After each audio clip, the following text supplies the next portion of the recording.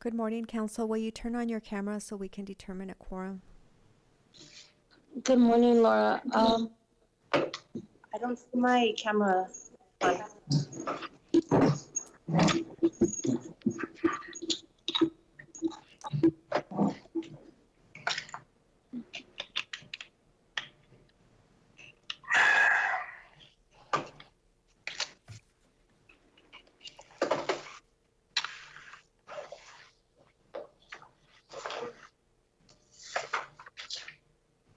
Everyone, good morning. Good morning.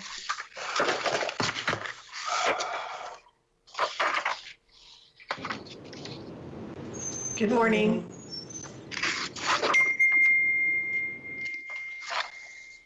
Morning.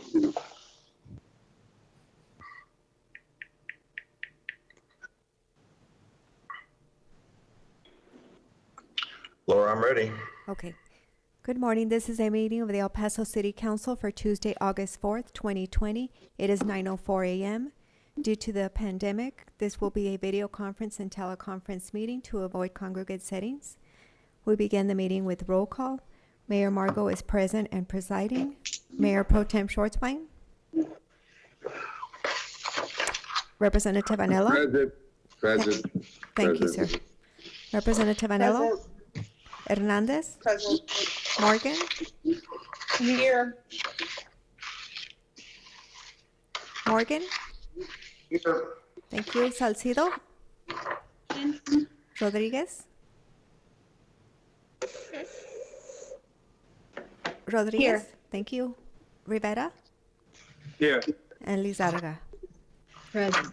Okay, Council, well, just a friendly reminder, please leave your cameras on during the duration of the meeting so we can establish a quorum at all times.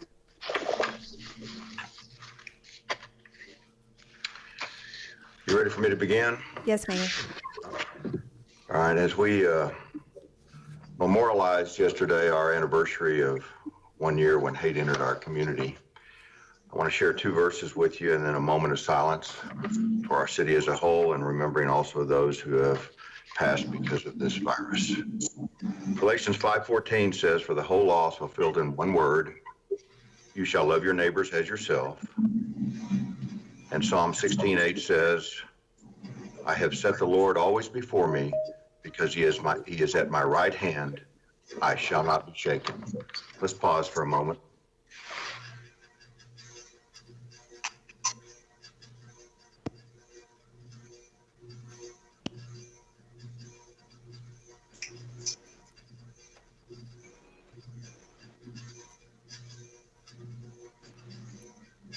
Thank you. Representative Vanello asked me to recognize, and I did not know him, but that Judge Kareth Spruill died Sunday at the age of 44. He was with Jeff Davis County, and they don't have any details, but apparently this is a significant loss for Jeff Davis County, and he was an active member of the Rio Grande Council of Governments. I received a proclamation from the city of Odessa I'd like to read. It says, "Whereas our city shares in the heartbreak of the events on August 3rd, 2019 in the city of El Paso, and whereas August 3rd is the first anniversary of the senseless act in the loss of lives and injuries to many, and should be remembered in honoring the victims, and whereas the event demonstrates the perseverance of the entire community of El Paso in its strength of courage, service to others, and hope, and whereas the anniversary is a day of reflection and remembrance of each life lost, time of reflection, and how the citizens community came together in unity. Now, therefore, we, the mayor and city council of the city of Odessa, do hereby proclaim August 3rd, 2020 as El Paso Strong throughout the city of Odessa, and urge all citizens to stand behind their people and leadership for our sister West Texas City as we remember their lost loved ones and continue to heal and stand strong for a continued safe city. We call on all citizens to continue to carry El Paso and every person affected by this tragedy in their thoughts and prayers." Signed by David R. Turner, Mayor, on 30th day of July. I sent him an email on Sunday recognizing their anniversary, which is unfortunate that we have something so similar. On the recognitions, briefly, to help us stay well, Emergency Health Network, FEMA, and the Texas Health and Human Services have launched a free COVID-19 mental health support hotline. COVID-19 crisis counseling is available by calling 915-779-1800, 779-1800. Our Animal Services Department received a letter of support from the El Paso Veterinarian Medical Association. In honor of August 3rd, the El Paso Veterinarian Medical Association will be sponsoring a free medical care for 23 adoptions from our local shelter. It will be named after Luna, a dog who was adopted by one of the family members last year. Congratulations and great work, Paula and Animal Services team. With yesterday's anniversary, the City, County, and El Paso United Family Resiliency Center hosted a series of events to honor and remember the victims of August 3rd mass shooting. We've already had our moment of silence, but we do not want to forget the 23 who lost their lives and the 22 who were injured. Before we begin our agenda, I want to cover a couple of quasi-housekeeping items. I want to apologize to the majority of the members of council for failing to properly adhere to our Robert's Rules of Orders and our procedures. Under our procedures, there are time limits of 10 minutes per question. And you will have a chance to have 2 chances at 10 minutes. And that includes your commentary and the questions and the answers. Laura has a timer and will be timing as our parliamentarian every council member for a maximum of 10 minutes the first time. You have a second chance at another 10 minutes after we made sure every other council member who hasn't spoken has a chance to speak. And that's, with all due respect, primarily for districts 1, 2, and 3. Under the standard that comes up a lot with District 2 under suspend the rules, I want to clarify that under parliamentary procedures, it requires a 2/3 vote to suspend this rule. That means 6 must vote. And I also noticed in the number of agenda items and sponsors where we had 3 or more, and in one case, 5, which I'm not sure is absolutely prudent given the rules, we shouldn't have any more problems when we bring up the procedures and rules for requesting a minimum of 3 sponsors for any agenda item. That said, Laura, please proceed. Yes, sir. That brings us to the consent agenda. All matters listed under the consent agenda will be considered by City Council to be routine and will be enacted by one motion unless separate discussion is requested by council members. Prior to the vote, members of the audience may ask questions regarding items on the consent agenda. When the vote has been taken, if an item has not been called out for separate discussion, the item has been approved. Council may, however, reconsider any item at any time during the meeting. Mayor Pro Tem, can I pull a few items from consent? Sure. 3.1, 4.1, 5.3. Yeah, that's all. Would you say those again, please? 3.1, 4.1, and 5.3.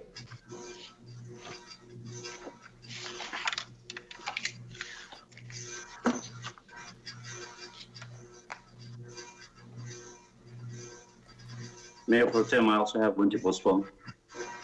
Okay, that's noted. Is it 26.2, Representative? No, sir, it's 26.20. Yeah, 26.20. Yeah, I have that in the revisions. Thank you. Okay. You want to postpone 26.2? 26.20. Yes, sir. 26.2, 0. you're talking about 2-0. Oh, I see, 2-0. Okay. Yeah, not the CRMA items. Okay, I got you. All right. Does anybody else have any other revisions?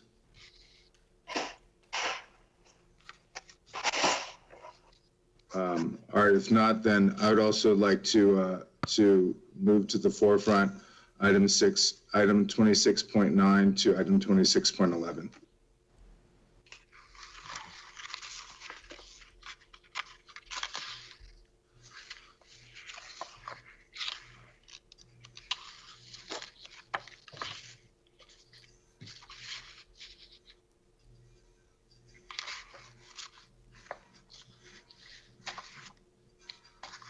Was that last thing you said? Item 26.9 through items 26.11 relating to the implementation of the COVID-19 United Task Force recommendations. You're just moving those to the forefront, is that what you said? Yes, sir. As well as 26.9 through 26.13. My apologies. And also, Mayor, since you singled out 3 of the city council members due to asking questions, is there a way that item 14.1 can be broken down by overview, cross-functional team operations, and team lead reports to each section? Unfortunately, when there's that many items being placed back to back, it's very difficult to get out the questions there if they weren't placed as individual items. Okay, so you want to do questions after 1, 2, and 3, is that right? I would want to do questions after each subsection. Okay, which is 1, 2, and there are 3 subsections: overview, cross-functional teams, and team lead reports. The team lead reports, just to be frank, that's a lot of information that unless you break them down into smaller sections, you're going to unfortunately run into issues with your understanding of the Robert's Rules of Orders and the limits that you're imposing upon this council for asking questions. So You're really, all right. I don't know what else to tell you. I mean, you made it a point to single out 3 representatives for asking questions and going too far upon Well, you know that 20-minute as people have told you, your time has been as much as 40 minutes or longer on a particular question. I understand that. If you're focused on your questions and less on commentary, then you can get it out. We'll see how it goes as we proceed. All right? Well, it's been brought up. I know that it's been brought up by multiple council members about the format for these COVID-19 response cross-functional team updates, that it was very laborious and difficult to ask the questions in the time suggested by Robert's Rules of Orders. So I'm asking respectfully if the team lead reports can be broken up into having a different pause at 1 through 3, at 5, 4, 5, and 6, and 7 through 9. So there'd be 3 stops in the team lead reports to be able to ask questions. Okay, we'll see how we can go. Okay. Mayor, Yes. Mayor, may we ask if we could also move up item 14.1 before item number 26, 14.1. before all the items on 26? Okay, we can move up 14.1. Sure. Thank you. So Mayor, just for clarification, I just had items relating to, there's a discussion action for the implementation of the United Force Task Force recommendations. I still would like those to come to the forefront if possible, and we could take them as a whole. Okay, but they're all tied into the report on COVID. Is there any problem on having the team task force in 14.1 to go first? Sure, not a problem. Those items are action items relating towards the implementation of them. Okay. Of the recommendations. All right, well, let's just go in the order of where we've got them. What else do we have? Have you read the rest of your items for the proposed revisions? I have not read them into the record yet. Okay, So would you like me to do so, sir? please. Thank you. So proposed revisions for the August 4th City Council meeting, page 15, item 26.15, move to the forefront per Representative Rodriguez. Page 16, item 26.20, postponed 2 weeks per Representative Rivera. And page 17, item EX2, postponed 2 weeks per City Attorney's Office. In addition to the others that we talked about moving? Yes. Okay. Laura, are you clear on all those items? I believe I have, yes, sir, I am. Okay. Is there a second? Second. Second. All right. No further discussion. Let's vote. There is a motion and a second to approve the proposed, the consent agenda, including the proposed revisions. On that motion, Mayor Pro Tem Schwartzbein, Yes. Representative Anello, Yes. Hernandez, Yes. Morgan, Yeah. Mayor, I'm sorry, there was someone that signed up to speak on item 8.1 Okay. of the Let's consent pause the vote agenda. then. Let's go to 8.1. We have Mr. Tom Deloy that signed up to speak on 8.1. And 8.1 is an amendment to the interlocal agreement between the City of El Paso and the Housing Authority to extend the construction completion date of the Downtown Center for Civic Empowerment. Mr. Deloy, if you press *6, you may begin speaking for 3 minutes. Good morning. Tom Deloy, that signed up to speak on 8.1. And 8.1 is an amendment to the interlocal agreement between the. Good morning, Mr. Deloy. To extend the construction completion date of the Downtown Center for Civic. Good morning, council members and Mr. Deloy, Mayor Margot. *6, you may begin speaking for 3 minutes. Good morning. Tom Deloy. And Ms. Prime, in all fairness, Mr. Deloy, I'm sorry, I need to. I have background noise. Will everyone else please mute your, Yeah, there's a lot of echo. okay. Will everyone else, with the exception of Mr. Deloy, please mute your microphones? Thank you. Go ahead, Mr. Deloy. You have 3 minutes, sir.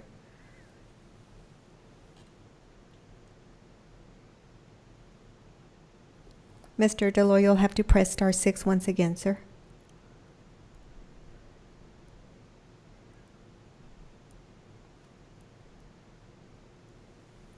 Mr. Deloy, *6, sir. You're on mute.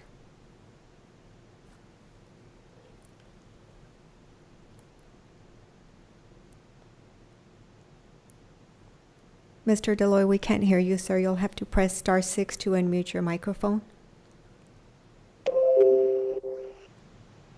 Good morning. Council members and Mayor, I'm sorry. I was just saying, together with my colleague John Moy, we're here to answer any questions on item 8.1, but having heard the motion in the second, I'm not sure there are questions, but we are so appreciative of the partnership and looking forward to the city's occupancy on the 17th floor. We are delayed in construction, so that's the reason for moving it to December 1st. And if any of you wish to take a look at the space on the 17th floor at Blue Flame, we encourage you to do so. We are making great progress. It is truly, truly, truly awesome space in the city of El Paso, bringing sightline to the incredible vistas and sky-high skyline view. But we'll keep you updated on our progress. We're making great progress, and thank you for your attention this morning. It's a pleasure to be in partnership with you. Okay, let's continue the vote. Okay. Representative Salcido, Aye. Rodriguez, Yes. Rivera, Aye. and Lizarraga. Aye. The motion passes unanimously. Mayor, may we move to item 14.1 that was moved to the forefront? Yes. Okay. Item 14.1 is presentation and discussion by the COVID-19 Response and Recovery Cross-Functional Team, providing information on key activities, efforts, and processes. We begin with an overview from our city manager, Mr. Tommy Gonzalez.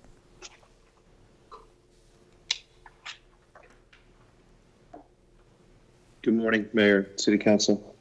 We all had a good weekend. I know it was a very difficult day yesterday, but the community really came together to celebrate the lives of those lost from August 3rd. On the COVID-19 overview today, what I wanted to start off with is that we're nearing 150 days on our response and recovery. As you know, back in March, we started at 300 tests per day, and we were the only ones collecting specimens and only ones testing across the county. And we have reported to you in a previous email that we had gotten over 4,000 in capacity in terms of tests per day.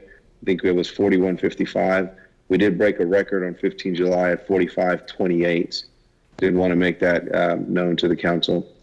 Our partnership with the Public Health Department and the Office of Emergency Management is going really well. I toured the Emergency Operations Center last week, and the daily meetings at the Health Department, the Office of Emergency Management, the Emergency Center have on a daily basis really helps in responding to a lot of the questions. So a lot of questions that are coming through. So there's a lot of information flow that's coming out of that particular department, and that's coming out of the Office of Emergency Management. So it's important and critical that they stay aligned in terms of sharing information. As far as the last reports that we talked about, the improvements needed at the call center, at the city site.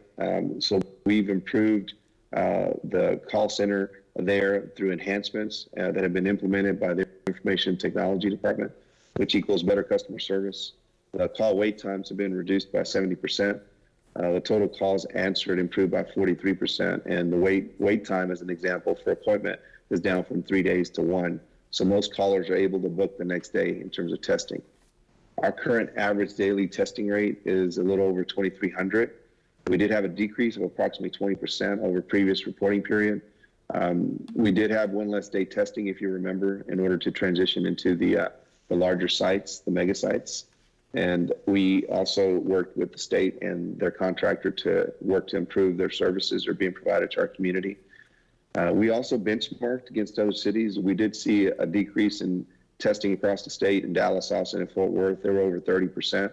And we still don't have information on Houston, Arlington, and San Antonio.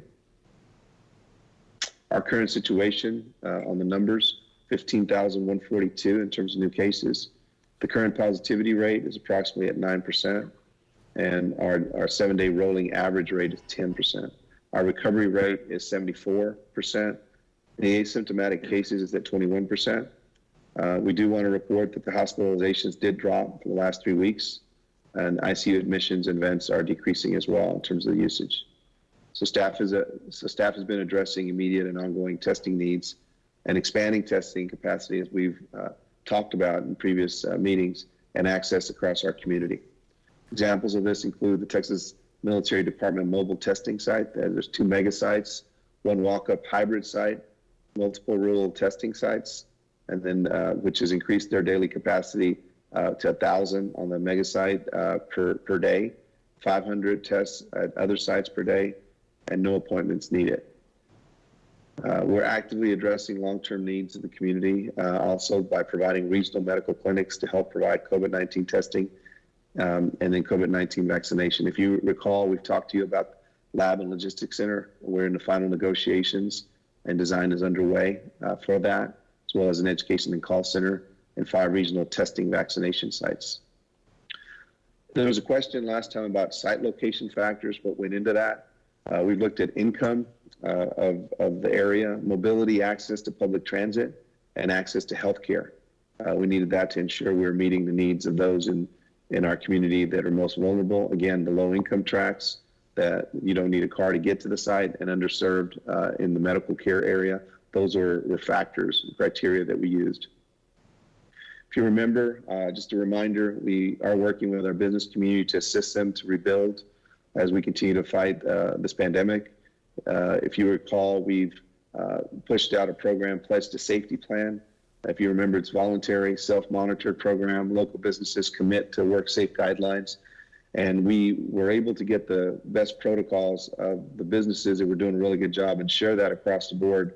And our Economic Development Department did a good job of pushing that information out. This Pledge to Safety Plan is accessible to all types of businesses in order to promote public health through workforce safety and workplace safety, and to build trust in consumer confidence. At the end of July, the 31st of July, we had 166 businesses across multiple sectors that have signed on. So that's a 16% increase over the last reporting period. There's also questions regarding education, compliance, and enforcement. All calls are coordinated with the Office of Emergency Management. Staff is dispatched on complaint basis, and while in the area of the complaint, will patrol the area for similar violations. So when they're there, they patrol the areas that they've been called out on. Businesses are given warning and education to ensure compliance are going forward. We did put out after the last meeting, I did have meetings with the police department, also with the codes department, Ellen Smythe, Greg Allen, Dion Mack, as well as Kerry Weston and Sam Rodriguez, who work with Ellen, and said to them that we need to be more aggressive in issuing citations.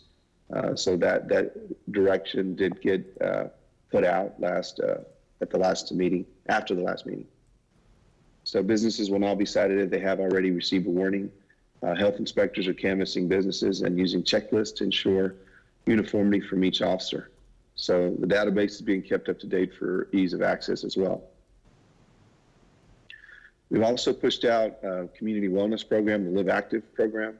It launched, and we're engaging the community with it. We're taking an active approach to getting the community moving and focusing on wellness. We want to assist the community in addressing underlying health conditions, including the high blood pressure, diabetes, obesity. Those are the three. There's others that we've mentioned. And when people have unfortunately passed away, they've had the majority of them have had an underlying health condition. So I think it's important right now to push physical and emotional well-being and preparing the community to be ready for current and future challenges. So we encourage you to visit the website and for you to push that out through your email distribution lists, liveactiveep.com. So it's liveactiveep.com. So it's active after active, it's EP and then .com. So as we've said several times, that we all have the responsibility to slow the spread and protect ourselves and others. I know yesterday, myself and several of the council members, as well as the mayor and state representatives and the new state senator, Cesar Blanco, were at an event last night to commemorate and to honor the August 3rd date, and those beautiful lives that have been lost. And we took photos and we kept the mask on because, there's a responsibility for us to be an example. And even though I have taken my mask off for a photo before, we left it on just to kind of, again, make the point that it's important for us to show everyone that it's important to wear a mask in public. So we encourage everyone, we've got these sites going to get tested. Stay home if you can't. Practice social distancing. Again, wear a mask, practice good hygiene, get active, eat well, focus on wellness, and take care of yourself. I hope each of the council members are practicing wellness and taking care of yourselves and pushing that information out through your email distribution lists. That concludes my portion. I'm going to turn it over to Carla Neiman. Good morning, Mayor and Council. Carla Neiman for the record. Can IT pull up the presentation? There's a few slides that I'd like to go over.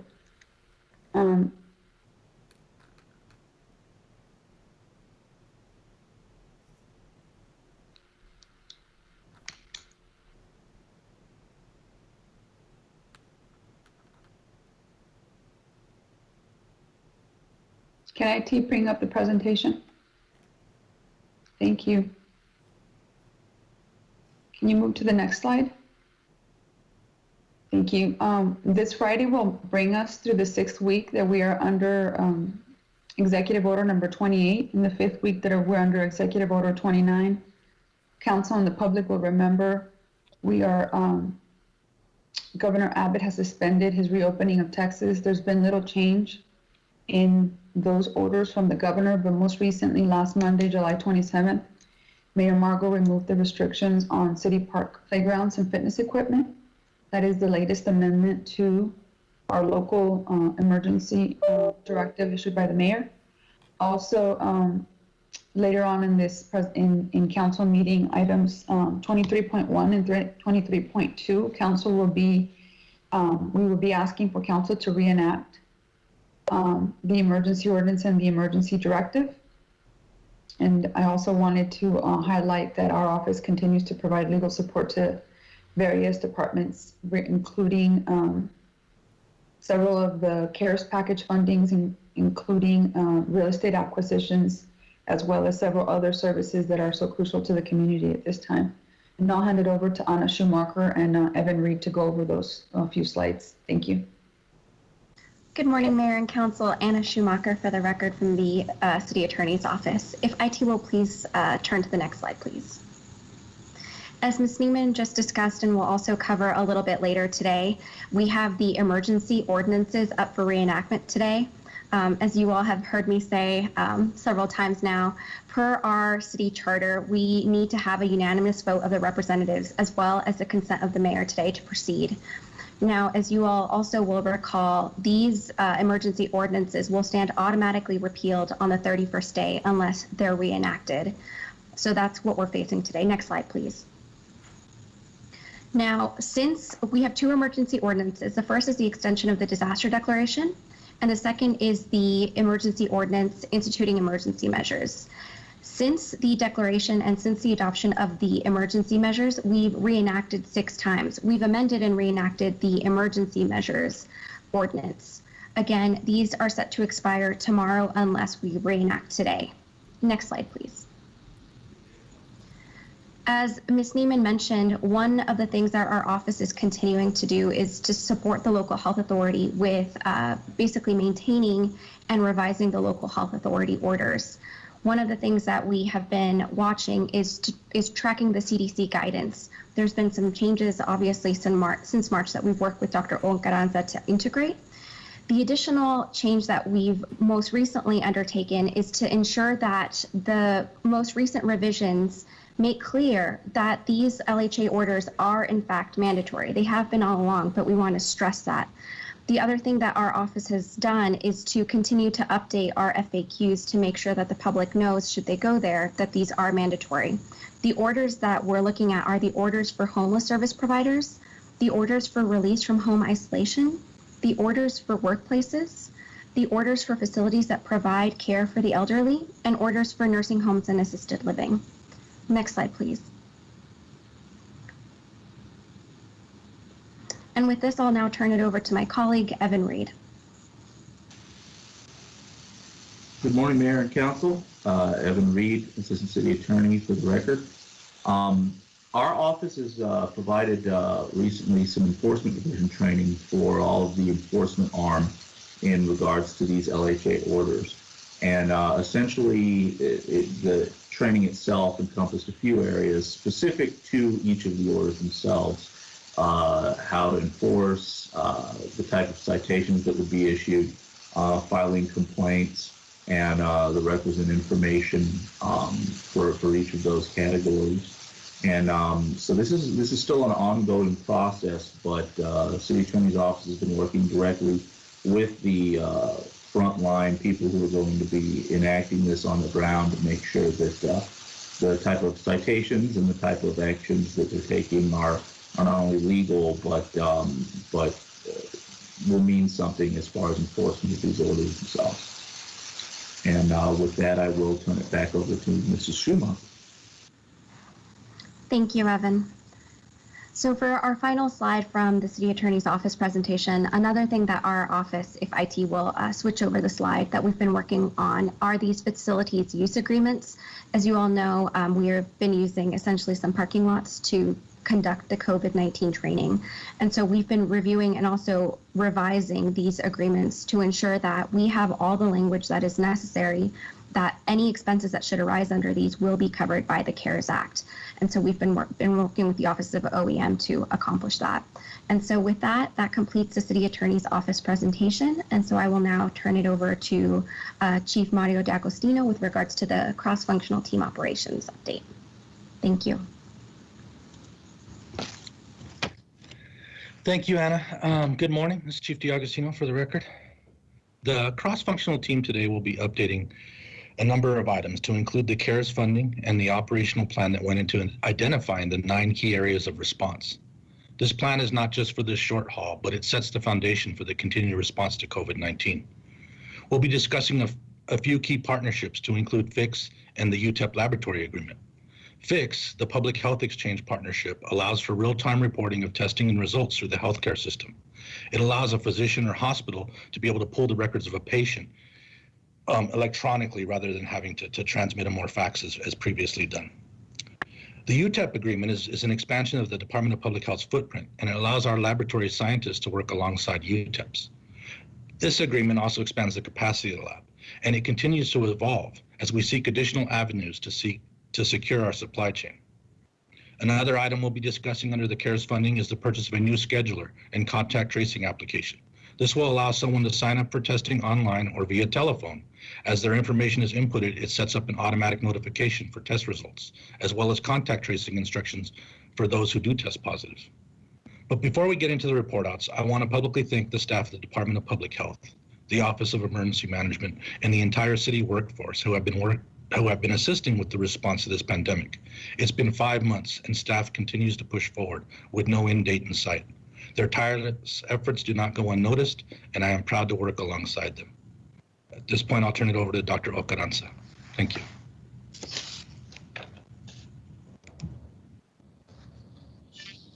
Good morning, Mayor and Council.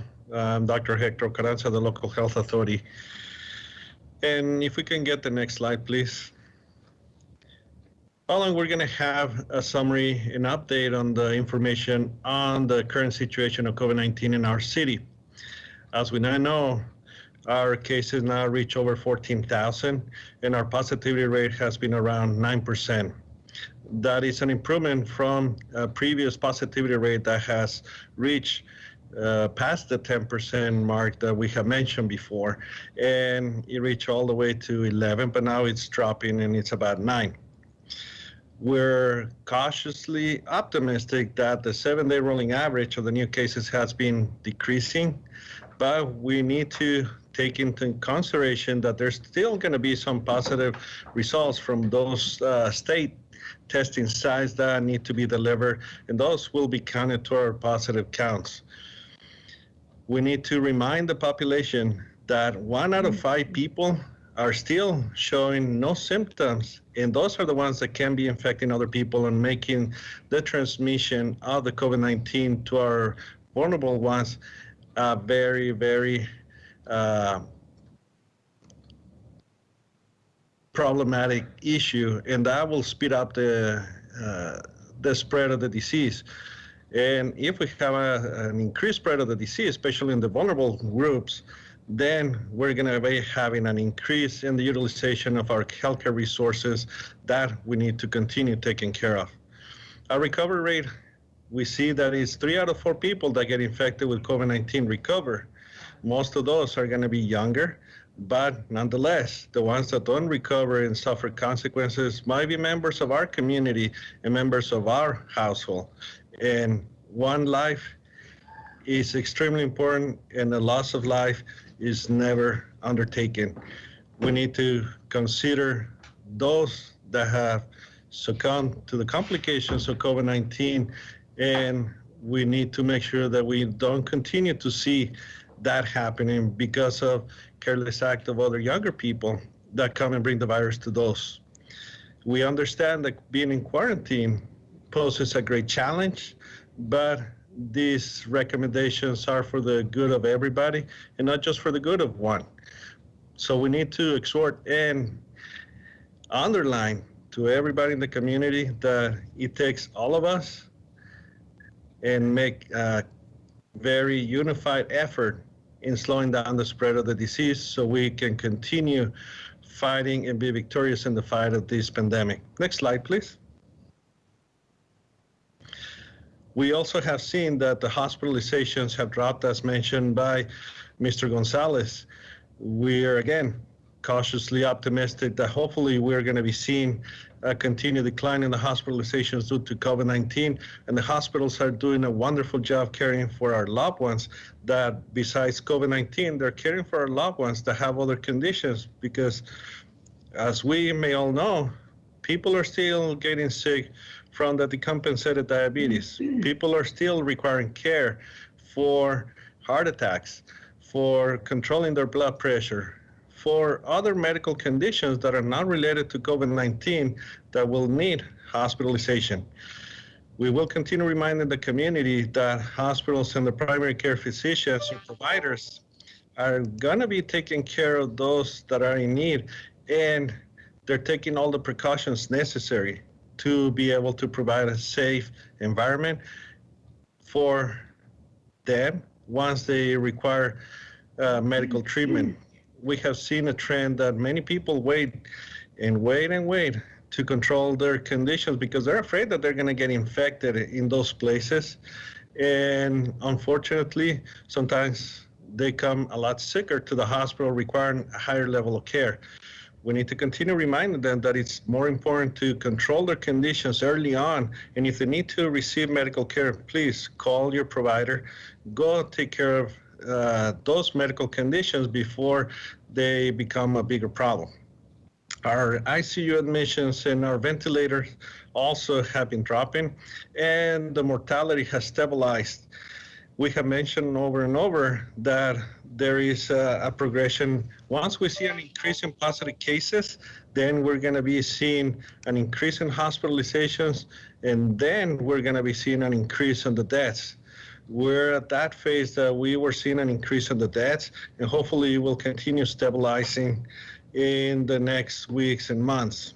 We are going to be monitoring very, very closely the influenza-like illness, which is a way that we're going to be monitoring respiratory conditions that are going to be grouped together. That includes COVID, includes influenza, includes some other respiratory viruses that create also a surge in the healthcare system locally. The influenza-like illness is a way to see how many people and how our community has been affected by all this virus. And it's not until we do more testing that we're able to separate which one of these respiratory conditions is affecting that individual patient. That is the reason why the planning on doing multiple pathogens at the time of testing is going to bring also more information, and it's going to be providing a valuable snapshot of what is happening in our city. With the return of children to school and teachers and staff, also that is going to bring and pose a bigger risk of increase in the transmission of the virus. And we will be also looking closely at the situation around the schools. Our school officials are doing a wonderful job providing a very detailed planning and preventive measures so everybody will be safe once they return back to school. We've been collaborating closely with them to provide that guidance and support that they have requested, and it is our commitment to continue doing so throughout this pandemic and for the long run as well. Next slide, please. Chief D'Agostino and Ms. Mora will provide more information in regards to all that we have been talking about, influenza-like illness, and many other interventions that are going to be carried out in the city. This slide also is updated, showing how sharp an increase we had from the middle of June to about the middle of July, in which we saw a peak of about 327 cases in a 7-day rolling average, and it has been consistently dropping for the last 2 weeks, but now has stabilized. We, again, are going to be seeing that these positive cases are going to stabilize because of all the positive cases that we're going to be receiving from the state testing sites that transition to the new provider. Next slide, please. Our 7-day rolling average per capita, we peaked at 37 cases per 100,000, and then it went down to 23, and now we're about 26. Our threshold to look for is to drop these positive cases per capita below 25, and hopefully we can attain that and continue dropping. Next slide, please. Our weekly average testing and the 7-day rolling positivity rate, as we see. On the testing average, we saw that there was some drop, and initially we have seen a decrease in the demand, and we were able to provide that testing for all the people that have requested it. We understand that there were some obstacles and some challenges that we face, but also Chief Rodriguez will talk a little bit more about the testing. Our positivity rate, as we saw, it peaked at about 11%, and now we're about 9%. Next slide. On the cumulative positivity rate, we see how it provides a very big picture of what has been happening in the city since the beginning of the pandemic. We see throughout these CDC weeks how it had steadily went up and on the positivity rate, and we expect that as we don't have that many cases and the transmission of the virus slows down, then the positivity rate might go down along with the seven-day rolling average weekly that we have shown before. Next slide, please. As we can see, our hospital admissions by the 7-day rolling average have decreased, and throughout the weeks also as well. It peaked about CDC week 27 and 28, and now has been dropping. Hopefully we continue seeing this trend in the next weeks. Next slide, please. ICU admissions show how we have seen the decrease in the ICU admissions from CDC week 27 and 28 all the way down to now the CDC week 31. Next slide, please. The ventilator usage also has decreased, and unfortunately, as we have seen in the city, somebody that has developed severe complications of COVID-19 that may end up using a ventilator, half of them passed away because of these complications. We need to prevent this from happening, and the only way to prevent it is from the beginning. We need to keep our loved ones safe. We need to keep our loved ones healthy. How can we do that? 3 simple steps that we have mentioned over and over. 1, wearing your mask.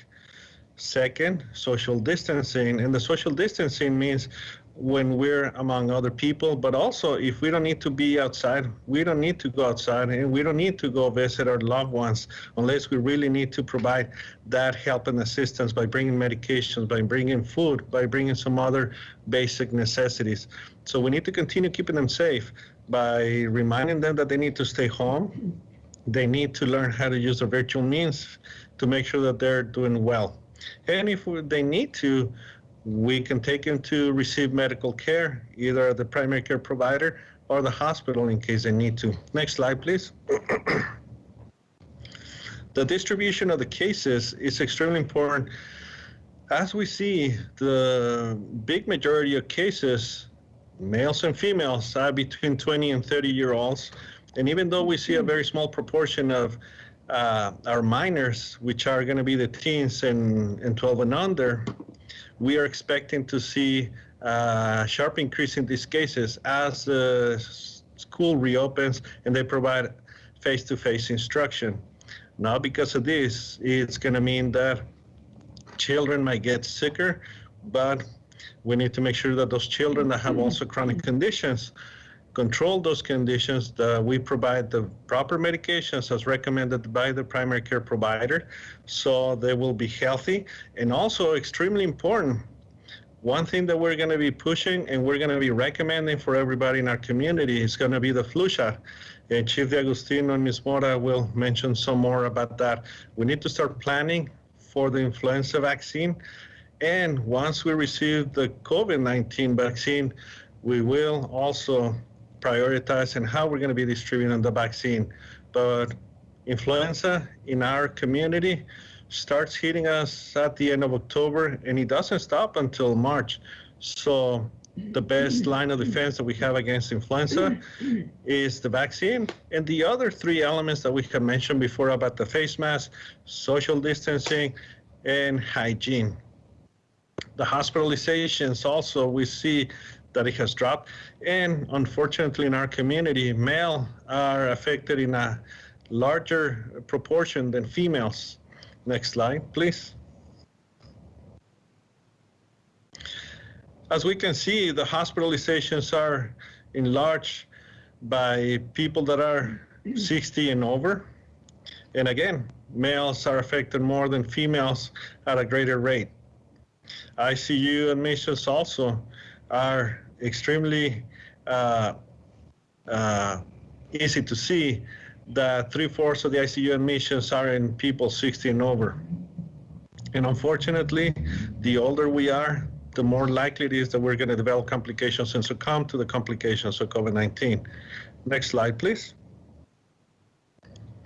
Our hospitalization rate, as we saw a sharp increase, and now it's been stabilizing. And this is the hospitalization rate cumulative per capita. Next slide, please. And the mortality rate continues following a linear growth, although it's stabilizing, and the case fatality rate had stabilized and dropped a little bit, but we expect that it's going to continue being stable for the next 2 to 4 weeks, most probably. The doubling rate on the deaths has continued to increase, and that is a good indicator, as hopefully we continue seeing an increasing pattern on the doubling rate on the deaths, and also in the cases, hopefully. Next slide, please. The distribution by age, it is very clear how the older we are, the more likely it is that we're going to be dying from complications of COVID-19. And we need to continue recommending our loved ones, our friends, our neighbors, everybody to follow the recommendations that we have given. Wash your hands as much as you can. Don't touch your face. Don't go out if you don't need to be going out. Please do not gather, and wear your face mask. I am extremely proud of everybody that has embraced the fact that wearing the mask is one of the ways that we're going to be preventing the spread of the disease. And around the country, we have in a model city that Mayor Margo can attest to that, because he was told that not many cities practice that around the country. So I'm extremely proud of the community that follows that recommendation. Next slide, please. With the starting of the school, we are also recommending that children older than 2 wear their mask, and it's the hard work of the parents to teach our children to wear their mask, and that's the way that they're going to continue being healthy. If we adults wear our mask, our children are going to follow us and are going to follow our teachings, and that's what we need to promote. Those family values that we surely instill in our children will continue to prevail. As far as the exposure breakdown that we have gathered when we do contact tracing and case investigations, we see that many people report going out to some of the stores. And although some of the large gatherings, it's a very small proportion, it doesn't have to be a large gathering. It can be a party or reunion, but many people might not mention that they went and gathered with their own family, with their extended family, that they gathered with the neighbors. And that poses a problem, because we know that that's the largest threat that we have, in which, if we remember, 1 out of 5 people might not show symptoms, but if that person goes to one of those gatherings, parties, reunion, it's going to be affecting quite a bit of people, especially those that are going to be considered vulnerable. Next slide, please. On our cluster report, we continue grouping the facilities depending on the clusters and the line of business. This is going to give us a snapshot of what is happening, and then basically any line of business is not free of having employees affected by COVID-19. Next slide, please. But a good point, many of those people recover, as we can see in this graphic, that there's still very few that are still active within all these lines of business. With the pandemic affecting the whole community, it is not the fault of a specific business or specific line of business that will promote having clusters in their own facilities. It can happen to anybody, and what we do to prevent this is what's going to help us continue to slow down the spread and also infect other people and clients, et cetera, et cetera. Next slide, please.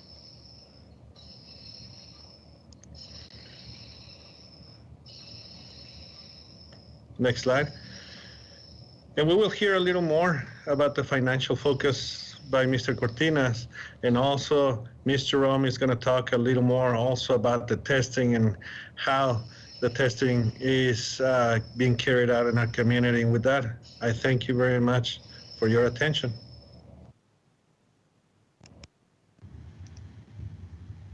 Morning, Mayor and Council. Robert Cortinas. If you can go to the next slide. So when we started working with Chief D'Agostino and the various departments, including community development, economic development, on how we were going to go about implementing the programs to expend the funds we received from the federal government, these were some of the key points and some of the things that we really focused on. So one, really focusing on not only the short term, which we've talked a lot about, of dealing with this health pandemic, but also looking at how do we utilize these funds to help us address the long-term response. And so that's something that we've talked a lot about over the last several months, and especially with the ongoing budget process that we're in right now. And the tool we created with that budget stabilization fund, and continue to build that up as much as possible to ensure that we have funds available should we need them down the road to address this health pandemic. And then obviously not only addressing the safety of our community and the economic response, but one of the key points is also with the number of facilities that we have as a very large organization. And so ensuring our employee safety and our customer safety for those that are utilizing our facility and those that are working in our facilities. Next slide. So again, just to repeat on the timeline, so you can see going back to March from when the national emergency was declared, and then all the way up through July. We talked about this at the last meeting, and so we did present on May 11th the resolution to allow us to appropriate the funds aligned with the programs that we discussed over the last several months, addressing the public health and safety response, the community and economic development response as well. But one of the key points is that on June 21st, this is when the final allocation was approved. So this is when the dollar amounts related to the community development and the economic development programs was approved, which really set in place the time frame and really set in motion the plan for actually moving forward with the programs that we had recommended, not only in the community development and economic development, but also as far as the public health and safety response, knowing that we had the dollar amounts finalized at that point in time. Next slide. So again, just a reminder on the federal funding that we've received, not just from the... Robert. Yes, Robert, sir. Before you go any further, let me just add to your comment on that one slide for council's edification and the public's edification, so that I don't want anyone to get confused that nothing was happening during that time. During that time that you mentioned, the May through June 21st timeframe, that's when the stakeholder input was being obtained. And so there was a lot of engagement that took place with our community during that time. So that time was not wasted. No, not at all. And to continue to build on that, it was the input, but then it was also the uncertainty and the limited information we had received from the Treasury Department as far as how those funds can be utilized. And so ensuring that we had programs to, one, address the need and address the areas of concern for us to not only address the health pandemic, but also to help our community and our businesses, but then ensuring obviously that we're in line and we're in compliance with how those funds can be utilized. And so as time has gone on over the last several months, we've continued to receive updates from the Office of the Inspector General and the Treasury Department as to how those funds can be used. And so that they continue to put out additional FAQs, continue to put out additional guidance. And they've done, I think, 8 different rounds of updated information just to continue to clarify and expand upon the additional information that was provided back in late March. So again, looking at this slide, so not only are we utilizing the coronavirus relief funds, but we're utilizing all of these different sources of funding to help address this health pandemic.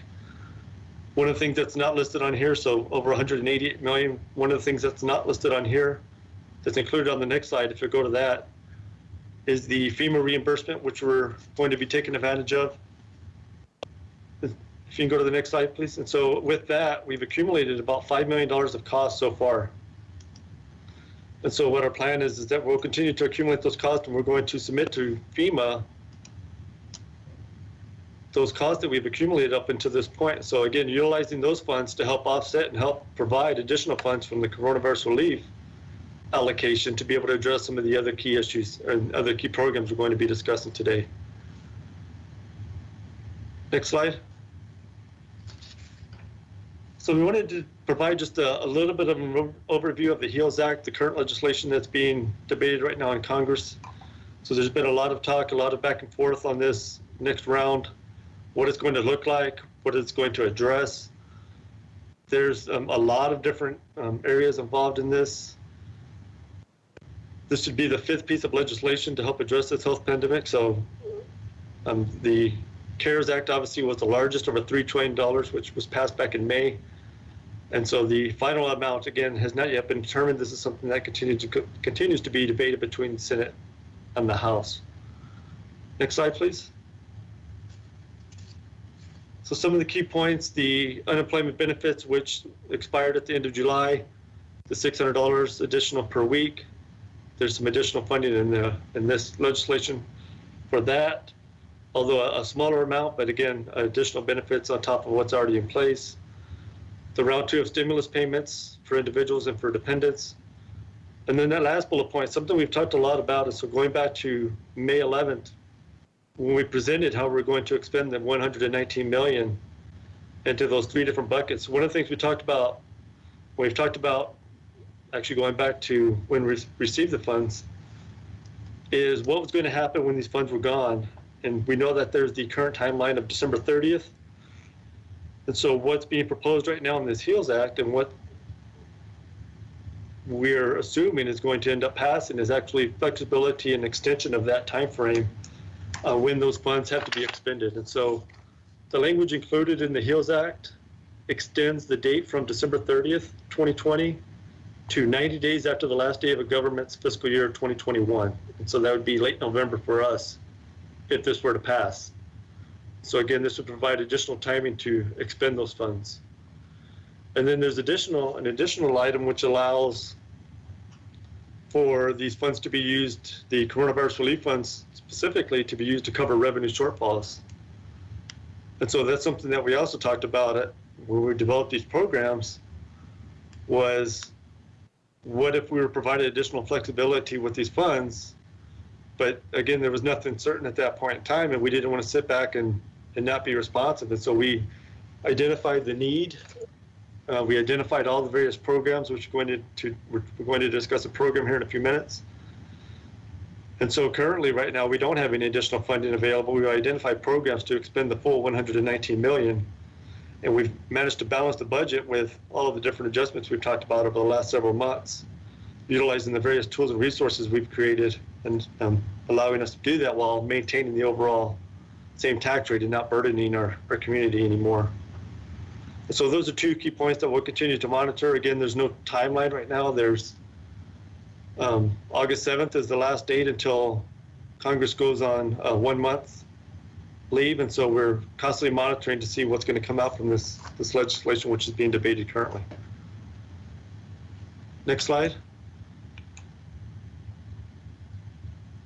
And again, just a couple of more additional items. So various items addressing education funding, paycheck protection program, again, continuing with what was in the CARES Act, and then some additional health funding as well.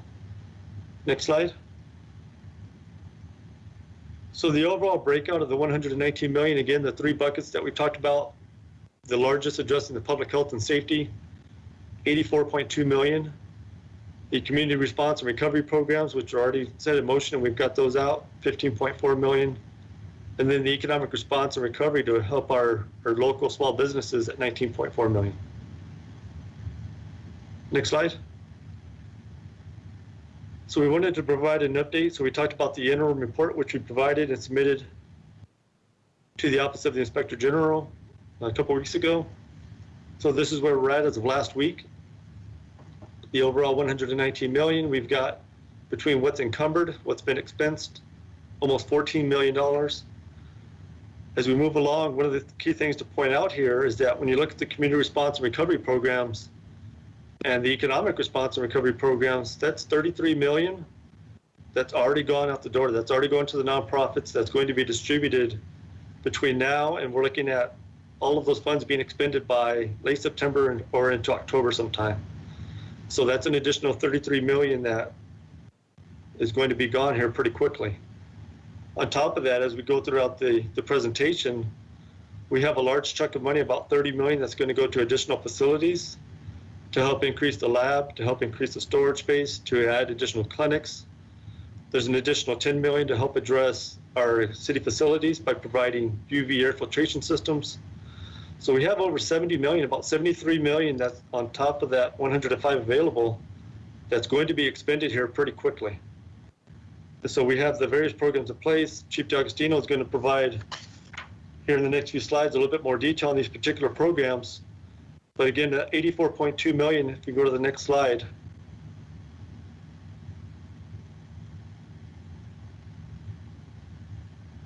On the next slide shows the breakout of that 84.2 million. So 69.2 million to emergency operations, 12 million to reopen El Paso, and then 3 million, again, what I talked about earlier, to offset costs that we've incurred, and then also to address some of the other things in relation to our employee assistance program and some additional training. And really the large driver in that 3 million has been additional healthcare claims and unemployment costs. And so we actually just made a payment to the Texas Workforce Commission a little over a week ago. You all are familiar with the layoffs that we had, those seasonal part-time employees that we had. The city's portion of the unemployment costs, we ended up paying about $625,000 for those unemployment claims. That was the city's portion. And so we're allowed from the coronavirus relief funds to be able to use those funds to offset those costs, because those are above and beyond what we would have realized had the health pandemic not occurred. And so with that, I'm going to turn it over on the next slide. I'm going to turn it over to Chief D'Agostino, who's going to get into more detail on these various programs. Good morning again, Mayor and Council. Mario D'Agostino. These next few slides show the priorities for the emergency response to COVID-19. Similar to what Chief Rodriguez will be showing you in a few minutes, they cover the different branches within the EOC as well. So each area has kind of developed over the past 5 months and continues to develop as we go forward. These 9 programs we're about to go through include Department of Public Health, Office of Emergency Manager, PD, Fire, support of purchasing and grants, just to name a few. We are using the funding with a focus on emergency operations here. While the CFT is all-encompassing, you'll see a lot of linkages as we go here through the emergency operations category. So as you can see, we put $1 million towards the Emergency Operations Center. That's for staffing. As we've been in operation for 5 months, we have a heavy staff in there. They're on it 7 days a week. Here we're looking at isolation, quarantine support, emergency response, logistics, procurement. We'll be getting into each one of these areas as we go forward. Next slide, please. This slide right here, this 69.2 allocated for the emergency operations. We have 11.7 encumbered or expense within the previous month. While 69.2 million is specific to CARES funding, I also want to highlight what Robert had just discussed is we're also using grants concurrently. So there's several other grants that are also funding some of these initiatives as well to ensure we have everything covered. You will see as we move through the presentation how the project's tied to the preliminary task force recommendations. It is important to note that they are preliminary and we're awaiting the final draft of the task force recommendations. In the next slides, Chief Rodriguez will explain the EOC and structure and the roles our team that has been working tirelessly to protect our community.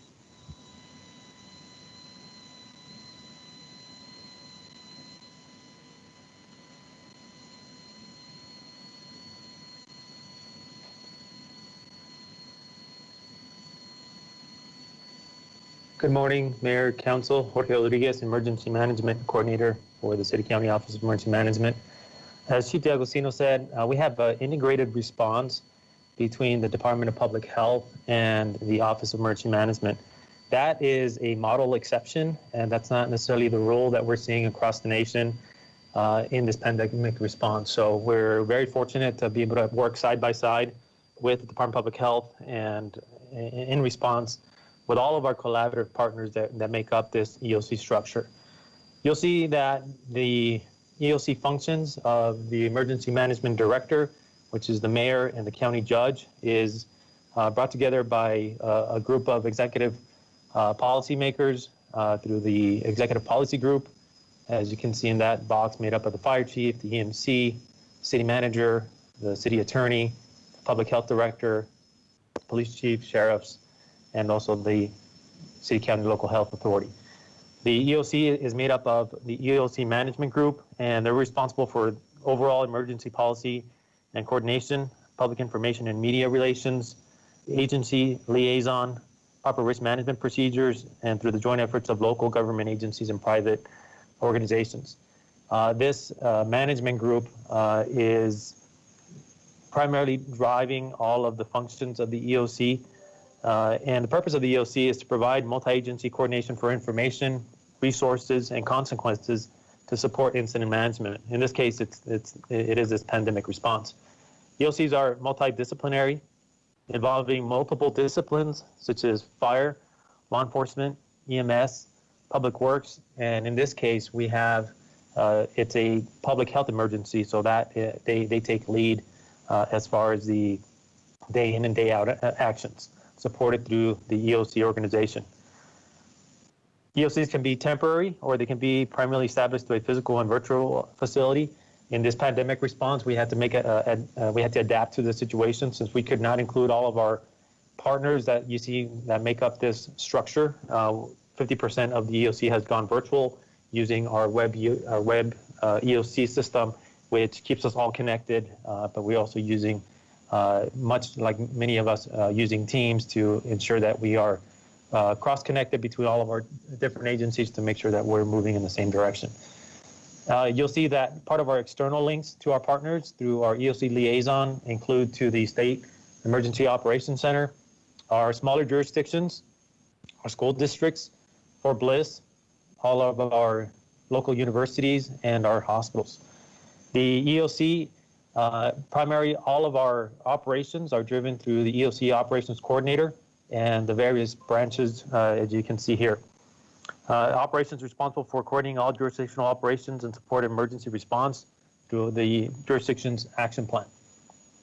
Our planning section is responsible for coordinating is responsible for collecting, evaluating, and disseminating information, developing the jurisdiction's action plan and situational status in coordination with other functions, and also maintaining all of our EOC documentation. Logistics is responsible for providing facilities, services, personnel, equipment, and materials. And lastly, our finance section is responsible for all financial activities and administrative aspects as related to disaster recovery costs and recovery of all of the procurement of items that support the response to this event. Next slide, please. So the EOC Executive Policy Group is, again, that integrated response that you see between fire and health is, I think, one of our greatest success that we started very early on from our first activation on March the 13th. And once we elevated to a level 1 activation, as soon as we had community spread, this level of coordination in support of public health response has been, I think, a model that's not being replicated across the nation. I speak to different counterparts, and there's, they're running on different lanes. So I think that this has been very successful in supporting all of the actions of the Department of Public Health in the response. The Joint Information Center is led by Laura Cruz Acosta, our CDPIO, with 211, and the COVID call center hotline reporting to her. Our EOC director provides that leadership on the EOC floor, ensuring that we integrate all of our emergency plans across the various sections, making sure that we're following proper local and state guidance when it comes to requesting resources outside of our jurisdiction to the state. Next slide, please. Our operations section, again, makes up the core of the EOC functions as part of this response. Again, it's a public health driven led response, and all the other supporting branches work towards supporting the Department of Public Health. But as you can see, public health branch and everything that Chief D'Agostino covered as far as costs and investments that we're making are all part of the makeup of the public health branch. From lab testing to epi investigations to our education task force, all the work that legal and Dr. Ocaranza work on for the medical orders, the quarantine and isolation that we do for the general population, vulnerable populations, and all of these within each branches, we have dozens of people working under these and supporting each of these actions. Our law enforcement branch, again, we're connected. This is all part of our situational awareness that we maintain on the law enforcement side to ensure that they have the proper PPE, if they have support in positive cases within their agencies, guidance that we can provide is provided for our law enforcement partners. Our Regional Medical Operations Center branch, which is the RMOC, we work closely with BorderAct. They are integrated in our EOC and are supportive through our drive-through collection site that we have over at the airport, and as well as our cluster management team all make up part of that RMOC branch. And of course, and lastly, we have the compliance branch, which is made up of VPFD, Department of Public Health, and El Paso Police Department. And in the county, that includes our fire marshals from ESD 1 and 2 and our sheriff's office. And we all coordinate back through the compliance branch. And then as you can also see, we have 311 represented there. Next slide, please.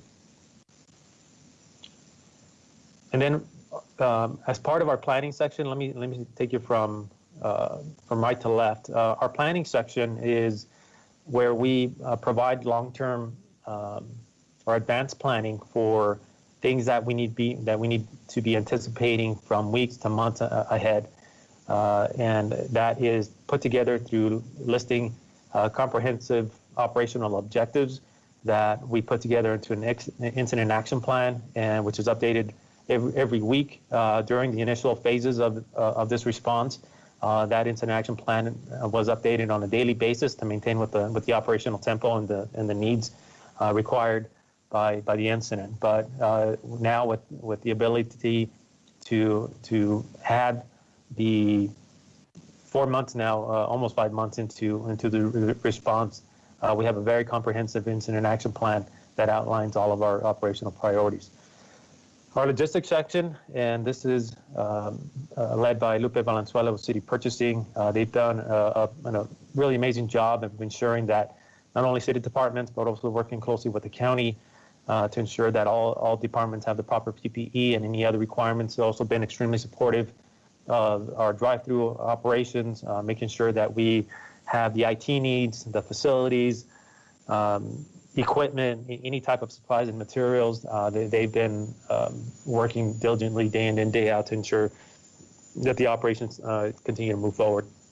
And lastly, the finance section chief, led by Ms. Cocote, is ensuring that we capture all of our costs for recovery, and to ensure that all of the financial support which y'all are providing through this care funding, and as explained by Chief DeAgostino, is very much driven by our great finance section. And that is the end of my slides. I'll turn it over back to Chief DeAgostino. Thank you, Chief. As we go through these next slides, we'll be getting into the 9 individual areas where we've identified the funding. As seen in the preliminary task force recommendations, we've budgeted $29 million towards testing and collection.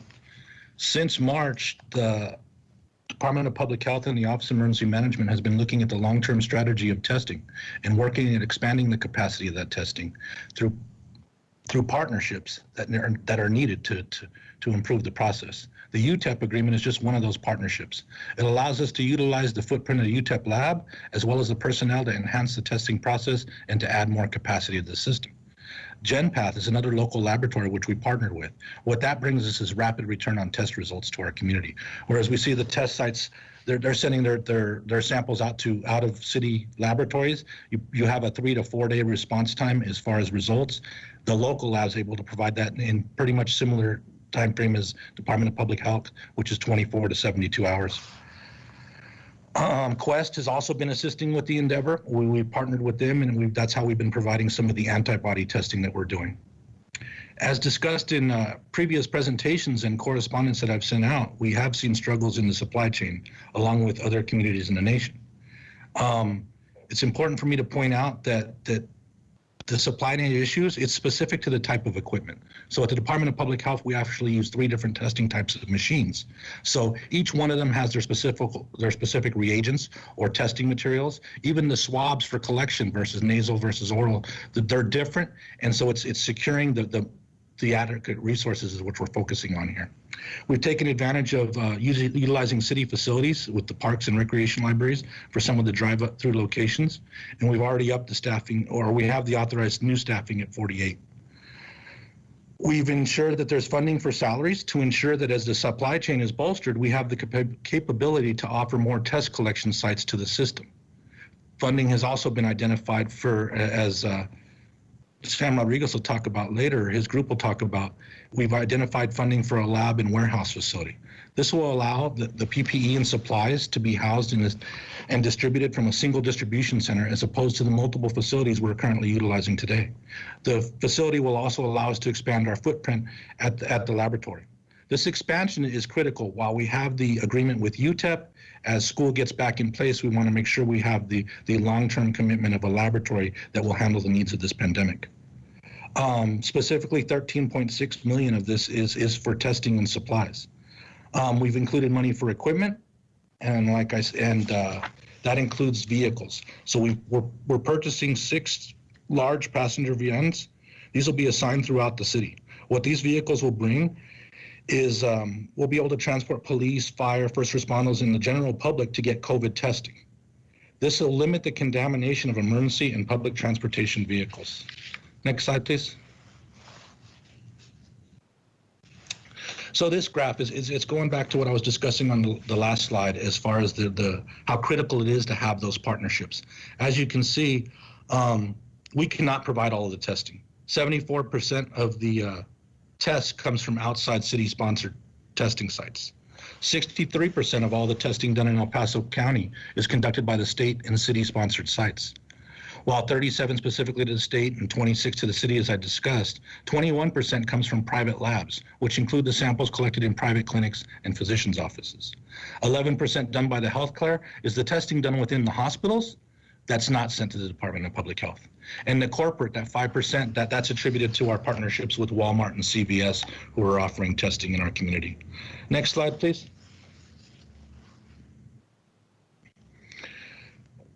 Later in today's presentation, Angela Mora will be going through the epidemiology and contract tracing in more detail, but I wanted to highlight some of the things we're doing towards the funding of it through the CARES funding. So this is another item that was preliminary, that is a preliminary recommendation by the task force. We've allocated $3.4 million for equipment. That includes a scheduler and contract tracing app. That's the one where I was talking about earlier, where it takes them from the signing up for a test all the way through the results and contract tracing if needed. We have funded the purchase of, also included here is the funding of a building, which Sam's group will talk about shortly. And this is so we can house our EPI team all under one roof. Currently, we're housed, and Angela will get into it a little bit further, we're housed in multiple locations, but the value of having them under one roof is the collaboration they do throughout the day and at the end of the day meetings where they can identify those clusters in quicker time. Next slide, please.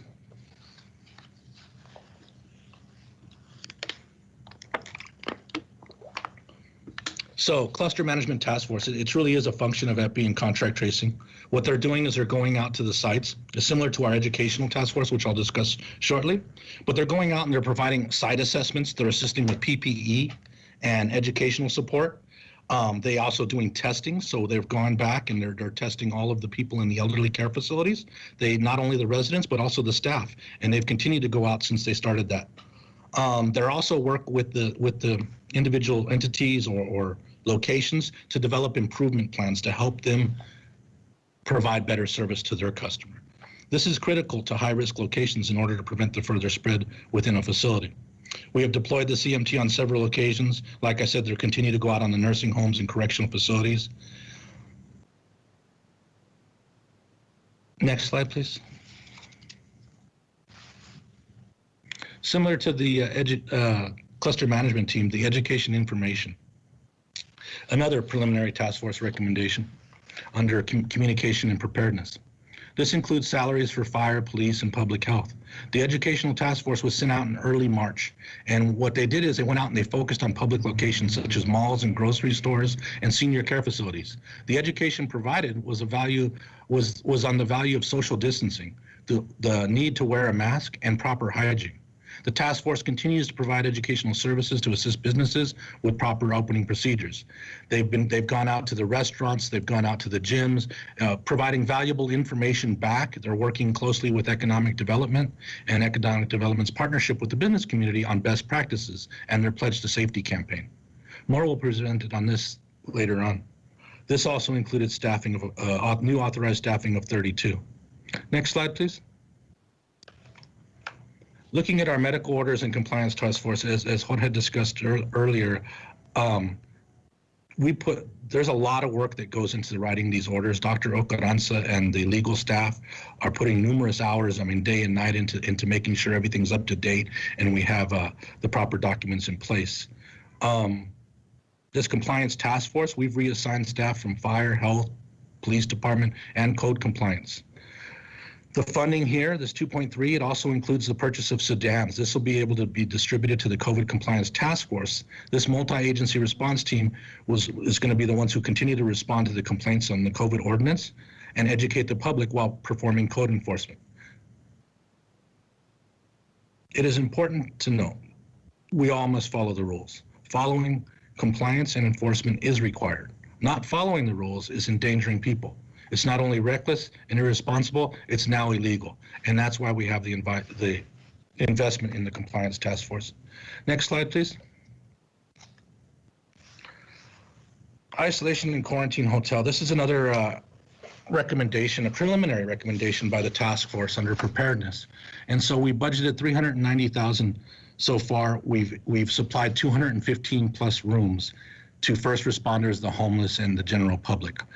We partnered here with the Salvation Army, who's providing the meals at these locations, and this has been a valuable resource to the community. We also have transportation plans to assist with transporting. We have one with Project Amistad, and so they actually do the transporting. We partnered with them early on. They transport a lot of our community who are for dialysis. They transport them for their dialysis treatments. So what we partnered on is we brought them in and we went out to their location and we gave them classes on how to properly don and doff PPE, how to wear it properly, and how to stay safe. We've also partnered up in the fact that the fire department sends out a team to go and decontaminate their contaminated buses at the end of the day. So it's been working, and it assists with the transportation of needs. It's there for future expansion as needed as well. Next slide, please.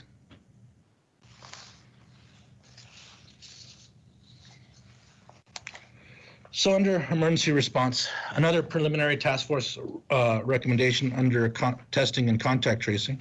We've identified $2.5 million. This will allow us to get 6 ambulances, and we're going to get these 6 ambulances. We're going to assign one to each side of town. As I've discussed before, the fire department's divided into 6 zones, 6 districts, 6 battalions. So each battalion will get an ambulance. What it'll allow is for the transport of COVID positive patients. What allows us is it's easier to maintain if you're only contaminating certain ones, because you have to do a lot to decontaminate them. We're also going to look at buying decontamination vans with equipment. So there'll be 6 of those coming on board. Those will be able to go out and decontaminate exposed public facilities and vehicles with an expected arrival time in late October. Some of the funding has also been identified for a UVC ambulance decontamination unit. So those will be installed in all of our ambulances. And what it is, it's going to use UV technology. And so as they transport a patient to the hospital and they go in and they transfer the patient, they clean out the back of the ambulances, and then they close the doors down. And it stays closed down for I believe it's about 10 to 15 minutes. During that time frame, that UV light is actually sanitizing it, and so they're ready to now respond to the next emergency at hand. Some of the funding was also used for SCBA masks. So we talk about SCBAs as our breathing air when we go in to fight fire. Well, now we're getting masks so that every firefighter in the city of El Paso will have their own mask. This will allow for less possible cross-contamination. We're also investing in a filter system, so where they have a portable filter on it where they don't have to carry the air tank. What that'll do is that's going to allow us, if we have another PPE shortage, they'll be able to use those masks because those are reusable. Next slide, please. Logistics and procurement. As we talked about earlier and Jorge mentioned, I mean, we have a stellar team working on this. We've issued out PPE across the city to both private and public entities. We continue to supply the city of El Paso, county of El Paso, working with Border Iraq. We're also supplying healthcare professionals and facilities. We've identified $3.3 million for PPE, supplies, and equipment. This also includes the staff. And this will be part of that expansion we talked about where we're getting the warehouse so that we can have that centralized location for distribution. Next slide, please. So, as Dr. Okadanza discussed earlier, this preparedness portion, we've identified $15 million, and so a lot's going into the investment for our upcoming influenza season. We understand the complications it's going to be creating in our community across the nation and across the world when you couple influenza with COVID-19. And so this is the money we're using to invest for the future and how we respond to these co-epidemics. This includes money for education, media outreach, vaccinations themselves. We're going to be doing a large flu vaccination campaign. Angela will be presenting that up in the next, I believe it's the next council meeting. So that presentation will be coming up, and it's getting ready for that flu season and what we're looking at and how we want to make sure that we vaccinate our community. It also includes funding for the clinical facilities. And so what we want to look at is we're looking at the long-term goals, and we talk about testing and how it does. You want to look at how do you get testing out of the streets back into a clinical setting. These facilities will get us there. As I believe the city manager had mentioned earlier, we talked about specific locations that were identified, and Sam's group will get into it here shortly, but it's serving those underlying areas. We wanted to make sure we have facilities spread throughout town where we can do that testing. Another thing we're looking to going into the fall, and FDA's working on it, they've already supplied some of the test samples, but it's going to allow us to test for both COVID-19 and influenza at the same time. The value of that is, like we talked about, those supply chain shortages. It uses the same medium, so the same swab. You're swabbing once and you're getting 2 tests performed. That's the value of that, and that's where we'd like to go to as we go into this pandemic. The next slides will be presented to Richard Bristol, and it'll be talking about the opening of El Paso. Thank you. Good morning. Before we move on, Richard, Mayor Pro Tem Schwartzbein has a question, I think, for Chief D'Agostino. Mayor, I was going to say if we could just ask the questions at the end of this before the tracing and contact tracing section, the testing.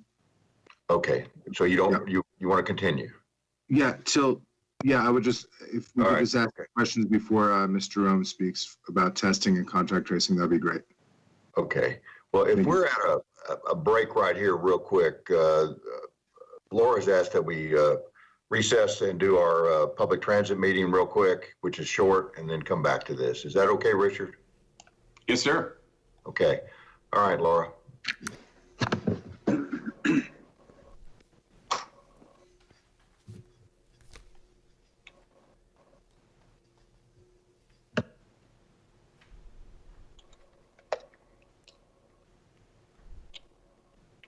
IT, will you unmute my microphone, please?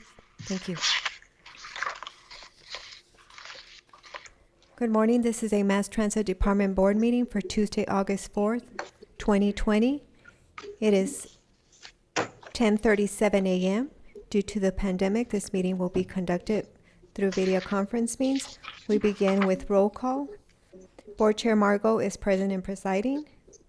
Board Member Schwartzbein?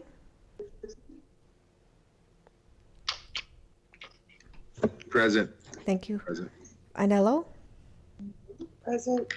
Hernandez? Here. Morgan? Here. Salcido? Rodriguez? Here. Rivera? Here. And Lizarga. Present. Board Chair, we have a quorum. Okay, let's take item 1. Okay, we now move to the consent agenda. All matters listed under the consent agenda will be considered by Mass Transit Department Board to be routine and will be enacted by one motion unless separate discussion is requested by board members. Prior to the vote, members of the audience may ask questions regarding items on the consent agenda. When the vote has been taken, if an item has not been called out for separate discussion, the item has been approved. The Mass Transit Department Board may, however, reconsider any item at any time during the meeting. Board Member Schwartzbein, Yes. do you have a motion? Motion. Motion to approve. Is there a second? Second. Second. Okay, let's vote. There's a motion and a second to approve the consent agenda. Board Member Schwartzbein, Yes. Anello, Yes. Hernandez, Mayor, I'm sorry, I thought there would be discussion. Just very quickly, can you have an explanation of what item 3 is on the consent agenda? Okay. Yes. Hi, good morning. This is Victor Carabeo with the Purchasing and Strategic Sourcing Department. The item number 3 is addressing strategic goal number 7, enhance and sustain pass infrastructure network.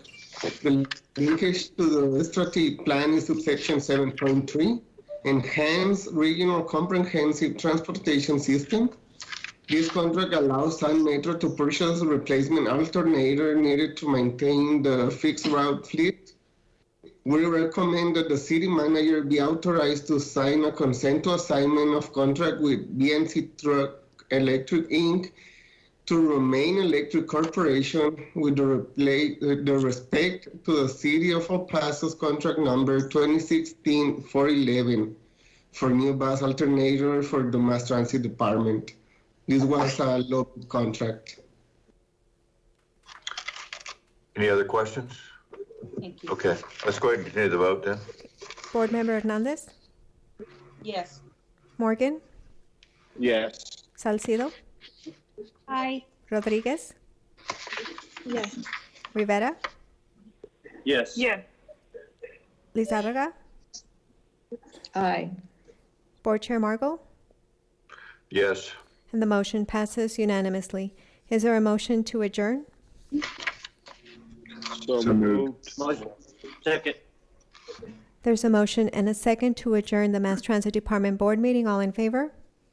Aye. All right. Aye. Anyone opposed? And the Mass Transit Department Board meeting for Tuesday, August 4th, 2020 is adjourned at 10:40 a.m. May we have a motion to reconvene the regular City Council meeting? So moved. To reconvene. Second. There's a motion and a second to reconvene the regular City Council meeting. All in favor? Aye. Aye. Aye. Ms. Prina, I just Anyone want to tell my fellow colleagues that there's a shortcut with Microsoft Teams. If you press the space bar, you can mute and unmute your microphone just by pressing the space bar. Thank you, Mayor Pro Tem. The meeting is back in session at 10:41 a.m. We're on item 14.1. So Richard Bristol, Streets and Maintenance, if you could please bring up the presentation on slide 59. And I'm going to touch on some of the efforts that we're involved in under the umbrella of emergency management to get our facilities ready for reopening.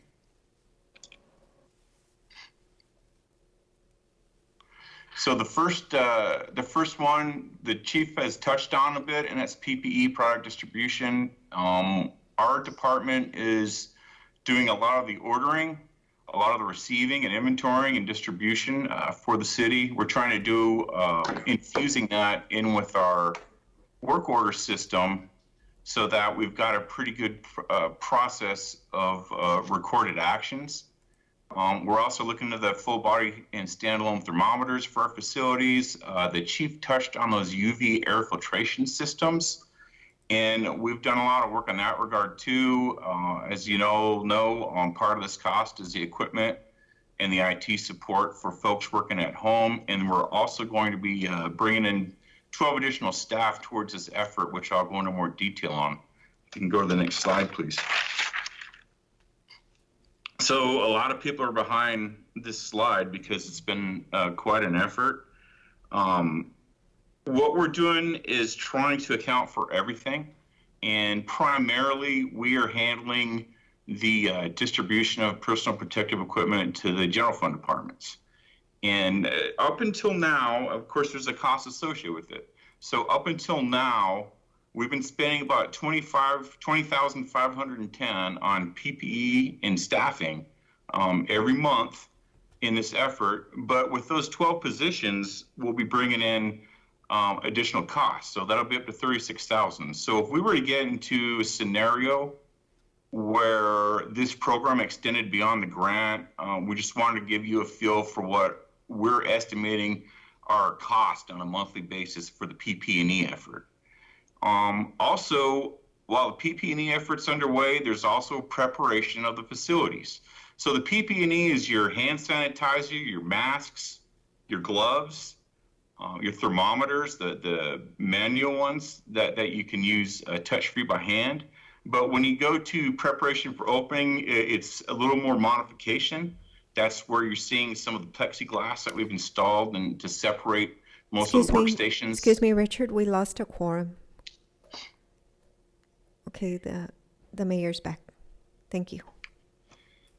So that's the plexiglass separators, that's the floor markings, that's the social distancing signage, anything associated with a modification of a workspace, but it also includes fogging and spraying.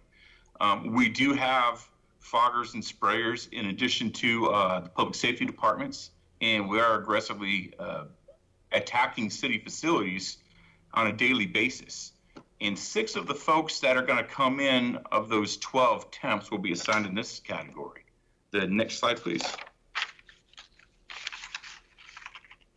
And then another thing that we're dealing with is the full body and standalone thermometers. And I can tell you that Mr. Collins and Araceli Guerra have been very helpful with us to get us from over a dozen models to the 2 that we're going to start testing on the 12th. Our plan is simple. Right now, we got to follow our priorities.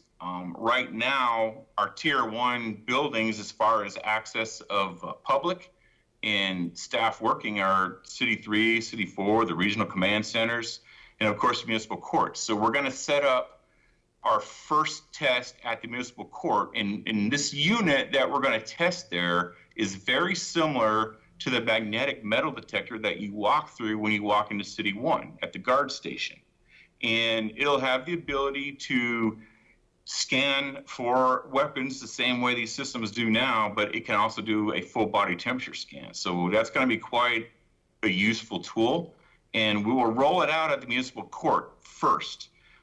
In talking with Ms. Worrell, they're seeing up to 120 to 150 public walking into that building a day in addition to staff. So we figured that would be a very good test site. The next 2 tiers don't necessarily have a lot of public, but they do have employees. So it's a little more in the honor system, and we don't have guards stationed right next to this type of equipment. So it'd be equipment similar to what you'd see if you walk into a restaurant right now. You kind of put your eyes or your face up to a piece of equipment and it'll read your temperature. So we're getting one of those as well. The one that we're going to test it out here at the MSC, because on any given day, we've got up to 200 people coming through that Chronos clock in staggered check-ins. So it'll be on par with swiping in. Right now, we have what we call hall monitors that are checking people's temperatures in each stagnated grouping. However, though, instead of having to use the thermometers, they'll be able to make sure everyone's getting their temperature checked as they go get into line to go clock in when they start work. Now, we're hoping to get up to 185 of these citywide, and we'll see how we can get with the procurement and the money associated with it. So this is something we're very optimistic about. Next slide, please. And the chief touched on these UV air filtration systems. I think hospitals have these types of systems. It's very common in a hospital. But what we're looking at is, and we're still in the early process, we're working with Mr. Collins and the staff to make sure we've got all the purchase orders lined up and the procurement process closed out first, but what it does is essentially uses deionization to clean the air. So if you would take City 1, for example, it's a pretty big building. In that type of a system, 80 to 85% of the air is recirculated, and it introduces a smaller portion of new air. So by having these HVAC systems pump out sterile air gives our employees and our public a safety advantage that we don't presently have. So right now we've got 4 vendors lined up. The plan is to hit 200 installations before December 31st when this grant runs out. I need to caution you that 200 installations does not mean 200 sites. I'll give an example. I'm sitting at the MSC on admin building on the east side, and just for this building alone, we need 26 units. So we believe with this funding and with the available time and the actions that taken to date, we're going to be giving ourselves a pretty good tool at our most commonly used facilities that are also being visited by the public a lot. On the next slide, if you would, I'm going to hand that over to Joel McKnight, and he's going to talk about some of our efforts with the playground and the exercise equipment. Good morning, Joel McKnight with the Streets and Maintenance Department. One of the things that we've done in trying to prepare for the reopening of our parks is we've been working with industry professionals and NRPA and other areas, seeing what best practices and guidelines have been developed for playground and exercise equipment. And we've come up with this pretty much, I'd say, a process that we're going to follow in the short term. We've got signage that we're going to install that tells folks that they're there to the playgrounds are there, but they must play and use at their own risk. It's going to tell them things like they're encouraged to have their children wear face coverings. Their children are encouraged to wash their hands before they go, after they go, when they leave. And it's also going to tell them that it's the user's responsibility to provide their own hand sanitizer if they want to wash hands immediately. It's also going to tell people that if you don't feel well, stay at home. Don't go and use this equipment, whether it be a playground or exercise equipment, and jeopardize someone else. Where you see these costs, we have the first couple of months over $53,000. That includes 6 of the temporary staff that you saw at the first part of reopening. These folks will assist us in helping to install signage and get that up at all of our areas. Then it goes down to about $46,000, almost $47,000 a month for the last 3 months. That costing is really going through to where we're doing risk assessments like we've done in the past, just more frequently, and the fact that we're going to target cleaning, and I don't say sterilizing, but cleaning or sanitizing play equipment and fitness equipment once every 2 to 3 weeks. Now, once the team has been out and they are, say, have a process down and understand it, it may become more frequent than that. But we feel like this follows the guidelines for playground and exercise equipment that have been set up by the industry. We've vetted it through other people and feel that this is an effective measure to help keep people safe as much as possible. Like I said, these measures are things that we're doing for right now to try to keep people safe. Now, after the December 21st or the COVID money runs out, then the signage will stay up, but the extra help on trying to keep things clean or sanitized, we'll have to rework at that time, because this is just for coming in through the CARES Act. And with that, I'm going to pass it on to Claudia. Good morning, Mayor and Council. This is Claudia Lujan with the Human Resources Department. In anticipating the needs of the workforce and facilitating human resource service delivery during the COVID pandemic, we have received coronavirus funding to support the workforce in the following areas: Specifically with regard to the Employee Assistance Program, we know that emotional and mental well-being is as important as physical well-being, and we are anticipating an increase in that area of service. Secondly, with regard to the healthcare claims, we are anticipating medical expenses associated with COVID-19. It's inevitable. Also, with the paid leave balances that you see there, we are seeing an increase in the use of the emergency sick leave costs that were associated with COVID, followed by the learning management system and the staffing. We need to embrace a virtual environment to be in keeping with the protocols for COVID-19, as well as moving the workforce forward. This will allow us to have less of a one-on-one experience with our workforce and also enhance our virtual learning moving forward. Lastly, with regards to the unemployment, you heard Mr. Cortina speak earlier this morning with regard to how we're going to be seeing an increased cost in the unemployment claims for the city. So these were the areas that we have been receiving the funding, and we will be focusing on with the coronavirus relief funds for the workforce moving forward. With that, I'll turn it over to Robert Cortina. So again, just to reiterate what you all heard just over the last several minutes through the various parts of the presentation. Again, the thinking behind and the strategy behind what's being recommended and what we are moving forward with our plan of action to address this health pandemic, not only focusing on short term, but also addressing the long-term issues. You heard Chief D'Agostino talk about the plan for the facilities, but then also combining not only the testing for COVID, but also the flu vaccines, which is something that a lot of thought went into coming up with this list, coming up with these plans.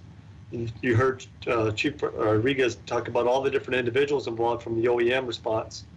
There's a lot of individuals, a lot of planning, a lot of strategic thinking that went into developing these items and these programs that we've implemented. And again, that these programs not only address the community response and helping our community members, our residents, and our small businesses, but also addressing our employees as far as workspaces, as well as the customers who are utilizing our facilities. For example, all of the various facilities and also at the playgrounds where you heard Joel mention some of the efforts we're doing there. And so that concludes our financial focus section. And I believe that there's some questions from the council before we get into Tracy Jerome's section on testing. Did Mayor Pro Tem Schwarzbein, did you want to ask a question now or after? Yeah, I have a number of questions, and since this section is pretty hefty with dealing with the CARES Act funding and everything, I think it'd be important to take the time to ask those questions now. So on page 10, there's a question about non-city facilities. I was just wondering if staff could speak a little bit more about that. The use of non-city facilities for COVID-19 testing sites, which sites that are being proposed or been acted on.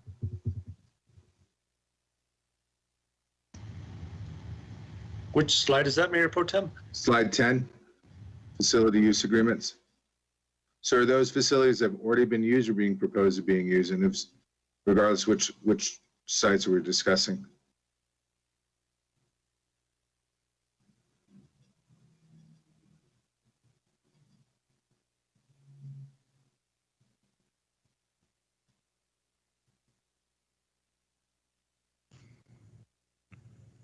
So this was under legal section. This is Chief D'Agostino. I'll answer this question. Yeah.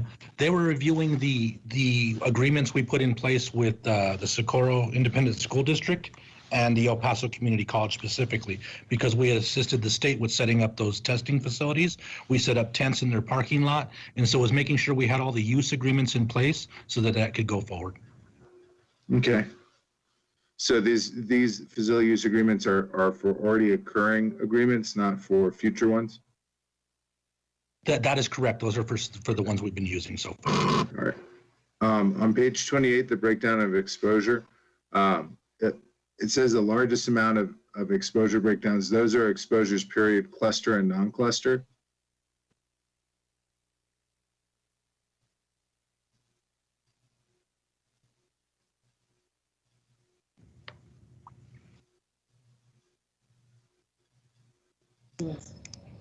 Yes, sir. Do we know a little more detail when we're talking about stores, what we're referring to here? I mean, is that grocery stores, small stores, big stores? Well, not really, sir. And we don't have that much granularity on that. And actually, this graph is to let you know that people might say, okay, I went to a store, but we know that congregate activities like the parties, gatherings, it should be the largest one, but in the contrary, people might not disclose that they were to the neighbor's house in having this party, and that's why we don't have that much of that. In the stores, it's just to say that they went out, and they probably went somewhere, but I don't have that information, sir. Yeah, because I just was looking at that. You have stores, and then the next highest is restaurants for exposure. Yeah, because restaurants poses a larger or a bigger risk of transmission because you don't wear your mask, you're in close contact with other people, and there might be a possibility that sitting down in a table of about 6-8 people for a prolonged period of time, more than 15 minutes, because going to a restaurant is not going to take less than 15 minutes. And what we consider close contact and prolong is when you're with somebody less than 6 feet for more than 15 minutes. And indoors, right? Or indoors or outdoors? Restaurants, we just put it like that because of the risk. And there is a very good document that is being put out by the Texas Medical Association associated to the risk. And I'm sure that you have seen it. And that's my mind. Yeah, there you go. So I'm glad that you saw that because basically we put it by risk. Yeah, that Texas Medical Society document, is that something that you feel pretty strongly is accurate in terms of risk levels for different activities? I think it is a very good document, and as you know, nobody knows because this pandemic is new. So as we learn more, we'll probably a lot of those charts and information to the public will continue to be changing the same way that we have changed our approach in many things. So as we learn more, you will see more, but I think it is a really, really good document that is being put out for the community to know as far as the risks. Okay, thank you. I have a question relating to page 30, slide 33, the infusion of resources. So it says that, maybe you can help us understand this better, Mr. Cortines. So it says in May, the council appropriated $119 million. So can you help us understand the definition between appropriated and encumbered funds? So appropriated, we're just setting up the budget. So basically we set the budgets up for the 119 million. Encumbered is when a department has actually gone through the procurement process and they have a PO in place. And so they're in the actual procurement of whatever the good or service is. So we haven't, so how much funds out of that 119 have been encumbered so far? I had that on. There was slide 40? Slide 40, that's correct. We have 10.8 million encumbered, 3 million expense, total of 13.8 million. So this was as of last week. However, again, I'll repeat. So when you look at the community response, so the second line there, the economic response. That's about to go out.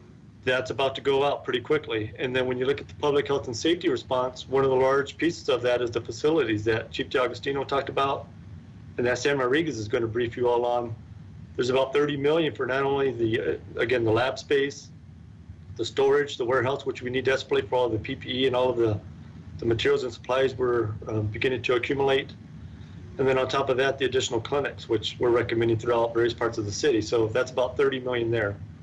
So there's a large amount of these funds. And so, I mean, 105 million, it's a lot of money, but a big portion of that is tied up into some of these larger programs to address, again, not only the short term, but the long term. Those facilities are going to be crucial to not only the short term, but long term dealing with this health pandemic. Well, what is the strategy that we have in place to pay for these facilities long term? I mean, we hear constantly about, you know, if you buy the horse, you got to feed the horse, and you know that costs money. So I'm just wondering, in terms of investing in these facilities, what is our long-term strategy there? I mean,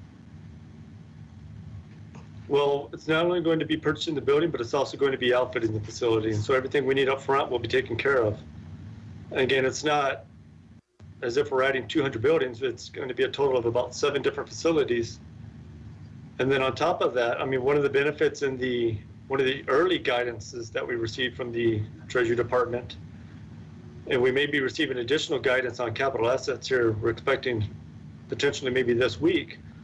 But one of the early statements that they provided was that the city is able to dispose of these assets after December 30th if we need to. And so that's, if you look 1-2 years down the road and there's not a need for those facilities anymore, the city could dispose of those without any negative consequence on us.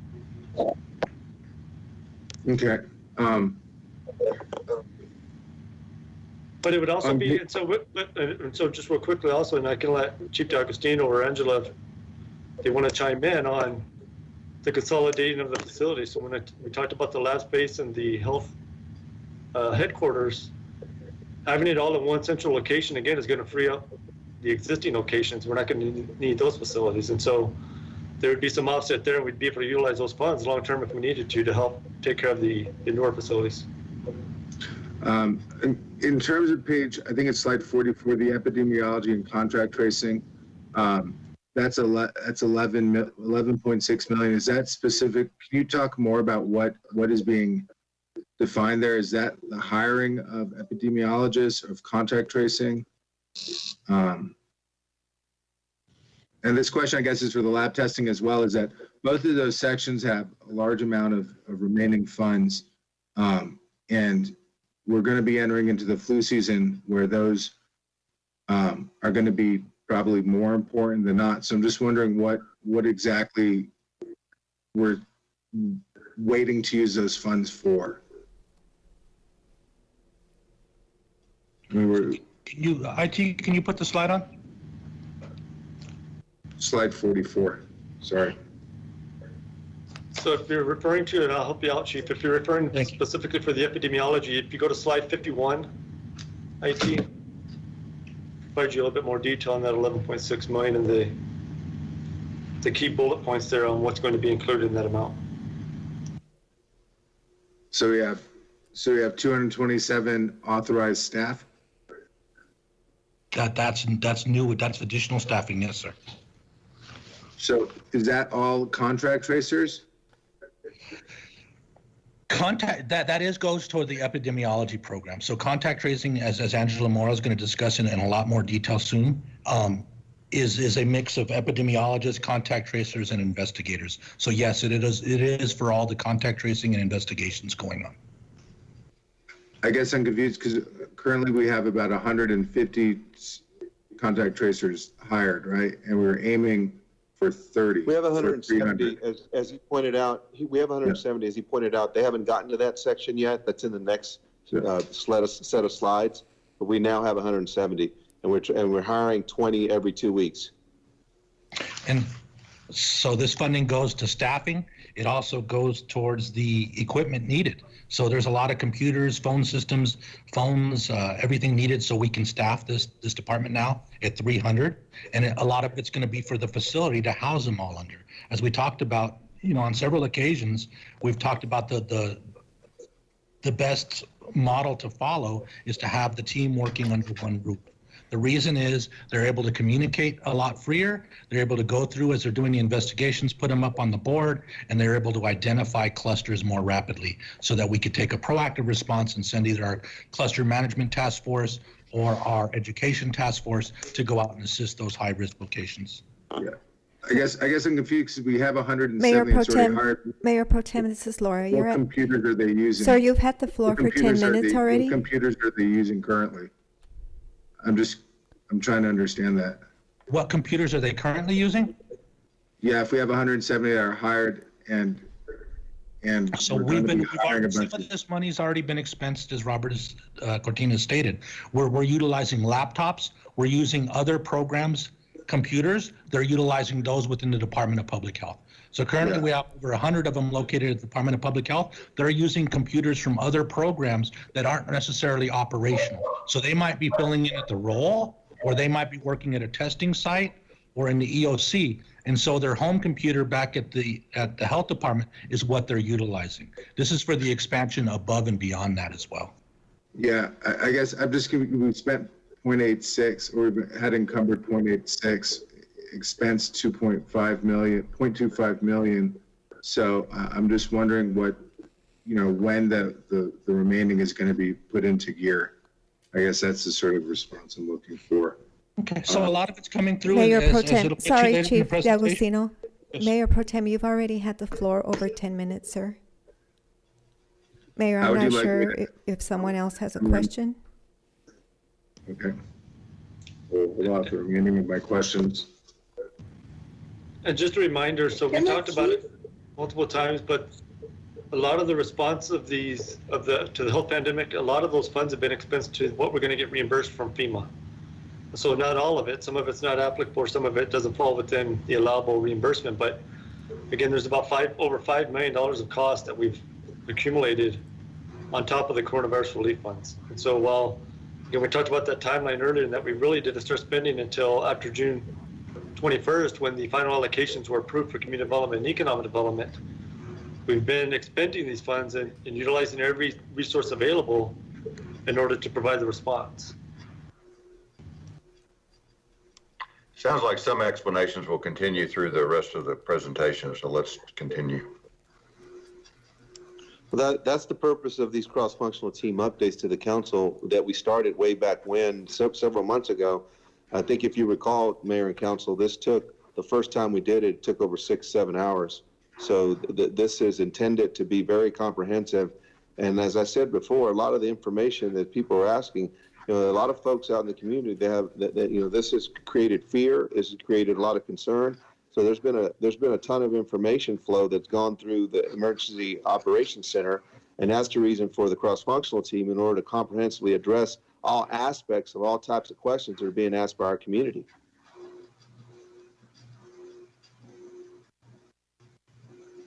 So, Mayor, I have a number of questions still from this section. Is that going to be, can I ask those questions now and then have an additional 10 minutes, or are you just still going to have this entire cross-functional update have the ability for 2 10-minute question and answers? It's 10 minutes. Does anyone else in council have any other questions of this particular, where we're stopped? That's a bit unfortunate. Yeah. Well, you can always contact them outside the meeting. I think there's a lot of value in asking questions when the public can be aware of the questions are being asked, and not questions being asked in offices or through email. I appreciate your input. Thank you very much, sir. So, Tracy, you want to go ahead and continue? Yes, sir. Thank you. For the record, Tracy Jerome, Deputy City Manager, Quality of Life. If we could go to the next slide, please. So as a quick recap, we currently have performed just over 173,000 tests since the COVID-19 testing began in our community. Currently, the cumulative positive numbers are at just over 15,000 cases. And we have an asymptomatic rate right now of about 21%. This is incredibly important to understand as we're looking at the relevance of community spread and how complex that issue is. My colleague Angela Mora will be addressing that in more specifics as we move forward. But to address some of the concerns that have been stated, specifically item 26.21 today, I do want to state for the record that our positive count is 1 positive per 1 individual. Regardless of how much repeat testing may be done in a case where an individual may test positive, as long as they are identified with the same name or personal data that they use to identify themselves, again, 1 positive, 1 person, and all positives are reported to the Department of Health. There is an order in place that was issued by the governor that all private labs are to report their data to the state, positives and negatives. So all positives go to the Department of Health. Currently, our retesting accounts at the Department of Health for less than 2% of all the tests that are done at the Department of Health. Private labs, there is a lag at times for the reporting to come back from the state to the city Department of Health, but we're working very closely, staff works very closely on a regular basis to ensure the accuracy of our testing. So we will keep you abreast of those numbers as we move forward. But I know that there have been questions about that, and I wanted to clarify that, especially given that there is an item posted today. Our current average daily testing, as we discussed, is at 2,328, and this is a decrease of approximately 20% over our previous reporting period. Now, as City Manager stated in his introduction, we did have one less testing day because of the transition that we went through to transition to the mega sites. So there was one less testing day than there normally is during our reporting period. But this is a trend that we're seeing across the state. Dallas, Austin, and Fort Worth are also, their reporting decreases of about 30%. Houston's numbers are down, Arlington's numbers are down, and so are San Antonio's, although they did not provide specific percentages. But so what we're seeing across all the major cities in the state right now is a decrease in testing. And what we want to do is we do want to encourage the public to please make sure that you are being tested. Again, we're at, in El Paso, we're at a 21% asymptomatic rate, which means you could feel fine, but you could still be carrying the virus and shedding the virus and sharing the virus across the community. So we do want people to make sure that they're getting tested. As you're aware, we have merged, the state sites have been merged into 2 mega sites, in addition to our walk-up hybrid site. And then we also have multiple rural testing sites. The capacity is not being exceeded. The traffic has been addressed, the traffic issues have been addressed, and the sites are now seeing a regular flow of people coming in throughout the day at these sites. The mega sites can perform up to 1,000 tests per day and up to 500 sites per day at the other sites. No appointments are needed, and these sites are remaining open all day. We're not exceeding our capacity at this time, and we really do want to make sure that people are remaining vigilant about being tested. We also have a new testing one-day record that was set on the 15th of July at 4,528 tests. But again, we're seeing a decline, so we do want people to remain vigilant. We also want to point out the fact that in addition to the testing that the city is doing, and we have expanded the capacity that we're offering at the city site as well, our city staff, they are also handling all the cluster management team services that are being provided to our long-term care facilities. We're working across nursing homes and assisted living facilities in the past week period, and we look at week-long periods. In addition to all of the testing that was done at the city site, we also visited 35 nursing homes and assisted care facilities to perform almost 2,500 additional tests. So that mobile testing facility that we have right now is being utilized to really meet the needs of our most vulnerable in our community.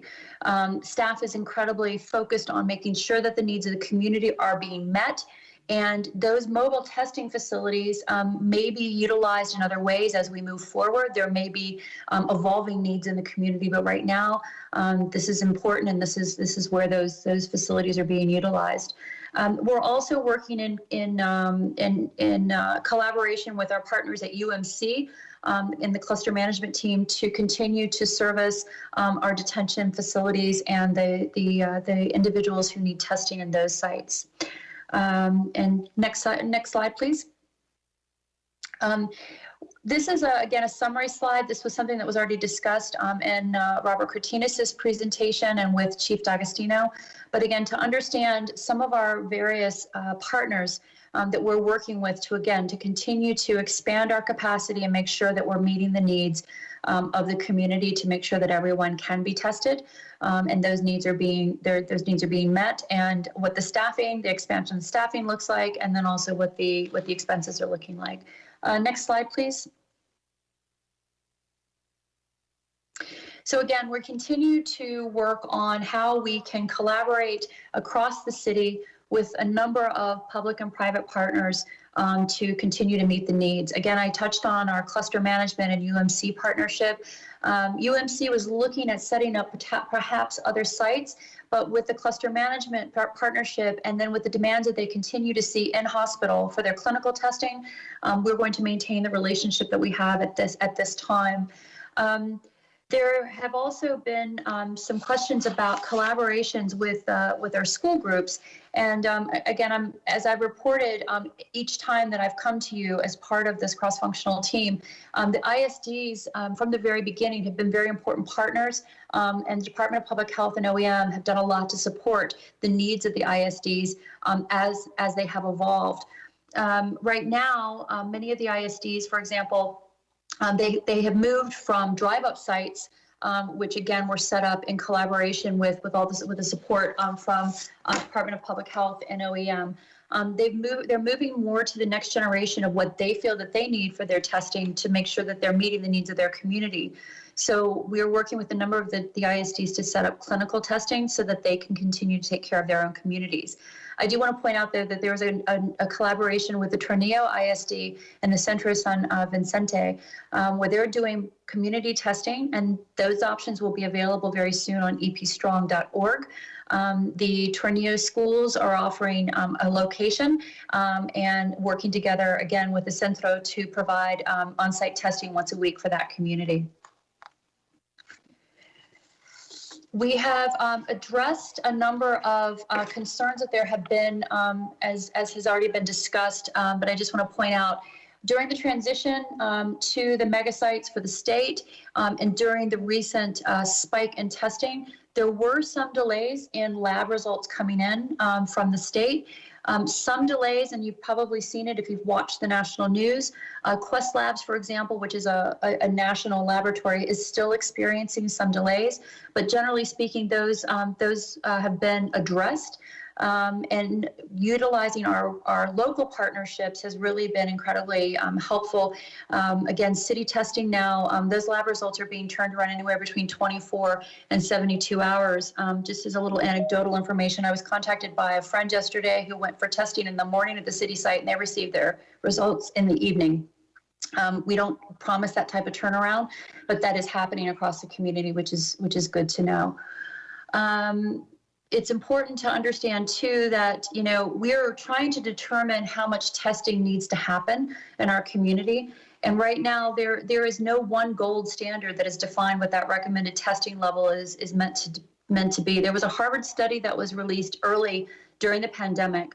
And then there have been, but that is not considered the guiding post at this point, or the milestone that we want to hit. There's also discussions about positivity rates. Our positivity rate is now below 10%. There are others that believe that it should be demand driven. So we are still trying to make a determination about where we need to go. So what we plan to do is continue to stay committed to our current, maintaining our current capacity rates and continuing to expand those to make sure that everyone who needs testing and wants to be tested can be tested in our community moving forward. Next slide, please. So this is a list, an ever-growing list of some of our partnerships. Again, our partnerships are quite far-reaching at the local, the regional, state, and federal level. And again, working with private and public partners to ensure that we are meeting the needs of our community. Next slide, please.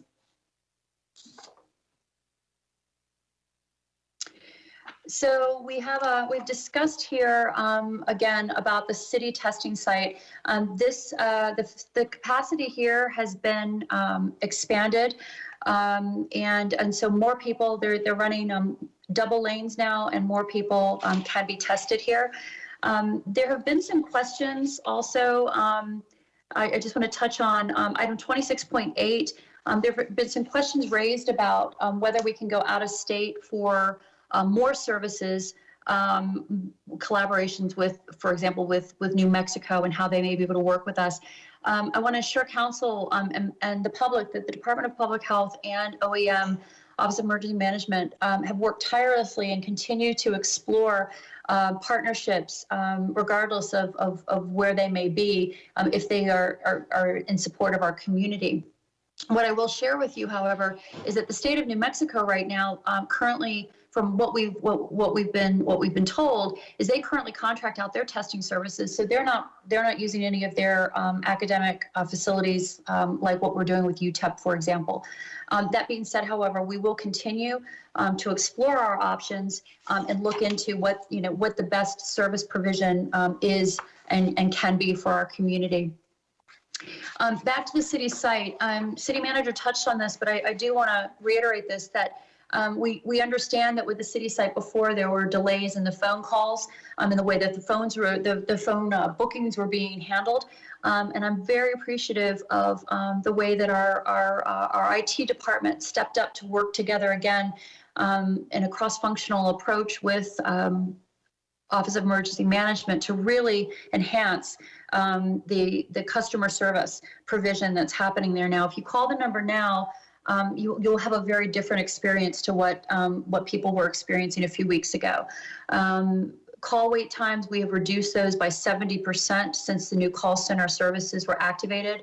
Again, total calls answered, we've improved that number by 43%. And our wait time for booking of appointments right now, again, as was mentioned in the introduction, has gone from 3 days down to 1, which means overwhelmingly, if you call in, you will be able to get in to be tested within a day. And again, this is really important to make sure that we're improving our customer service constantly for our community. Next slide, please. So these are just summary slides of some of our service providers. Project Vita, again, is another one of our partners, and they have expanded their options. So they have testing now 4 days out of 5 during the week. And again, they've been great partners for us and continue to meet the needs of the community. Next slide, please. Walmart continues, again, as one of our one of the partners, corporate partners with their provision of service. Next slide. And all this information, again, is available at epstrong.org, and we encourage you to visit that site often. Not only is there testing information available, but a huge amount of the data about COVID-19 that may be of interest and that people have requested. It's all available there, and you can really get a very good handle on what's happening across our community by viewing that information. And again, that's available on epstrong.org. Next slide, please. Again, the rural testing has been incredibly important to make sure that we're meeting the needs of all of our community. And this these testing sites change from week to week to make sure that we're meeting as many of our rural community stakeholders and getting out and really meeting the needs there as aggressively as we can. Next slide, please. So in the coming days, will be the rural testing will be at the Montada Vista Fire Station, West Valley Fire Station, and then out at the El Paso County ESD. But again, those services continue every week, and they rotate and they move throughout the region, again, to make sure that people, the services are being brought to the people as opposed to people having to make a huge trek into El Paso if they live in some of our more outlying communities. Next slide, please. Again, our relationship with the state has been important to us because, again, it's another access point to supplies to ensure that regardless of what happens with the supply chain and as challenges happen, that we are still able to maintain the high level of capacity. We're at over, again, we can do over 4,000 tests on a daily basis. Next slide, please. Again, Nations Tobin, this site is a hybrid site. You can walk up to it or you can drive to it. They can do a maximum of 500 tests per day, no appointment necessary. And again, we encourage people to go and get tested. And we've not had any issues as of late with balancing the demand with our supplies. We've been able to meet all those needs, and we're not having to turn people away. We're not running out of supplies, and we want to make sure that people know that and take advantage of the testing. Next slide, please.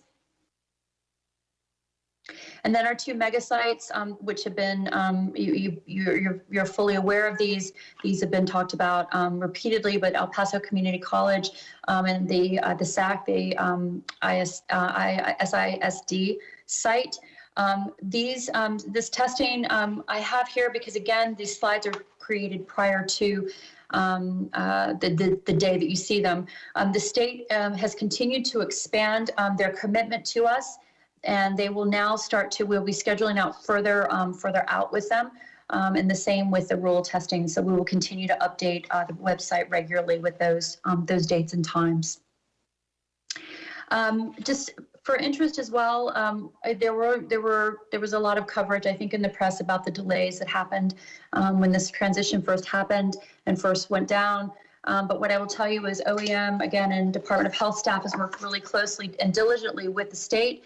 Right now, the current throughput time at the sites is between 5 and 15 minutes per vehicle. And the reason why there's such a variance is it depends on if there are 1, 2, 3, 4 people in the vehicle, because sometimes the vehicles will show up and there'll be multiple people that need to be tested. But again, the long lines, the traffic, that's been addressed now. And we do hope that people will come out and take advantage, and we encourage them to be good citizens and to care for themselves and care for others and go get tested. And again, we understand about concerns. There have been some concerns expressed about customer service. City staff has been working consistently and regularly with the suppliers who are there on site as part of the contract that they have with the state to ensure that we're providing that customer service, which is it's one of our key values as an organization with the City of El Paso. The messaging seems to be working very effectively. Again, wait times have been minimized. We've really tried to communicate with the community, not only about the locations of where the city site is located, that you can book that you can do the walk-up, and you can do now the mobile testing without appointments for the state. But we also have been communicating about our other partners that are available so that people will know that they have lots of different services available to them. And that we will continue to be available to them.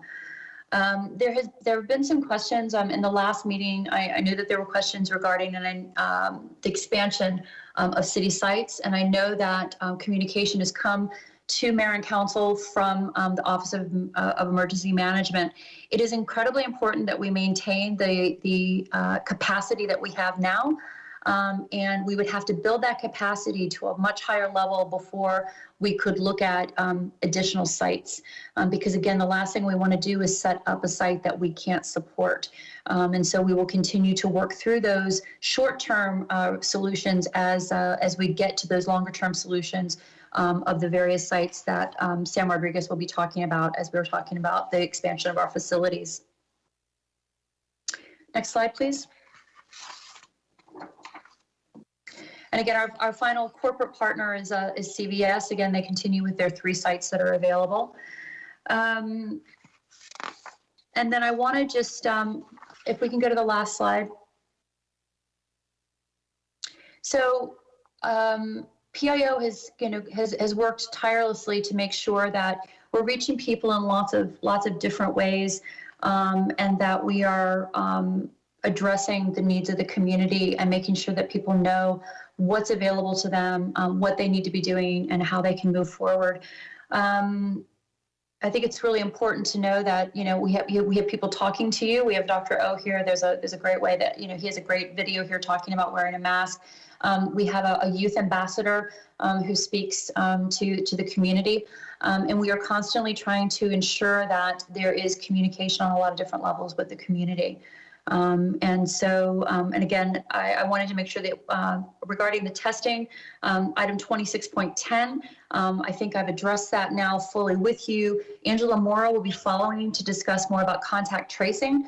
But again, please rest assured that we are not sitting back and resting on where we are. We want to continue to encourage the community to go get tested. It is what you need to do to take care of yourself and others. And we are continuously looking at ways in which we can expand and maintain and sustain higher capacity because it's so important to be tested. Tracy? Yes, ma'am. This is Laura. Before you hit this is Laura Cruz Acosta. Before you hit the play button on the mask of El Paso, I just wanted to point out, going back to one of the other videos, we do address some of the concerns on item 26.19 as it relates to the face covering exceptions. Dr. Ocaranza had gone over the process in terms of what are the requirements for face covering exceptions. Also on our FAQ page that you find on EP Strong, there is an explanation that further goes in, that delves deeper into what are some of the exceptions. We do want to point out that we have been working also with the ADA community, and the ADA community supports the efforts that we've taken thus far as it relates to the face covering process and exemptions.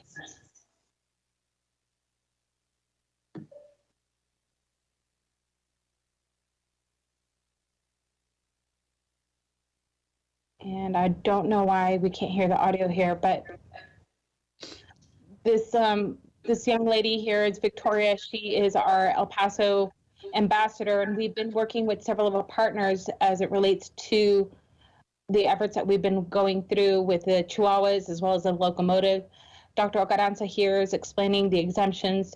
You can click on the link for each of these videos. They exist on our Facebook page as well as our social media pages as well, throughout the social media pages that we have.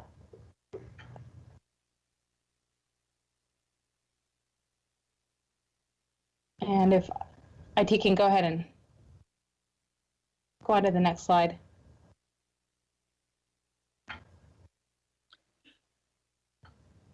Thank you, Laura. So I'll hand it off now to my colleague, Angela Mora, who's going to be talking to you more in depth about contact tracing. Thank you, Tracy. Good morning, Mayor and Council. Angela Mora, Interim Director with the Department of Public Health. Next slide, please. So I'm going to be providing a process overview for contact tracing. It includes some of these points that I've noted here. Next slide, please. So contact tracing is a critical part of a multi-pronged approach to fight the current COVID-19 pandemic. We are not reinventing the wheel with contact tracing. Instead, we are building on the disease intervention system in which our citizens rely every day to control sexually transmitted infections, tuberculosis, and other communicable diseases.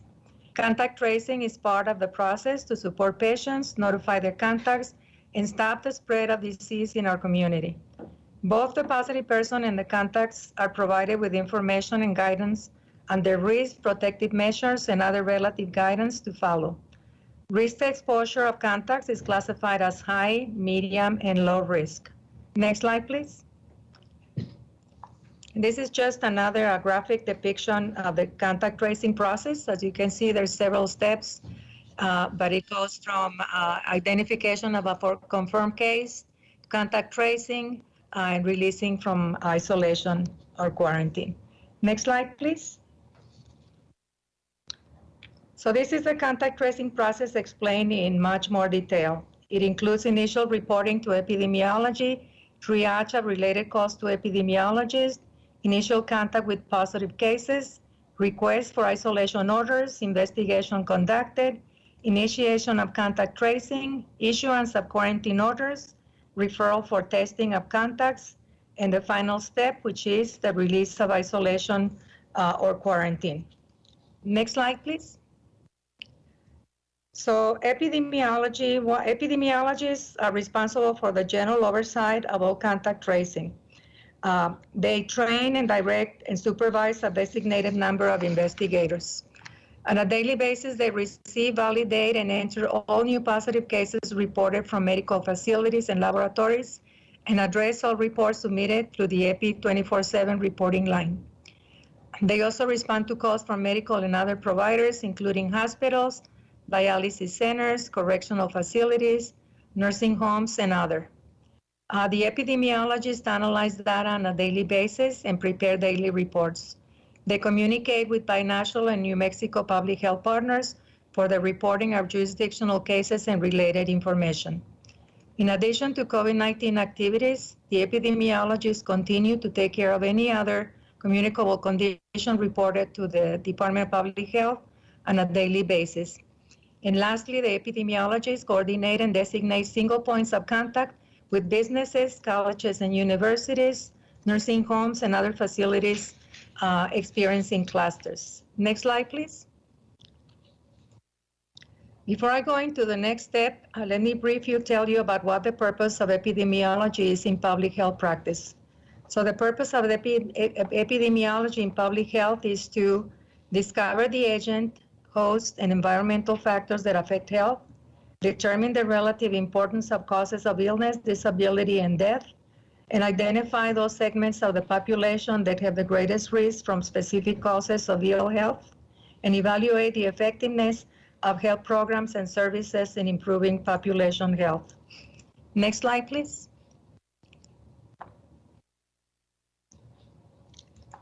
For triage, we have a triage call center staffed by a team of individuals who screen and triage COVID calls to epidemiologists. The triage staffs, they screen calls, answer questions, refer or connect to 211 for referrals to health and social services, or to 21 COVID hotline for COVID-specific questions. They also screen and connect to an epidemiologist, the callers with medical-related questions.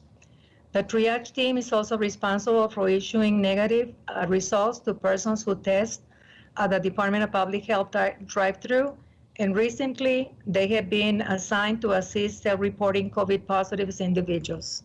Next slide, please. So the initial notification to positive cases is a step that has been added to the contact tracing to ensure that during spiking cases, individuals are immediately contacted, placed on home isolation, and provided with instructions on how to prepare for the investigator's call, such as starting to complete the investigation survey and thinking about the contacts they will need to report during the investigation. So during the initial notification call, isolation orders are also requested for each individual contacted. Next slide, please. Home isolation orders are public health authority letters prepared for each COVID-19 positive individual, instructing them to remain home isolated for a period of time, being available for public health staff calls for symptom monitoring purposes and related guidance. This letter is accompanied by informational materials on mental health resources while they are in isolation, which includes rental assistance, home meals delivery, and plasma donation information. These are mailed or emailed to individuals according to their preference. Next slide, please. Case investigations are assigned. The investigators are assigned a caseload every morning. An investigator's caseload range from 8 to 16 cases, depending on case search. A number of contact tracers are assigned to investigators who work as a team. Upon receipt of cases, the investigators initiates contact with positive individuals and begins the investigation process, employing a standard survey provided by the Texas Department of State Health Services and modified to meet local needs. An investigation call may take from 20 to 45 minutes. The questionnaire that we use is organized into sections, each designed to collect specific information such as demographics, psychosocial data such as living arrangements, employment status, and support system. There's also a medical section to gather information on current symptoms and medical conditions, and a section to gather data and contacts to be traced. Contact-related questions include date of birth, address, phone number, and other pertinent information that is going to help us in reaching the contact individual. Other questions involve length of time, proximity, preventive measures observed, and other relevant questions that will assist in determining the risk category of the individual. The risk exposure for each elicited contact is assessed by investigators and categorized as high, medium, or low risk. All data is collected and entered into a database, and each case is updated regularly. A copy of the questionnaire is posted for public access at epstrong.org. Next slide, please. So contact tracing begins immediately after the investigation interview is completed.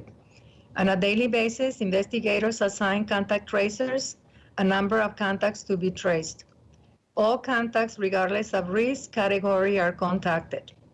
The degree of difficulty in finding a contact varies from high to low, depending on the extent and accuracy of the information provided by the positive individual during the investigation. While some contacts may be reached at the first attempt, others may require several call attempts to be reached. In some hard-to-reach cases, we engage the support of the police department or the sheriff's office to assist in conducting a home visit to locate an individual at risk. Once a contact is reached, the contact tracer informs the individual of his or her potential exposure to a COVID-positive person and the need to quarantine and test. The contact tracer also coordinates testing for these individuals through the Department of Public Health drive-through testing site and monitors the results. Contact tracers also request quarantine orders and educational packages to be issued to contacts. If a contact is resulted positive, he or she will be placed on home isolation and an isolation order will be issued. Next slide, please. The issuance of quarantine orders is similar to isolation orders. Each individual who is classified as high and medium risk will be placed on quarantine. Quarantine orders are prepared for each individual on a daily basis and mailed according to the individual's preference, such as email or conventional mail. Contact data is confirmed before issuing letters to ensure privacy is safeguarded.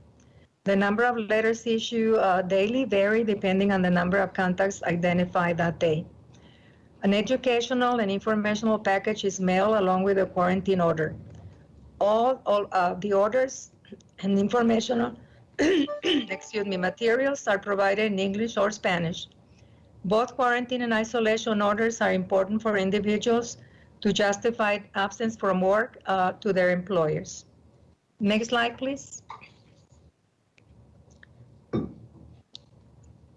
All high and medium contacts are scheduled for COVID-19 testing.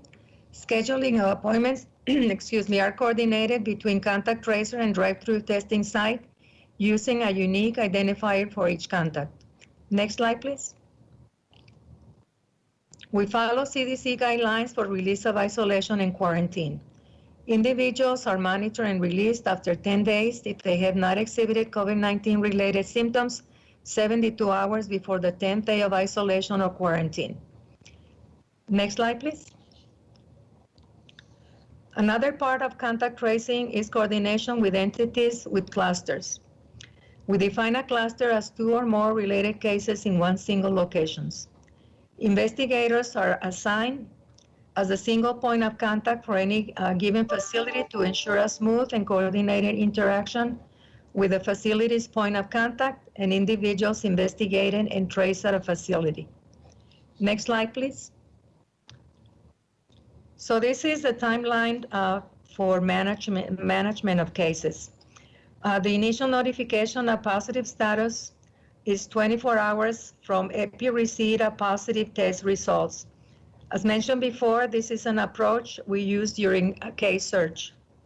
Initial contact by investigator is between 48 to 72 hours during search, and the initial contact by an investigator when there is no search is 24 hours from receipt of the positive test results by EPI.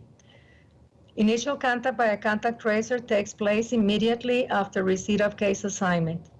Delayed contacts can take place when individuals are hard to reach. Testing, referral, and monitoring takes place within 24 to 48 hours from initial contact tracer contact. The issuance of isolation and quarantine orders take place immediately after initial notification or investigation.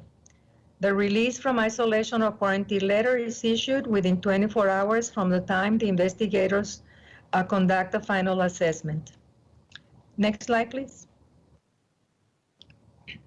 So I wanted to address a few questions that we have been asked in the past related to case management, and some of that are the delayed laboratory reporting of positive cases to public health.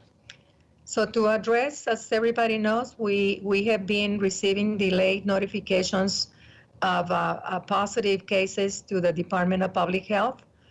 So to address that concern, we have issued notifications to local laboratories asking them to support public health and their patients by submitting timely reports on positive cases within 24 hours from resulting of samples. We have also been in constant contact with the Texas Department of State Health Services and the Texas Department of Emergency Management to address delayed test results to public health from states' testing sites. During our last conversation with the state, which was just a couple of days ago, we have been assured that the deficiencies have been addressed and that we will be receiving results in a more timely manner. So addressing laboratory delays is going to help us ensure that individuals are contacted timely to begin the investigation and contact tracing process. We've also had a number of individuals who have been calling the Department of Public Health to self-report their positive results. And this is due, again, to laboratory delays in reporting cases to the Department of Public Health. So we are now seeing a number of individuals that are self-reporting their positive status to us. And to address this issue, we have trained and assigned a triage line as the designated point of contact to receive these cases and provide the callers with the assistance necessary and to initiate the investigation and contact tracing process. We've also have been addressing hard-to-reach contacts. So sometimes, as I mentioned before, it's very difficult for us to contact an individual. We can make several calls a day. We continue the following day, and still there's no response for the individual we need to contact. So to address these individuals, we continue to work with the police department and sheriff's office who help us investigate and conduct home visits to those individuals' homes to issue isolation orders and to ensure positive individuals comply with home isolation requirements. Next slide, please. So we have an expandable staffing plan developed and implementing to meet case search needs. So the national recommended ratio for contact tracers is 11 to 30 per 100,000 population.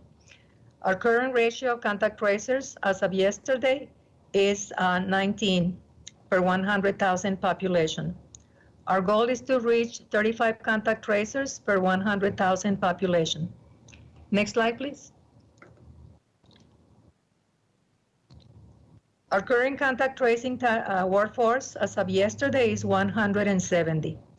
We have been able to expand contact tracing capacity through the Texas Health Trace program. This is the Governor Abbott's statewide program that works with the UT system to recruit and train students as contact tracers. The state's contact tracing capacity is 4,000 contact tracers throughout the state who are participating with jurisdictions who sign up to the program, such as El Paso, where we are able to tap resources and augment local capacity to contact trace. Next slide, please. So since the inception of the pandemic, we have been able to enjoy a number of partnerships for contact tracing. And those, some of those include Texas Tech, who provided a number of medical students at the onset of the pandemic, in addition to students and faculty members from UTEP and students from other universities. These volunteers were later transitioned out and replaced with higher staff. And our latest partnership, again, is the Texas Health Trace program, which will provide unlimited capacity for contact tracing on a long-term basis. And my understanding is that Texas Health Trace is going to provide support to jurisdictions until the end of 2021. Next slide, please. Excuse me. So the composition Our staff and qualifications are as follows. The epidemiologists possess either doctorate degrees and masters of public health. The investigators have either a master's in public health or a bachelor's degree. Our contact tracers have a high school diploma and are trained to become nationally certified contact tracers. The isolation and quarantine managers have bachelor's degrees, and our data managers have high school diplomas and receive ample training on COVID data management. The Texas Health Trace contact tracers are all university students from UTEP and several other universities recruited to trace contacts throughout the various regions in Texas. My understanding is that the different universities, the contact tracers from universities, they are assigned different regions in Texas, and so that means that the UTEP contact tracers don't necessarily contact trace Region 910, which is a region in El Paso County. Next slide, please. Our public health staff, our public health professionals, all trained on emergency response, disease investigations, crisis communication, and other public health related areas. They also receive training related to COVID-19. Contact tracers receive 2-week-long training to include an online course on COVID-19 contact tracing, leading to national certification by the Association of Territorial and State Health Officials, which includes basics on coronavirus disease, contact tracing basics, effective communication and interviews, and case monitoring and resources. Contact tracers also receive training on HIPAA, privacy law, customer service, in addition to hands-on instruction, shadowing of designated investigators, and ongoing mentoring. Next slide, please. So what is our turnaround time for case management? For initial notification of positive status, it takes 24 hours from the receipt of positive test results. This is during search situations. Initial contact by an investigator is between 48 to 72 hours during search. Initial contact by a contact tracer is 24 to 36 hours from receipt of case assignment. Testing, referral, and monitoring, 24 to 36 hours from contact tracers' initial contact. Issuance of isolation orders takes place immediately after initial notification or investigation. And release from isolation or quarantine letter is issued between 24 hours from final investigation assessment. Next slide, please.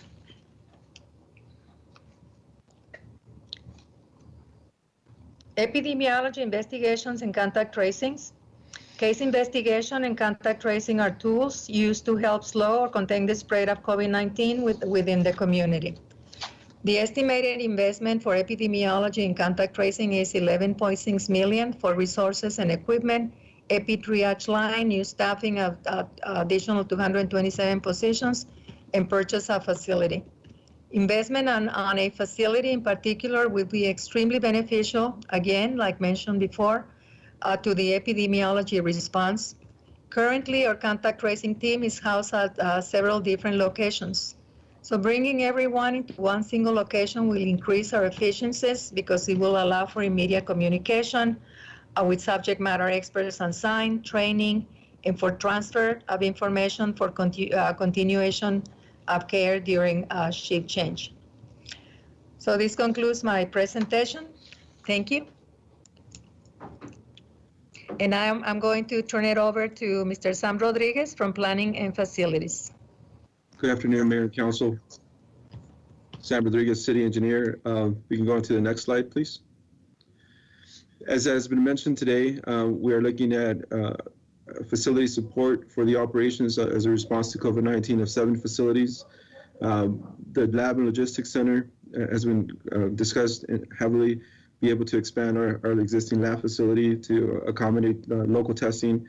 So we're working on finalizing the negotiations for that facility while also continuing the design of the facility as well to make sure that we have the proper BSL-3 capabilities at that location. In addition to that, as has just been mentioned, the Education Call Center as center point for contact tracing is another facility that we're currently under negotiations for acquisition on that.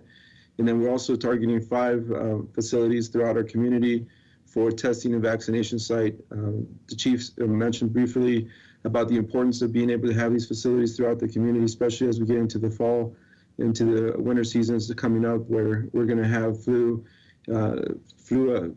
affect our community as well. There is an item today in executive session that will share with you the proposed acquisition location for these 5 facilities, as well as give you an update on the other 2 facilities in detail as well. Next slide, please.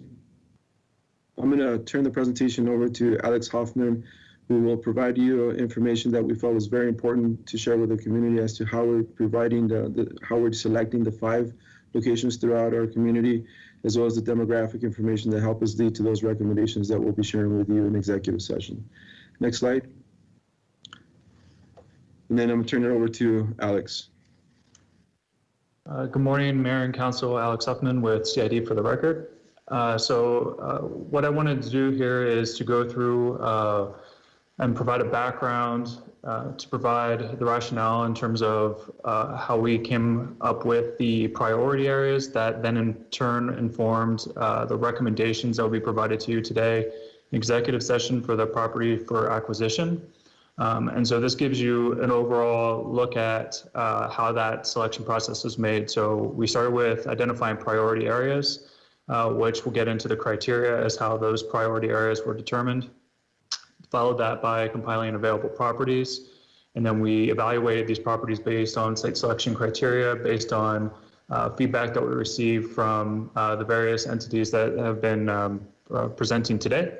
And then we ranked those properties based on how they met those criteria.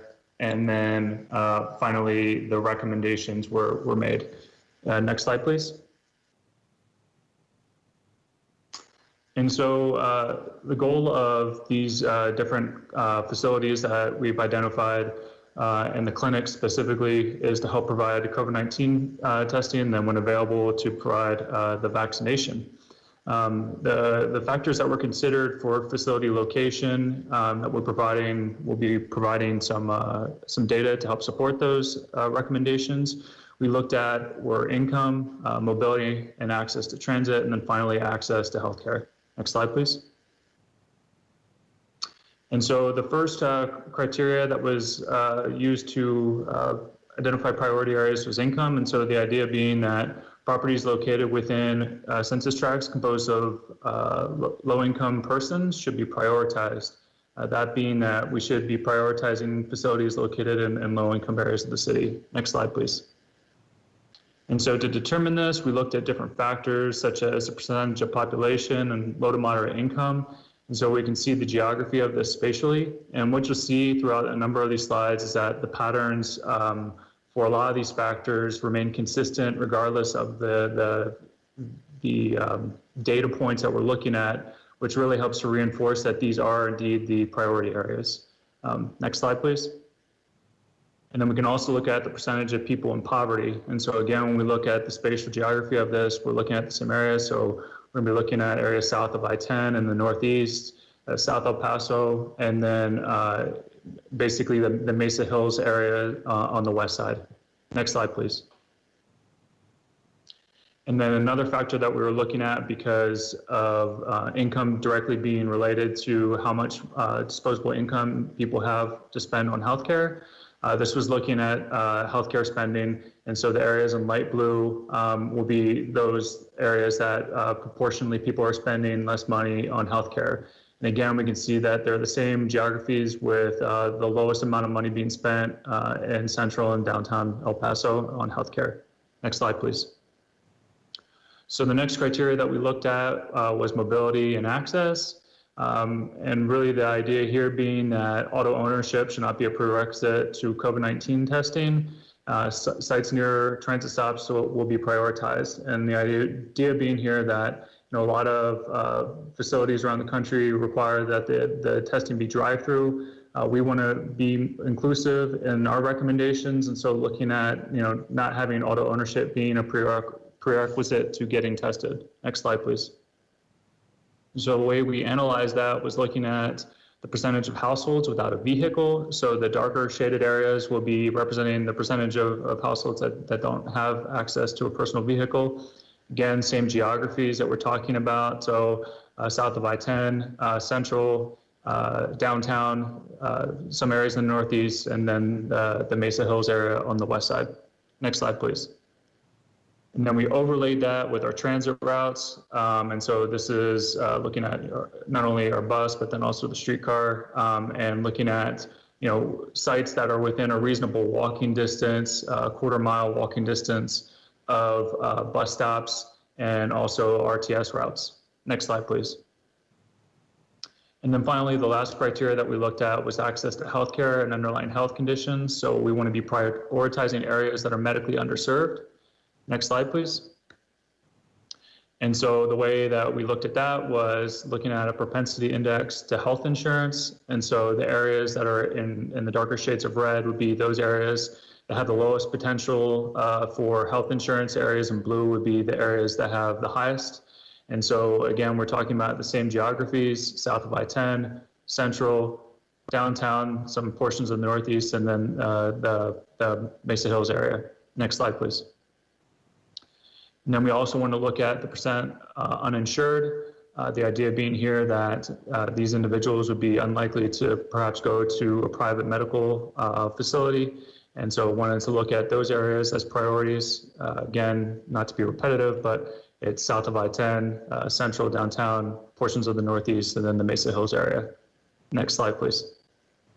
And then finally, one of the things that we want to do is look at those locations where these are private medical facilities, pharmacies, some of the areas where medical or for COVID testing is available, such as Walgreens, those types of facilities. And so this heat map shows the clustering of those facilities. And so in this case, the location of these areas is actually the opposite of the areas that we're looking at. So these would be our medically served areas. So those would be areas north of I-10, some areas in the UTEP area, and then portions of the east side and then the far west side. Next slide, please. And then the last factor that we were looking at that was important was the underlying health conditions. And so using CDC data, we were able to look at census tracts where the combined percentages of diabetes and high blood pressure were found. And so this was also in those same areas that we were seeing some of the other factors being considered. And so we see higher incidences of diabetes and high blood pressure, areas south of I-10, central, downtown, portions of the northeast, and then the Mesa Hills area. Next slide. And so with that, we identified these were our priority areas of the city. What we'll be seeing in executive session are properties that meet the criteria that we developed with the different user departments that were serving each of these geography areas that we identified as being priorities. Next slide, please. And so with that, I'm happy to hand off the presentation to Nicole Farini. We need to pause here for public comment. We're at past noon, so if we could pause, Nicole, we're going to go to public comment. Laura? Yes, sir. The El Paso City Council is a local government body charged with serving all of the citizens of the city, and these meetings must be focused on the meeting at charge. The City Council meetings are public meetings under the Texas Open Meetings Act. All persons in attendance are expected to display civility and decorum that is respectful to other persons without the use of insulting, profane, threatening, or abusive language. Public comment will not be used for personal attacks, nor may any member of the public use this forum for political statements or campaigning. Please note that during call to the public, the City Council may not deliberate or decide any subject that is not on the agenda. This afternoon, we have 2 members of the public that signed up to speak. The first person is Mr. Jose Gaston Barriga. His topic is on safety, and every decision is a risk, while every risk is a decision. Good afternoon, Mr. Barriga. *6 to unmute your telephone, and you may begin speaking up to 3 minutes. Mr. Barriga will be followed by Ms. Patricia Robinson. Mr. Barriga, *6, sir. So you can unmute your microphone and begin speaking. Yes, good afternoon. Can you hear me? Yes, sir. Good afternoon. Yes, my name is Jose Barriga. Several months back, I stayed at home as recommended. However, it backfired on me. A darker skin discoloration on my ankles and feet suddenly started to grow. Besides the swelling and pain on both legs, the ongoing pandemic kept me from going to the ER. The stigma toward this novel coronavirus was weighed against the medical conditions that I usually deal with. When back in May, I think it's the 31st, when I went and photographed the Black Lives Matter protest that took place in the 5 Points at Paso, right in front of the Paso Police Headquarters. I documented and the way that I was seeing things. And that moment, I was protected. I have my mask, I have gloves, I have about everything. But when everybody started talking about that everybody was too close, I started having second thoughts because I didn't know what was going to happen. I waited for 9 or 10 days, and still I went up, followed the process. I went, I got myself tested, and it was negative. Didn't have to worry about it. But still, the stigma kept me from going to the emergency room or going to see the doctor. Why is that? It's because it's number one is like I just don't feel like if something would be something is minor, and then I would go being hospitalized, and then I get sick, then it would be a higher chances for me to get infected with something else, and then become a statistics of the city. So I didn't do anything about it. So, but I started developing edemas, and I kind of got worried. I actually went to the emergency room in William Beaumont, and they thought actually it was having I think as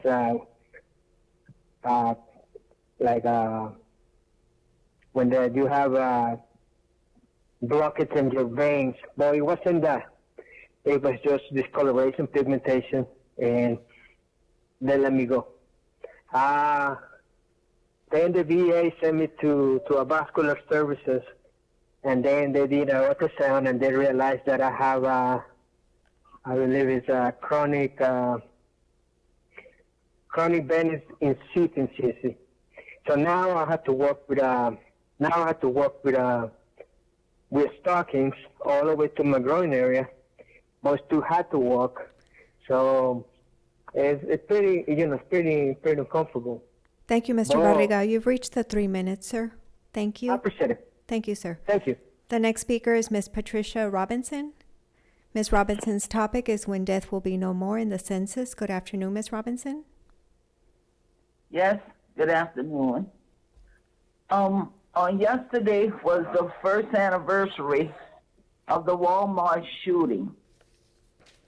Whose family has never been touched by death?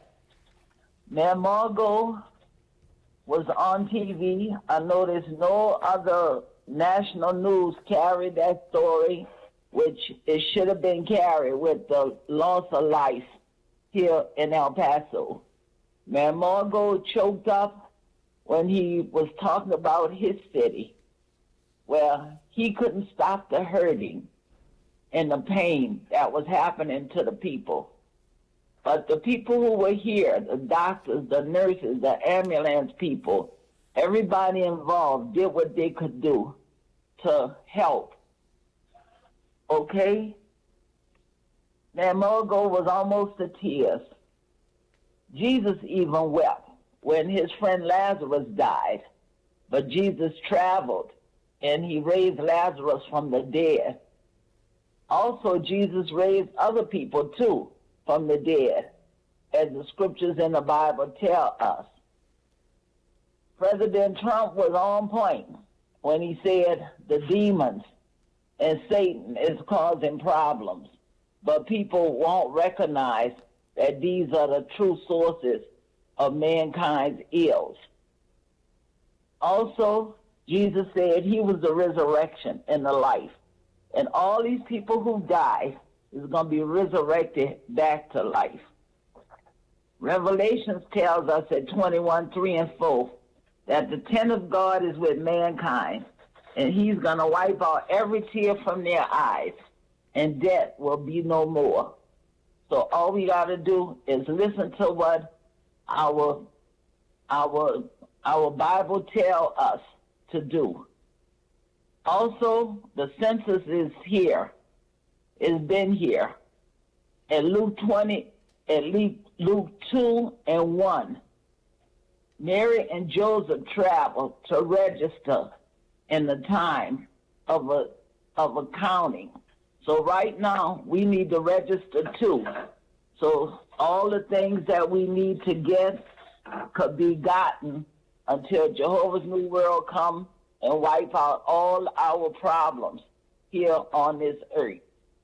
Well, thank you very much, and continue to pray. Thank you, Ms. Robinson. Mayor, that concludes call to the public.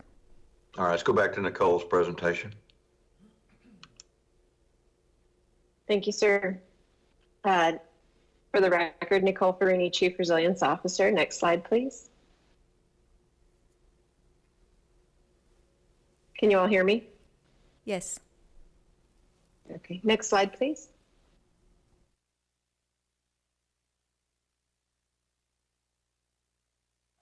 So today I'm here to update you on the community vulnerabilities and human services work as part of the cross-functional COVID-19 team.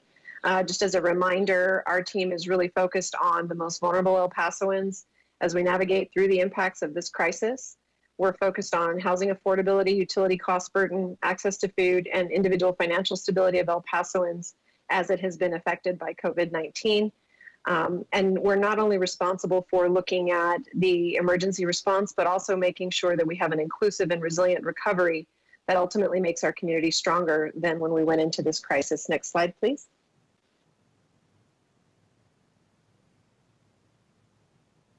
So just as a reminder and a refresher on the CARES Act and the deployment of the CARES Act funds in the context of community response and recovery. The CARES Act included 3 funding sources for that purpose. That was the Emergency Solutions Grant, Coronavirus Phase 1, the Community Development Block Grant, Coronavirus Phase 1, and the Coronavirus Relief Funds, which is the Treasury funds. In April of 2020, we moved very, very quickly to deploy the ESG CV Phase 1 dollars so that we could address immediate containment and prevention of the virus with regard specifically to individuals experiencing homelessness. I'm going to spend a bit of time in the presentation today talking about the success of that investment. And I want to make sure that I articulate that not only were we protecting those individuals that are experiencing homelessness, but there was also we were also cognizant of protecting the broader community in terms of the spread of the contagion by the homeless community. Following that, in May of 2020, as you are very familiar, we deployed a notice of funding availability that included the Community Development Block Grant coronavirus funds, as well as coronavirus relief funds from the Treasury. These funds were intended to address the basic needs of El Pasoans that were impacted by COVID-19. These 2 funding sources that have been deployed, or 3 funding sources that have been deployed, are not isolated. They are not mutually exclusive. We spent a lot of time working with the community, working with stakeholders, and really trying to understand the needs in our community so that we could make sure that we deployed the funds in a way that really provided a continuum of assistance for all of those vulnerable El Pasoans in need. To date, we have committed $22 million. We have pushed those dollars out in a 2-month period.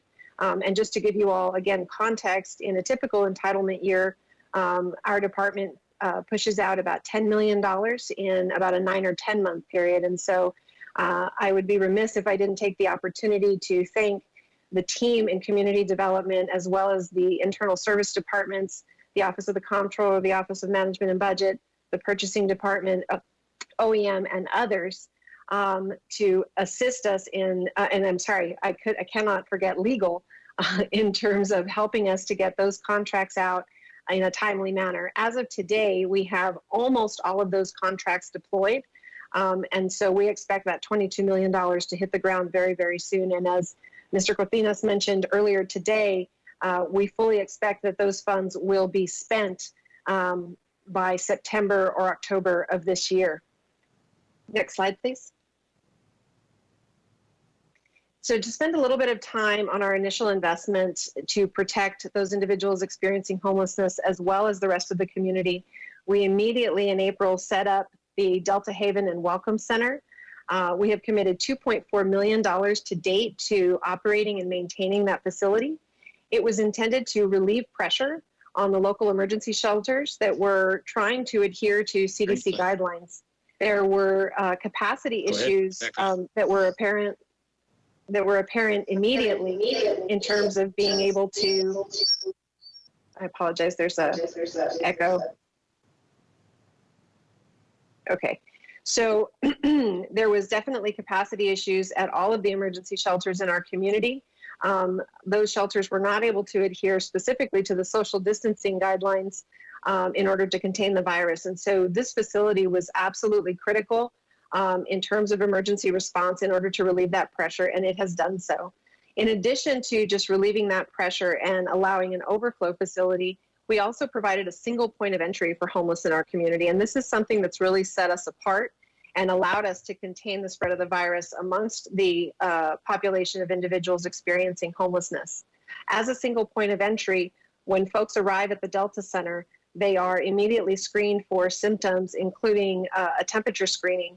Folks that are demonstrating symptoms are immediately given access to an isolated environment, transportation to testing facilities, as well as continued isolation as is necessary based on their testing results.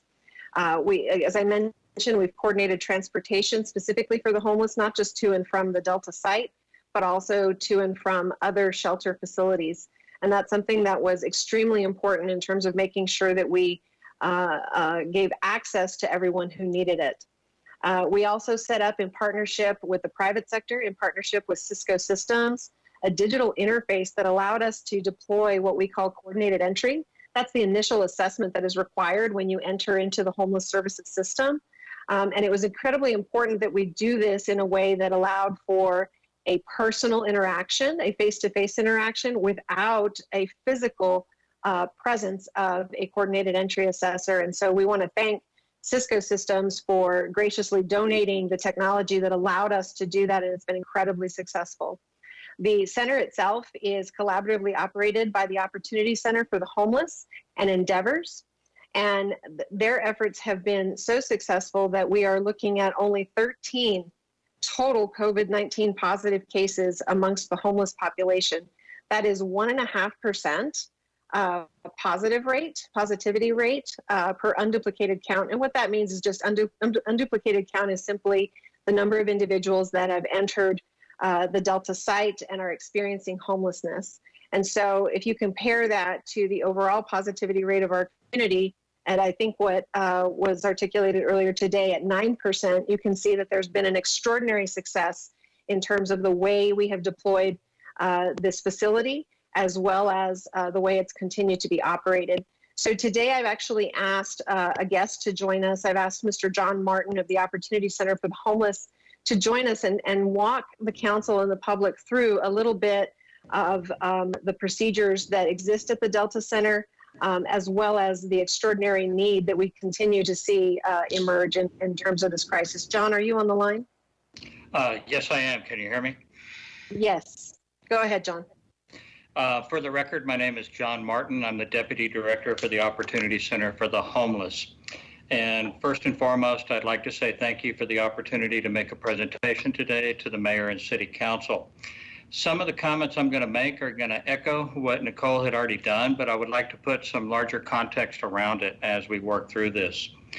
The Opportunity Center for the Homeless, as many of you know, have been working with this population for approximately 26 years. Hi, excuse and me. At the onset of Excuse me, COVID-19, allow me to interrupt, please. We lost a quorum. We only have 3 council members. Okay, now we have 4 council members, 5. Thank you. We have a quorum now. Thank you. Thank you. As I had mentioned, the Opportunity Center has been working with this population for approximately 26 years. Prior to COVID-19, to set the context for the need for the Delta site, it needs to be recognized that the Opportunity Center, through the 2 shelters that are co-located there, one for men and one for women, would typically work with about 150 to 180 individuals an evening. That number varies greatly based upon the temperature, and one of the things that we're talking about now is how the winter is going to impact our work as we move forward. But as a direct result of the numbers that were being served, the immediate need was to identify an overflow shelter. The overflow shelter was to relieve the stress not only on the Opportunity Center, but other shelters within the community that needed to meet predominantly the distancing guidelines. And to put this into perspective, the 6-foot requirement that's now being utilized, we were lucky prior to COVID-19 to be able to have 6 inches between mats, okay, because of the number of people that we were working with. So on the 14th of April, we initiated a transfer of approximately 80 individuals from the Opportunity Center and other shelters to the Delta Haven, which is the overflow shelter that I recognized. Within a few days, we activated the Welcome Center. And the Welcome Center, one way of looking at that, it's a conduit for all homeless individuals as well as families to be able to access services within the community. So today we collectively refer to the Welcome Center and the Haven as the Delta site. So I tend to use those terms interchangeably as we work through it. So we have been operating now for approximately 18 weeks, and our numbers have really not changed dramatically other than the ramp-up period that we had immediately following the 17th.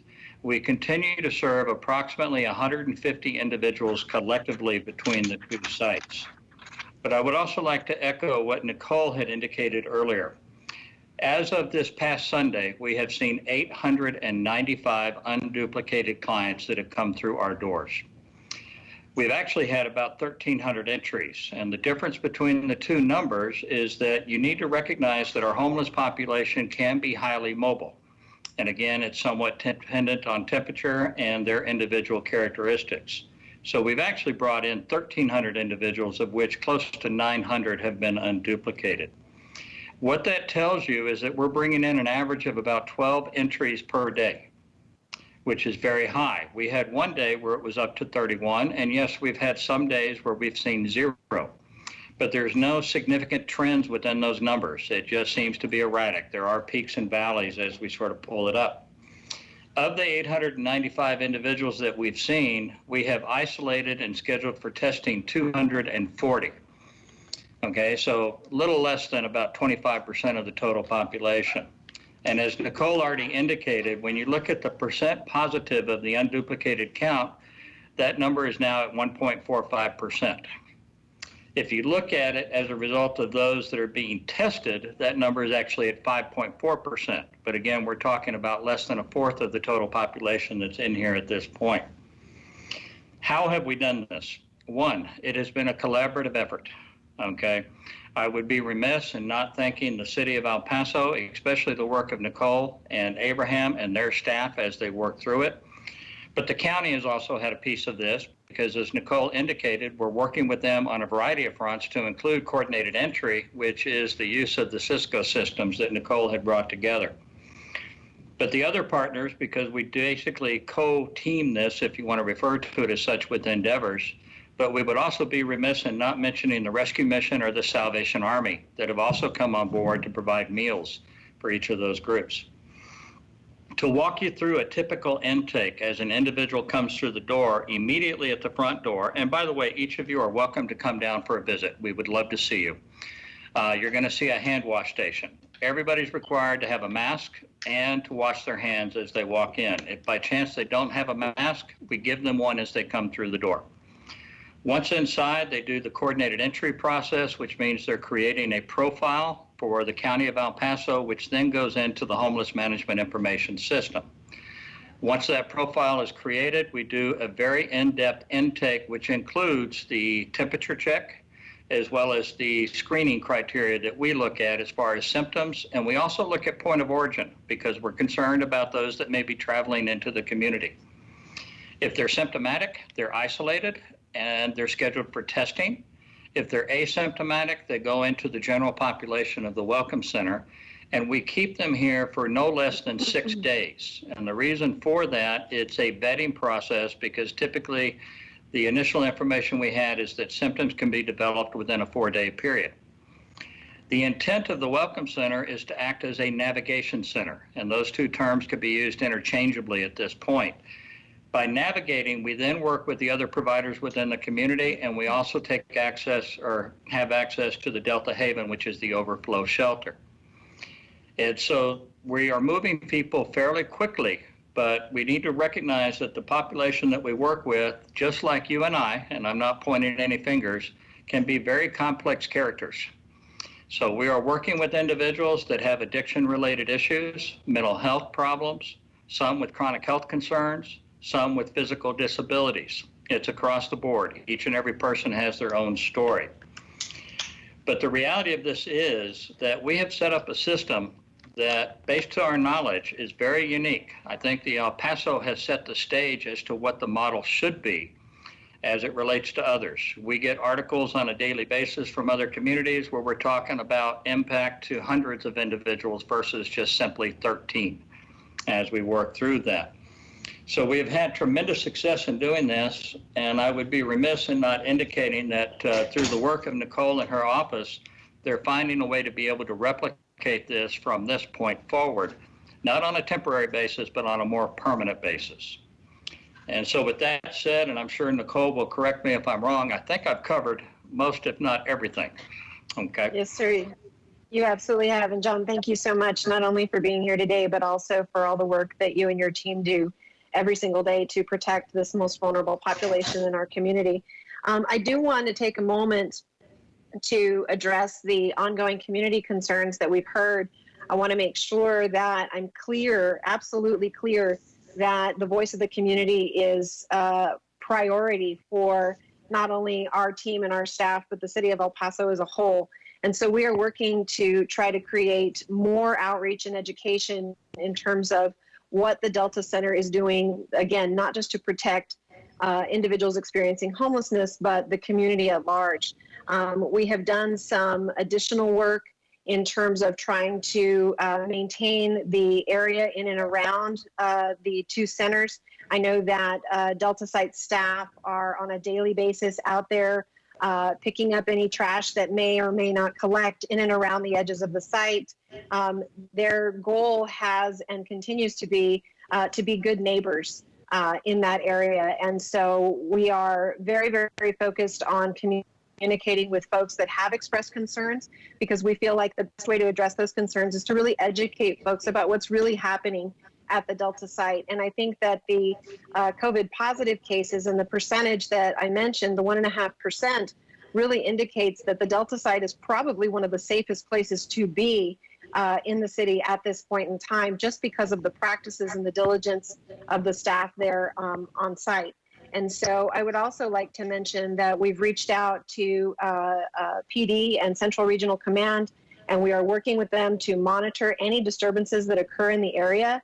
And I'm very pleased to report that in looking at the data, what we've actually seen is about a 19% plus reduction in disturbances and calls to PD in the area as compared to this same time last year. And so, again, really tracking that, monitoring that, making sure that we are attentive to community concerns, but also making sure that we understand what the facts are. And so we continue to do that. We take very seriously those concerns, as well as the needs of this very, very vulnerable population. One final clarification that I'll offer before I invite one more guest to join us is that when I talk about the $2.4 million committed to date, I do have to recognize the County of El Paso for their extraordinary partnership and assistance in working on this project. The City of El Paso has committed $1.4 million. The additional $1 million was approved by the county commissioners a few weeks back in order to, again, support this, show their support of this effort, and show their concern and collaboration with the City of El Paso. So thank you to the county for that. Next slide, please. So on this piece, I think it's very important that as we talk through, you know, whom we are serving and we talk about vulnerable populations, it's important to understand the face of homelessness in our community. There's a tremendous stigma around the idea of being homeless. And I think folks often have misconceptions about whom we are serving and whom we are helping. And so I thought it was very important today to ask some folks to join us and talk a little bit about the success stories. This is one of, as John mentioned, I think it's over 900 unduplicated intakes to date. But as of last Friday, we were talking about 852 souls, 852 El Pasoans that were given access not only to a place to shelter and protect themselves and the community from this virus and from the impact of this virus, but also 852 souls that were given access to the support services that they need. So this is not simply about shelter. This is about connecting folks to the resources that they need to get back on their feet. And so with that, I believe we have Mr. Ben Miranda from Endeavors on the phone. Ben, are you on the line? I'm on the line. Can you hear me? Yes, sir. Please share this story with us. Yes. Good afternoon, Mayor, Council, and all community representatives. I am Ben Miranda. I'm the Director of Operational Impact and Business Development for Endeavors. And just a little bit about Endeavors. We are a nonprofit organization that serves communities in Texas, Florida, North Carolina, and Puerto Rico.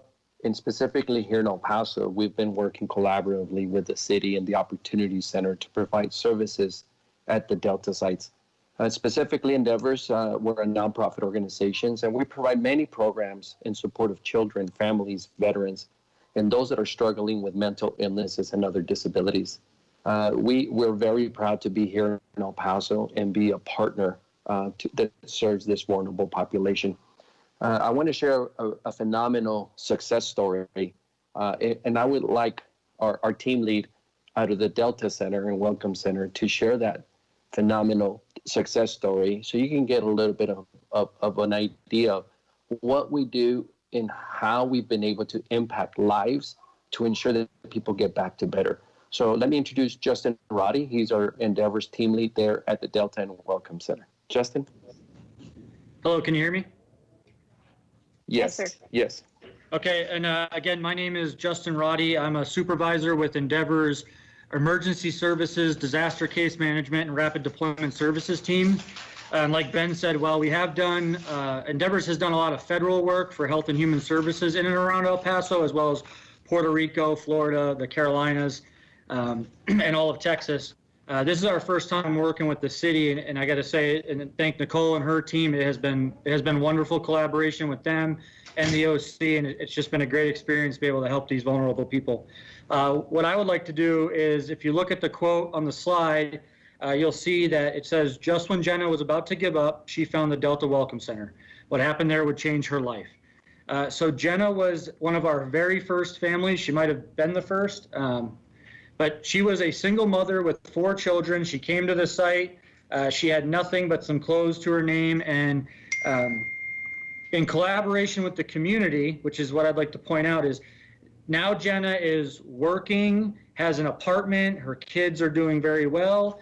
And we know this because after she got a job and she was in an apartment, she came back and brought us a pretty lengthy letter for the staff here at Delta, where this quote does come from. And I'd like to point out that this isn't just the Delta site. This is a community collaborative effort where Jenna came in. She was held here with her children for the 6 days so we could make sure there were no symptoms. They were monitored daily. While she was here, though, one of her children did have a birthday, and the staff found that out, so they got some cake and they got some stuff, and they were able to throw her son a birthday party, which she said they haven't been able to do in years, so it was very good on the staff. From here, Jenna worked with our staff to get recommended for the Reynolds home. There, she was placed in an apartment. They helped her find a job, and now she's fully working and doing well even during the COVID. Her one quote from her letter here I'd like to point out is, if I can do this, then no doubt so can you. Here's a huge thanks for saving my family, and I'm proud to share my story so that the world knows the incredible effort that the staff of the Delta Welcome Center are doing to change one family, one person's life every day in this horrible pandemic of COVID-19. And I read that because Jenna dropped this off and she wanted us to share her story. She wanted people to know that this is a place you can get help. So through Nicole's office. If anybody would like a copy of this, we can definitely send it out. It's got a lot of her story, and it's a very good read if you've got the time. But this wouldn't be possible without the collaborative effort between the city of El Paso, the county of El Paso, the OC, us at Endeavors, and the entire shelter system. So thank you for that, and thank you for allowing us to talk about that, Nicole. Justin and Ben, thank you so much. And I think that, again, I'll just reiterate that Jenna's story is one of almost 1,000 just in this short time frame that we've been operating the Delta Center.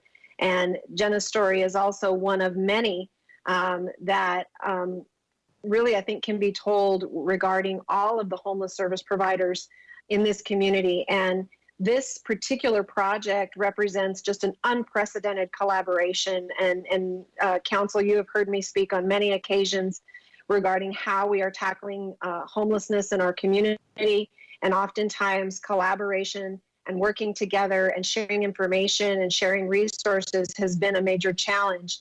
And I say in jest, maybe it took a global pandemic to bring us all together, but we are here and we are all here together. And it's been a tremendous collaboration. Next slide, please.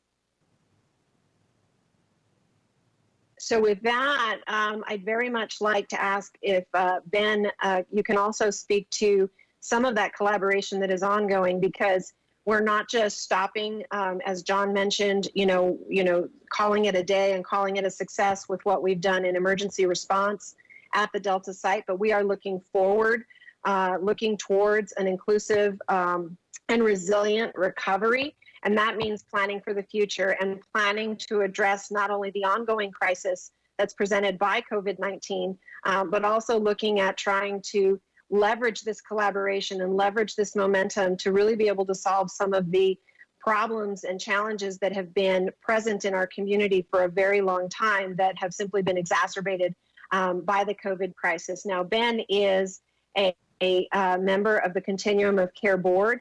And Ben, I think if you would walk us through what the Continuum of Care has done in terms of looking forward and establishing this Welcome Center Task Force. Definitely. Thank you very much. So what I wanted to update the council is the work that this particular task force has been doing since the first week of July. Our focus and our goal has been to move from a temporary to a permanent solution to ensure there's no gaps in service for our community. I am proud to say that members that were part of this task force are certified Lean Six Sigma and Baldrige trained staff. And we focused those elements as we produced this charter in the project to ensure that we provided a roadmap not only to the city and the county, but also to all community providers as we move forward to ensure we have a permanent solution. I can tell you there was 9 entities that participated in this COC Welcome Center Task Force, and I would like to name those.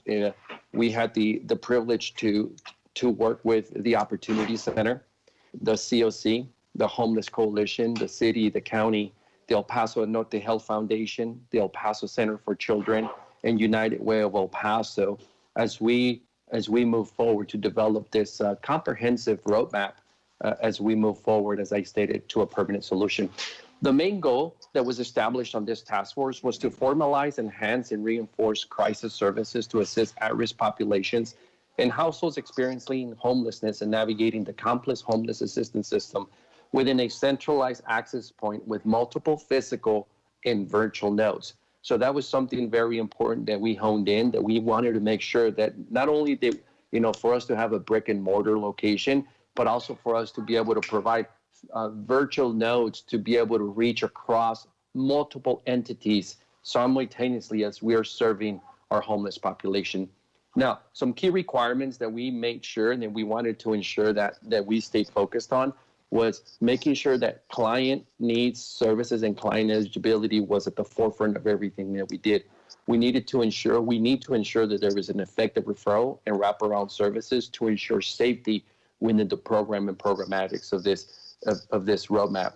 In addition, we wanted to ensure that we list services that will be offered, then we can define eligibility as a no wrong door approach, because we want to be able to serve everybody that's within the homeless population. In addition, we wanted to focus that we need to address the unique needs of El Paso community. And for us to be able to have search capabilities for emergencies and unique cultural community situations in case of any other future pandemics or natural or man-made disasters. We did focus on 4 overarching objectives, and I just want to go ahead and cover those real quick. The first overarching objective that we wanted to focus as a task force is we want to operate a welcome navigation center to El Paso's homeless service system.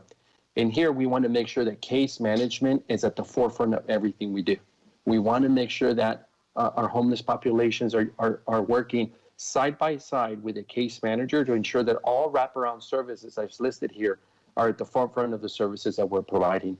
And then we also want to assist in enhanced coordinated entry within the operation of this Welcome and Navigation Center. The second key objective is we want to make sure that we lead and foster collaboration among partner agencies to ensure effective navigation. And that's face-to-face navigation and also through the virtual notes that I spoke to regarding the goal. We want to promote the standardization of the system. We want to lower all barriers if possible. We want to provide a no barrier environment, and we want to champion a no wrong door environment to ensure that we serve all homeless population.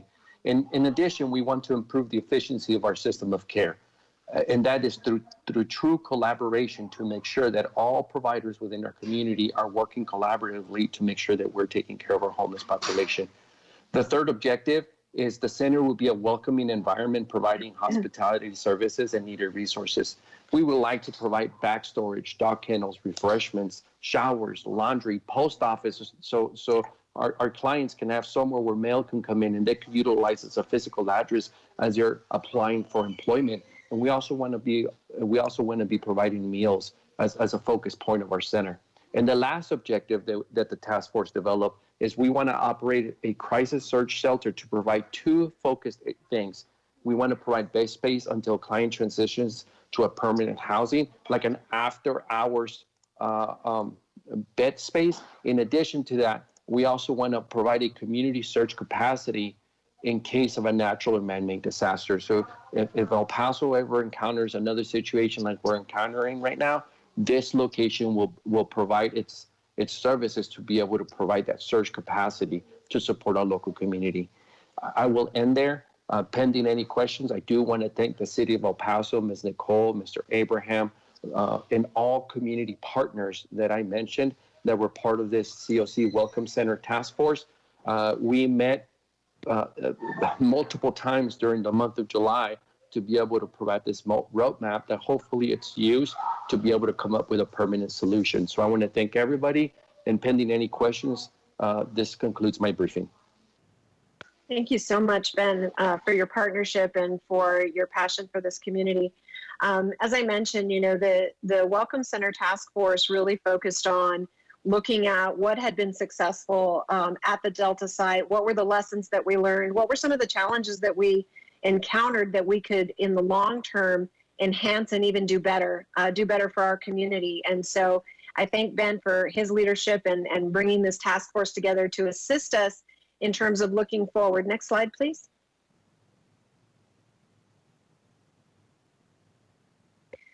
So as we look forward, it was really important. Again, I mentioned going all the way back to the funding that is available to us. We have deployed phase 1 CARES dollars, but we have in our possession, and I've briefed council previously in terms of the Emergency Solutions Grant phase 2 that we have received confirmation of allocation from the Department of Housing and Urban Development. That is approximately $3.9 million that has been allocated. But before we sort of launched in a reactive mode in terms of deploying those dollars, we wanted to make sure that we were doing it in a way that was effective, not just for now, but for the long term and well into the future. And so we did work with the COC Welcome Center Task Force so that we could provide a framework for how we should move forward. But in addition to that, we did a service provider community survey. And what we saw in the context of COVID is that 80% of service providers in the homeless service community, those folks that were surveyed, identified that there was an increase in demand for their services as a result of COVID-19. And so Obviously, it's very important that we continue. I don't think anyone in April expected that we would be here in August talking about continuing. I think that we all imagined an emergency response that would stand up and then stand down. But here we are in August, and we are still pursuing protection of this community, and we are continuing to see an increase in demand for services. We also asked service providers what kind of impact the Delta Project had on their services and on the community that they're serving. And 75% of those service providers that were surveyed indicated that the Delta Welcome Center and the Haven have had a positive impact on this community. And that was really important. It was important to understand in terms of our future investment and in terms of moving forward that we were doing this right. And that really comes from, I think, the organizational culture that exists at the city of El Paso, and really looking at not just resting on our laurels or deciding in a silo that what we've done is right and that what we've done is 100% successful. We are constantly learning. We are constantly moving forward. We are a learning organization. And so being able to get this feedback that tells us, yes, you are on the right track, but what are the things that you can do better before we deploy additional funds? We learned that the Welcome Center concept can improve by better addressing those wraparound services that Ben mentioned, really looking at long-term economic stability for these homeless populations, making sure that we are not simply providing shelter, but rather we are providing a path to a positive future for El Pasoans. Again, we continue to see a higher demand for homeless assistance. We anticipate that that will continue, specifically as we start to see more and more evictions occur in our community. And seeing more folks that are in need of homeless services that may have never been in need or never imagined themselves in need before.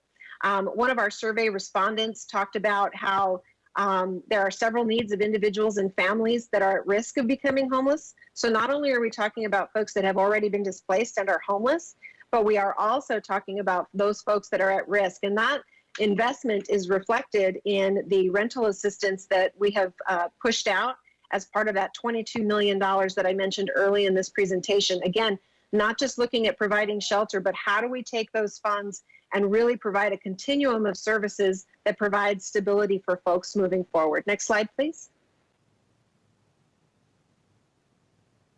So in looking at how do we provide a framework and how should we be pushing out this additional CARES funding that we have at our disposal.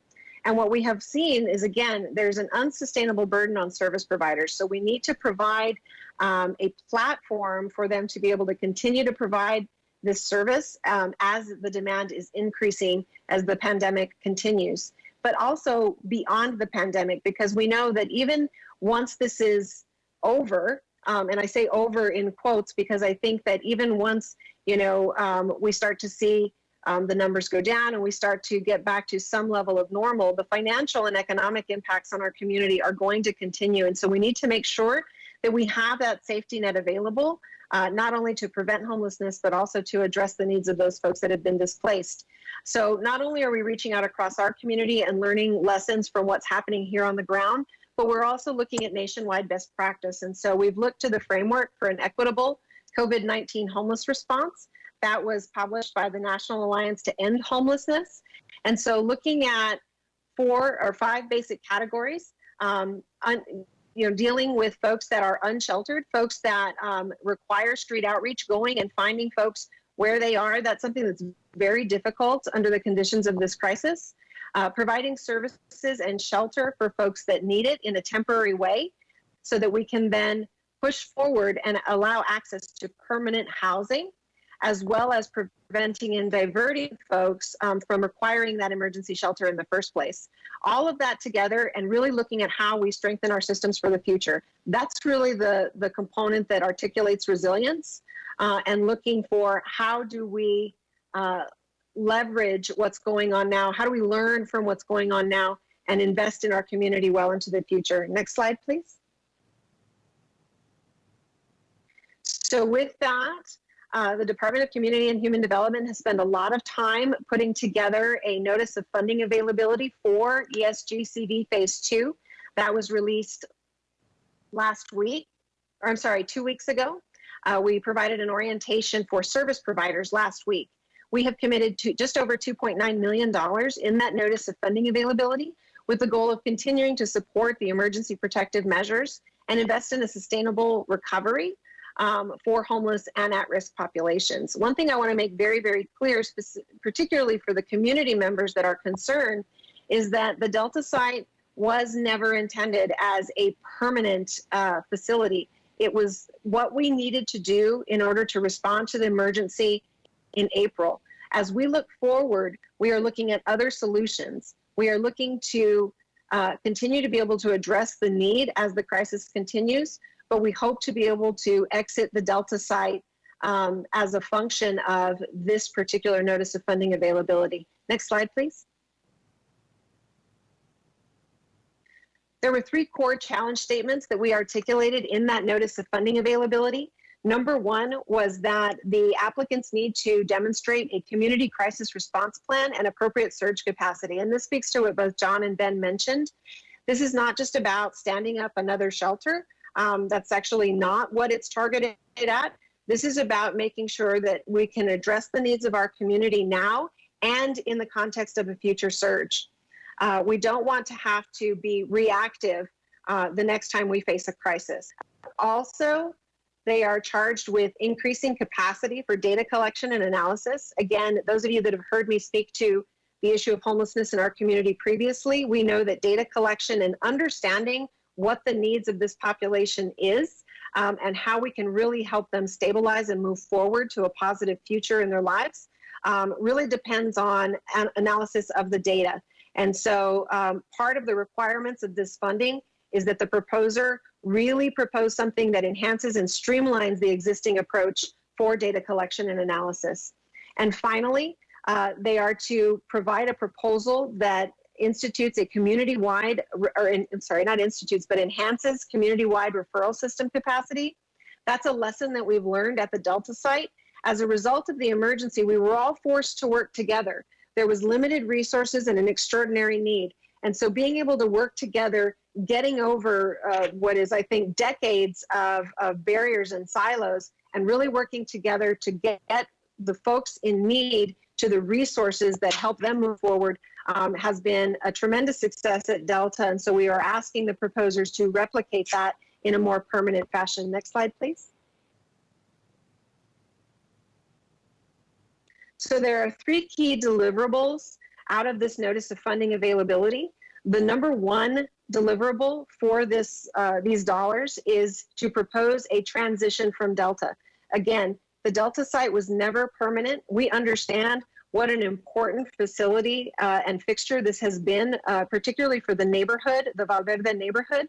And so we are very focused on creating a permanent solution that transitions from the Delta Center, but also proposes a permanent community crisis response plan. We hope that we can exit the Delta site by no later than spring of 2021. But I will also mention that as part of the contractual obligation at Delta, there is a 45-day exit strategy, an exit requirement from the day that the emergency order is lifted. So I want to be clear that while we are currently planning for an exit no later than spring of next year, should the emergency order be lifted, that date could be much sooner. And so again, we're working with the whole service provider community to provide a safe and effective transition in and out of the Delta site. Next slide, please. The second key deliverable, again, is that community crisis response program. This is something we've talked about before, and it really hit us in the face when the pandemic descended. And so when we look at a community crisis response plan, this really needs to be, in essence, a continuation of operations plan, which is something that we're all familiar with at the city. We have to continue to provide services regardless of the emergency situation. And so we're asking that proposers establish a plan to work with all homeless service providers, law enforcement, as well as emergency management, to create a plan that can be deployed immediately following any kind of community crisis. And some examples of that crisis may be an extended public health emergency, such as the COVID-19 crisis, but it could also be a sudden and intense surge in individuals seeking shelter. We saw that about 18 months ago when we saw a lot of folks coming into our community in need of shelter in a sudden and intense way. And so being able to absorb that surge capacity is something that we are asking of the proposers under this notice of funding availability. The final piece is something that you all may have heard continually over the last several years, is being prepared in the event that one of our major components of the service system, such as one of the major emergency shelters, would have to close for any reason. You know, that could be anything from a fiscal emergency where they're no longer able to provide services, or it could be something like a fire. And suddenly that facility is no longer appropriate for the 80 or 100 people that are currently sheltered there. And so being able to have a community-wide response plan that can respond to that kind of surge is absolutely critical, and we've never had it before, and we're requiring it now. Next slide, please. Finally, the third key deliverable is to advance national strategies. This is where it really comes back to not just addressing the COVID-19 crisis, but also making sure that we are moving forward in terms of our goals to end homelessness, whether that be for specialized populations such as veterans, families, or children, or chronic homeless individuals or folks with disabilities. Sorry, I was getting a little bit of feedback there. But at the end of the day, again, this is not just about an emergency knee-jerk response, but rather it is about comprehensive planning to deal with our needs today and well into the future. Next slide, please. So here is the timeline for deployment of the Emergency Solutions Grant Phase 2 funding. This timeline was developed closely with the exit strategy that is being developed for the Delta Welcome Center. So again, we released the notice of funding availability on the 22nd. We had an orientation for service providers on the 29th. And I just want to note that I don't know that I've ever done a notice and an orientation that had quite so many participants. We literally had almost every service provider in this community on board, and we're looking forward to collaborative proposals. One thing that I will say that we required as a function of this funding is that no single entity can apply or qualify for this funding on their own. We required a collaborative approach. We require formalized partnerships. So in essence, we are leveraging this funding to be able to institutionalize the collaboration and the coalition that has really emerged out of this crisis. And so again, resilience is not just about responding and calling it a day and saying it was a success, but it's rather about institutionalizing those best practices. And we are doing that through this funding. Proposers have two deadlines.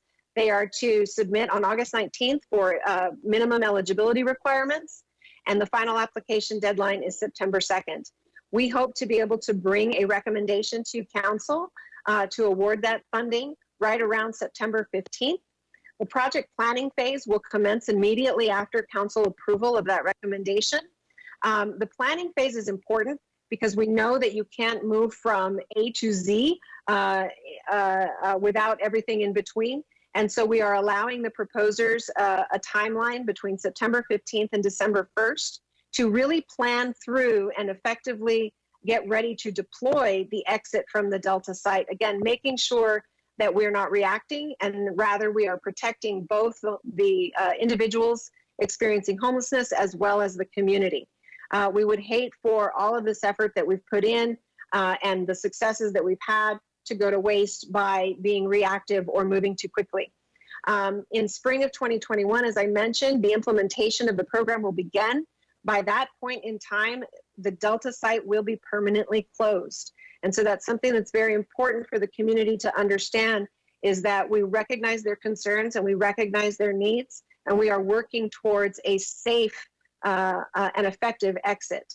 And ultimately, this funding has an end date of fall of 2022. So we have about a 2-year period to really get this program and the proposal on its own 2 feet. We are also requiring from these folks a fiscal sustainability plan. So recognizing that the $2.9 million that we have, that the city is investing in this solution, cannot be the be all end all for all eternity. And so, again, working with folks to make sure that this continues well into the future. And with that, I'm happy to turn it over to the next presenter. Nicole, Representative Lizarga has a question. Yes, ma'am. Thank you. Thank you, Nicole, for your presentation, and most especially, thank you for your help with this most vulnerable population. I also wanted to thank John and Ben and Justin. I have just a quick question about, can you just explain to the public why the Delta, for the benefit of the public, why you chose the location for the Delta site? I think a lot of people are confused about that. Sure, I'm happy to. So there was a number of factors that went into considering an appropriate site to house this vulnerable population. One of the things that was initially considered was the appropriate amenities. We needed to make sure that we had enough space so that we could deal with the surge capacity and assure that 6-foot social distancing requirement across the facility in terms of the volume of folks that we anticipated being needing to utilize the facility. So that was probably criteria number one. The second piece was making sure that we had a facility that had appropriate amenity like showers and restrooms, an ability to provide meals, again, allowing for that social distancing. An additional piece in terms of being able to provide services, the location was incredibly important in terms of proximity to the other shelters. So you have the Opportunity Center for the Homeless on Myrtle, you have the rescue mission in close proximity, you have the Salvation Army very, very nearby, actually down the street. And so being able to have the Delta site in close proximity to those existing shelters made a lot of sense so that those folks could continue to provide services for that population and we could have that collaborative effort with relative ease.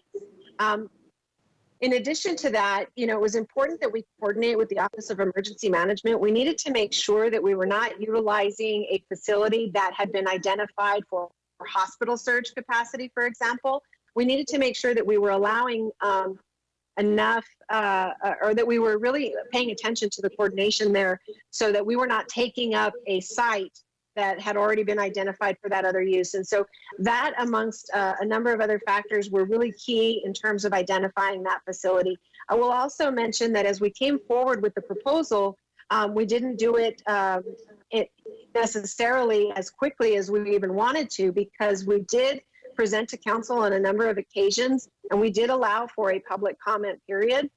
We did not receive any public comment at that time, but that being said, we recognize that there are individuals that feel like we have not communicated enough, and so we've reached out individually to those folks, as well as providing that information to the elected officials that govern that area. Thank you, Nicole. I really appreciate your comprehensive planning strategy, and thank you for all your hard work. Thank you, Representative. Okay, let's continue.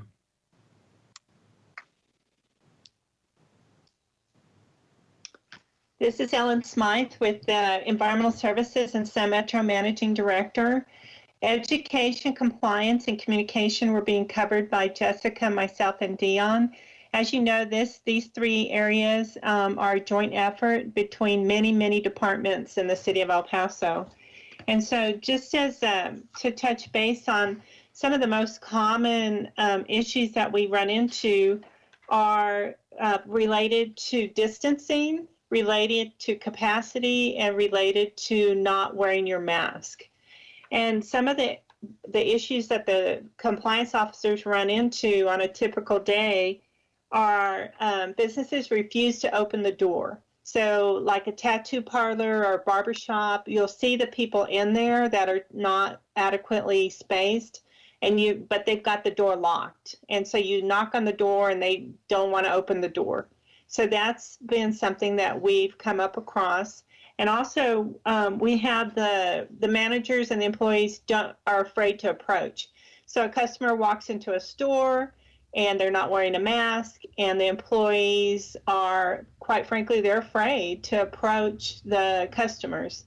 They have fear of, being retaliation, being yelled at, people telling, cussing them out, walking off. And then the third area that we are running into has to do with the bars and the restaurants, because the governor's orders and the local health orders specifically mention the capacity of the bars. Many of them have applied for new food permits so that they are claiming now to be restaurants. But the problem is, after 10 o'clock at night, many of the food items are disappearing and they're kind of reverting into the bar scene as well. So they're kind of gaming the system with the TABC. So we're having to deal with many of those complaints. The Education Task Force is being run mostly through Ruth Casillas at the Health Department. She has a very active team that are going out and educating. You can see these are the statistics on this slide on where they're targeting the services that are providing services to the elderly population. And thus far, they've had almost 8,000 site visits and distributed almost 150,000 flyers. And they've reached over almost 32,000 people. So it's a very active task force, and I believe she's on the phone as well if you have questions about those efforts. Next slide.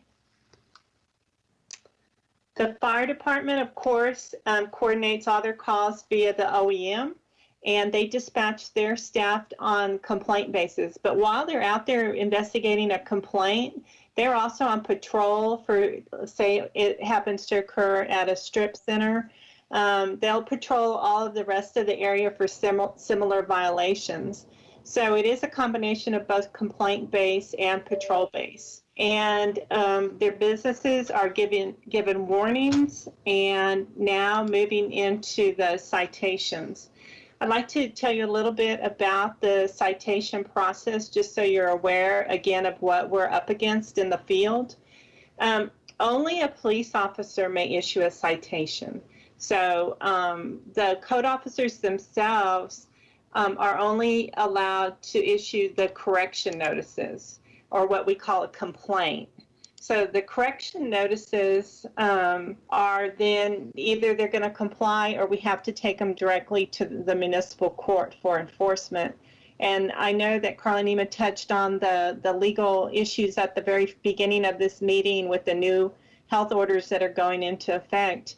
And so at the end of the day, we really try to get a signature on the bottom of every complaint or citation that is issued, because the signature at least can prove to the judge that we really did talk to the person. Many people will not sign the citation. They don't want to sign the complaint. And so we could call PD and have them arrested, but we have not really gone into that aggressive of a mode of compliance. On the next slide, you'll see that PD also is going out, taking all the intakes through the PD non-emergency number. And these are so that no two officers are sent to the same call. And PD is given the higher priority calls. Say it was a midnight house party. You're not going to send a code officer to a call like that. You're going to send a police officer. And because they also have the training bulletins that they use for their own internal training to all the officers. So officers are all on the same page to ensure consistency from all of the officers. And I also have Humberto Talamatas from PD on the phone if you'd like to hear a little bit more about this PD task force. Chief Talamatas, you want to jump in?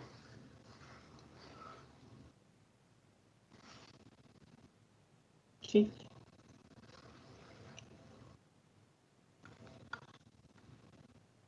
Okay, well, let's go on, because you can ask questions also at the end. Next slide. The health department, I know that Angela Moore talked extensively about the tracers, but in the meantime, we also have the food inspectors who are going to the restaurants, and they're canvassing the businesses, and they have checklists that they use for uniformity. And then if they find that the businesses are out of compliance, they will also be given warnings. And we have a database that we use to keep up with all the different visitations that we've made. In just a couple of more slides, you'll see an example of what one of these checklists look like. Next slide. There's specific checklists that have been created for the gym and exercise facilities, the restaurants, and the grocery stores. Next slide. So this is an example of one of the checklists that the task force uses and for education and communication. And you can see that each one of the questions checks, are you monitoring and tracking your employees? So each one of these questions is specifically targeted towards one of the local health orders that have been issued. And you ask them if they're experiencing flu symptoms, and make sure that they're providing PPE and that they have sanitizing stations available. And then they have signage posted that inform all the visitors of what the guidelines and restrictions are. Then whether or not they're adhering to the schedules of staggering employee lunches and social distancing. Make sure that they're aware who to call if there ever is an issue that comes up. And then make sure they are aware of the epstrong.org, where all of the information is stored in easy access. And then also for this one, enforcing whether they're wearing a face covering. And so this is just an example. The other two checklists are similar that the officers use. So it's a combination, it's an effort between all the different departments. It's a very active task force. You see on the daily email that comes out from Dion Mack, the number of visitations and citations that are being issued. And I have the citations are difficult. I know that's one of the questions that's posted for later on in the agenda. It's difficult for the citations because it has to go all the way to court, and you have to have the judge intervene. And at this point, within an hour, whatever the problem was is probably gone. If it's a house party, it's been broken up. If it's distancing, it's been broken up. So these violations are very short-lived, but there's a lot of them. And so catching them and being able to stop them via the education and outreach seems to be the more effective approach at this point. But we are going into the more aggressive stage next. I believe that was it. Next slide.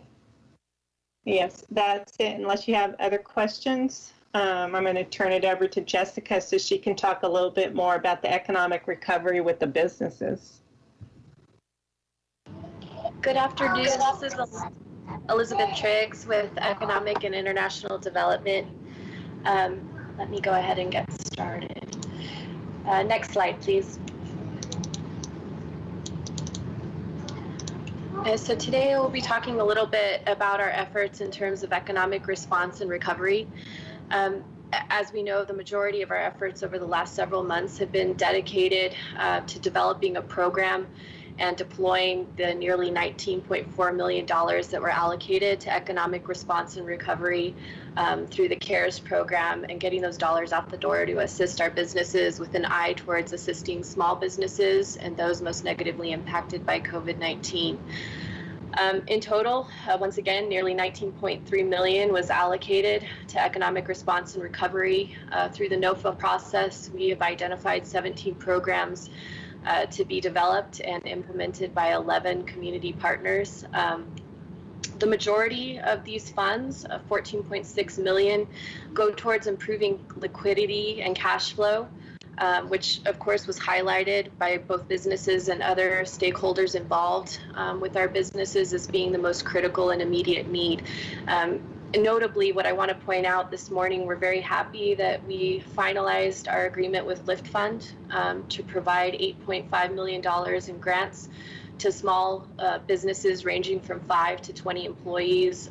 This is the first of three programs in total that we're developing. The other two programs will focus on micro enterprises and as well as independent contractors, and those are both on schedule to be out the door this week.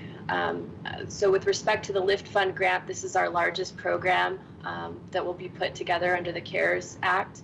The grants will go up to $25,000 depending on the business size and loss, and in line with the requirements of the CARES Act and associated deadlines and associated guidelines, grant dollars are intended to reimburse businesses for losses experienced due to COVID-19, and they can be used towards a variety of different things, including rent, as well as payroll, which I think has been a concern in the past.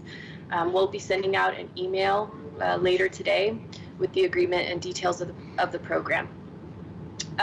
But in addition, and primarily what the next few slides will focus on, is the remainder of the funds, 4.8 million approximately, that go to assist our small businesses and help them restart and continue operations, as well as restore product and service demand and consumer confidence. We have a variety of programs that are aimed to do that, but what I really want to highlight is that all of these programs do that with a heavy emphasis on getting these businesses back up and running in a safe manner and in a way that really mitigates the spread of COVID-19 in our community, both to employees and customers. It's so critical that we get everybody back up and running, but that we do it safely, because that's the only way that we'll be able to sustain through this pandemic, which continues to affect us pretty heavily. So with that, the next slide, please. Although there are more programs contained within that $4.8 million, what I'll do in the next couple slides is highlight 7 of those programs, all of which have either been executed or are on track to be executed within the next couple of days. So these 7 programs are the result of extensive outreach with local businesses and area stakeholders. And one of the themes in doing that outreach that continuously rose to the surface was a concern about how small businesses can reopen and operate safely. And so each of these programs goes to address that concern. Given that, it's obvious thus far, and it's really clear to us that our businesses have overwhelmingly been innovative and responsible in implementing various interventions to limit and mitigate the spread of the virus as they do reopen and continue to operate. However, a constant flow of information about the virus, how it spreads, the periodic updates and changes to health and safety orders, reduced consumer confidence as it relates to business safety, and additionally, physical and financial barriers are all very, very significant challenges to area businesses. And so these 7 programs go to try to provide some assistance. And again, they'll be undertaken by our subrecipients that are active in the business community already. Next slide, please. So the first program I'd like to spotlight is the Technical Assistance Program to support a safe reopening, which will be developed and implemented by the Hispanic Chamber.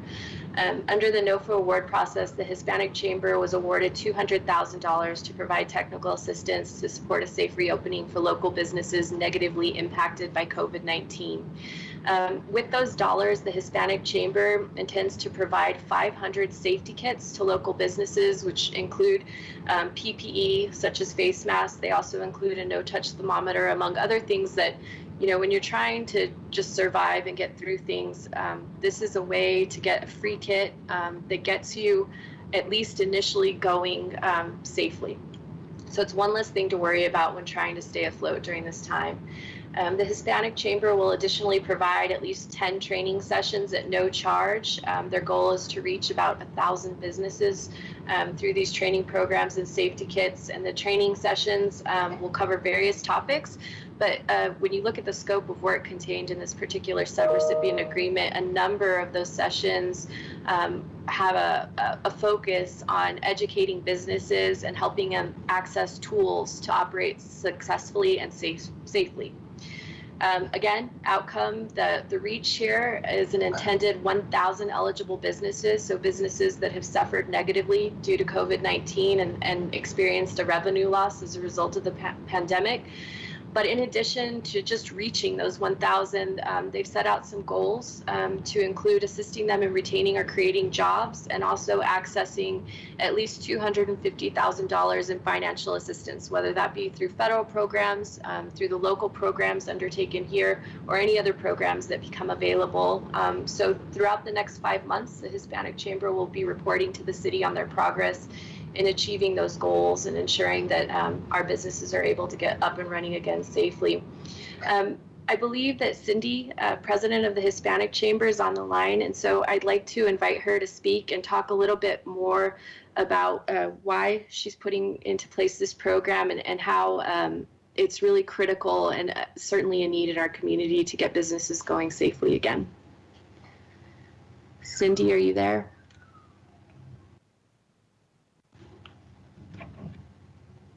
Thank you, Elizabeth. This is Cindy. Can everyone hear me?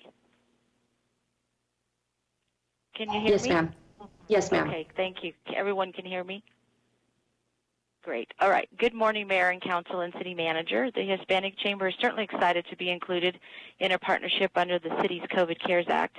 A very special thanks to Jessica and Elizabeth and her team for always working with us.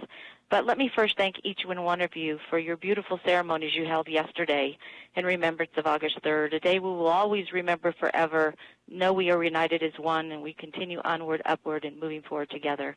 The Hispanic Chamber is very excited to be able to launch and roll out Small Street, Main Street Assistant Program from August to December to address the many issues affected by small businesses by COVID. You know, our primary focus has been and always will be to continue working directly with small minority women and veteran-owned businesses. It's been our mission from day one, and this is our 30-year anniversary. Unfortunately, we can't have fun yet, but we're going to work on it in 2021. We know firsthand the struggles that COVID-19 pandemic has created in our local business community, and the Hispanic Chamber has worked safely to ensure that our members and clients had information they needed from the very start of the pandemic. Since this happened and the directives came out for the stay home, work safe directives, we had a lot of businesses who were in modes of closing down or ceasing operations, immediately having to change the way they operated, work with less people, they had to switch to technology business models overnight, and the most important was they needed a rapid infusion of cash, or they were going to have to close their business, or at least temporarily in some cases. Everyone in the community knows that we've had multiple grants and working with the federal government on a state and national level as we manage a women's business center for 19 years, an MBDA business center with Commerce Department for 12 years, our Women's Minority Enterprise Diversity Center in its second year, and of course we have many programs we've been working with Workforce Borderplex Solutions and Dynamic Workforce. The primary components of the program is to provide business consulting services and connecting clients to services, financing, and training how to start and continue operating their business safely during COVID-19 and after. One of the 5 goals we have is to reach 1,000 businesses by which to help them collect information and know how to do this safely. We want to look at creating and have already started the process of 500 what we call business safety kits with WorkSafe guidelines by industry sector that will be included in a flash drive so that they can safely clean their business and get ready to reopen and open at the level that the states and the national and the regional area direct them to do.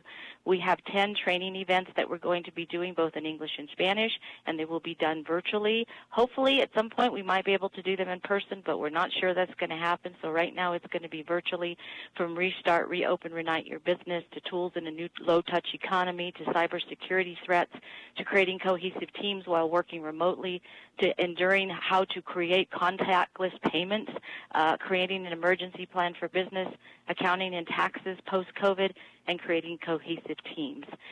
We also plan to hope in that process to retrain and get clients back on jobs of 2,000 jobs, and we hope to be able to connect businesses and access $250,000 in financing for the clients. I'd like to leave you all with a thought from Mia Hamm. We are a member of a team, and we rely on that team. We defer to it and sacrifice for it because the team, not the individual, is the ultimate champion. We are thrilled to be part of the city's economic development team to deliver these very needed services to the real champions of our community, our businesses, and I thank each and one of you for your leadership and vision at a very difficult time for everyone. Elizabeth? Thank you, Cindy, so much for helping us go through that program. We're really excited about it. That's certainly, again, been one of the big concerns that we've heard over and over when businesses are trying to operate and navigate their way through. Anything that they can find to help them get through more quickly is critical. And those safety kits and training events, virtual training events like what Cindy talked about are just absolutely critical to that. Yes, we have 500 thermometers in our office as we speak. It's one less thing to have to search out. So I'm going to go through a couple more programs, and I believe we have Mary Beth Stevens on the phone, so I'll invite her at the end of the next slide to talk a little bit more about what we're doing with her. But to start with, one of the other critical I guess items that's been identified by businesses and stakeholders is the flow of information and a need for a digital centralized information source. There are a lot of information sources out there, whether they're local or federal or whatever, and it's a little bit hard to navigate.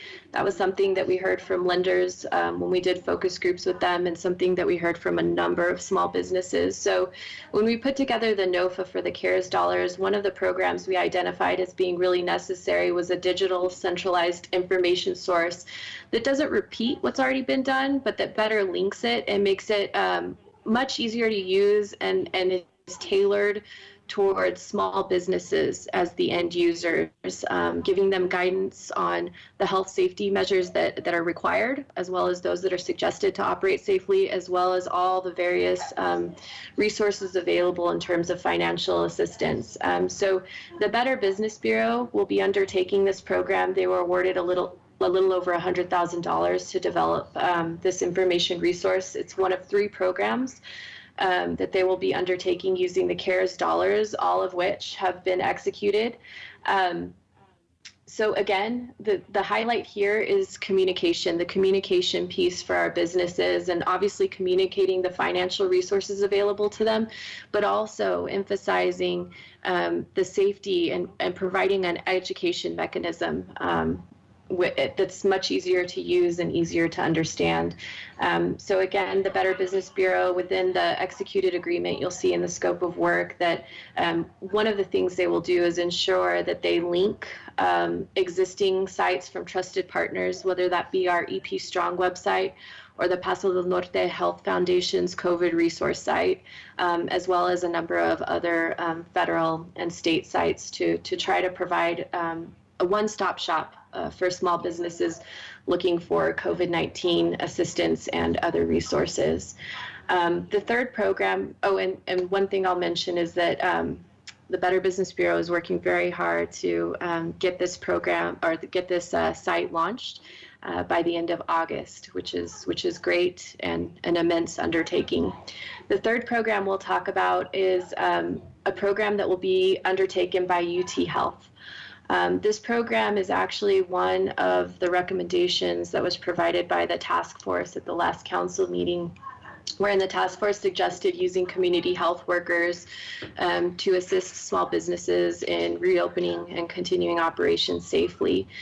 So UT Health put together a proposal where they were awarded $100,000 to develop a community health worker-driven program that does just that, with its goal being to mitigate the occurrence of COVID-19 infections in El Paso by minimizing exposure at small businesses and micro enterprises.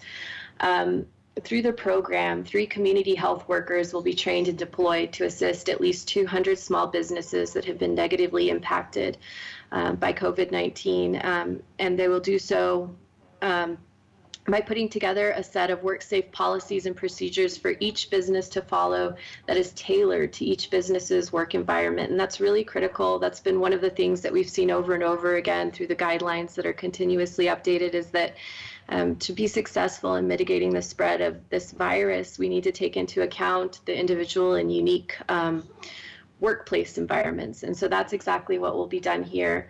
Another really great thing about this program is that it certainly has an eye towards equity, targeting the less resourced and higher risk businesses in our community by prioritizing assistance to those businesses that have not only experienced negative effects of COVID-19 in terms of revenue loss, but also that are located in lower income census tracts throughout the city, and that have a high number of in-person human interactions. So things like restaurants and those types of industries.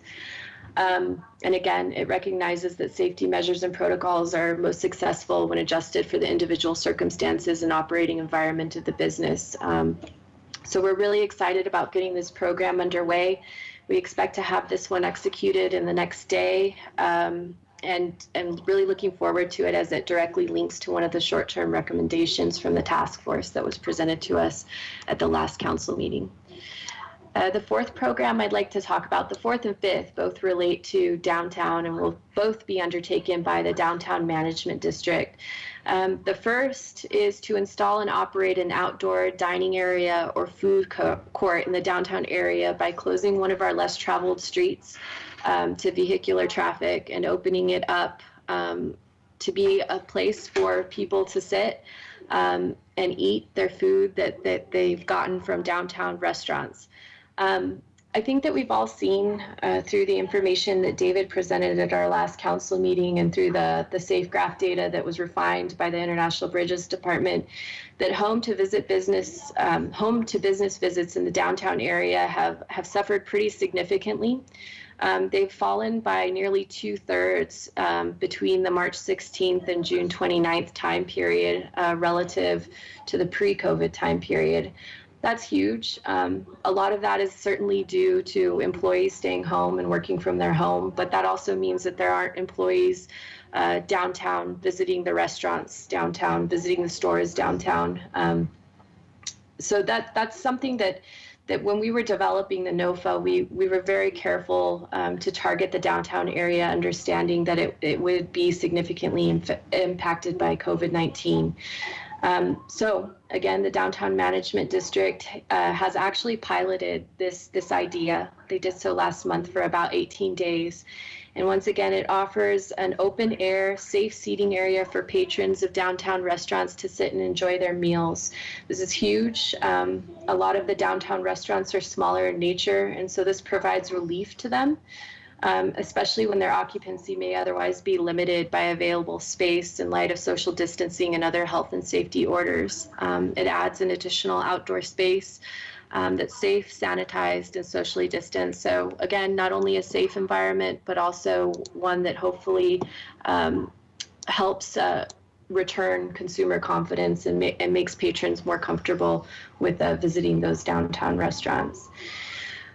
In addition, the fifth program, the Downtown Management District will be undertaking a enhanced sanitation program for downtown to reduce the spread of COVID-19 in our public environments. The focus is on enhanced cleaning and sanitation of approximately 300 public assets downtown, including public benches, bus stops, and other high-touch public assets. The program additionally places approximately 20 portable hand washing stations around downtown to, again, remind the public to hand wash and offer them the opportunity to do so. And then finally, and we're really excited about this, the DMD through this program will expand on the campaign recently undertaken by our Museums and Cultural Affairs Department in partnership with the Chamber of Commerce to print and display on our 20-plus wayfinding kiosks downtown artwork featuring the subjects of that artwork wearing face masks as a reminder to the public and as a continued education effort to wear your face mask to prevent the spread of COVID-19. So again, the purpose of these two programs is to assist our local businesses downtown by providing a safer downtown environment and also to provide a safer public environment for the community in general. Next slide, please.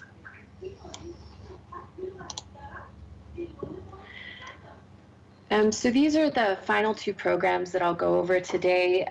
Both will be undertaken by the Better Business Bureau, and both have been executed. And so I know they're well underway to getting things started with, I believe the last one has a press release that's either gone out this morning or will go out later today. But first is the Buy El Paso marketing campaign. It's a buy local marketing campaign to encourage El Pasoans, both individuals and businesses, to shop with our local small businesses that are reopening, but also not just those that are reopening, but those that are operating safely.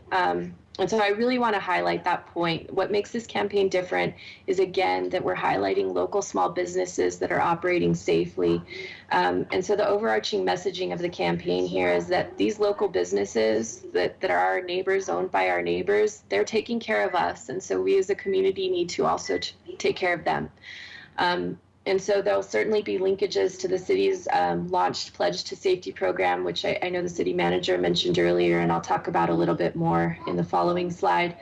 And again, very short timeline, anticipated launch date is at the end of this month. So we're very, very excited about that program. The second and final program I'll talk about is the e-commerce platform development, again, undertaken by the Better Business Bureau. The intent of this program is to assist retail and restaurant businesses in adapting their business models and doing so safely to build online sales and service capacity. The program is anticipated to serve approximately 50 businesses that don't currently have this capacity, or if they do have the capacity, it's very, very limited. And again, a focus on small businesses that have experienced a negative revenue loss due to COVID-19.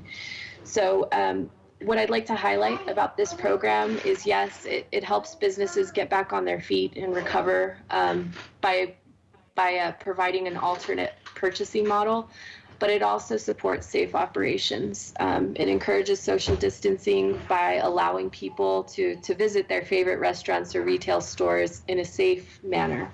And so with that, I'd like to invite Mary Beth Stevens, President of the Better Business Bureau. I believe she's on the line, and I'd like her to speak a little bit more about the three programs her team will be undertaking using the CARES dollars.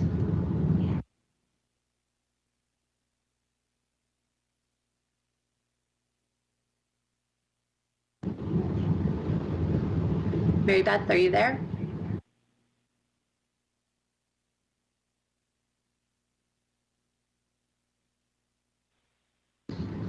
Okay, well, it looks like we've lost her, but we'll try to come back to her if we're able to.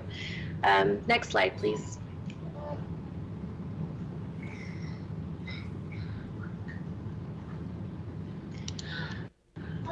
The final slide I'd just like to close with is, again, our Pledge to Safety. This has been a hugely successful program that we, in collaboration with many of our community partners, launched in early June. To date, we have 166 businesses that have taken the pledge, which a voluntary program, entirely voluntary, that asks businesses to commit to following 9 simplified safety protocols that can easily be implemented regardless of the industry. So no, they're not the end all of being safe, but they certainly are a way of providing education and highlighting the really critical and important measures that need to be followed by everybody. This is both a celebratory program as well as an educational and health safety awareness program. And I'd like to go ahead and read a testimonial by Eric Diaz, owner of Rockstar Burger. He sent this to us earlier, and it just gives us a little bit about how this program has helped his business. Good morning, Mayor, Margot, and Council. As a locally owned restaurant, especially being located downtown, we know the importance of partnering with the City of El Paso and our downtown management district. We firsthand witnessed the successes accomplished through your leadership. Through your leadership and departments. Taking the Pledge to Safety campaign has guided our next steps as we got ready to open for dine-in, curbside, and delivery. We take pride in serving our downtown workforce, visitors, and tourists. With a family-friendly environment, we will continue to implement all necessary measures to keep our businesses open for our city. Thank you, Mayor, and all departments involved in helping our downtown revitalization and safety measures with respect. Eric Diaz, again, the owner of Rockstar Burger and one of our locally owned downtown restaurants. I'd additionally like to, we don't have a video today, but I believe that we have representatives from 2 locally owned businesses who've also recently taken the pledge on the line. The first business is Misa Skin and Body Studio, a locally owned and recently opened facial treatment and massage therapy business. And the second is Nikki's Medical Supply, a locally owned medical equipment provider. I'd just like to thank them for taking the pledge and invite them, if they are on the line still, to speak and share their experience with COVID-19 and specifically with the Pledge to Safety program and how it's helped guide their continued operations.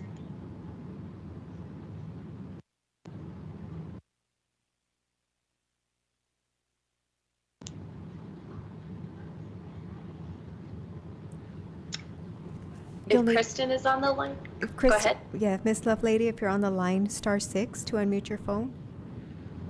Council, we're 1 away from losing a quorum. Hi, my name's Kristen. I own the Misa Skin and Body Studio. I've been open for just a year as of this past Saturday. So when COVID hit, within your first year, it's kind of hard. But as we've reopened, we've taken all those precautions that we've talked about as far as implementing PPE. I change out my mask between every client. I've spaced out clients enough so I can not only disinfect my normal routine, but being sure to wipe down every door handle, anything that anyone could possibly touch, including everything in the restroom, just to be extra precautionary with that. I also had my establishment disinfected by, I believe it's called AGS, ACE Government Services. They came in and gave a real deep sanitizing scene throughout the establishment as well. I've also implemented doing online intake forms instead of having someone fill out with pen and paper, so that's definitely cut back on a lot of interactions with that too.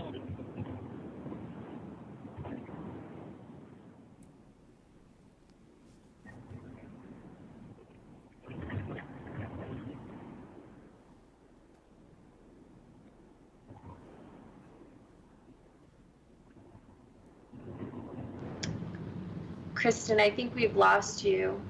Hello, you still there? Sorry. There you are.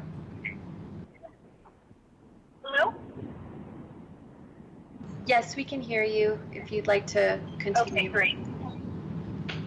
As far as throughout all of this endeavor, going through COVID, it's been real helpful. I actually learned about taking the pledge through the LIFT Fund. So I was real grateful for that assistance to come through, and then the opportunity to be able to take this kind of pledge to not only my customers, but to anyone who would be interested in services as well, just to know that we're taking this seriously. It's definitely something that's impacted everyone around us. So I'm grateful to be able to take this pledge just to keep myself more accountable as well. Thank you so much. I'd also like to invite Miss Anna Rivera, if she's on the line, to take the pledge. I believe it's *6 to unmute yourself.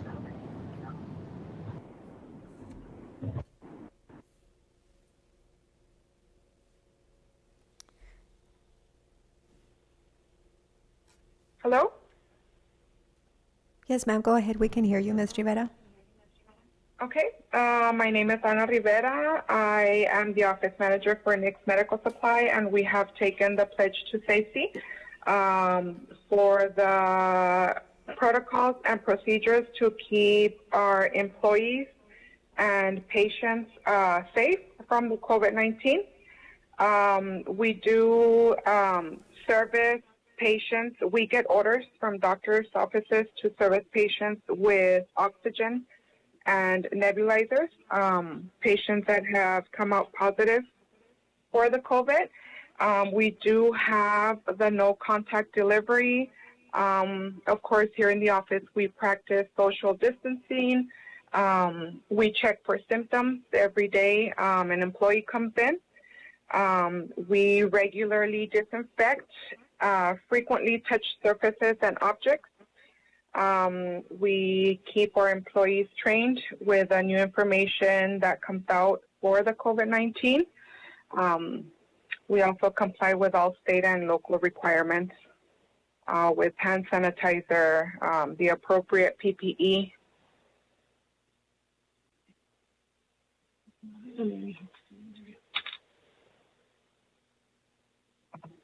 We also have,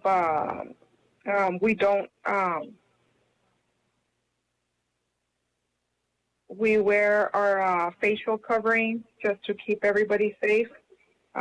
We have a designated sitting area for patients who come in with their orders, just trying to keep everybody safe. Thank you, Ms. Rivera. We appreciate you sharing with us. And again, this is just the Pledge to Safety has been just a hugely successful program in terms of sharing information with our local businesses about how to be safe, both for their employees as well as their customers.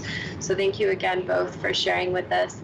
I do have Mary Beth Stevens from the Better Business Bureau back on the line. I believe she was muted before, so I'd like her to be able to speak with you all just a little bit about the 3 programs that they'll be undertaking using the CARES dollars. Mary Beth, if you're there, *6 to unmute. Thanks. Can you hear me? Yes, ma'am.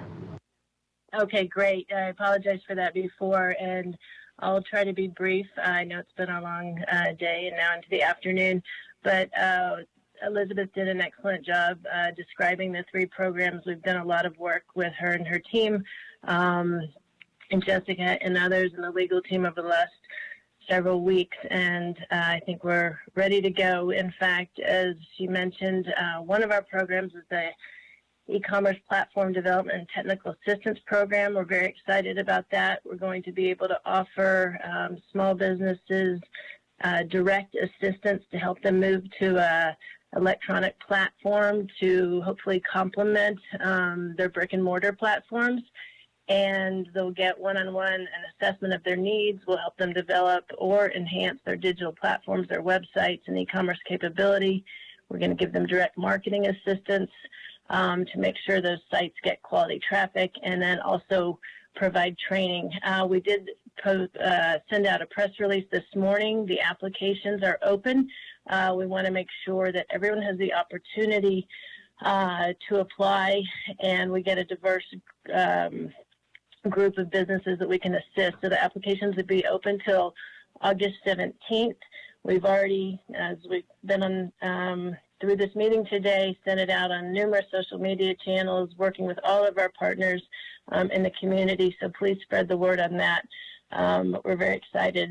The other is the Business Resource Clearinghouse. Like we said, it's very difficult for businesses to navigate all of the information out there. So we want to make that as simple as possible. Again, working with all of our partners that will make this successful. People have been super working with UTEP, Downtown Management District, the Chambers, Small Business Association, Workforce Solutions, and others. We'll be sending a survey out tomorrow. We have a very good idea of what people need, but we don't want to be too presumptuous. We'll be getting a survey out to businesses tomorrow to make sure we are providing the information they need to operate safely and successfully. And then the third program, also very excited, it's going to be a Buy Local, Buy El Paso program. We'll also be focusing very much on safety and those businesses that have taken the pledge, but really importantly, providing education on the importance of buying local, having people really understand that it impacts them ultimately directly if we support those in our community, from sales tax to jobs, supporting locally owned and operated businesses, keeping that money in our community, also business to business, especially whatever that people are needing. So we can focus on things like if they need PPE, we'll help them buy it locally. So anyway, we just want to thank everybody for helping us get these off as quickly as we can. It's been a tremendous amount of work for everyone at the city. And as Cindy from the Hispanic Chamber mentioned earlier, we're all working as a team with the same shared goal to support local businesses navigate these difficult times. And ultimately, what we want is for them to thrive. We were on such a positive trajectory before this pandemic hit, and we want to help them get back on their feet. So, of course, I personally and anyone on my team is available to anyone for comments, suggestions, questions, etc. So please don't hesitate to reach out, and of course, available now if you have any. Thank you, Mary Beth. And so with that concludes our section of the presentation. Again, I just want to highlight that the programs that we're working on with the subrecipients and the programs we'll continue to work on heavily focused on the grants to the business community and that direct financial assistance. But we're also very, very focused on promoting education, communication, and supporting compliance efforts within our business community. And we're doing so with these programs as well as others. Thank you. Thank you. I also want to thank Ms. Lovelady and Ms. Rivera for signing the pledge. It's very positive. We appreciate it. Kerry, you going to wrap up? Yes, Mayor, I am. Good afternoon, Mayor and Council. Kerry Weston, Senior Deputy City Manager. Am I the only one that's not seeing the presentation? Or if not, can IT bring that up, please?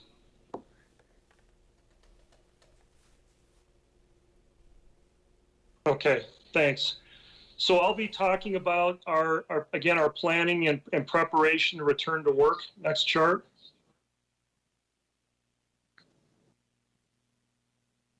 So over the past few weeks, we've had the departments developing operational plans. So essentially what we're doing is we're taking the health and safety protocols, the cleaning and sanitizing standards, and then we're having the departments develop their plans on how they're integrating that within their daily operations.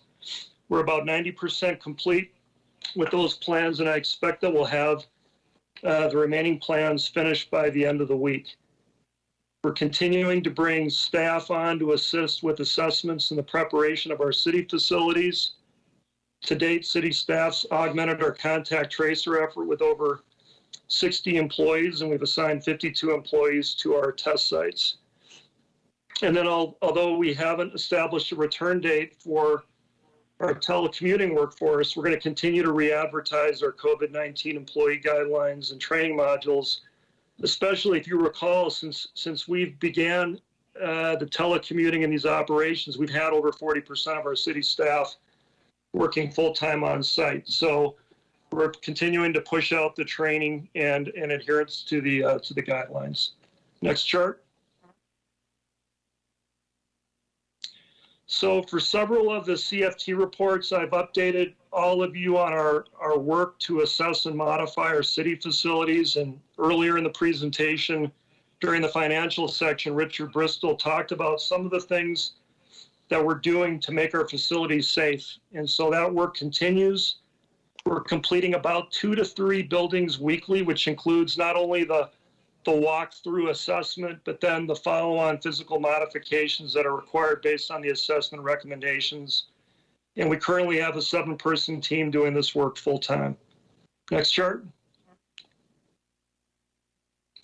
And so here's an updated status on our progress to date. At the top of the chart, you can see the facilities that have been completed and then the ongoing work that's being done with the facilities at the bottom of the chart. The bottom line is we're prioritizing this based on the potential level of employee and public exposure. And in some cases, we're backtracking to some of the facilities if we get some departmental requests for additional needs that are needed in these particular buildings. Go to the next slide, please.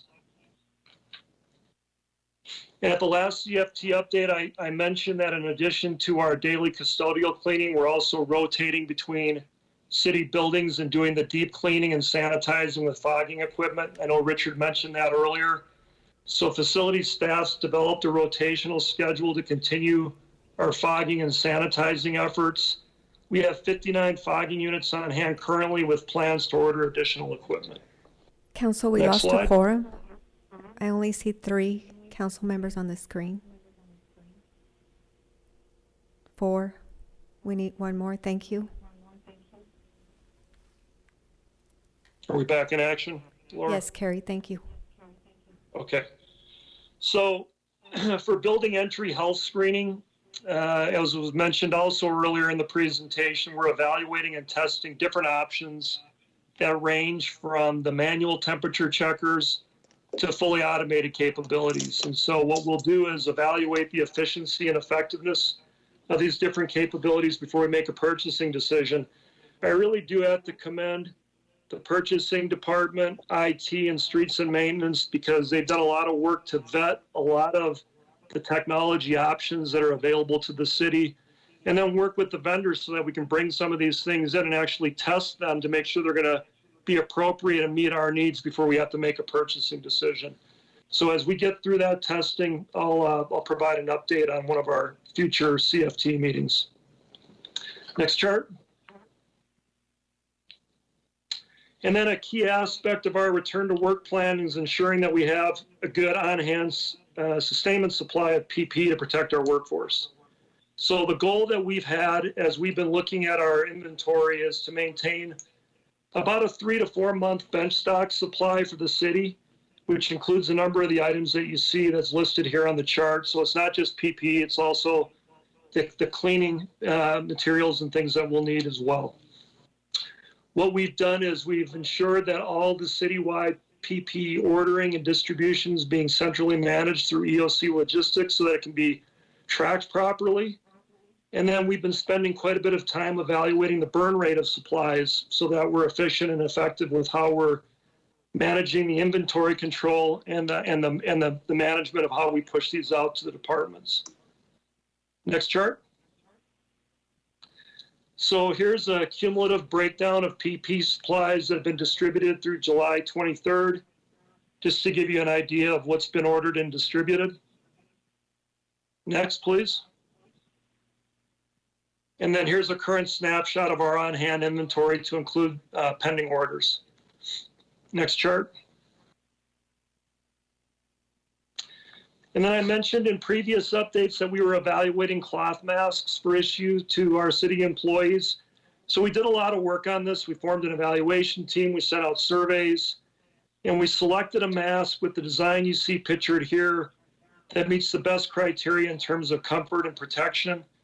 We also received a donation of 6,800 cloth masks.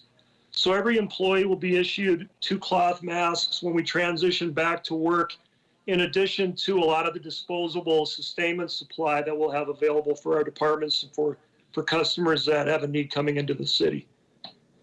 And I have one more chart, next chart. And then I just wanted to do a recap to show you all the work that's been done to date in putting the plans in place so that as we're bringing our employees back to the city, we're doing so safely. So back when the CDC initiated their guidance in April, we got to work. We had phased return to work plans that were completed the next month in May. Soon after that, we completed our HR employee guidelines and the training that would accompany those guidelines. That work was done in June. I mentioned that we have the operational plans for how we're going to integrate hygiene and sanitation plans within our departments, operationally with how they'll be executing their overall departmental plans. That'll be complete at the end of the week. And we have ongoing work that's being done on our facility, on our facilities within the city. So with that, that completes the operations section of the update, and I'll turn it over to the city manager for any closing comments that he may have. Mayor and Council, I think you received an email update from Tracy Jerome, Deputy City Manager of the Quality of Life portfolio. And the reason why we took that action is because we looked at the numbers as compared to other cities, and our numbers look fairly good compared to them. So we decided that we would open up more and provide more of our services to the public. But as you can see from the presentation that Carrie Weston just made, being very methodical about when we open up services and when we bring the workforce back on. As you get the daily reports and as those are sent out to the media on a daily basis, you see that the numbers have not trended down. So it doesn't matter what other cities do. I want to be very clear about that. that we're going to open up when we feel like it's prudent to do so, based on the health authority guidance, and then also based on just our numbers and what they're doing. So I know that the questions come up about comparing to other cities. Again, I want to be clear that we want to be very methodical, very prudent in that approach. Finally, I do want to make some final closing remarks in terms of summing up the presentation. The work that's been done, as you can see, is 24/7. We don't take a day off. And, I can't, not bring up August 3rd one more time, and that event and then other events like that have prepared, unfortunately, our workforce, especially our first responders and our health department, and a lot of the different departments that support those departments and the work that's being done. As you see in the report we gave out today, it takes a true comprehensive team effort. It doesn't get done by any one individual. We have to work as a team. We have to be very comprehensive in our approach, and we can't have silos. So I think that we definitely have demonstrated that we work as a team, not only within the organization, but community-wide. You heard a lot of partners that were at the table today. You know about the work that we've done with Community Task Force. All of that effort, we generated that work. We instigated those conversations with the community, with the county, and with that Community Task Force that we then recommended to the City Council. I mentioned August 3rd. I invoked that date again earlier. And the reason I did that is because I heard something last night that was very inspirational. And I'd heard it before. I'd heard it from our first responders, from a police officer who, they are our law enforcement officials. And what I heard from them last year and what I heard last night was that, while others, and obviously so, people that were being attacked when people were running out of the Walmart, our public safety team, fire, and our law enforcement officers were running into Walmart. The fact that the community and how they supported our public safety team, how we support our community through that public safety team and other support departments that support those teams, that demonstrated that other cities also during that same time were throwing water at law enforcement officials. And our community was bringing water to our police department during that same time last year around this time that they were doing that. So I really believe that the resiliency is personified through our personnel, as well as the support departments like the health department and the Office of Emergency Management, working again 24/7, not 5 days a week, but every day. We need to remember the incredible work that they all do, and that all the needs in our community, although were met last year, we also saw the need for a tighter alignment with the health department and the public safety. And so you've seen that restructuring.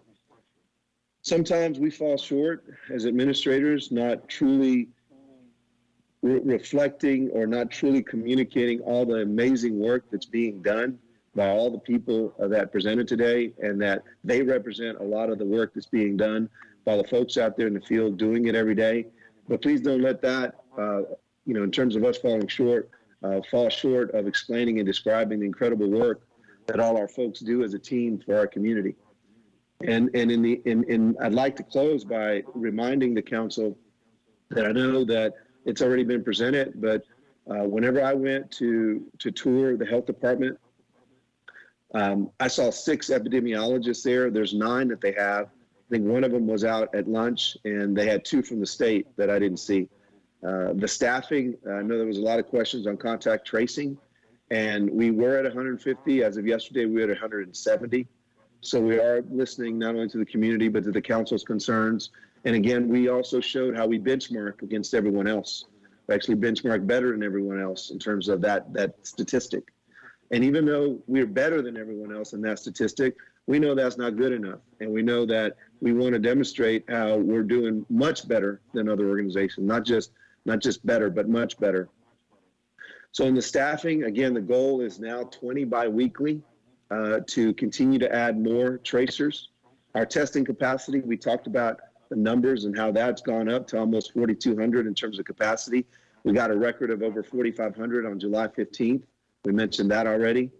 And then the other thing that we have said several times, and it was shown again today that we did it publicly, not in executive session, is that we're not only planning for the now and tactically responding to these issues, but we've also shared that the long-term plans are, and how we've identified the longer-term facilities for vaccinations and testing. You heard that from Sam Rodriguez and Alex Huffman. And it goes beyond just the operational response to the pandemic. It looks, as you've heard us say before, more strategically at a long-term sustained plan, at infrastructure to support the healthcare needs of our community. This aligns well with the COVID-19 task force, who is charged to look at not only short-term recommendations, but long-term community needs as a result of the pandemic. We have been presenting this cross-functional team update to the council now for several months. And in this process, we've written down all the questions that you've had. We've come back and responded to those and provided those in these reports that we present to you at each council meeting. So if there's anything that you need, that you can't get a question out today, there's nothing that prevents any of you from sending an email listing of every single question you might have. And we're happy to respond as a staff. We're happy to make sure that if we've already said it, that we repeat it, and we repeat it a third time, a fourth time. We've sent it to you in writing. We'll do it again. We're very committed to our community. We love our community. We have been invested in this community for years now as an organization in terms of doing what's right for it, doing what's best. And I think the true resilience of an organization is demonstrated and the character is revealed when adversity comes at you time after time after time. So I want to thank you, the City Council, Mayor, for having the patience to listen, to have this type of presentation at every council meeting and ask for more, and that you want more, because that's how you feel also about your community, our community. So thank you for this opportunity to present all this information. I know it's a lot. Thank you again, all of you, for your patience, but it's a lot to cover. And there's a lot of questions out there. I'm sure there's even more questions still, but as you can see, we have not left any stone unturned in terms of the effort, in terms of the work, in terms of the results that as an organization we're producing for this horrible pandemic and horrible event that's happened to not only El Paso, but to the state and to the United States. Representative Hernandez has a question. Thank you, Mr. Gonzalez, and to all the staff for that comprehensive presentation. I've been having a lot of technical issues, so if you all can't hear my question, please let me know. So kind of going back to the hot topics, contact tracing is definitely one of the questions that comes to mind frequently. And you asked the question, why, why do we have 170 contact tracers?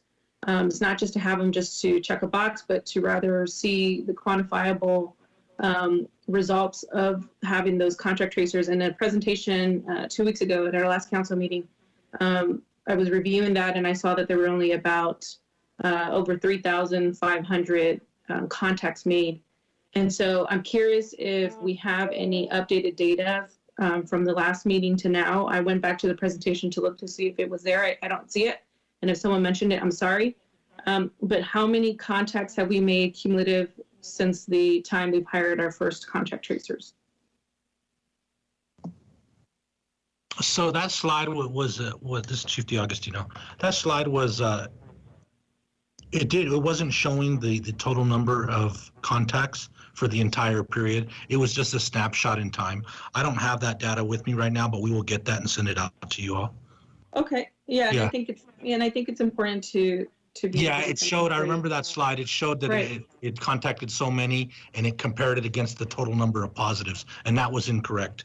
And so we caught that, and yes, I'll get that makes a lot of sense, because my fear was that only 3,000 something. When I sat back and looked at it, I had the same fear.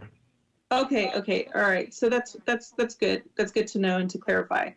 And I think that's important now to show in our presentations, looking at the number of contact tracers versus the volume of calls we're making in contacts, because you're also looking at the number of orders, quarantine orders that we have, and the number of testing referrals. Again, all using that as benchmarks to demonstrate to the public that these public dollars are being used and are equating to these goals or to these benchmarks.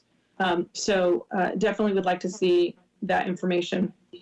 And so the other thing that Representative, I just want to point out for that item that the 35 that we're showing within our presentation, this is Dion Mack, Deputy City Manager, exceeds the number that our task force is aiming for. So we're really aligning to the best practices that the task force is working on across the city county, as well as looking at where our numbers are to get to these goals. And so it was good to see that we're actually trying to exceed the goals that were outlined by the professionals.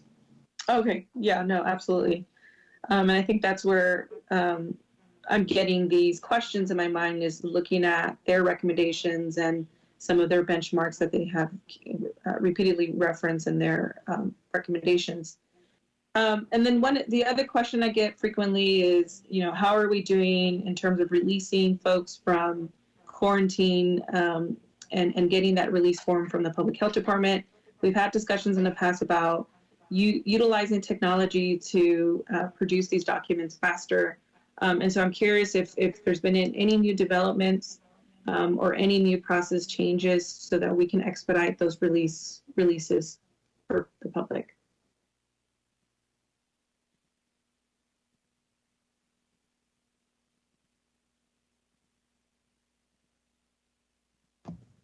So I know the Department of Public Health. Maybe Angela, you can expand on this, but I know they work with IT, so we could make those forms electronically, and there'd be a lot less time lag in getting those letters issued out to the community.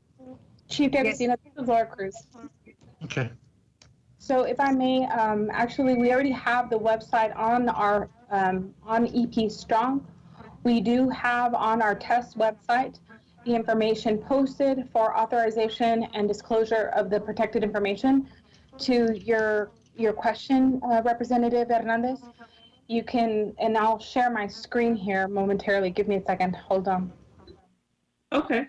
Yeah, that'd be great. Thank you. So you all should be able to see my screen here, and you see here authorization to use and or disclose protected health information via email. If you click on that, we do have the information posted.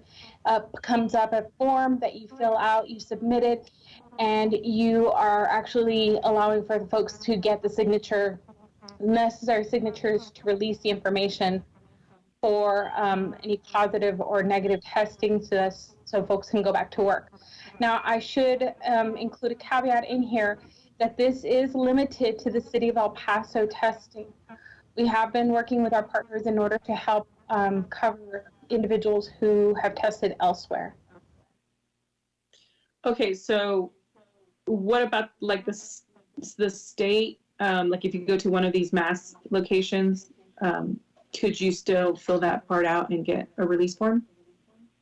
So we have, as I mentioned to you, we're working with our partners, whether it be the state and or one of the private entities, in order to provide the necessary documentation so that the individual can be able to go back to work. Okay, so if you were tested through the Public Health Department, then you could utilize this system.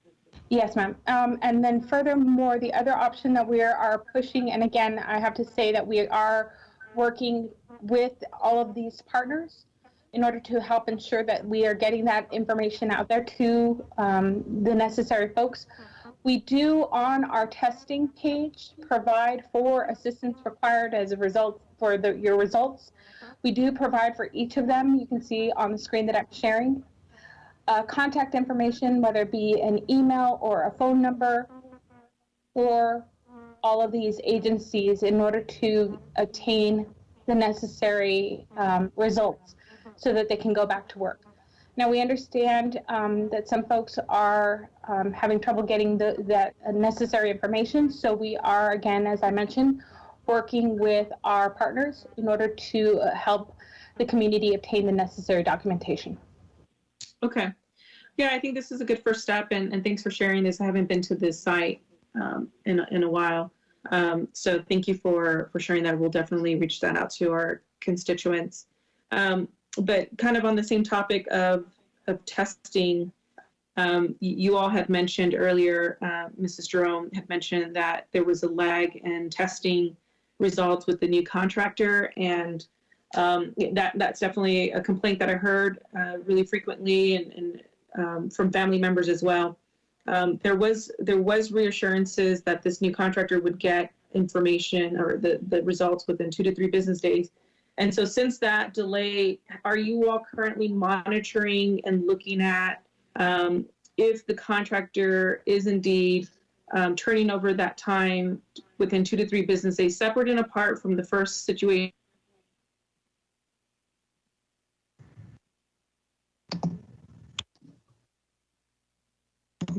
Representative, what I would say is yes, there has been the city staff from both Department of Health and OEM is working consistently, regularly on a daily basis with the contractor Mrs. Jerome, address I'm sorry, any of the. I got kicked off. Yes. Can you hear me? I'm sorry, I got kicked off and I didn't hear anything you said from the beginning. Can you repeat that? Sure, sorry, not a problem. No, I was just saying that, yeah, Thank so you. city staff, but no problem. Can you hear me now? Are you okay? Can you hear everybody? I can. Thank you. Okay, okay, good. So city staff, both from OEM and Department of Public Health, are working on a daily basis with the contractor on site, and they've been addressing all issues. They've been addressing the customer service issues. They've been addressing the way in which the traffic was being handled initially. And the testing, it looks as though what we're understanding right now is that the testing is catching up. And I think Chief D'Agostino can address this more specifically. There have been a number of catch-up days when a lot of information has come in from those labs, but we're getting there and we're getting through the backlog of testing, and they seem to be on a much better trajectory now. There was a difficult period. We've been very frank about that and very open about that, but things seem to be working in a much smoother fashion at this time. But we will not take our eyes off of that because it's very important that people are getting their results in a timely fashion. What I will say, though, is that, again, because they're not necessarily working with our local labs, they have relationships with other labs.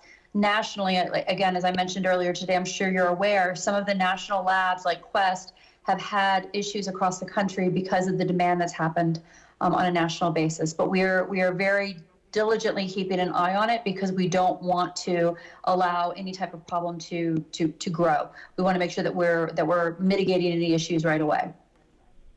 And again, Chief D'Agostino might want to weigh more in on that, but that's where we are at this point, and we are catching up with all of that. Yes, we've been in constant communications with the state over the last few days. We have received a lot of numbers in over the past week. So we're getting that cleaned up and ironed out. They had some issues on their end, as Tracy discussed, the backlog actually with the laboratories. That was an issue. And then when they set up this new contract with this private contractor, there was not a very good communication piece between the state and them. And so they're ironing out those issues.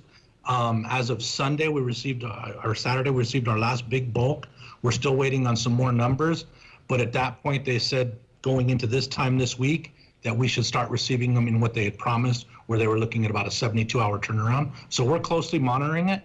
We're in communications daily with the state. We have another call scheduled tomorrow, so we can kind of track what's been going on over the last few days as we go forward.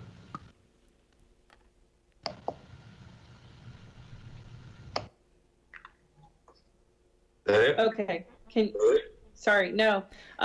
For some, and I'll follow up with IT in just a minute. I keep getting kicked off of the Teams app every 2 minutes. I have to log back in, and I'm sorry. Can I reserve my question so I can fix the IT issue and work with IT? We're moving from this agenda item to the regular agenda.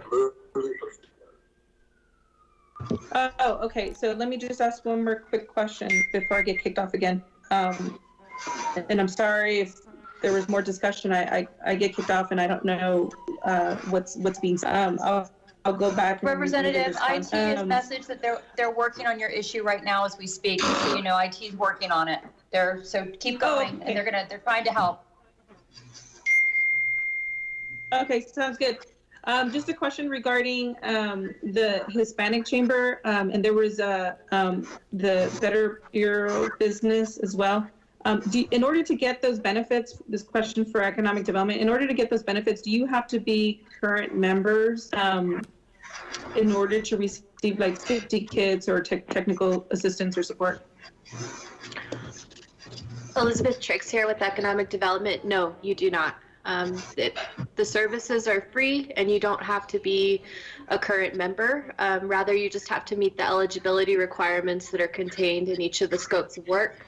And very basically, those eligibility requirements put a priority on small businesses, as well as certainly businesses that can demonstrate they've experienced a revenue loss due to COVID-19. Okay. All right. Thank you so much. Appreciate it. Those are all my questions. Okay, Representative Anello and then Mayor Pro Tem. Unless there's anybody else, Mayor Pro Tem spoke. Excuse me, Representative, go ahead and then I'll double check if anybody else. Okay. My first question is, I believe, for Chief D'Agostino. Sorry, I'm thinking of another question. I'm writing it down right now. You mentioned this in the one of the very first slides, and so I apologize if I'm incorrect on my questioning. That was 5 hours ago, 6 hours ago, so it's not fresh in my memory. But you did mention that we were getting more contract tracers, correct, and creating more positions? That's I said also 20 per 2 weeks. I'm sorry, Maureen. Go ahead. Go ahead. No, it's okay. Go ahead, Tom. No, all I was going to say is that I had said earlier that we were at 170 as of yesterday. I think Tracy said it as well. And what I concluded with my remarks were that we are going to, and I think I said it in the beginning, but also said at the end, that we're going to add 20 more every 2 weeks. And our numbers fare better than what the benchmark data shows. But even though we're better than that, we want to even do more because we know how big of a concern it is just in general. And we have the means to do it. Okay, great. And so that was the comment that I was remembering. So I just, again, I know I brought this up last time, wanted to know how many of those positions we are planning on filling with currently furloughed employees. I'll let HR answer the question. We've listed it. Yeah, HR can. Yes. Mario, let me. Good afternoon. This is Claudia Lujan in Human Resources. Hold on, Claudia. Claudia, sorry. Claudia, hold on a second. Oh, go ahead. Hold on. So Claudia, you and Mario, y'all welcome to add to this, but all I was going to say is I have said that to staff very, as often as we discuss this, whether it's the council bringing it up, whether we've discussed it as a team administratively, that wherever we can, we need to provide opportunities for all the employees that are furloughed, whether it's this or any other opportunity. I know there's also other opportunities for them to work at the Office of Emergency Management. I know we need staffing there to do the intake and things of that nature. So wherever there's a possibility or when we're opening up services back up, we obviously give them the first opportunity. And I think that under the guidelines, we have to follow certain rules so that they can keep all their rights. I think if they take on another job like this job, then they lose the rights that they have, or under the rules, they lose certain privileges that they otherwise would have had if they didn't. But it's a matter of choice. If they are given the opportunity, absolutely we want them to have it. But Claudia, go ahead and add any other comments. I just wanted to make clear that we have been having those discussions in our meetings. Right. Thank you, Tommy. Yes, that's exactly correct. And what we're also looking at, Councilmember Anello, is our current staffing, where we have capacity with individuals who are not furloughed at this time, but within the departments that aren't working their full 40 hours, where we might be able to utilize them, because the last thing we want is to have to go to another stage of furloughs and impact more people. So that's really where we're starting, is looking at internal services. We continue, it's a daily review of staffing needs so that we're not negatively impacting anybody at this time. Great, thank you. I appreciate that information. That's good to know. Actually, real quick, Claudia, I think you can probably answer this question. I know that we had planned on opening up phase one a few weeks ago because our numbers increased. We kind of held that off, and I know that was museums, libraries, other quality of life facilities. And my concern is, did any of those employees who have maybe were on unemployment, did they come off expecting to go back to work? Are you aware of that? If I'm following your question, did we bring any furloughed employees back on? Yes, for the phase one opening for museums and quality of life. Yes, we did bring some back. So they're already back on the city salary, even though we did not open. Yes, we have a handful that we did bring back to full employment. Okay, but they're still on full employment, even though we've postponed phase one reopening. Yes, because there's a stepped approach to it. So where we had the qualified staff in bringing those that were furloughed, we offered the position to, in accordance with the seniority guidelines, to bring them back on. Okay, great. And also when we're looking at staging and phasing in, and additional services, it's appropriate tactically to add staff on. And I get your point about, well, even though we didn't open it, but they do have to be prepared for the planning and for the coordination with the other departments, and then also in bringing on additional staff to get them back, not necessarily on board it, but get them all on the same page relative to the service delivery that we provide and the way we provide it. Absolutely. Yeah, Tommy, let me just make one more. Hold on, really quick, Carrie. I asked that because it's something that I didn't even consider, right? And so I wanted to make sure people weren't transitioning off of whatever services they were getting, planning on being back out of workforce, and then because we delayed, they were kind of left in the cracks and not getting any financial assistance. And again, like, this is something I just thought of, and I'm glad, you guys obviously have this covered and have figured it out, but just wanted to double check on that. Sorry, Carrie, go ahead. Yeah, I just wanted to clarify also that expanding capabilities and bringing folks in to meet certain needs is one thing. We never postponed what would be called a phase one opening, because a phase one opening based on our standards and the conditions that would have to go in place would be a 25% return of the telecommuting workforce. So it may just be a little vernacular, but it's important for everybody that there are times where a decision might be made based on an essential service, as an example, where we might have to expand some capability and bring some folks back, or a determination is made if it's safe enough to bring a few folks back. But the actual city phase one opening, where we bring 25% of our telecommuting workforce, will happen only when we're meeting those certain gates of, a positive rate that's low enough, case rate, and then looking at stabilization in both our hospital and ICU bed capacity. So I just wanted to make that clarification. And if I may add one more point to that, at this time we have reinstated 10 individuals to their original department. 3 were reinstated to different departments. 6 of them chose to retire, 2 resigned, and 2 promoted of our furloughed staff. Okay, so we are thank you working for on that. trying to get them back. Great, Claudia. I'd love an update like that whenever you can give it at a council meeting. It's good to know. It makes me feel a lot better. So thank you for that, Jada. I appreciate it. Thank you. And so then my next question, my next question is for Elizabeth Triggs. I don't know if she's still on the call. Yes, I'm still here. Hi, Elizabeth. I love hearing your kids in the background. They're adorable. So my question is, you had mentioned one of my concerns when we had dealt with the CARES Act was just staffing, making sure that businesses that were taking advantage of the CARES Act funding were also making sure that their staffing was covered. You did use the word today that was an option, and so I just wanted to know kind of how we're tracking that. So the way it'll work with these is the CARES Act requires that if we do business grants, so direct grants to businesses, that we can only do it to reimburse losses. And so that's the way these agreements have been structured, is that the business will have to show what losses they've experienced, and then the grant amount will coincide with that up to a certain cap. And so there isn't a requirement, because that's not what the CARES Act allows. There isn't a requirement that it be used to payroll, but it is an option that it be used for payroll. And I think that beyond the CARES Act, one of the things that we've done is made sure that we work very closely with the subrecipients as well as spoken with the businesses.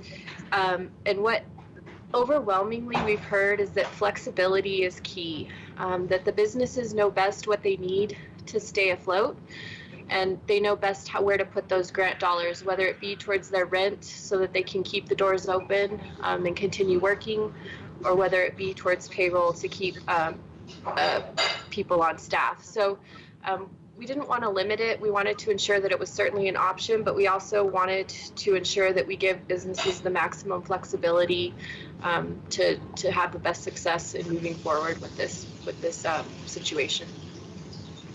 Oh, okay. So I'm a little disappointed to hear that, just because, especially a lot of these businesses, when you talk about service industry workers, servers, they make below minimum wage, right? And so their unemployment, and they're receiving about $150 a week without the $600 extra, which is now running out at this point. And so, I'm very concerned about service industry workers in this community, which is a large percentage of this community, and what happens to them financially next week when there's no longer that $600 to subsidize their wages. And so I think I was very clear before, I would have really loved to see this money secure that and secure just their financial stability. But thank you for the answer.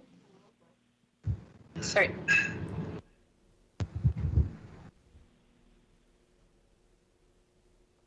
All right, is there anyone else who wants to speak that hasn't spoken yet? Okay, we'll go back. I have a question. Okay, go ahead, Claudia. Sorry, I couldn't get to my text message. So my question is, the 5 facilities that we're opening that are going to be providing the COVID testing and then eventually the vaccines, are those facilities going to be used for anything else other than COVID? Sam Rodriguez, City Engineer Representative. The facilities that we're pursuing are going to be for COVID response, the immediate and into the future. So no other type of vaccinations will be happening at these facilities or testing? If I could, Sam? Sure, Chief. Yeah, this is Chief DiAgostino. Yeah, we're as we go into this the fall and the influenza season, we'll also be conducting some of the influenza vaccinations out of the same place. We'll be doing the testing, as I talked about, the dual testing, where you test for both COVID and influenza in one test. That'll be done at those locations as well. Okay, and then if I'm understanding correctly, these facilities are only funded up until December 21st, correct? The purchase and setting them up, any physical improvements or equipment, is being funded by the CARES dollars that, as of right now, we have to spend by December 31st. The staffing of these facilities will be funded with CARES through the end of the year. And as Robert stated, if the legislation goes through that we can extend the CARES dollars beyond December 31st, then that would fund the operation at these facilities. Absent of the CARES dollars available at the beginning of next year, as was discussed last week with the Budget Stabilization Fund, it was mentioned that we're going to have to anticipate us having to run these facilities in the beginning of next calendar year into the next fiscal year's budget, so that the city will have to absorb those costs to operate these facilities if the CARES dollars are not available beyond December 31st of this year. Okay, so when we get to that point I should say, we will have the option whether we want to continue with those facilities or not, correct? Correct. I mean, I think until there's even when there's a vaccination available for the COVID-19, we're going to be using these facilities to continue to test and vaccinate. And I think the discussion, if Robert's on the line, is about the Budget Stabilization Fund to be able to use that $6 million that was talked about last week to be able to continue the operation at these facilities. These are capital investment facilities, and we know we're going to need them for our community in these regional areas to provide that service to our community. And so we're going to have to figure out how we continue to operate those as we continue to either test or when the vaccine's available to be able to vaccinate the population. Yeah, and let me just add, based on what Carrie. Go ahead, Carrie.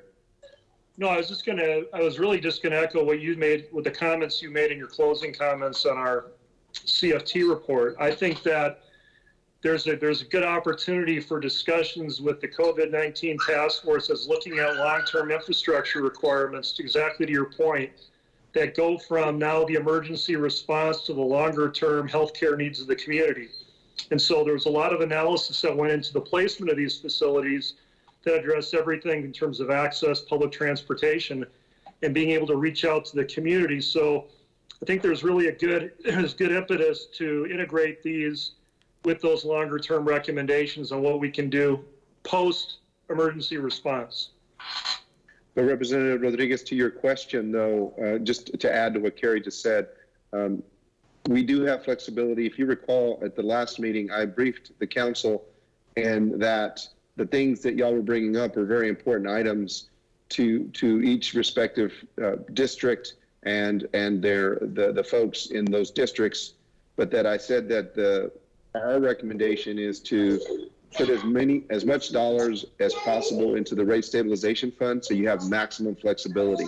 And to your question about do we have to like keep those facilities, I think I don't think that was asked the same way before. But the bottom line is we have flexibility with the way the law has been written, the way the bill was introduced and passed, that once we're done with it, we can abandon it or we can sell it and it can be an asset of ours and then we can go on and do other things.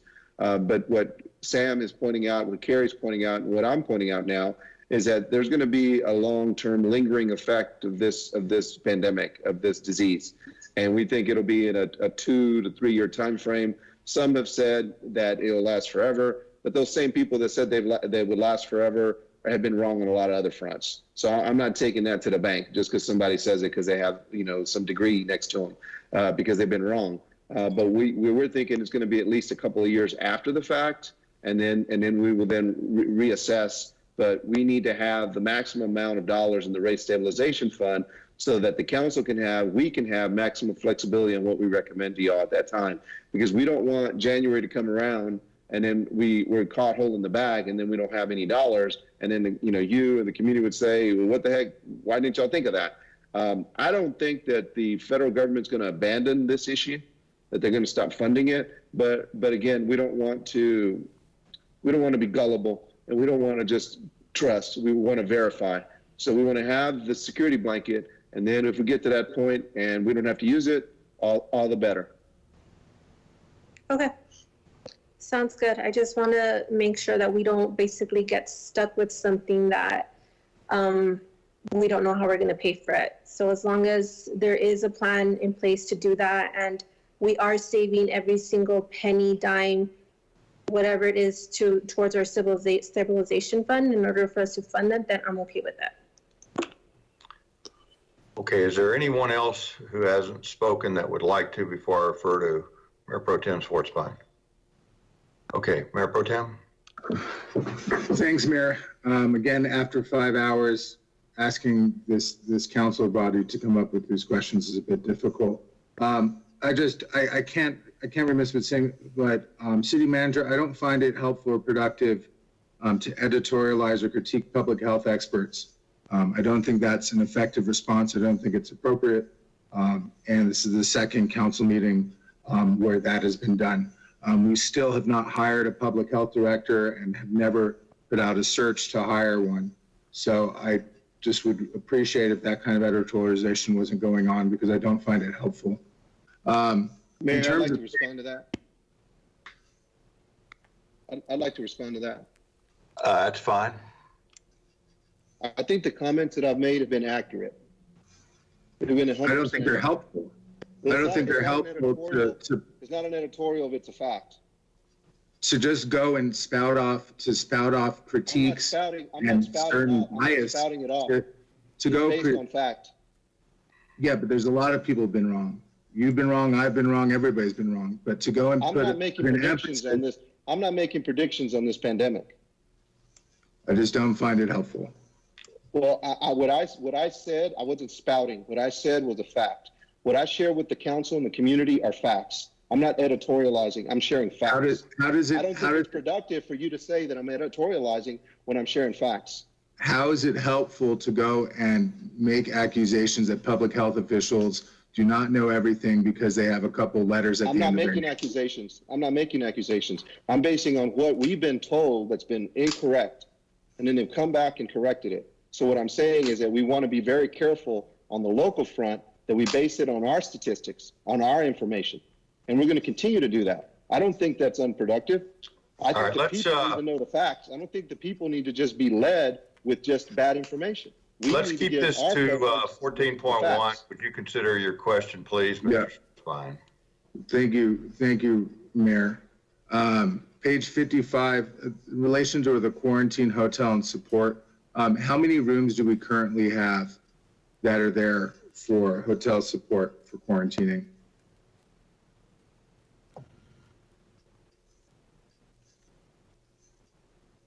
And then also, in terms of general population, vulnerable population, who is open towards staying at this quarantine hotel or facilities as described? So I don't have, I mean, how many are in the hotel at this exact point in time? I don't have that with me. We can get back to that. We've served over 215. They've been part of the homeless community. They've been part of first responders, medical professionals, and some of the general public who just didn't have a location to stay when they were in isolation and quarantine. Is that something that's being described when you have people that are testing positive that are contact tracers or public health department are giving people the option that they can stay at a hotel separate from the rest of their family? That's exactly it. When they talk to them about it being able to isolate, that's when they speak up. They have the conversation. We won't, like I said, they've had people where they didn't have anywhere to stay, so we offered them the rooms and we were able to get that set up. So just so I'm clear, so that's something that we go and describe and communicate to people after they test COVID-19 plus? Correct. I just, that to me, this quarantine hotel idea seems to be something that could be very productive in terms of curtailing community spread, especially amongst households. And so I don't know if that's something that with our communication strategy or with our PIO office is something that we can put information out so people know that that is an option for them if they do test positive. Well, it's part of the epidemiology drill down. So as they're going through and they're determining the exposure and the risk, they're asking them if they have the opportunity to isolate and quarantine. Most people can do it within their household. It's a matter of how they operate. They need to have a basic home plan and how they're going to take care of themselves and others in their family. So most people aren't having to reach out to it. It's been more of those instances where they didn't, or they had another one in, like you said, it is a perfect opportunity where they have somebody who's high risk in the house. So somebody with those underlying conditions or that extreme risk, that's where it's being offered. And so it's coming out through epidemiology at the point of contact tracing or when they first reach out with positive. So, and if I may for a second, this is Angela. So as during my presentation, I spoke about the investigation process and the type of questions we ask. So one of the questions is about, I talked about psychosocial questions, and one is about living arrangements. So we do ask of everybody about their living arrangements and whether or not they can isolate or quarantine at home. And at that point, if they say no and they need assistance, then we go and talk to them about the availability of hotel rooms. But that's a basic question that we ask to all the individuals that we investigate.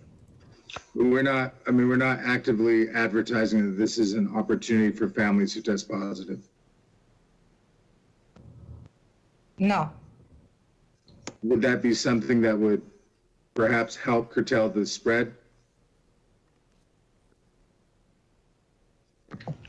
I don't think so, Representative. People are able to isolate at home. Sometimes what we've seen is that some of the family members go and stay with other family members. So they have their own arrangement. We're a very family-oriented community, and we always find support from our family. So that's what we have been seeing. Yeah, I know. And that's my concern, is that we're seeing spread within family households because people are bringing it back home and don't know or don't have the opportunity to go and quarantine in another place. So that would be something there that I would hope that we could maybe advertise.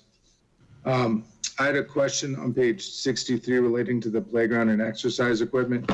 So we're currently disinfecting the playground equipment or planning to.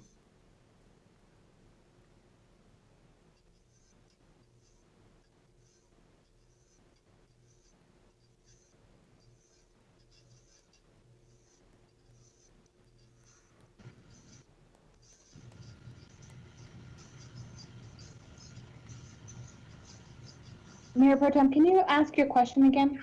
Oh, sorry. So my question was relating to slide 63, the playground and exercise equipment, the fact that we're going to be disinfecting the equipment at over 200 sites and adding 400 temporary signage signs. So my question is that currently ongoing or is it being planned? Or is it going to be starting at what date? I could probably speak for that. This is Richard Bristol at Streets and Maintenance. We're doing what we can right now with the resources we have available, but it'll be more of a regular program once we get the temps on board. So probably within the next 30 days? That's our hope, sir. Okay. And then I guess this is a question, since we're still in budget season, we don't currently have anything budgeted for costs to actually continue the disinfection after December 21st, correct? To my knowledge, sir, that's the correct statement, but I'm going to defer to Mr. Cortinas.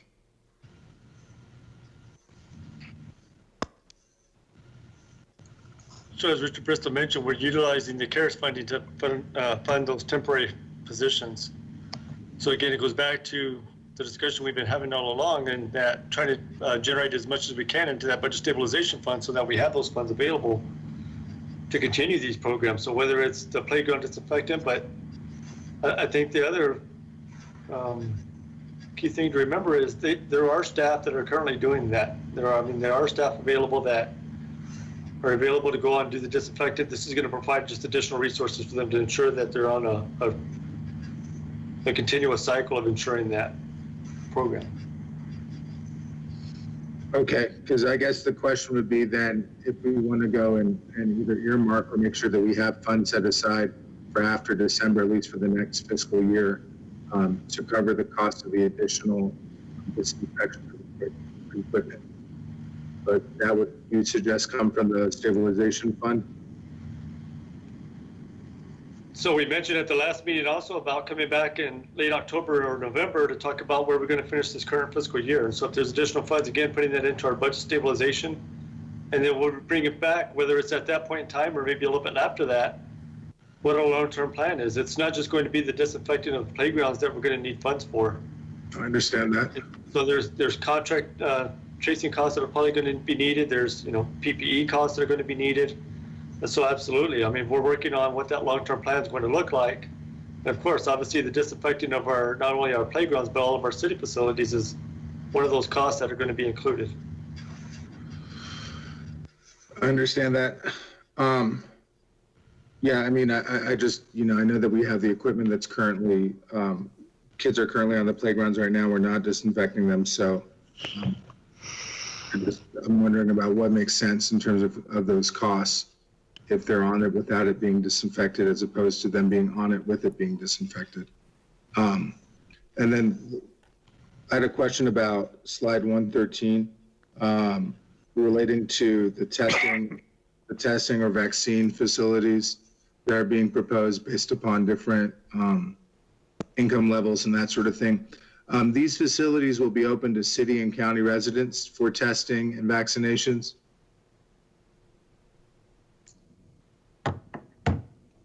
Chief DiAgostino, yes, that's correct. Okay. Mayor Pro Tem, you're at 10 minutes already. Okay, so I'll just finish up this question. So in terms of looking at that data, are we also, I mean, I know that the map here just shows the city of El Paso, but are we also factoring in county information as well in terms of folks in poverty or income levels or access to transportation? So that's done through the Office of Emergency Management in coordination with the Department of Public Health, working alongside the county and offering those services there. And that's so it's part of the discussions with the county and the rural partners on how to extend testing more into the outlying community that lie within the county. And so there's a lot of communications going on with UMC and how that's developed and how that comes out. But it's not overlooked. It's part of the planning phase. Yeah. Right now, we're addressing with council the facilities for the city of El Paso proper. Yeah, and I would just say that, you know, again, in passing, and given my time, but in terms of looking at the 5 sections, northeast, west side, downtown, central, east side, if you have a testing facility on the west side, chances are you're going to see a lot of the county and county UTO, Westway, Vinton, that would be using that would have access and be using that facility as well, I would assume. I'd say that's an accurate assumption. I mean, they're utilizing the drive-through as it is now. So we're getting people going to the drive-through in New Mexico and in other locations as well. So as people pass through, it's not isolating to anybody. I mean, anyone picks it up or shows up to the drive-through, they will get tested. Great. Thank you. All right, we need to move on. I want to make sure we're clear on this. We have a designated public health authority for the pandemic, and that's Dr. Ocarranza. That's a totally separate position from the public health director, and they're not the same. We have an interim public health director with Angela Mora, and that's an operational issue as much as anything. But the designated public health authority for this pandemic is Dr. Ocarranza, totally and separate from the public health authority, the public health director. Okay, Laura, where are we? The next item that was moved to the forefront were items 26.9 to 26.13, and I believe Mayor Pro Tem wanted to take those items together. Is that correct, sir? Yes. I know that we had a discussion last week. Oh, sorry, didn't put my camera on. I just know that we had a discussion last week about the presentation that was given by the COVID-19 United Task Force. The mayor had mentioned that they were looking to put in all the recommendations for this presentation, and so I thought it would be advantageous to codify that by council direction. And then I need to read these items into the record. 26.9 is discussion and action to direct the city manager to implement the COVID-19 United Task Force recommendations concerning communication. 26.10 is recommendations concerning testing and contact tracing. 26.11 is recommendations concerning data. 26.12 is discussion and action to direct the city manager to initiate the creation of a joint city-county data team for the COVID-19 response. And 26.13 is discussion and action to direct the city manager to implement the COVID-19 United Task Force recommendations concerning preparedness. Laura, this is Laura Cruz. Go ahead. Yes. Just for the record, sir, I just wanted to put on the record, we've already implemented many of the items that have been requested by the task force on all levels, and I just wanted to have that for the record. Hi, this is Dion Mack, Deputy City Manager. Nicole Farini and I are going to take you through this item a bit, telling you where the task force is in terms of the timeline and talking about some of our activities moving forward. As you may recall, what was brought forward was a short-term goals. The task force is still working on medium and long-term. One of the things the task force said at the last meeting was that they would be continuing to work on the scorecard. The scorecard is nearly complete, and we're working on mapping out our implementation plan as it relates to that. But I think it's important to put all this within context and then tell you a little bit about how we're aligning to these items based on some of the information you already heard today. So with that, I'm going to ask Nicole to take you through the timeline and the work that's still continuing. Thank you, Ms. Dion. We have not had Nicole, we've not even had a full motion or a second on these items. So, I mean. Motion to approve? Second. Okay, let's go ahead, Nicole. Thank you. So I just want to reiterate what Dion has already said. The task force is in the process of finalizing the scorecard that was presented in draft form at the last meeting. They are almost complete with that. That will be a part of the overall final report that will be published by the task force. I want to be very clear that what was presented to council previously was just the preliminary short-term recommendations, and staff has been working very hard with the task force to understand the best way to implement that. But again, I want to reiterate that none of that has been finalized, and when the task force is completed with the report and the scorecard, that'll be brought back to council for discussion in terms of how best to move forward. But we don't anticipate that being 100% complete in terms of specifically the mid and long-term recommendations until the end of August. I guess from a staff standpoint, are you all already implementing these items? Is that what you're basically saying? What we're doing, sir, is as the task force is working, we're being shared the various iterations of the list. We've been working with the teams to understand what are the things that we have underway. For example, today you saw that we're looking at some of the goals that the task force has put forward in terms of contact tracing.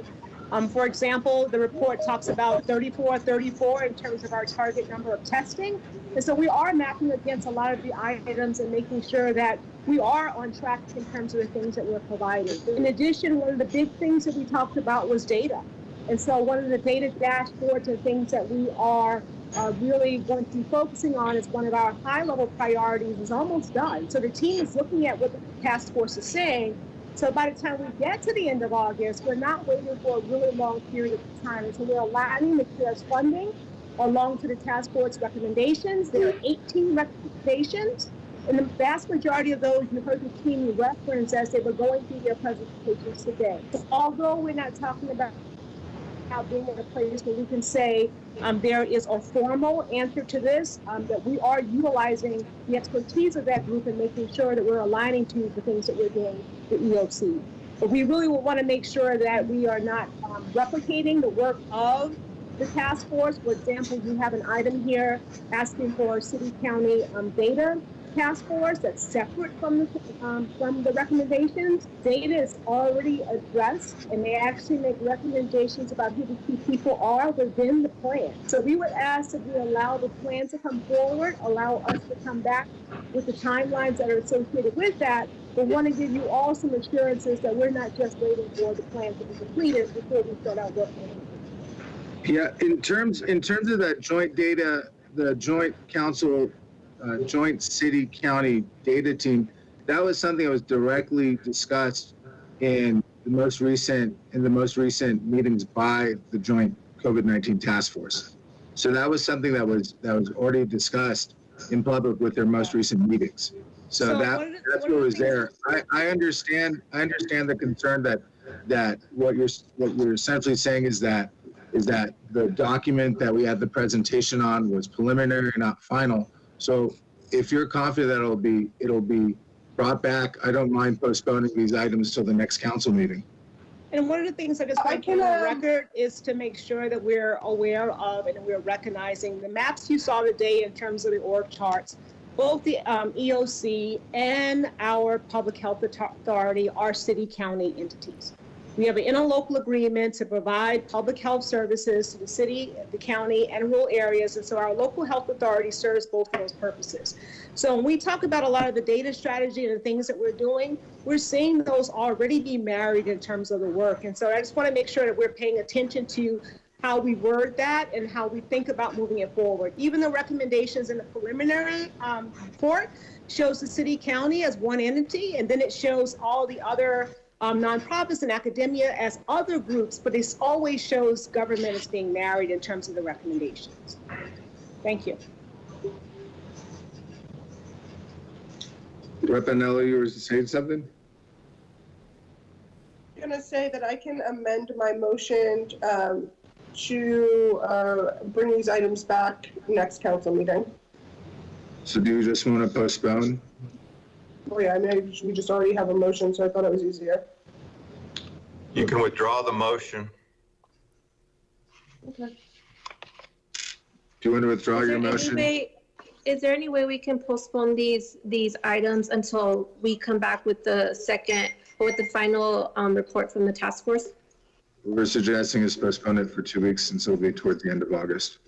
Yeah, because I would like an update if the task force is not going to be complete. I don't expect them to have complete recommendations in 2 weeks, but I would like an update kind of on what recommendations have come through, what has, I know Ms. Mack has said, some of these things have already been done. We'd kind of like to go through a preliminary walkthrough. Okay, this is what the task force recommended and we have done. This is what they are recommending. This is what we're waiting for them on. So I think the best way to do that is just to postpone these items, unless, Dion, you have another suggestion for change the minutes. Representative Rodriguez is your representative I think on that committee, and she's a Dion, committee member. So I would want to defer to the timeline. I know she's on various subcommittees, and I know they're working really hard. And I know that they are trying to push a lot of things forward, and not just a short-term plan, but the medium and the long. So we will follow her lead, but I do not believe that the recommendations will be completed in 2 weeks based on what I'm seeing right now. So we are working really hard on all the recommendations. It is a lot of information. It's a lot of data. We had a preliminary report a couple of weeks ago. I don't think we're going to have anything ready in 2 weeks. I might find out something tomorrow when we meet tomorrow. But as of right now, I would just suggest that you all would please respect and hold off until the recommendations come through completely. Representative Rodriguez, can you speak a little bit about the, sorry, go on. I was just saying it's a little confusing to me because at the last council meeting, staff was saying that the task force would be coming back with recommendations and information in 2 weeks, which is today. And now, I'm just like, what they were promising, ma'am, I went back and I was on the last task force meeting, was that they wanted to come back to you with the scorecard. So the scorecard was a part of phase 1 of their rollout, and so they're really working hard to finalize the scorecard. Right now, they're having the hospital CEOs take a look at that piece, and so that was what we were hoping to be able to bring back, and I think we were targeting like the 11th or so for that piece, and so it wasn't the entire report. I did go back and take a look at the video for that. Yeah. Well, and see, that's kind of what I guess I'm saying, right? I would love to get some of their information when they have it, right? So if the scorecard is available before all of the recommendations, would love to see that to council when available. Does that make sense, Representative Rodriguez? Yes, that makes sense. So, I mean, I don't know if it'd be possible we can go ahead and give an update. As far as the final report, we're not going to have a final report ready in 2 weeks, but I'll get with Nicole and Dion, and maybe we could come up with a different sort of update by next week anyway. Council has your own representative on this task force with Representative Rodriguez. I think it would behoove y'all to have some conversations with Representative Rodriguez before you put agenda items on, so you know what the status is. Mayor, actually, I actually did put an item on with Representative Rodriguez concerning a joint city county data team.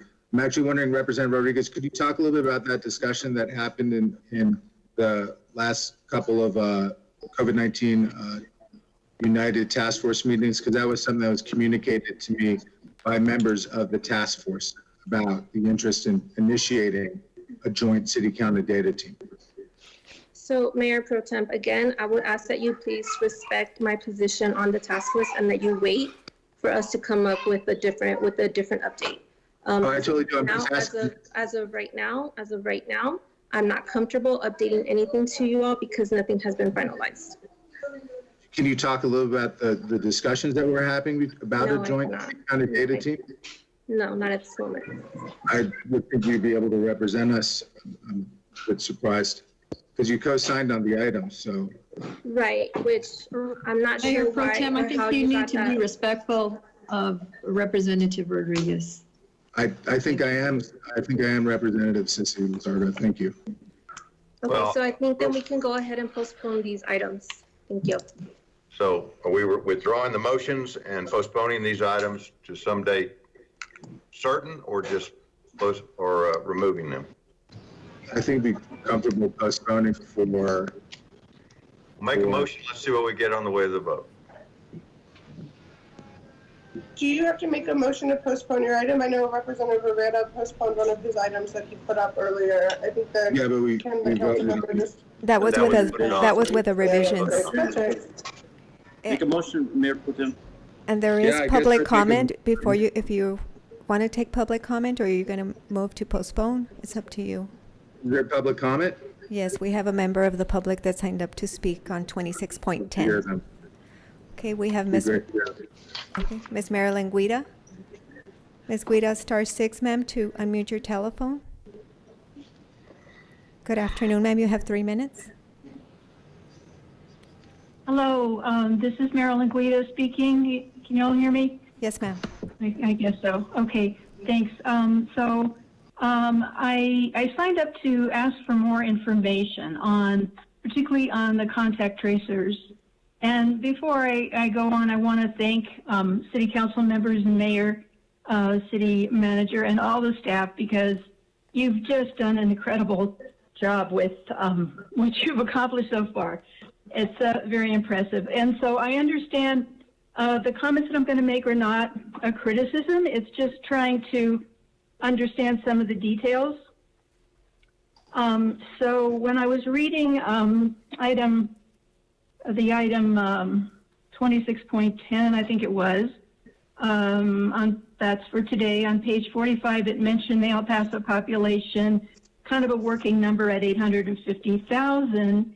And then it said need 30 contract tracers per 100,000 population, which gives us 240 that we need. And then I go back to the May 27th council meeting item where the contract trace workforce was said to be 154, but then it also said there were at that time currently 88 staff active and 66 people on reserve, and the plan was to recruit to add 150 contract tracers, and at that point it was recommended 11 to 30 per 100,000 people.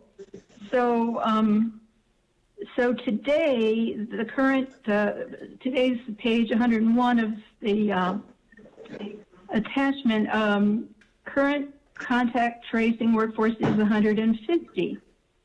So you were trying for 150 in May. You were saying 6 to 8 weeks to accomplish that, and now we're in August, and you're still saying let's wait until September to try to get to 150.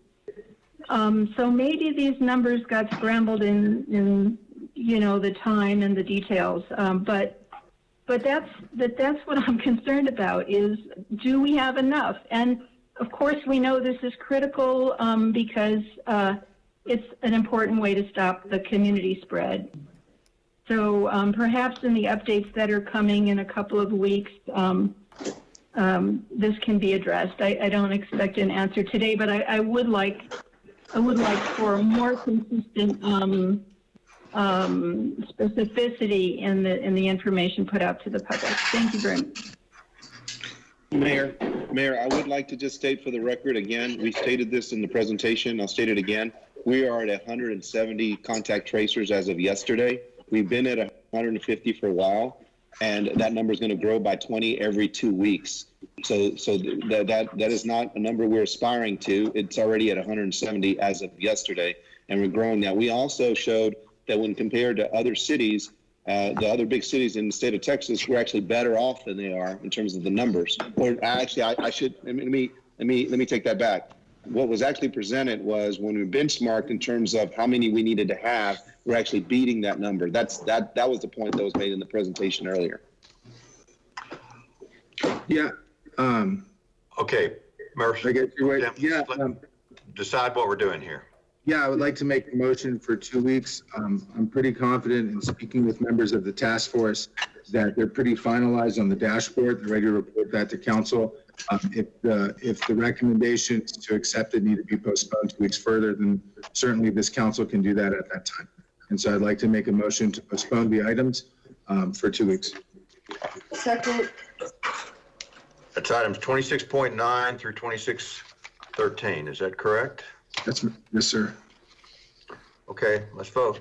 Okay, there is a motion and a second to postpone items 26.9 to 26.13 for 2 weeks. On that motion, Mayor Pro Tem Schwartzwein. Yes. Representative Anello. Yes. Hernandez. Yes. Morgan.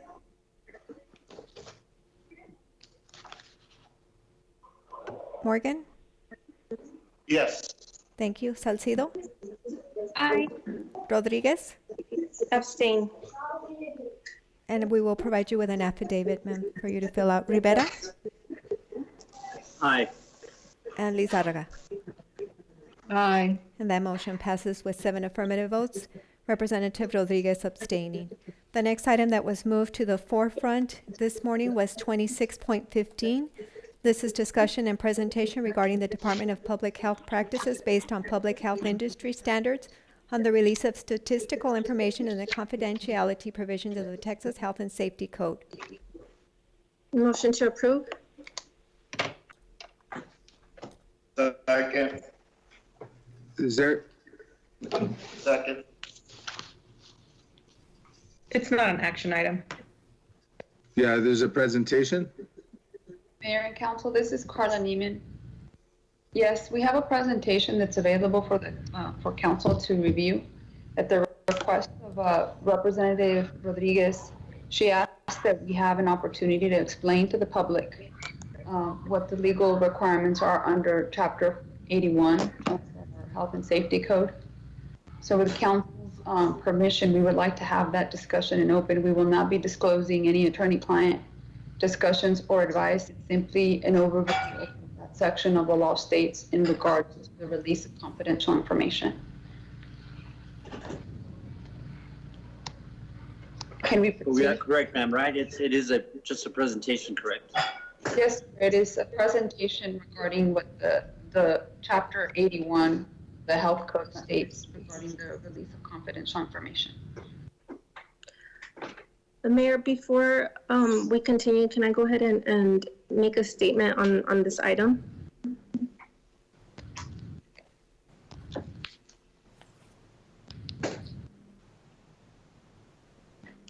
Yes, you may. Okay. So what happened at the last council meeting was completely irresponsible. It was completely irresponsible behavior from the media and from this council. The fact that the media had their hands on the letter from our city attorney's office and didn't bother to read it was irresponsible. The fact that the media only reported on the non-expert interpretation opinion of an individual to drive the narrative that this body somehow lacks compassion and doesn't care about the community we serve is irresponsible. It's disgusting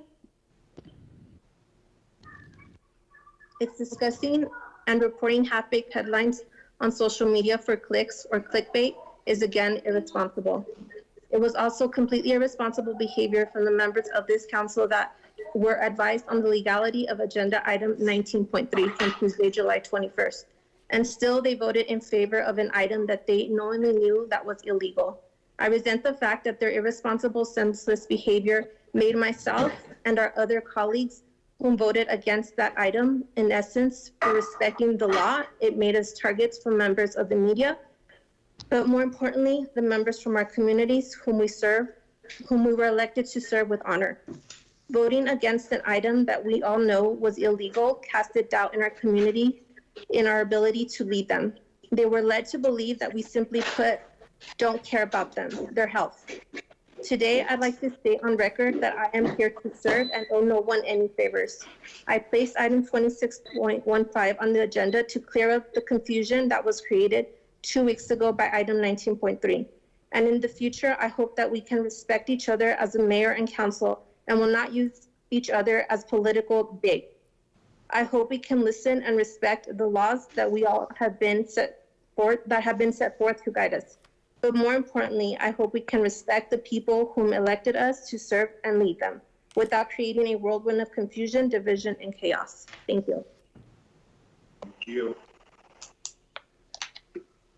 Go ahead, Carla. Thank you, Mayor. Roberto Brito will be presenting the item. Go ahead. Hello, this is Roberta Brito. Can you all hear me? Yes. Yes. Yes. Thank you. Roberta Brito, Assistant City Attorney for the record.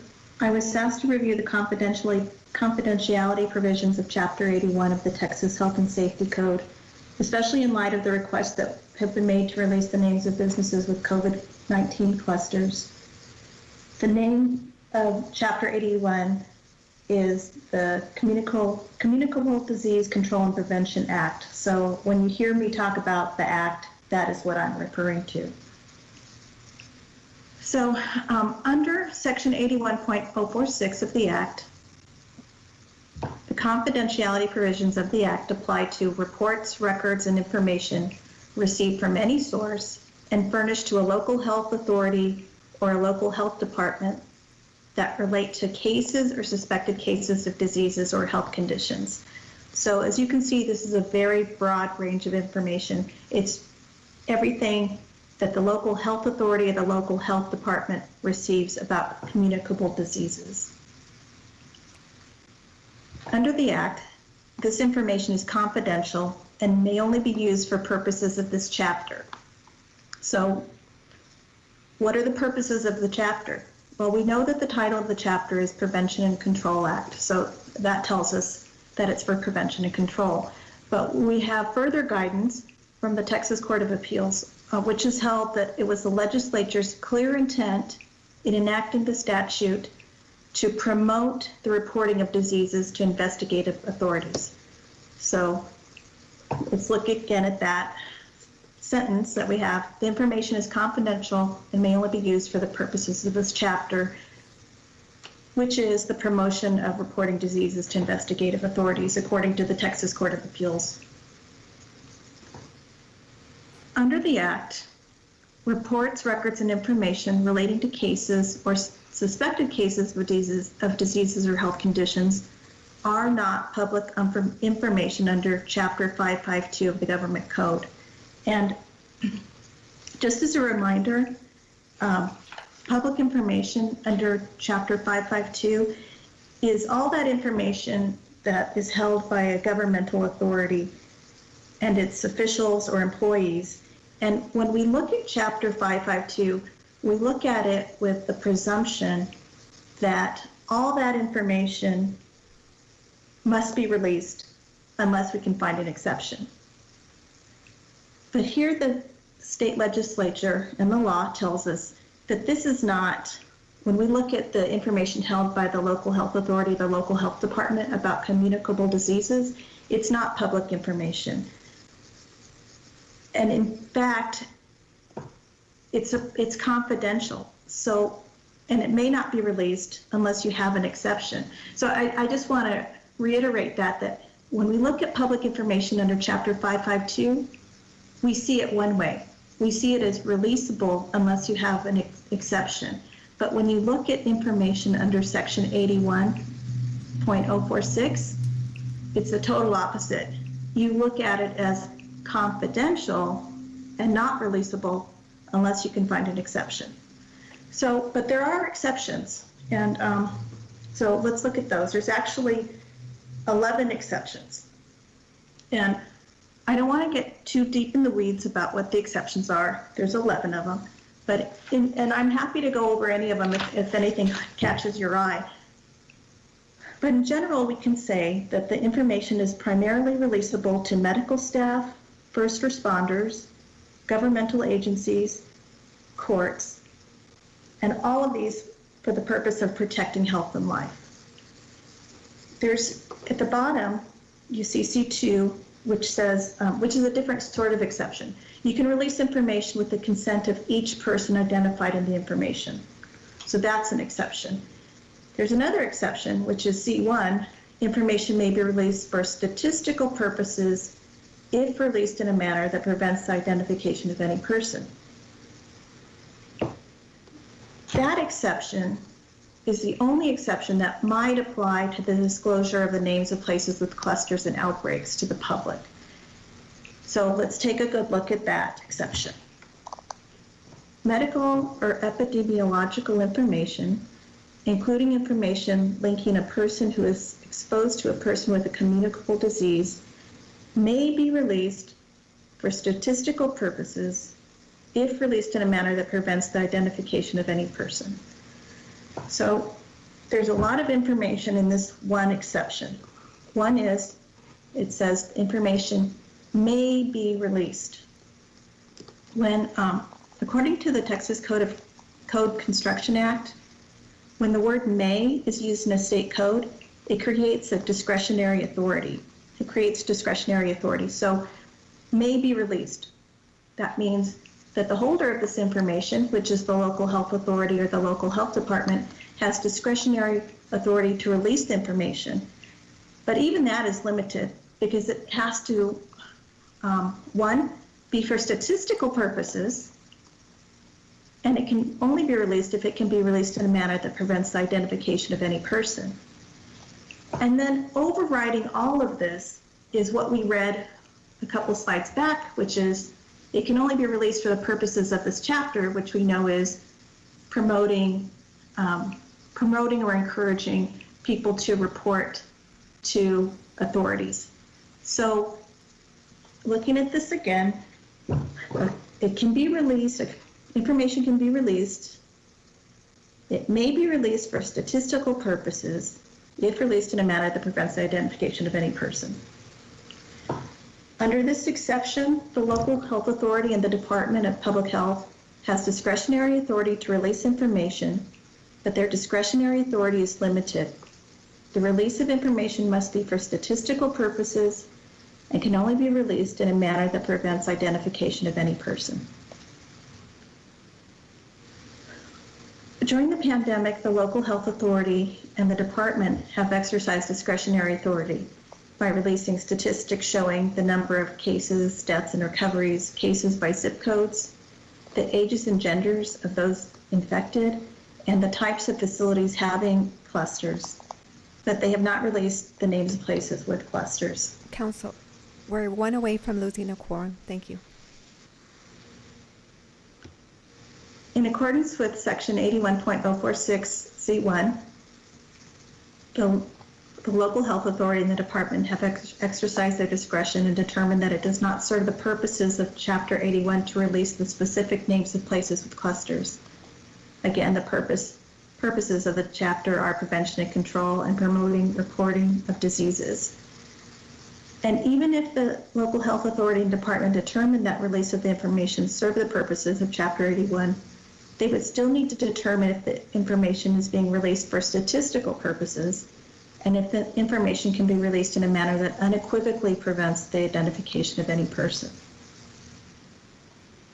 Finally, I included this Q&A from the TML website that reaches the same conclusion that the information about communicable diseases is not public information and can only be released if there is an exception. That's all I have, but I'm happy to answer any questions.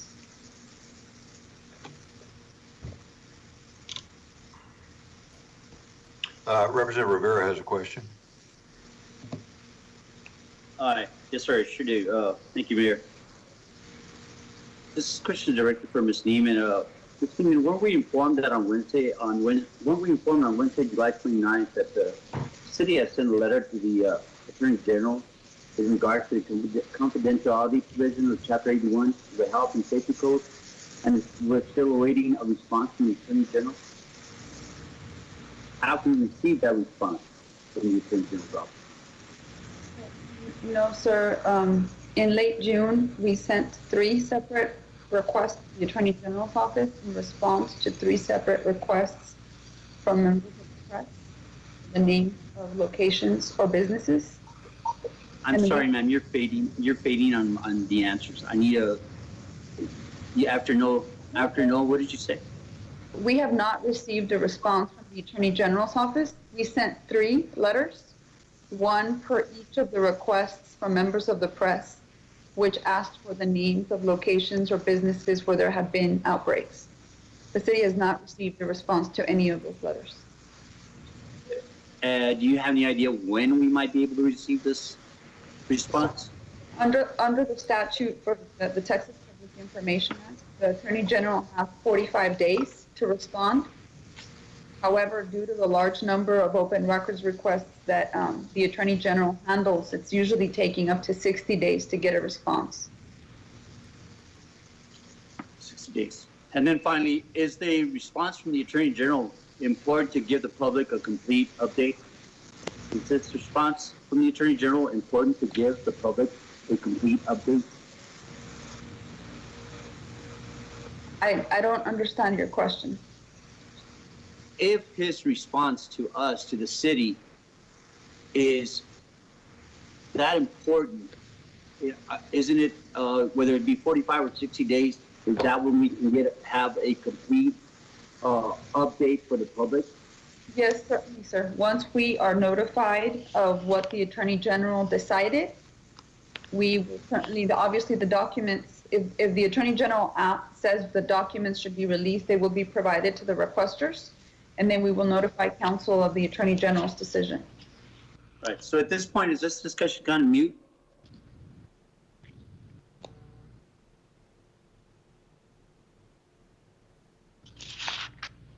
Well, the purpose of this discussion, as pointed out by Representative Rodriguez, was for clarification over an issue that was voted on contrary to law, confidentiality clause. That's the purpose of for clarification is what was disclosed, what is the law. But you have full clarification in that Attorney General's letter. Well, I think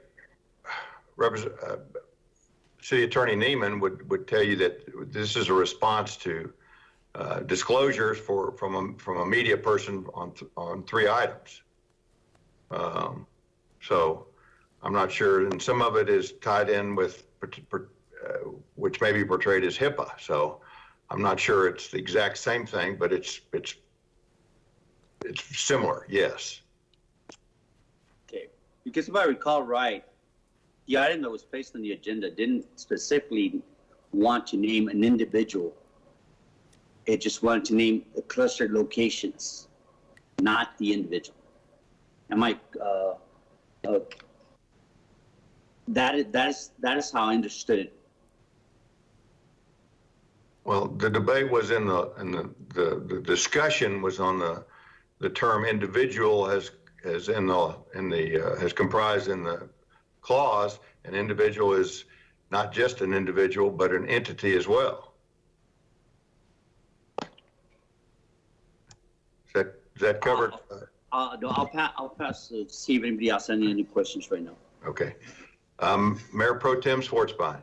Yeah, no, Mayor, just in terms of your understanding about that, on July 20th, the Texas Attorney General Paxton did rule that the Texas Human Health Services Commission should disclose most of its data on COVID-19 nursing homes to the public, according to a July 6 ruling. And in his response, he specifically defines individuals, and he does not include your understanding of it as being businesses.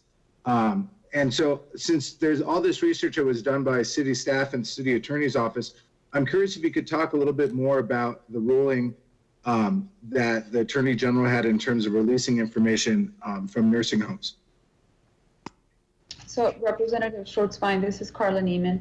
That opinion was written to the State Department for health information. I've read the letter. That letter applies specifically to the Department of Health at the state level in terms of the obligation that they have to disclose the names of facilities. So they are subject to a different area of the law, and apparently they don't have the same confidentiality provisions that our local health department and our health authority are subject to. So our citizens, our residents could find information about what nursing homes have had clusters by going to the state public health department, but not by going to the city's public health department, is what you're suggesting. No, sir, I'm not suggesting anything. The Attorney General's office issued an opinion that allowed the State Department of Health to publish their information on a State Department website. The public has the same access to that website that they have to any other available website. What we are saying is that we have to wait for the Attorney General to tell us whether that information can be released that is held by a local health authority and our health department. We are not subject to the same set of rules that the state is. But the state supersedes local rules, right? The state. If there was a state decision about releasing information, and we're being told for months now that in terms of our local directive that the state supersedes it, logic would dictate that the state's dictates would supersede any local authority. No, that's not the same logic, sir. The legal reasoning is the city of El Paso is subject to its home rule authority given to it by the state constitution. And as long as you're not preempted by state law, then you can act. You are confusing two different subjects. The Attorney General has made a decision as to what the state of Texas, as the Department of Health, can hold and release information. The local health authority and our local health department are subject to a different state law requirement, which the Attorney General has yet to rule on. We are waiting for that ruling as we speak. We are not permitted, and I would encourage the public to read the letter that was issued by the Attorney General to the state, which specifies at the end that this information and his opinion is specific to the request issued by the department, that no other entity should rely on it for legal advice or to act upon it. That is why we have to wait for the Attorney General to rule on our letter. And who is able to actually ask the Attorney General, who's able to reach out to the Attorney General for an opinion from the city of El Paso? So the city of El Paso, there are several different provisions. The city of El Paso can ask for a determination on a request for Public Information Act to the Attorney General's office for open records requests under the Texas Information Act. There are other provisions that allow mostly state officials and some county officials to request Attorney General opinions. The home rule cities do not have the authority to directly ask for an Attorney General opinion on questions of law, because we don't receive our authority from the state. It's a separate provision under the Constitution. However, most recently, when the governor declared an emergency at the beginning of March, he did suspend the rule and gave our local, our judge and our mayor the authority to request opinions as it involves the disaster declaration and responding to the disaster. So there has been a additional provision suspended that allows for local officials to ask for Attorney General opinions, but it is only asked to the Disaster Act. I understand now. Thank you again for this presentation. Thank you. Okay, since there's no action, are we moving on to the next agenda item? Yes, sir. The next item is on page 2. This was item 3.1 that was moved to the regular agenda.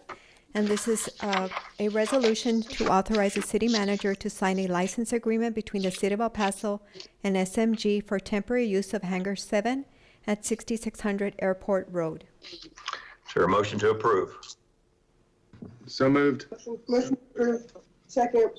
You had a question? Really quickly, the reason that I pulled this, I do have a few questions, but I also think it's a really great program. I was a little disappointed to see it on consent, so I'd love to talk about it. I know that we've had a long day, so I don't know if council wants to see the presentation. Mayor? I sure would. Yeah, I like it looks great. Fine. Sure. Sounds great. Can you run through it real quick? Yes, Mayor, I can run through it. This is Cassandra Davison from the El Paso International Airport. And Hey, Cassandra, really quick. Sorry, Yes. I just wanted to say happy birthday. Oh, thank you. Happy birthday. Presenting to us on your birthday. We appreciate it. So this project is really exciting, and I'm happy to be presenting it today. So thank you for the time.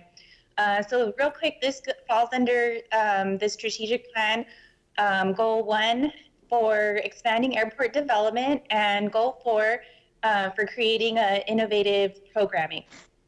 Next slide.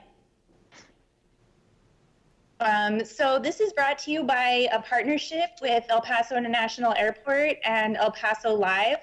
A lot of people on both sides have been working really hard to get this together. And we couldn't have done it without our partners. Next slide.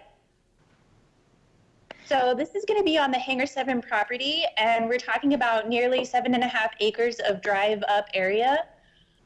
We painted 4 panels of the side of the building, and it creates a 55-foot wide screen, the largest one in El Paso. I know there's a couple of pop-up, drive-up movie theaters around, but this is the largest one. And then on top of that, you get a spectacular view of the airfield and the runway lights at night. So we're going to be hosting some events to allow for social distancing in this space. We're only using the ground area and not the building as of yet. And we're also able to generate some non-aeronautical revenue with a $2.50 per ticket fee. Next slide.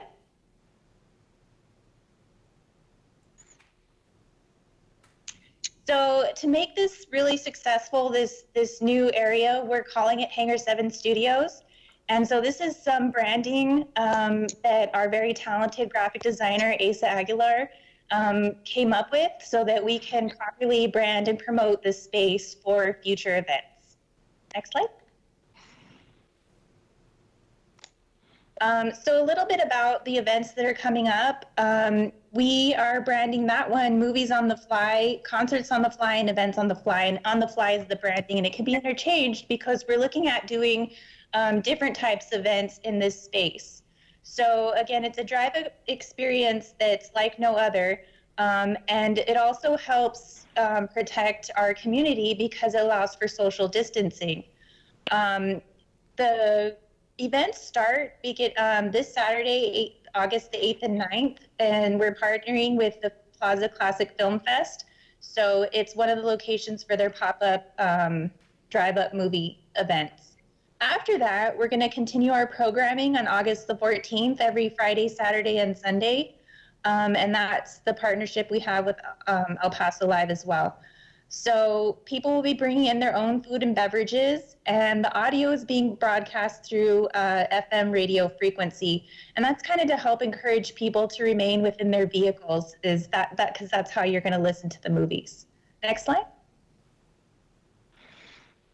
Here's an overhead view just to kind of show you where we're doing the social distancing. We're incorporating staggered parking. This is 309 parking spaces. And so over the course of 9 movies, we're looking at anywhere from 500 to 1,000 guests per movie. So it's really a big space that we're utilizing here. Next slide. So again, this is the first event that's going to be happening here, the Plaza Classic Film Festival, and the 2 movies that are going to be shown. Actually, there's 3. There's 2 on August 8th, and then 1 on August 9th. And tickets are on sale at plazaclassic.com. Next slide. So this is the branding. Again, our talented graphic designer came up with this, Movies on the Fly, and you can see it's interchangeable for each of the events that we're planning on throughout the future, throughout the fall. Next slide. This is the lineup of the movies that we have, and you can get the tickets on sale at elpasolive.com. Sunday has been populated as of Friday. This presentation was uploaded before it was finalized. So the next slide. And we're going to be marketing and promoting this event through social media. We already did a Fact Friday covering the Hangar 7 Studios location. Destination El Paso, again, our partners are going to be incorporating, different campaigns and marketing strategies. And then we'll be putting these on our social media and within the digital screens at the airport. Next slide. So in closing, this event is for the community to safely enjoy and get out of the house. It's a partnership between El Paso International Airport and El Paso Live, and it utilizes the airport land with the potential for revenue. So we recommend the approval of the license agreement. Thank you. Great, thank you, Cassandra. I'm so happy to see that Hedvig is playing again. It's actually, as Brian knows, it is my favorite play. I'm very excited. I'll be there on Saturday. I'll see you there. Yeah, very excited. And also so proud of Asa, one of my fellow graduates. So, but I think you just answered my question. The $2.50 is a non-aeronautical fee, but it is going back to the airport fund, correct? Correct. Yeah. That was just my only question. But again, super great program. Really excited. I'll see y'all on Saturday. Great. Looking forward to it. I just want to compliment the staff, the mayor and council. This is an ingenious way where we can open up quality of life services and people don't even have to get out of their vehicle. So this is a very smart way of providing services to our public. Representative Rivera? Thank you. That was great. First of all, happy birthday, and that was a great presentation. And I've seen this concept. I just saw it the other day on the newscast from the Northeast. Are you eventually going to be serving food, or what are they going to do if they want to take their own lawn chairs to sit outside by their car, or what? What are you going to do with that? What rules do you have in place? So Brian is on the call too, so he can help me out. But we do have staffing for the events for now, and they're going to be looking out for the audience and making sure that people remain in their cars, and then people will be asked, reminded to stay within their vehicle. We don't have refreshments as of now because we're really focusing on a contactless solution for entertainment. So it just helps protect the community to reduce the amount of contact that we have with money and so on and so forth. But we can definitely, as things hopefully get better, look at different ways that we can incorporate concessions. Representative Rivera, as Cassandra said, yes, it's our hope that we will be able to evolve the concept. The current concept, as it'll open this weekend with the Plaza Classic Film Festival, folks will need to stay in their vehicle. They can bring their own food and beverage. We do not have food and beverage for sale on site. We're hopeful that as the conditions improve and we're able to open up a little bit more, we will be able to allow maybe a tailgate type concept where people will be able to be in their vehicle or adjacent to their vehicle with their own family or own group that they came with, but not intermingling. That's a future step, we hope. And also the ability to be able to use food trucks or food delivery, contactless food delivery, or some other ideas that we're also exploring. But we're waiting for the community conditions to be appropriate for those options. That's great. That's what I wanted to hear. And again, congratulations to both of you. This is a great concept, great presentation. Thank you. Okay, Mayor Pro Tem Schwartzbein, and then Representative Lizarraga. Really exciting project, very creative. So thank you for all the city staff and for El Paso Live to make this happen. Brian, your audio is absolutely on point. That microphone headphone combo you have is really, really clear in terms of the audio. Thank you. I just went on the website just right now on the fly, and saw that it's $25 per vehicle plus a facility fee. Do we know what the cost would be total? So the total fee, I believe, with the processing and the facility fee comes to $30 for the movies on the fly per vehicle. The Plaza Classic Film Festival is a total fee of $25 per vehicle. And is there a particular movie that you're excited about seeing? I would say I'm excited about this weekend and the double feature. Bringing Rocky Horror and Hedwig and the Angry Inch is always very popular. There are a number of great titles as we go into the movies on the fly. It's actually been pretty challenging to get the approval and licensing for a lot of these different films. So that's been a fun experience. But probably Ferris Bueller's Day Off is the one I'm probably most excited about. That one and Ghostbusters are probably my 1 and 2. So really great, really exciting. Thanks again for doing this and making lemonade out of lemons. I'll go with Young Frankenstein, and now go to Representative Lizarraga. Thank you, Mayor. Thank you, Cassandra. Happy birthday. And thank you, Brian, for all your hard work. I just want to give a shout out to Doug Pullen from the Plaza Classic Film Festival for all his hard work in making the switch to a drive-in and virtual festival in such a short period of time. And I know that Doug also coordinated the one fund that provided funds to the families of the victims on August 3rd.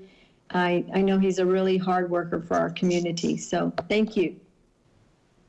That's all. Let's vote.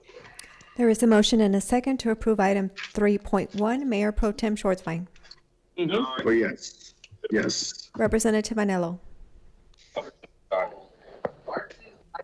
Aye. Hernandez? Can you hear me, Laura? Something happened. Yes, I can. Hernandez? Yes. Morgan? Yes. Salcido? Aye. Rodriguez? What do you mean? Yes. Rivera, Aye. and Representative Lizarraga.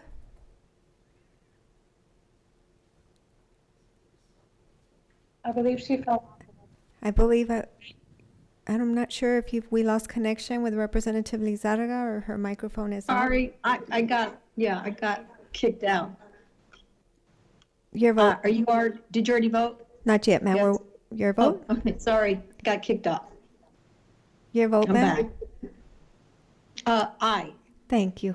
And the motion passes unanimously. The next item that was moved to the regular agenda is on page 3. This is item 4.1, and this is a resolution to amend a resolution approved for a Motor Vehicle Crime Prevention Authority grant award to add a statutory site required by the granting entity. Motion A to motion to approve. approve. Motion to approve. Need a second? So I have a, Which item is this? 4.1. We have a motion to approve. Did I hear a second? Second. Okay, all right. I think you've got a presentation, Chief Maloney, or do you, or I just have answer a quick question. What's the quick question? Go ahead, just do the question. My question is just the $378,420. Is that increasing, or was that the original amount from the first request? You're muted, Chief. Chief, you're muted.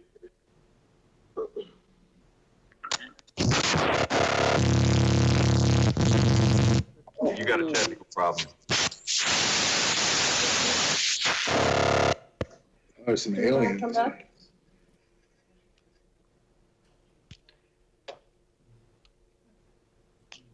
Do you just want to wait on this one?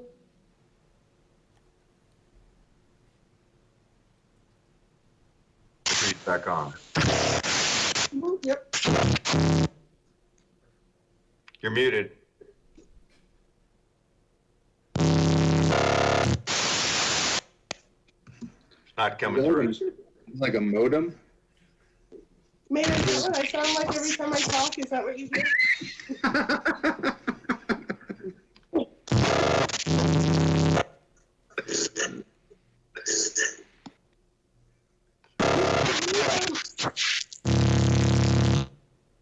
Mayor, can we push this back and I'll send Chief an email and he can answer the question that way? Does that work? All right, are you ready to vote This is on this Dion. irrespective of the Oh, answer? Dion.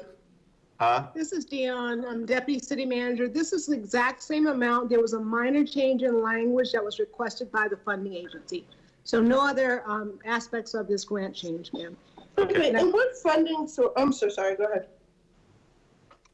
Go ahead, ma'am, I'm listening. I was just gonna ask, what funding source does this come from? Okay, sorry about that. I had a problem with my laptop. I had to switch laptops quick. There's no change in the amounts. The amounts are the same as they were on. Thanks, Chief, and my next question was, where does the funding source, like what funding source do y'all use for that $348,000? It comes out of general fund. PD general fund or city general fund? Well, the PD general fund. Okay, yeah, just for clarification. Okay, and so looking at the backup, it is just specifically for stolen vehicles, correct? Stolen vehicles and burglary vehicles. Those are that's what the grant is used for. And what is the equipment that you use? Like, I mean, what will the grant pay for specifically? This funds the Auto Theft Task Force. It funds primarily the personnel. It does fund some software, including the Vigilant software, which is used for the LPR system. Okay, great. Thank you for that. I appreciate it. And thanks. I appreciate you being able to fix your IT issues on your own. It's hard to do. That was the laptop problems. Let's vote. Yes, there is a motion and a second to approve item 4.1. Mayor Pro Tem Schwartzbein.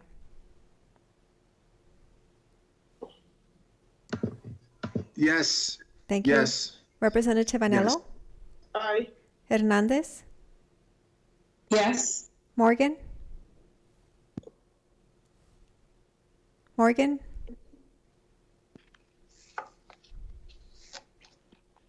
You're muted. Okay. Thank you. Salcido? Aye. Rodriguez? Yes, yes. Rivera, Aye. Lizarraga, Aye. and the motion passes unanimously. The next item that was moved to the regular agenda is item 5.3, and this is a resolution that the city manager be authorized to sign a 14th Amendment for SMG, the Facilities Management and Tourism Agreement, for an additional 8 months. Is there a motion to approve? Motion to approve. Second. A motion and a second. Representative Vanella, what is your question? So I'm sorry, it was so long ago that I prepared these questions. So this is an 8-month extension while they prepare the purchasing agreement or for people to go out to bid. I just wanted to be clear, SMG is still able to go out to bid for another 5 years? Good afternoon, Paula Salas with Purchasing and Strategic Sourcing. Yes, so this 14th Amendment is actually going to be until we put out the solicitation again, so we can competitively bid this contract. And so it does have to be competitively bid. Okay, that was my question. I didn't know if they just had automatic extension approval. Okay, Thank you for clarifying that. I appreciate it. Okay, let's go to the next item. Well, Are we going to vote? Yes, vote. sir. There is a motion and a second to approve 5.3. Mayor Pro Tem Shortline. Aye. Representative Anello. Aye. Hernandez. Yes. Morgan. Salcido. Aye. Rodriguez. Yes. Rivera. Aye. Lizarraga. Aye. Morgan. I believe Representative Morgan is not present. In the voting session, the motion passes unanimously with Representative Morgan I'm sorry, not present. Mayor, can we actually bring 26.22 to the forefront? I'd like to just discuss it before we extend our orders, our emergency orders, before 23.1 and 23.2. I don't know if you want to do that now or before those items. Why don't we go to the ordinances real quick? Okay. All right, 16.1. Okay. The first reading of ordinances, items 16.1 to 19.1. Is there a motion? So moved. Second. There's a motion. Mayor. Yeah, Representative Lizarraga wants to speak on 17.1. Yes, I just wanted, thank you, Mayor. In preparation for this item, my staff and I have been doing some research about the efficacy of juvenile curfew ordinances. Curfew laws to me have always seemed like something that is essentially a parenting decision being taken out of the hands of parents. That's not necessarily always a bad thing. So that's not all what not at all what I'm saying, but I am curious about the effectiveness of our curfew and what it means for the young people in our community. In 2017, after a long hearing with lots of data and information presented, Austin City Council voted unanimously to discontinue its juvenile curfew. Their mayor stated that they would look to re-implement the curfew if they saw any rise in juvenile crime or victimization. And now, several years later, they have not seen the need to re-implement. Data from cities nationwide shows that juvenile curfews typically do not accomplish their principal goals of 1, reducing juvenile crime, and 2, reducing juvenile victimization. Curfew violations often represent the first time a young person enters the criminal justice system. And research shows that contact with the criminal justice system at younger ages leads to worse educational outcomes. The nationwide data on juvenile curfews also shows that those who are cited for curfew violations are disproportionately young people of color. Now, I'm not saying we necessarily have the same scenario here in El Paso. We have our own unique challenges and situations here, but I would definitely want to see more information before we decide to extend this ordinance for 3 more years. This item is just an introduction of the ordinance, so there's some time to compile the information before the final public hearing when we will vote on this. During the public hearing, I would like to see data on curfew violation citations, going back to when we first implemented the curfew in 1991, including a breakdown by race and ethnicity, and if possible, also by age. I am also interested to know if PD tracks or documents with demographic information the instances in which an officer exercises their discretion under Title 10, Chapter 20, Section 10, subsection B, to simply release a minor in violations of the curfew to their parent or guardian without citation. If we do track that, I would like to see that data as well. Finally, I would also like for the police department to present their case or their justification for the continuation of the juvenile curfew, ideally demonstrating using our local data that the intended reduction in juvenile crime and victimization has actually taken place over the last 29 years. And that implementation has been done in a way that is equitable. Thank you in advance to Chief Silva and to your team for putting together the data that I am asking for. I know I'm asking you to do a lot of additional work, and I appreciate the great job you do. Thank you. Representative Vanella, and then I'll let you respond, Chief Maloney, if you want to. Yeah, I absolutely more than appreciate Representative Losada's comments. I know I guess it's been 3 years since we renewed the issue, and it came up in 2017. I had a lot of the same concerns. I look forward to that data, and I thank her for, specifically asking for it on behalf of, disenfranchised communities that have to pay fees for their children who maybe don't have transportation and have to work late or are in school late. Also, just to add to what she said, also in 2018 or 2019, Dallas also got rid of their curfew ordinance and has not seen an increase in juvenile crime. But I can share that data with you as well, Representative Losada. Thank you. This is Dion Mack, Deputy City Manager for Public Safety. Our presentation was going to be for about 5 years of data, being that we want as much as we can from the beginning of the program. I would ask that we take another 30 days or so to be able to be as comprehensive as we can with the information that has been requested today. Thank you, Ms. Mack. Whatever time you need. Yes.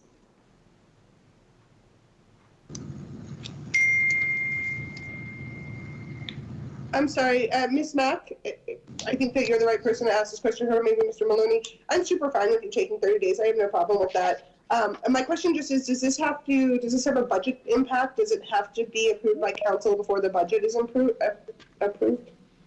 No, ma'am. The ordinance just says that council has to renew it in order for us to continue the program.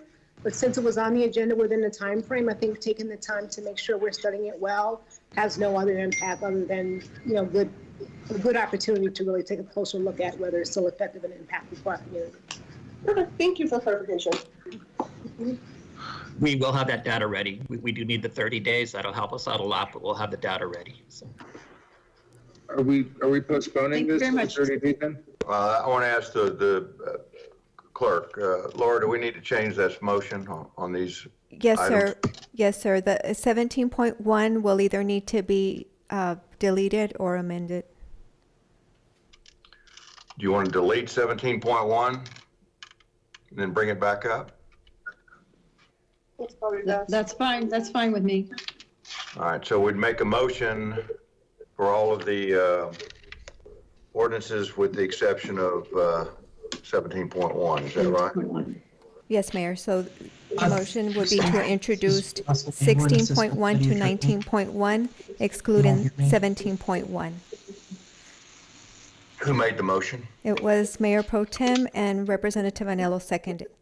All right, will you make that amended motion, or not amended motion, restated motion? Mayor Pro Tem? Yeah, so, I guess we're gonna have, Assistant City Attorney. Can you all hear me? This has a Can't hear you. statutory Speak up, please. deadline of August 31st. So this has to be approved by August 31st. Mayor, I can't hear him. We can't hear You you. said it has to be approved by August 31st. why is that? There's a was saying that, statutory deadline. This review process takes place every 3 years. And if it's not reviewed and renewed within that 3-year period, then the statute expires. So the 3-year period is August 31st. We will have 2 additional public hearings that will be on the next meeting next week, and then also on the 18th. That's only one hearing on the 18th. Right, and we are planning on posting a hearing for the special meeting next week. Oh, I didn't realize we could do ordinance changes on special meetings. It's not, it'll just be a public hearing related to the juvenile curfew ordinance. It's separate from the approving the ordinance. And the meeting next week is going to be a regular council meeting, it won't be a special council meeting. Russell, this is Carla. Representative, there's a separate statute under the law that allows us to have 2 public hearings. So you have an opportunity to have 2 public comment periods on the 11th and the 18th. Okay, but we couldn't adopt it on a special meeting before, like, the week of the 24th at any time. It has to be adopted on a regular council meeting. Which is the 18th. Yeah, okay. Thank you for the clarification. So how do we make the motion? But that won't be enough time for staff to do their homework. What if we let it expire? I mean, what's the process? I mean, if we let it expire, then we had to bring it back. What's the process for that? I think our final approval is on the 18th, but is what the attorney said. Did I hear him correctly? We're saying it has to be adopted by the 31st and then it expires. So if it expires, what's the fallout in the process to get it back? This is Russell. If it expires, then we wouldn't have a juvenile curfew ordinance and we would have to reinstate it. So until it was reinstated, there would be no effective ordinance. What is the process for reinstating it? Is just an ordinance, correct? Or is there? Sorry, could you repeat the question? Yeah, I'm sorry. What is the process for reinstating? Is it just a passage of an ordinance? There's intro and 2 public hearings to reinstate, I believe. I mean, Don't you all feel that we should let the public hear this and then make a decision? One thing I have seen that was done in a past year that may be helpful is the city readopted, if the city continued the ordinance prior to August 31st, and then they held additional hearings afterwards, and they did make some amendments. So I think that is an option. But here's my question. Can you, let's say we decided to dissolve the program, if we approved it before the 31st, would we have the option to dissolve the ordinance after that? Yes. Okay. I mean, listen, I think that information is really important.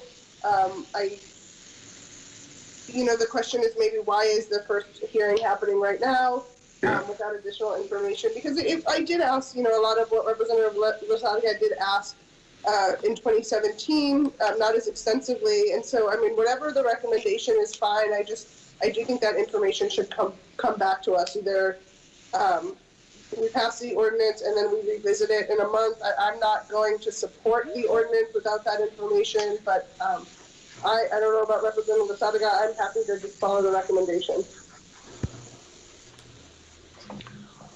What is the recommendation on how to make the motion? Yes, Carla, what do you recommend we do? I don't recommend that you allow the ordinance to expire. I recommend that what Russell recommended, which is that you vote to extend it and then you schedule additional hearings in September or however long the police department needs to come back with that information. I concur with Ms. Neiman. I believe we should continue with the ordinance. The police department does support it. We think it's a valuable tool for us. It's not something we utilize very often, but in certain circumstances, it is useful. We certainly could come back sometime in the fall with a detailed presentation. I know Chief Silva was planning to include statistics in her presentation on the 18th, but we can put together a more detailed presentation for sometime in the fall and present that to you at that time. All right, so how do we make the motion on this one? This one to, what's the recommendation, Carla? There is no motion necessary, correct, Ms. Neiman? We allowed it, and then we can Correct. come back in. So what would happen, so remember, this is just the introduction. Right. There's supposed to be 2 hearings happening on the 11th and the 18th. On the 18th, you can vote to approve it, but then you're directing staff to come back with future meetings. So it'll be reinstated before it expires. So the original motion is made by the Mayor Pro Tem to approve these is what you're recommending we do. Is that correct? Correct, because this is part of the ordinances that are all being introduced. So it'll just pass with every other ordinance that's being introduced. And then Representative Zaria, are you comfortable that they can bring the information back to you? And Representative? Yes. Okay. That's fine.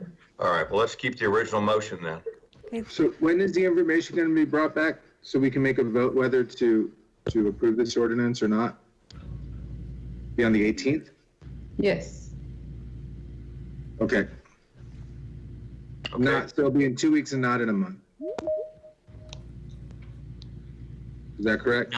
Not all the information, no. Not all the information. They need 30 days at least. I know. Yes, So, this is Dion. What we had presented was only 3 years of data within the presentation. I've already seen the backup for this item. So I've taken note of all the other items that the representative asked us for. Those would take us a longer period of time because we're basically talking about from the beginning of this program. And that was the request for the additional additional time. Thank you. yeah, I just think that, Representative Lizarga brings up a lot of valid points and concerns about it. And because this is being placed so close to the date of the renewal, I just concerned that we're being forced into approving something where we still have a lot of questions.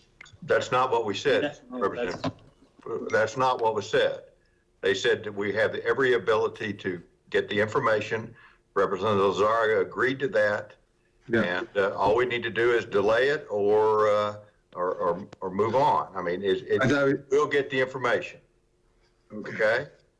I was under the impression that we were going to approve it, and then if we wanted to change We're anything. only approving the first reading. It's a hearing where the data comes in.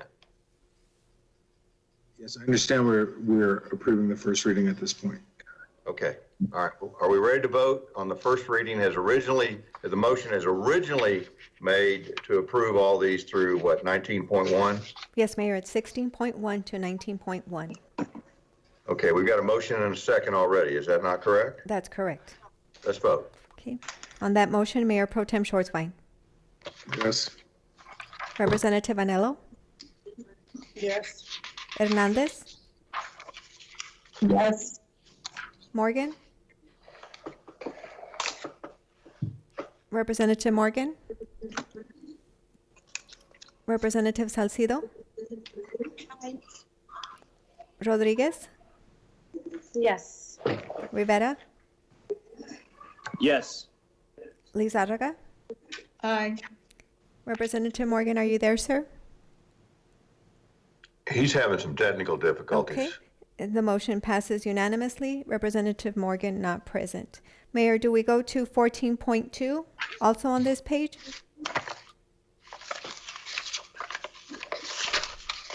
This is 14.2. Mayor, I'm fine just holding the item till right before the renewal of the emergency ordinance, if it's faster.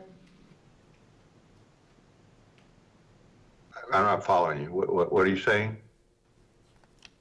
Because I think Ms. Prine is asking, because I asked to move up the very last item on the agenda, before we took on the emergency ordinance. Is that correct, Laura? Yes. Yeah, so I'm fine to move through the agenda and just do 26.22 before the reenactment of the emergency ordinance. So if we can continue on this, and then we'll go to 26.2 before we get to the reenactment of the emergency ordinances. That's perfect. Thank you. So item 14.2 is community outreach for capital improvement projects.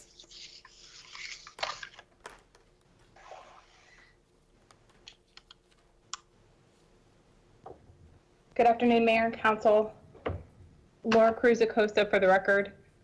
And I'm going to be sharing my screen here momentarily.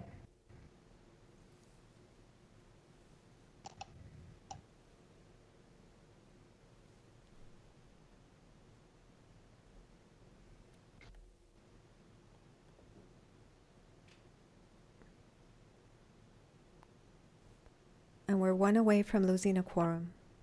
Well, we lost a quorum.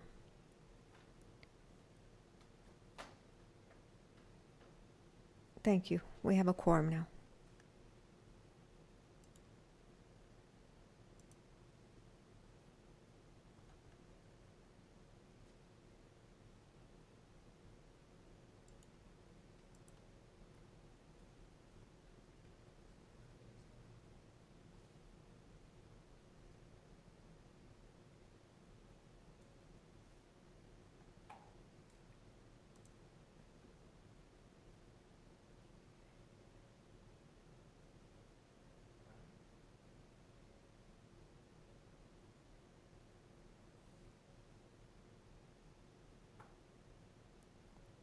Laura, we were unable to hear Ms. you. Prime, I have no sound, Ms. Prime. My apologies. Okay, now we can hear you, Laura. Thank you. I've been talking to y'all this whole time. I'm done with the presentation. Ta-da! Just kidding. So the community outreach in terms of the capital improvement department, with the pandemic, much of our outreach has been slightly altered, not dramatically, but we have had to alter our outreach process. So I wanted to really quickly go over the process for capital improvement department in particular. So prior to the pandemic, right before March, we started making adjustments to our outreach efforts very quickly in order to make sure that the community remained engaged and informed about some of the projects that we were going through, whether it be through the NTMP, through the quality of life projects, whatever it might be. But at the same time, concerned about the risk of spreading COVID-19, maintaining the social distancing regulations and restrictions on gatherings, as well as making sure that everybody was still informed about everything that we were working on. So we began to host many of our meetings through the virtual formats, as you've seen through our virtual press conferences. In addition to that, we also provided project updates through various other formats such as social media. So the process for the community outreach in general, we go out and actually do this prior to COVID. We have create videos for each of the projects, of the major projects, and we also work through direct mail. We send out a direct mail to each of the impacted homes, as well as post information on our social media pages and online on the CID website, as well as the city's websites. So we continued through the notices to be mailed out directly to the impacted residents and businesses. And this included information about each of the projects and including information on the direct contact for that project's project manager. Furthermore, we also provided information online for online meetings, as well as workshops and videos. And to date, we've hosted about 47 community meetings in person, either online or in a video format. We have several dozen more programmed in the next several months. And we also post those videos on the Capital Improvement Department page as well as on our YouTube pages. You may have also seen these on our social media pages, whether it be the city or the Capital Improvements Department social media pages. For the general public to be informed, we've also, as I mentioned to you, social media, websites, we also put these on our city TV, and we include the major ones on the Your City in 5 TV program. And we also have them on our CID project updates that Sam provides to you on a quarterly basis. We provide email blasts to specific residents and businesses, as well as our neighborhood associations. And those email blasts are pretty consistent. We ask, of course, that you all, as city representatives, include them in your newsletters, which you've done, and we appreciate that. And we include the quarterly updates on our city council's council buzz, which we also issue out to a number of different residents and businesses.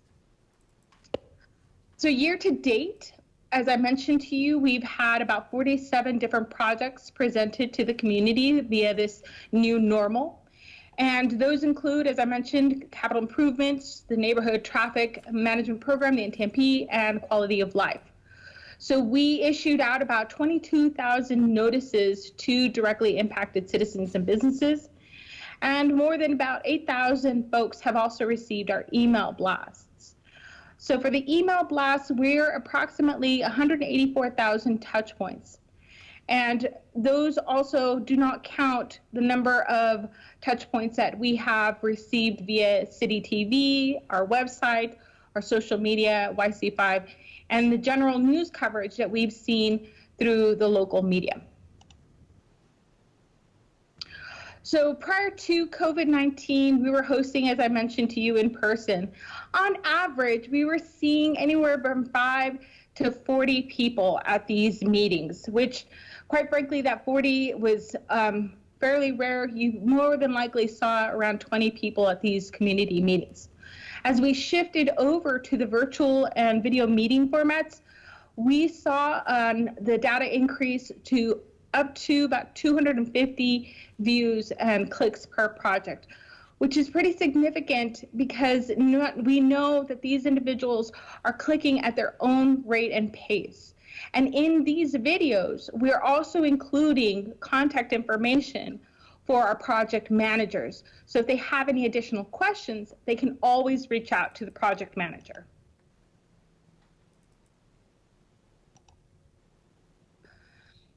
And just a few examples of our outreach tools. As I mentioned to you, community meetings, which we are shifting over to virtual meetings. We have our project notices that go directly to the impacted individuals, social media content, and as well as our constant contact, which is the email blast that I mentioned to you.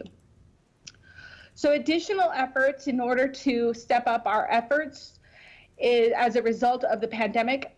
We have seen that because of the pandemic, we're having to do a little bit more of an effort, whether it be because of unforeseen events or weather delays, such as the most recent monsoons that we saw in our community. The notices are going to be mailed out. We have an additional layer that we're going to be mailing out here fairly soon to the residents and businesses for projects that either have experienced delays due to extreme weather or delays due to contractors having to isolate their workers because of the COVID-19. And of course, projects that have been deferred due to the reduced costs because of COVID-19, because we've put it on hold. So the listing I've included in there, the location where you can find the deferred projects. And of course, Sam has given that presentation to you all a couple of times. I did include a sample of one of our live community meetings. I won't go into it too deeply, but I do want to show you at least the first few minutes of it, not few minutes, the first few seconds of it, because it is actually fairly innovative in terms of what it is producing.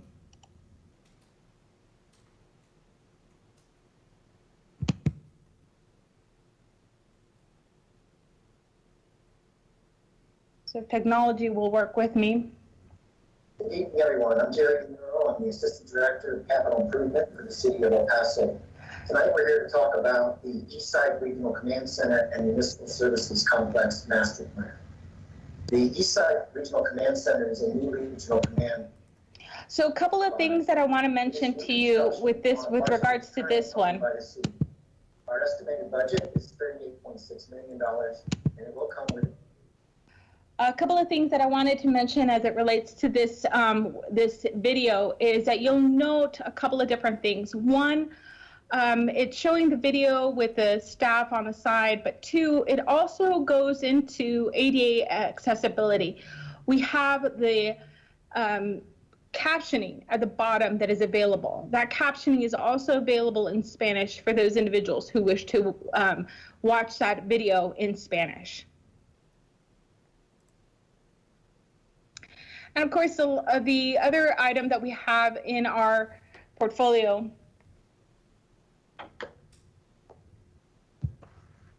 and technology is not being nice to me, is our third quarter capital improvement projects. And these you've seen before, so I won't hit play on it for y'all because it's been a pretty long meeting, but you've seen that, so we produce those as well as another way to engage our community in terms of what we're producing.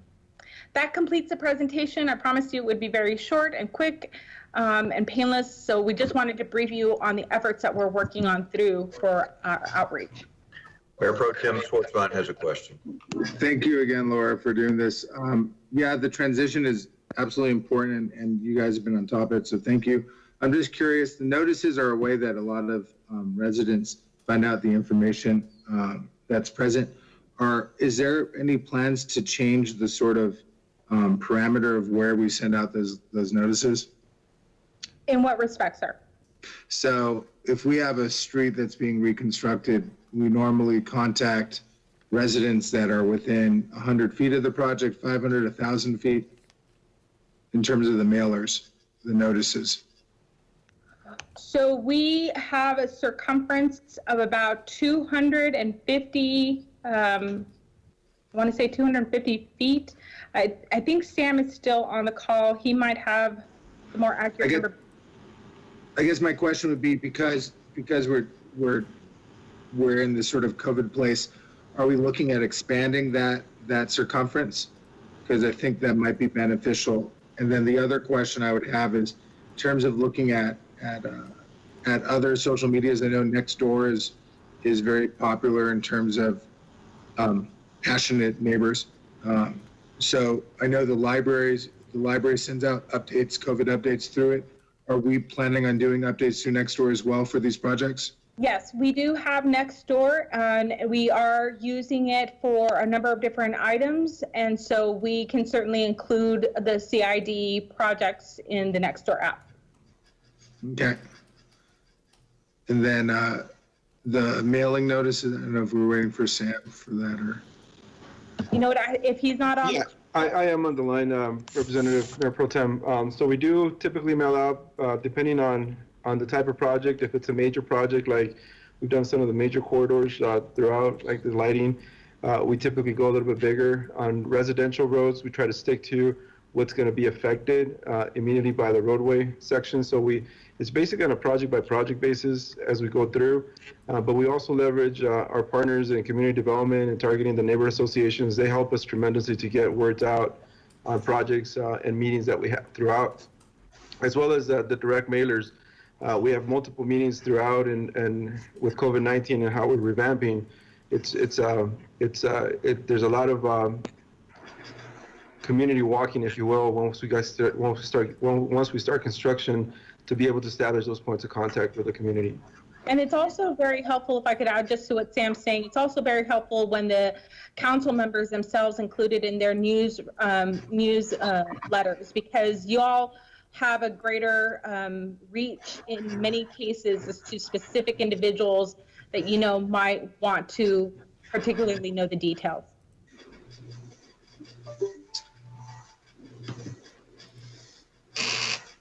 Okay. Thank you. Okay, let's move to the next item.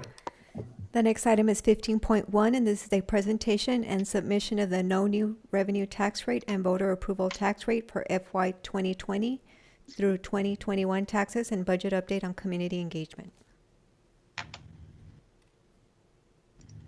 Good afternoon, Mayor and Council. Robert Cortinas. So I have a couple of slides, but before I get into it, I wanted to just tell you all, if you recall back on July 27th, that I talked about the location for the public hearing we're going to have on August 18th, and that it's going to be a regular city council meeting.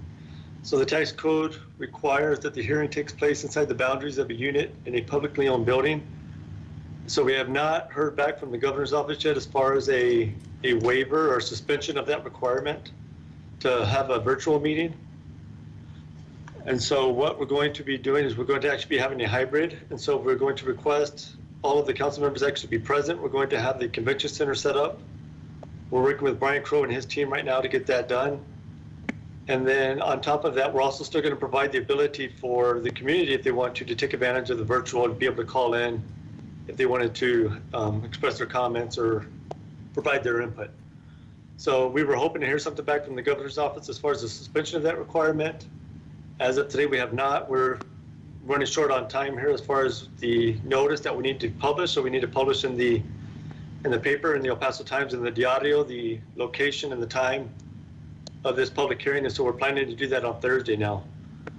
And so we just wanted to let you all know in advance of that publication notice being put out that the location, again, is going to be in person. So it's going to be our first in-person meeting. Again, we'll be complying with all of the social distancing requirements. We'll have obviously enough spacing in between each of the council members. And we really need you all present because that will be the date that not only for the tax rate public hearing, but as well the actual vote on the tax rate and the budget for that date. So just wanted to share that bit of information. And I know I mentioned that in the past, but just wanted to update you on where we are. And again, that's being sort of pushed on us right now because we do need to get that publication out in order to be in compliance with the state requirements. So I just have two quick slides, which wanted to update you real quickly, and then Nicole's got a couple of slides to talk about the community engagement. And so these two slides, and so as part of Senate Bill 2, there was quite a few adjustments as far as the calculations involved in the no new revenue and the voter approval tax rate. There's a lot of new requirements as far as what's being required for publications. If you look on the city's website now, there's a lot of information related to not only the public hearings, but the budget, the tax rate sheets actually that were used to calculate the no new revenue and the voter approval rates. One of the changes in the Senate Bill 2 that came out is the anticipated collection rate. And so that's a calculation. There's, again, 70 lines within this worksheet. And again, it's on the city's website. 70 lines total, and so one portion of that's related to the anticipated collection rate. That changed, and so now you're required to use the lower of the last 3 years, which is 99.25%. So we went back, we did the calculations, made sure that we had everything correct. The overall voter approval rate went down slightly from what I presented to you all back on July 27th. Again, very minimally, we're still, with our proposed rate, still well below. And so with the 3.5% cap, we're still only at 2.5%. So we're still about 1% below that overall 3.5% cap. No overall change to the tax rate from what was proposed, what was introduced on the ordinance, no budget impact. But we did want to let you all know that that voter approval rate did change slightly. And then the ordinance that you all introduced on July 27th has changed slightly as well. So again, the overall tax rate stays the same. No budget impact from what we discussed on July 27th. The only change is the debt service rate changes slightly. The M&O changes slightly, but again, no change to the overall rate or to the budget. And so this overall voter approval rate, we wanted to make sure that we presented that to you all because that's what's actually going to be included in the publication that's going to go out here on Thursday.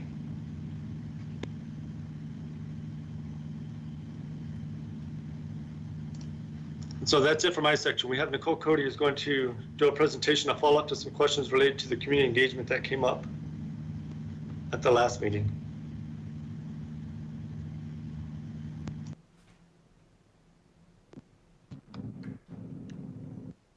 Good afternoon, Mayor and Council. Nicole Cody, Director of Management and Budget.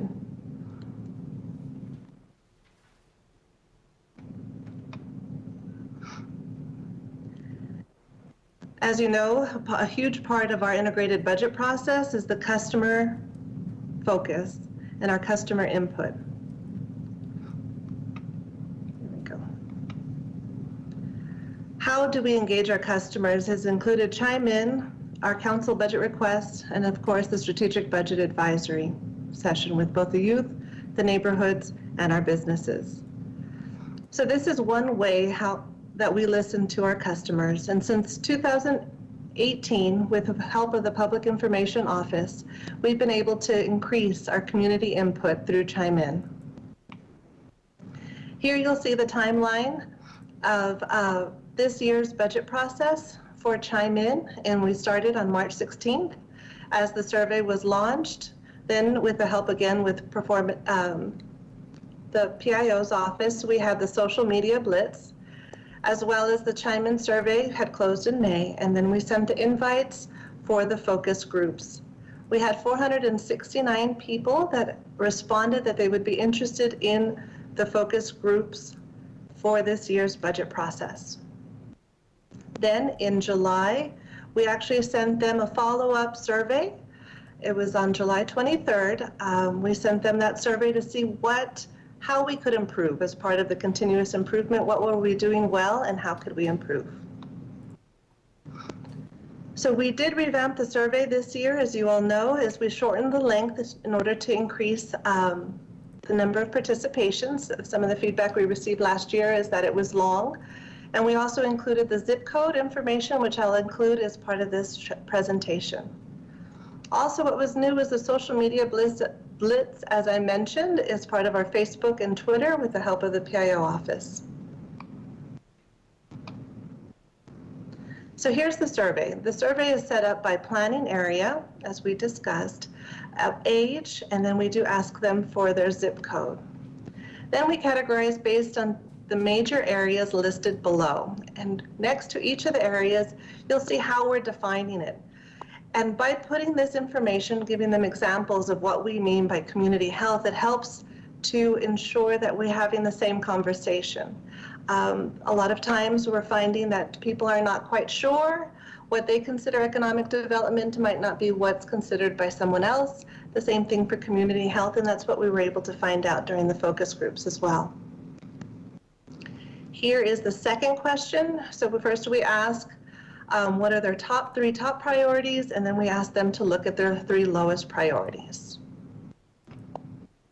And then at the end, we do ask them if they're interested in participating in the focus group, and if there's any specific topics that they're interested in that should be covered as part of the focus group. And here's our social media items and the polling questions that we were able to ask the community, and then the results of the community responses. So again, as we've discussed, the top priorities are streets, public safety, and community health. And so what you'll see is now the top priorities by zip code. So we did take each of the zip code and the information that we received from this year's survey, and we established what those priorities were based on the categories that you saw as part of the survey. So priorities, for example, for 79,821, priority 1 was their public safety, just by number of ranking. And then priority 2 would be considered cultural and educational programs, followed by mobility. And it was purely by the number of votes that we received for each of those categories as their top priorities. So I'll slowly go through these, and of course these are available on the website as well.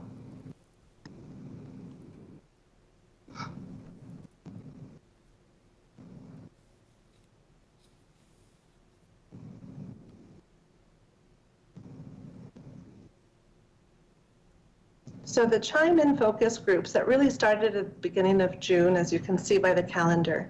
So what we did was we were flexible this year, especially because we were using the virtual meetings, and we weren't sure how it was going to work with these focus group areas. Last year we did do them in person.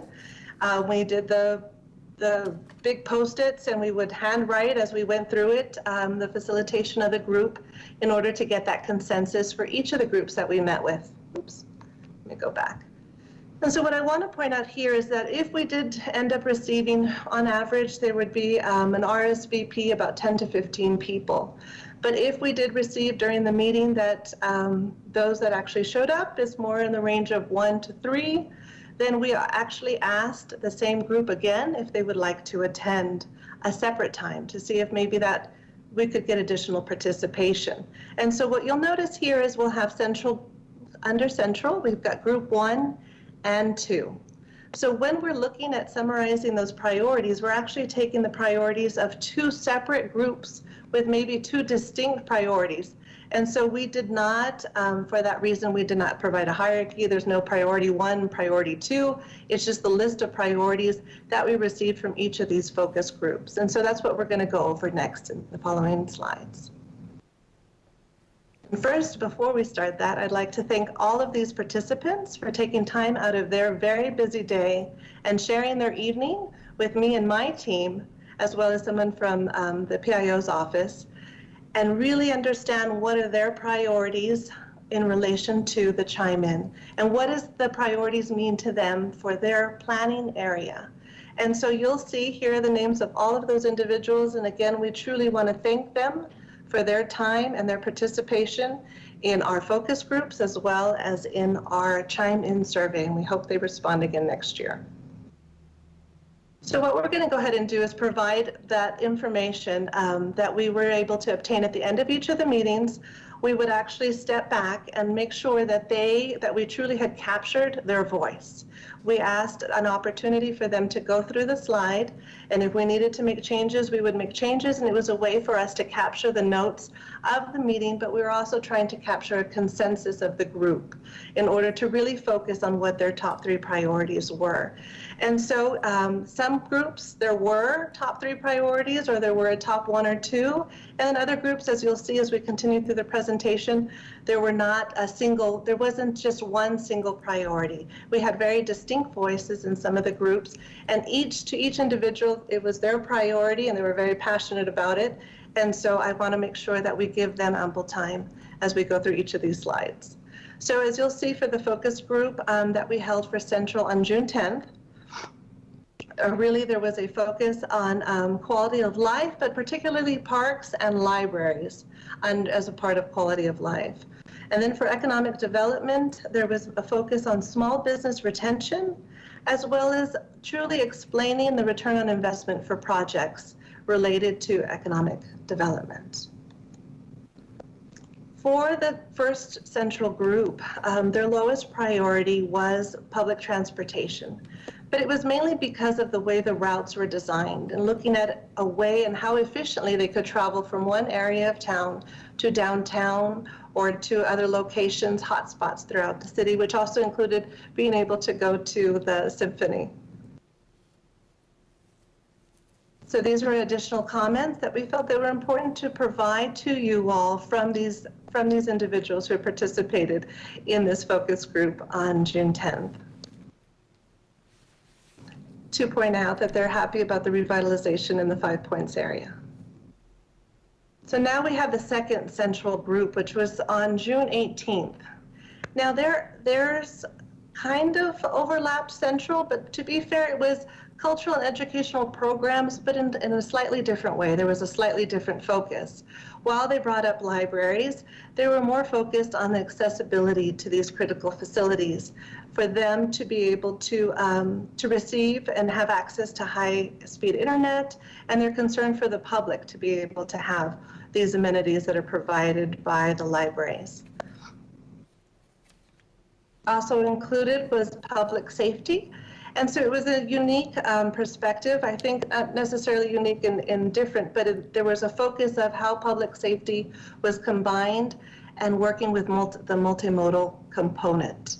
So it's about not only having a safe pathway with cars and for mobility and pedestrians, but also and how that relates to the public safety component. So while we define public safety as part of the survey, this is a great example, where we look at it very directly with public safety as being police, fire. You can tell here for this resident, it was important to include also how there is safety with traffic mitigation, safety on the roads and how streets, and the pedestrian fatalities also play into the safety of the community. So a low priority for this particular group was economic development. And so this differs from the first group for Central, that was on June 10th, in the sense that they were focused on small businesses and the development of business in their planning area for Central El Paso. And this group were not Council, focused. I'm sorry, Nicole. Council, we lost a quorum. We're missing Mayor Pro Tem, Representative Anello, Salcido, Morgan, and Rivera. Okay, we have a quorum now. All right. Thank you. Nicole, we really need to move as fast as we can. Okay, yes, sir. I'll continue on. So we have economic development that was considered a low priority for the June 18th group. And then for the east side top priority still remained with streets, really with a focus on the congestion and improvement along the I-10 and Zaragoza area. But they did define community health as an investment and how we were going to respond and how we are responding to the pandemic. For them, all priorities were important. And then here are the additional comments that we did have from Eastside El Paso. So Mission Valley, we only had 2 individuals that joined us. And for those top priorities, it was economic development. They want to be able to maintain people in our community and retain the high quality and high talent of our El Pasoans, as well as streets. For them, community health and parks and recreation. The only reason public safety was not a major concern is because they did not want to lower the funding, but they did not think we needed additional funding for public safety at this time, and all city services were important to this group. So Northeast El Paso, this group in particular, we did not really reach a consensus. Each individual truly had their priority, and in order to be fair to this group, as we needed to show each of those priorities. So they include streets, economic development, having a resilient city through alternative energy and overall making El Paso a greater place to live. How they define community health was access to healthcare, having more healthcare providers in the Northeast area, and then also the preservation and the regional collaboration of ensuring natural open space for El Paso, as well as access to neighborhood parks.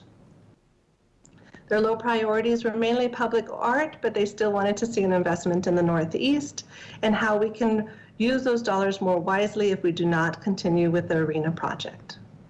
And then again, here is some more comments from Northeast El Paso. So the West Side, we did have 2 groups for the West Side, and we had the public safety, which goes hand in hand as if they feel safe in their neighborhood and feel safe within the community, that they're going to use more amenities and have a better quality of life. For them, lower priorities were, of course, the economic development and streets for them, but of all city services were equally important. And here are some of their comments. The second group for the West Side had a slightly different take to community health. There was a focus on both vaccinations availability for their community, as well as veteran mental health, and looking at more additional health-driven programs. There was also an emphasis on parks and the overall environment, as well as natural space, as natural trails, walking trails, more park space, and enjoying the outdoors. And then they want to maintain the current levels of investment in public safety, and they too feel safe in their community. And here are their additional comments. So with regards to the follow-up survey, of the 469 that were requested to participate, 54 individuals responded, and 19 of those individuals had actually participated in the focus group. And the main reason they were not able to attend was due to scheduling conflicts. And so here's their comments in their own words, and as you'll see, some of those changes that we'll be implementing next year is to have more varied times available to individuals to be able to allow them to attend in both the morning and afternoon. And we'll also be adding a polling component to ensure, especially if we're doing these virtual, to ensure that we are receiving everybody's input and that we're all on the same page. But thank you all again, and thank you very much to those who were able to attend the focus groups. We truly appreciate it. And Nicole, that's all. thank you for the update. I was going to say, Nicole, thank you for the update. This was really thorough to what I asked, and I appreciate it. I think it's really interesting to know what economic development does mean to people, right? Because the way we look at that is 380 agreements, but we see that people feel very differently about it. Not to pick out one group, but that's just what I remembered. So I think that's important to be able to clarify what people are specifically saying when they say economic development. So I really do appreciate the work on it, on the presentation. Thank you. Thank you.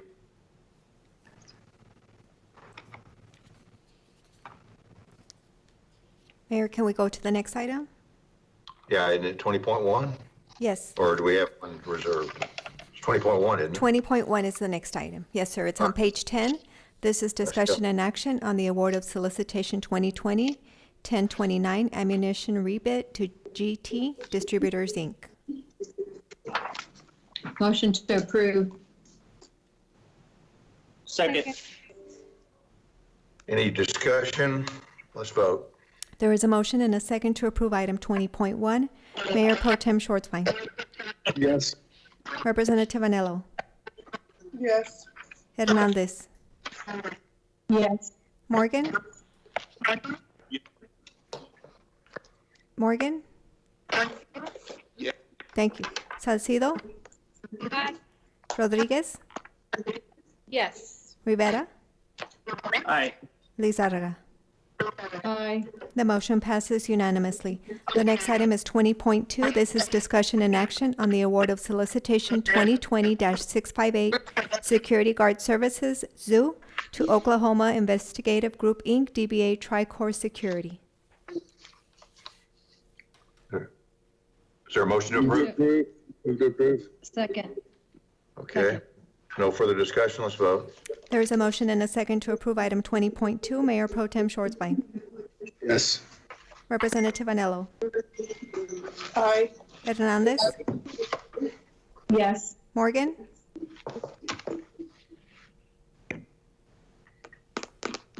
Morgan.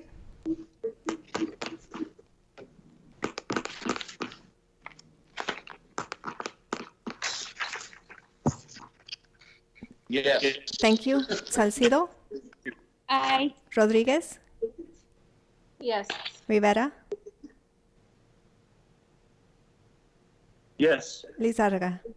Aye. The motion passes unanimously. The next item is 21.1. This is a public hearing on an ordinance authorizing the issuance of City of El Paso, Texas Water and Sewer Revenue Refunding Bonds Series 2020 and City of El Paso, Texas Water and Sewer Revenue Refunding Bonds Taxable Series 2020A.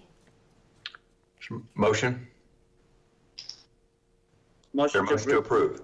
Second. Who made the motion to approve? Representative Rivera did.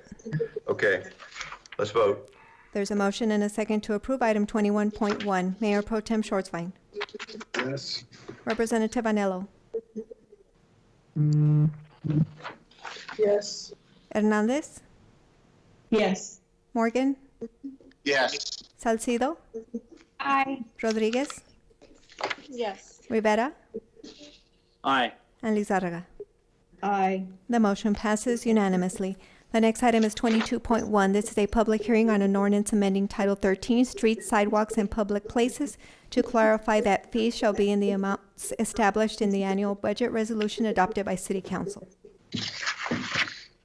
Motion to motion? approve. Motion to approve. Second. But I do have a comment on 22.1. I'm sorry, D. Go ahead. The backup is still not accessible to the visually impaired on 22.1, 22.2, 22.3, for the record. Thank you. Okay, do we have anyone signed up to speak? No, sir, not on 22.1. And Representative Lizarraga will we'll go ahead and double check those files to make them readable. Okay, let's vote. Yes, there is a motion and a second on 22.1. On that motion, Mayor Pro Tem Schwarzwein. Aye. Representative Anello. Aye. Hernandez. Yes. Morgan. Yes. Salcido. Aye. Rodriguez. Yes. Rivera. Yes. And Lizarraga. Aye. Motion passes unanimously. The next item is 22.2. This is a public hearing on an ordinance amending Title 19 Subdivision and Development Plats to add a new Article 7 fees to clarify the fees applicable to all services provided under Title 19. Motion to approve? Is there a second? Second. Okay, we have a motion and a second. Is anyone signed up to speak? No, sir. Let's vote. On that motion, Mayor Pro Tem Schwarzwein. Aye. Representative Anello. Aye. Hernandez. Yes. Morgan. Yes. Salcido. Aye. Rodriguez. Yes. Rivera. Yes. Lizarraga. Aye. The motion passes unanimously. Item 22.3 is a public hearing on an ordinance amending Title 18 Building and Construction to clarify that fees shall be in the amounts established in the annual budget resolution adopted by City Council and to establish new procedures for expedited review. Motion to approve? Motion to approve? So moved. Is there a second? We got a second? Anyone signed up? No, sir. Let's vote. There is a motion and a second to approve item 22.3. Mayor Pro Tem Schwarzwein. Yes. Representative Anello. Aye. Hernandez. Yes. Morgan. Yes. Salcido. Aye. Rodriguez. Yes. Rivera. Yes. And Lizarraga. Aye. And that motion passes unanimously. The next item is 26.22. Is that correct, Representative Anello? Yes, ma'am. Okay, item 26.22 is discussion and action on the ability to amend the local emergency ordinance regarding evictions. Okay, so I put up this item. The reason I put up this item is I actually saw several incidences on social media. One specifically was a GoFundMe from a woman who had 2 disabled children who lost her partner because of COVID-19, was being evicted and put on the street. And so it's just, this was exactly what we wanted to avoid when we originally did this. I know there's been a conversation about what happened with the Supreme Court. This is not, and correct me if I'm wrong, Mrs. Neiman, this is not a city issue, really. This is the county judge's authority, but I really want to have the conversation publicly about what can be done. I know you were out this weekend, so I had spoken to your staff and sent them a portion of Travis County's eviction ordinance, which they passed on, I don't know the date they passed it, but it essentially says that the Supreme Court said that counties may reenact evictions, but they don't have to. And that goes into effect for Travis County until September 30th, 2020. So again, I really wanted to see what we as a city could do, what the county judge here in El Paso can do, what we can urge him to do, because really just seeing that people are being put on the street after having lost a family member of COVID, not working, having disabled children. I mean, that's just not safe for anyone. And I really think that we have a responsibility to just have this conversation and see what our options are. So Representative Anello, I know you spoke to my staff. What I wanted to go back to is the council has passed the emergency ordinance, which has been in place since early March. And that emergency ordinance is based on the authority that you as council have under the Charter for Emergency Ordinances. That ordinance allows us to pass, that section of the charter allows us to pass any sort of ordinance that would protect the health and safety of the community. So what we did is we included language there that encourages landlords and tenants to work out a payment plan and prohibits evictions. Simultaneously, the Texas Supreme Court suspended evictions for a period of time and then reinstated them.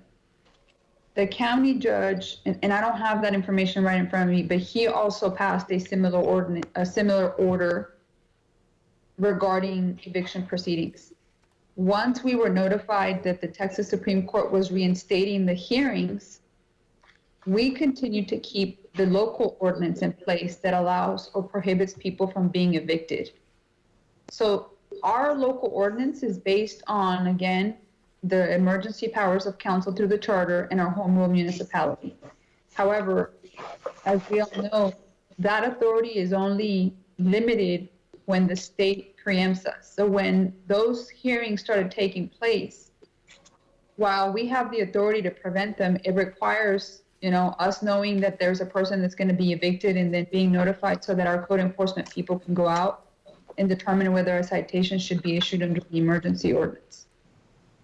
So what else are you recommending or are you asking that we add to our... Actually, can I get clarification from that statement first? I'm sorry to interrupt. So we can, if someone does notify us that they are about to be evicted, we can send code out there. Have we, kind of done any kind of, I don't want to use the word marketing, but any kind of outreach so people are aware that that's happening?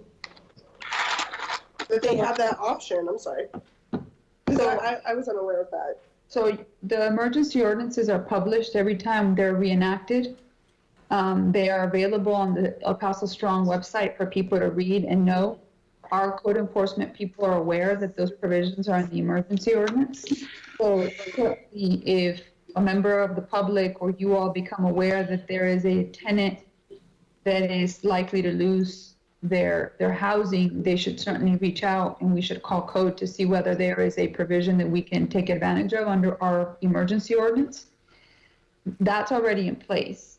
The limitation that the council faces and the city faces is the fact that when the Supreme Court reinstated evictions, it doesn't prohibit a landlord from going and instituting an eviction proceeding. So the difference is in Austin, they added language that says that a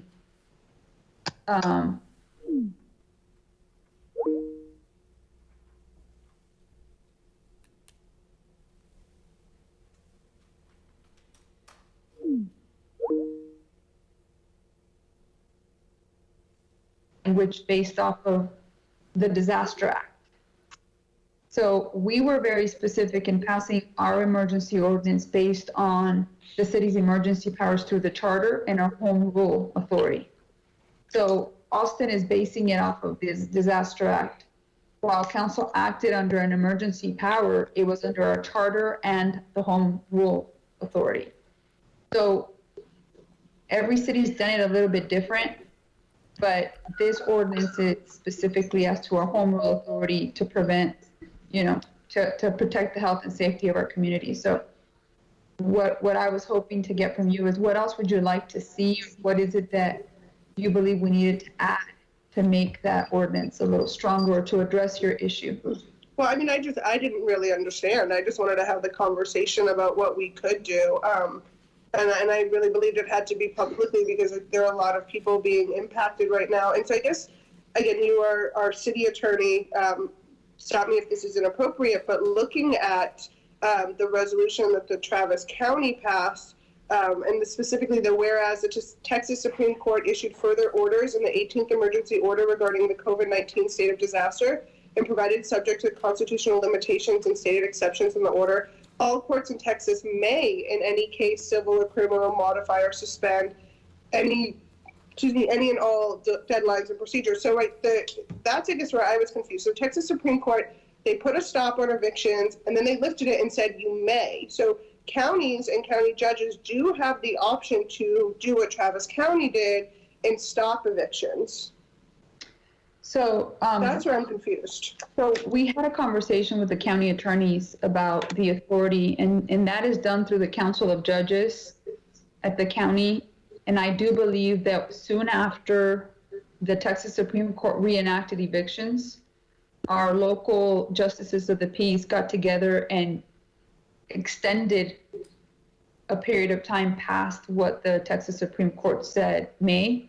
And I wasn't privy to the discussions, but based on my recollection of what I was told by the county attorneys, the justices of the peace decided to push those deadlines further past what the Texas Supreme Court had stated, and I think gave people like an additional 3 weeks. And then I don't know whether or not, you know, you've seen an uptick, or the justices of the peace would provide us with whether they've seen an uptick on evictions being filed against residential tenants.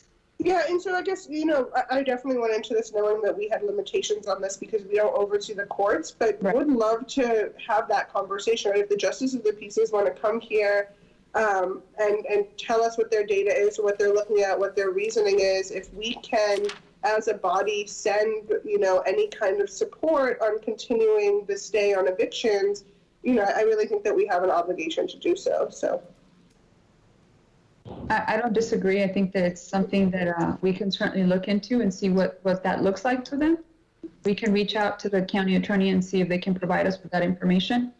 But again, what I want to reiterate is that the council's emergency ordinance has those protections. It's just a matter of people reaching out and seeking if they can get protection through that ordinance. Is there a way, I was just going to say, is there a way that we can post this somewhere in a place where these eviction proceedings are happening so people are aware of them? But I don't know that that's legal since they're usually done in county buildings and most of them are being done online right now as well, correct? Right, and then the justices of the peace aren't even housed at the county. They're around different parts of the city based on the jurisdiction. So they're found in different buildings around town. Yeah. Well, I'd love to see if we can, you know, I know that I put something together for my social media, but if we as a city can come up with some kind of campaign just making people aware of what their options are when it comes to evictions, because I'm very concerned about people in the city. And any other further recommendation on what we can do as council members, who we can talk to, whether it be JPs and or the county, I'd love an update on it.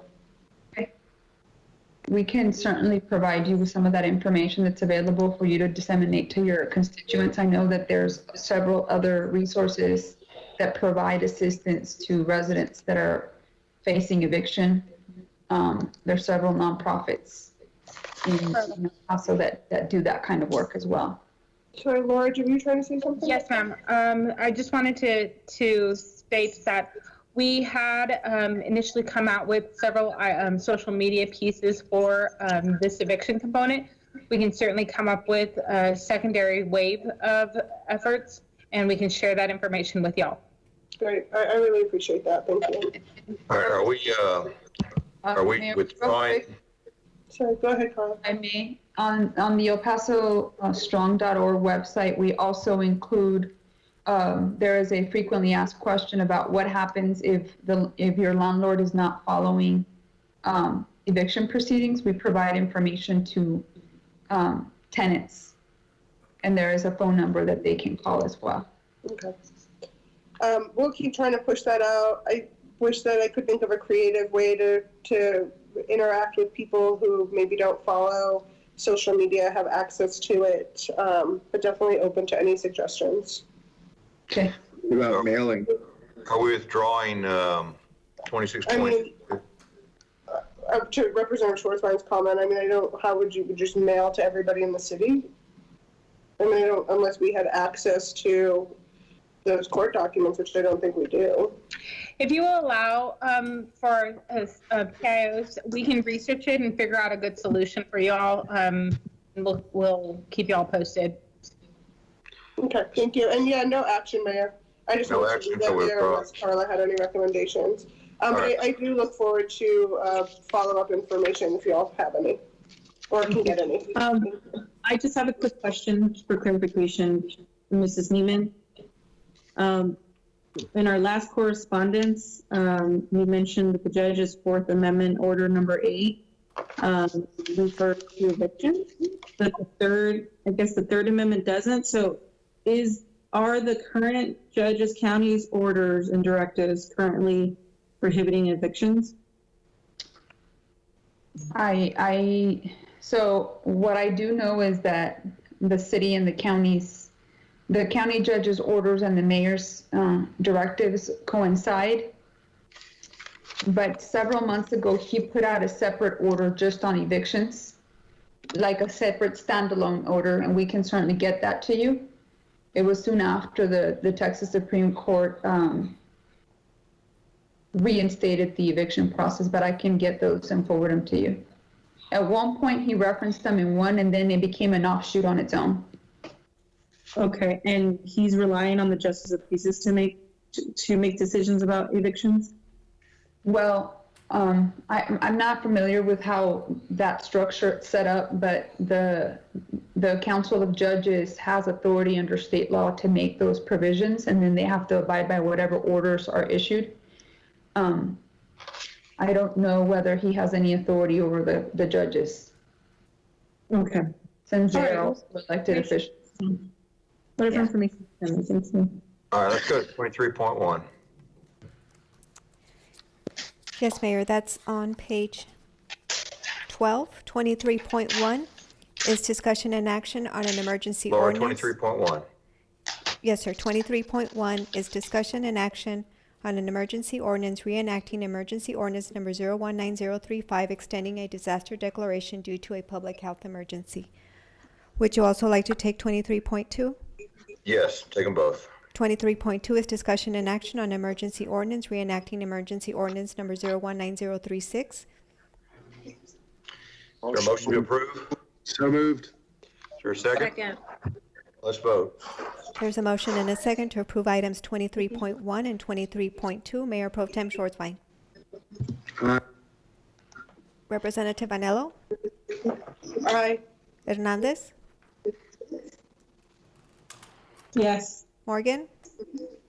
Yes. Salcido. Aye. Rodriguez. Yes. Rivera. Yes. Lizarraga. Aye. That motion passes unanimously. The next item is 24.1. This is discussion and action on a resolution that the city manager be authorized to sign a tax increment reinvestment and zone reimbursement agreement between the city of El Paso and Mills Plaza Properties. Motion to approve. Don't you, Laura, just going back, don't you need my formal approval as well? Oh, Mayor, you're correct. Do you consent to items 23.1 and 23.2? Yes, I do. Thank you, All Mayor. right. Now we'll move to 24.1. Thank you. Motion to approve. Is there a second? Second. Second. Any further discussion? Let's vote. There is a motion and a second to approve 24.1. Mayor Pro Tem Schwartzbein. Aye. Representative Anello.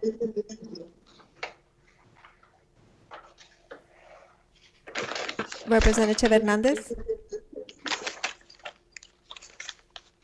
Yes. Morgan. Yes. Salcido. Aye. Rodriguez. Yes. Rivera. Yes. Lizarraga. Aye. The motion passes unanimously. Representative Anello not present. Item 25.1 is presentation and discussion to introduce policies and procedures for planning and implementation of the program year 2021 to 2022 Community Block Grant Program, Emergency Solutions Grant Program, Housing Opportunities for Persons with AIDS Program, and Home Investment Partnerships Program. Motion to approve. This is just a Oh, I'm sorry. presentation. Yes, sir. I'm sorry, I apologize. How long is the presentation, Nicole? It can be very quick. Go. If IT can bring that up, please.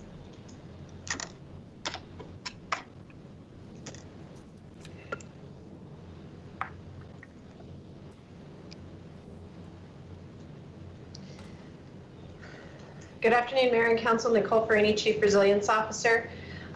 This item is an introduction to discuss the policies and procedures for the entitlements for the program year for 2021 and 2022. Next slide, please. The timeline for this process is the introduction today. Today also commences the public comment period. On August 18th, we hope to bring this back to you, a presentation of the final policies and procedures to incorporate any comments that we receive during that time. On August 19th, assuming approval on the 18th, we will release citizen request forms for public facilities targeted to districts 1 and 8. We will also release applications for large-scale citywide facility projects. We will then come back to you all in the summer of next year with annual action plan recommendations. This is in line with what you all normally see every year. We've been in front of you many times this year with regard to CARES, but this is with regard to our regular entitlement process. Next slide, please.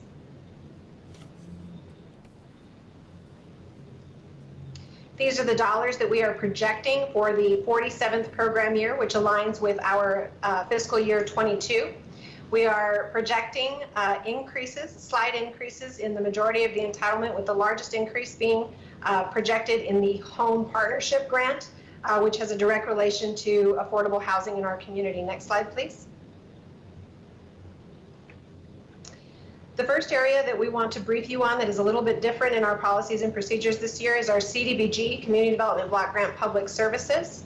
To just pull out the highlights, we are proposing an increase in the investment in economic development programs which support microenterprise and job training in our community as a reflection of what we have seen occur not only during the COVID crisis, but also over the course of the last year. These programs have been very beneficial in our community. Additionally, we want to add dollars to the Volunteer Housing Rehabilitation Program.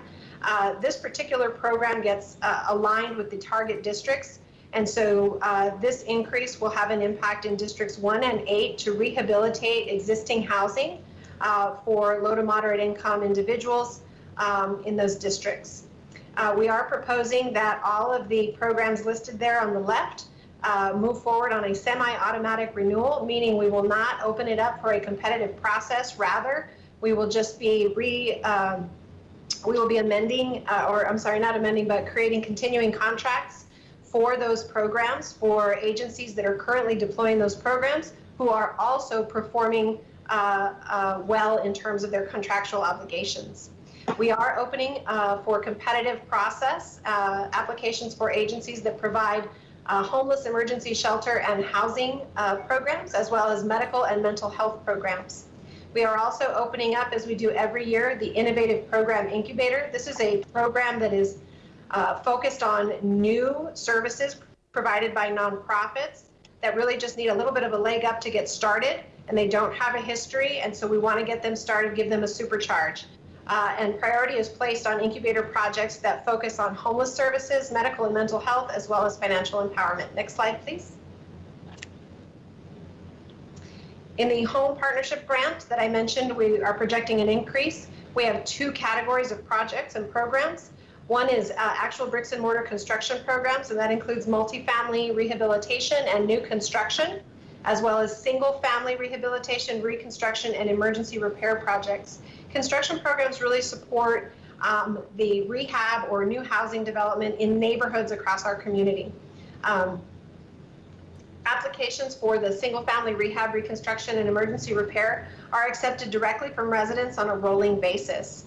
The multifamily rehabilitation and new construction projects, on the other hand, go out through a request for proposals process, and we anticipate being able to release that in the spring of 2021. The other category is financial assistance programs.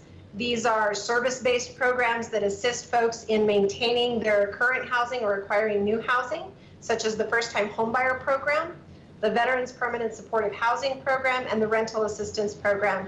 These are programs that we're really injecting some additional funds into as a result of what we've seen throughout the course of 2020 with the COVID crisis. We understand in the conversation with evictions, et cetera, that it's not just COVID that places families in jeopardy of losing their housing, but oftentimes it's just financial strain on those households. And so we are investing in those households and trying to keep them sheltered. Financial assistance programs, as I mentioned, are deployed as direct assistance to El Pasoans. Next slide, please. The public facilities projects are the ones we usually spend a lot of time talking about. They are divided up into 2 categories: small scale improvements, which are really neighborhood scale improvements targeted each cycle. This cycle, there is $1 million allocated to districts 1 and 8. It will be approximately $500,000 per district based on applications that are received. The process for that, again, if we are approved to move forward on the 18th, will be to release our citizen request forms and receive those back and engage with the public in terms of what their needs are in those neighborhoods in districts 1 and 8. So we will be engaging with representatives from those districts to make sure that that outreach is robust. We will then solicit formal project applications from the appropriate entities. This is important for everyone to understand. While we solicit citizen request forms across the board in the targeted districts, simply submitting a citizen request form does not guarantee that that project will move forward.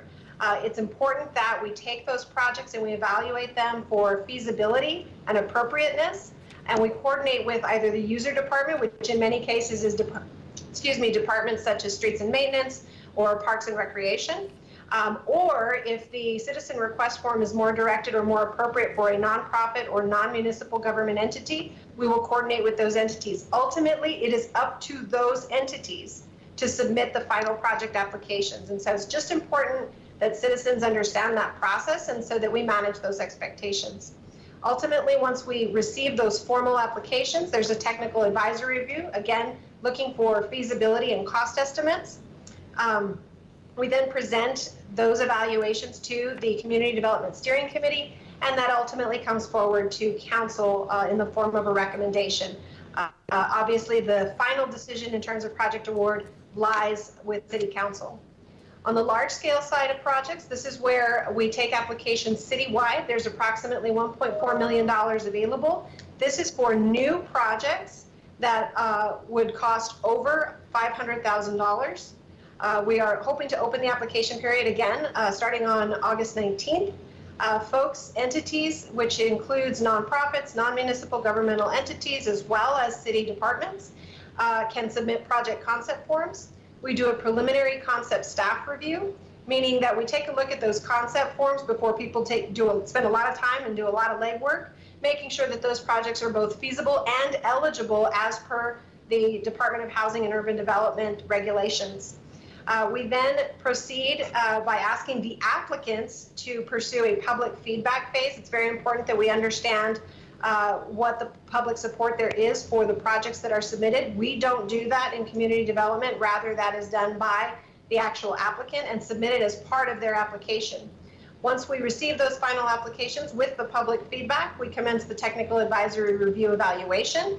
We then coordinate with the Community Development Steering Committee and ultimately, again, council recommendations. All of the decisions about these projects are ultimately in the hands of City Council. Next slide, please. This year, we're asking for something a little bit different in light of the COVID-19 crisis.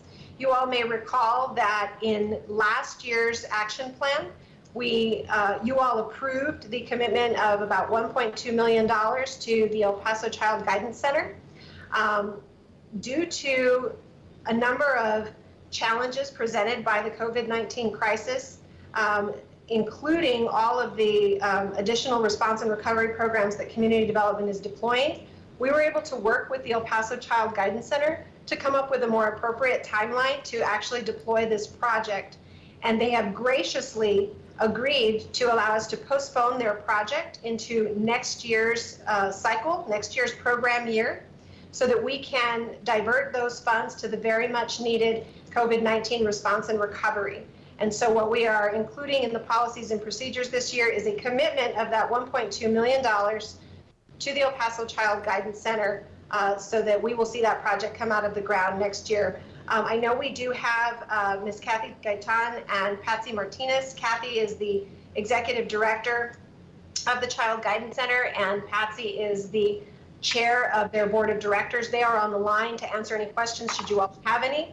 But I do want to take the opportunity to thank them for being so gracious and being so attuned to the needs of our community to work with us in partnership to make sure that this project that is so important to the kids in our community comes to fruition, but also that we are able to take the funds that were committed last year and be able to deploy them in response to the COVID-19 crisis. And so I thank the Child Guidance Center and their leadership for allowing us to do that. Next slide, please. With that, I will take any questions that the council may have. Mayor Pro Tem Schwartzbein. Thank you, Mayor. Nicole, thanks again for the presentation and all your hard work. You really put your heart into it, so thank you. And on hour 17 of this council meeting, your energy is it's electric, so thank you. I'm just curious, previously, how was the small scale improvements and large scale projects broken down before? In terms of the dollar amount, sir? Like how it was done before, because when I got into council in 2015, I think it was done pretty differently. So I think it would be good to council understand. Different. Yes, sir. So initially I guess it would be back in 2015, the entirety of the facility dollars were split up and targeted into 2 individual districts. That created a number of challenges as well as a number of equity issues in terms of the need of this community and our ability to deploy the funding where it was most needed, but also not just Council, where it we was lost most a needed, quorum. where we could. I'm sorry, Nicole. Council, we lost a quorum. We're missing No problem. Rodriguez, Lizarraga, Hernandez, Morgan, Anello. Okay, we have a quorum now. Thank you, Nicole. No problem. As I was saying, so it's not just about being able to deploy the funds where it's most needed, but also being able to deploy funds where we can leverage them against other projects that are coming out of the ground in various districts. And so an example would be if this year we're targeting districts 1 and 8, but there's an extraordinary need to build a facility in District 2 or District 7 or District 6. We want the flexibility to be able to do that. The thing that's important to understand is that the targeted districts are not excluded from the citywide large-scale projects. Rather, they are given an additional benefit. If a large-scale project is submitted in the year of a targeted district, in that targeted district, it is given additional points, so it's given additional weight. And so that's what's different about it than from when you came on in 2015. And that's been wildly successful in terms of our ability to deploy projects that are really meaningful in the community and not necessarily on cycle. Okay, thanks. Oh, anything else? No, sir. Okay, let's move on. Mayor, may we take the next 3 items together since they're related? Yes, please. 26.1, 2, and 3. Yes, 26.1 is discussion and action on a resolution that the City of El Paso appoints to the Camino Real Regional Mobility Authority Board Patrick Byrne for position number 1, 26.2 is Nick Lamantia for position number 3, and 26.3 is Marco Zaragoza for position number 5. Can I have a motion? Motion approved. Or second? Second. All right, let's vote. There's a motion and a second to approve items 26.1 to 26.3. Mayor Pro Tem Schwartzwein. Aye. Representative Anello. Can you hear me? Aye. Thank you. Hernandez. Yes. Morgan. Yes. Salcido. Aye. Rodriguez. Yes. Rivera. Aye. Lizarraga. Aye. The motion passes unanimously. Item 26.4 is discussion and action on a resolution authorizing the expenditure of District 5 discretionary funds in the amount of $13,500 to provide funding to El Pasoans Fighting Hunger Food Bank. Mayor, can I add 26.4 and 26.5 together? Or take them together? Take 26.5 and 26. 26.4 and 26.5. Okay. 26.5 is discussion and action that the city manager be authorized to accept on behalf of District 5 a restricted donation from Edward Holmes, Omega Electrical, Bravo Cadillac, and Texas Consumer Credit consisting of food boxes. Motion to. Okay. Motion to approve. Second. Any further discussion? Let's vote. There's a motion and a second to approve items 26.4 and 26.5. Mayor Pro Tem Schwartzwein. Mayor Pro Tem. Aye. Representative Anello. Aye. Hernandez. Yes. Morgan. Yes. Salcido. Aye. Rodriguez. Yes. Rivera. Yes. Lizarraga. Aye. The motion passes unanimously. The next item is 26.6. This is discussion and action to approve a resolution in support of an independent citizen redistricting commission and redistricting reform for Texas. Motion to approve. Second. Second. We do have members of the public that signed up to speak when council is ready. Go ahead. Okay, we have Miss Judy Ackerman, followed by Miss Marilyn Guida. Miss Ackerman, are you there, ma'am? Star 6. Good afternoon. Mayor and Council, thank you very much for this opportunity to talk very briefly about fair maps. Thank you for considering this resolution to end gerrymandering in Texas with an independent Citizens Redistricting Commission.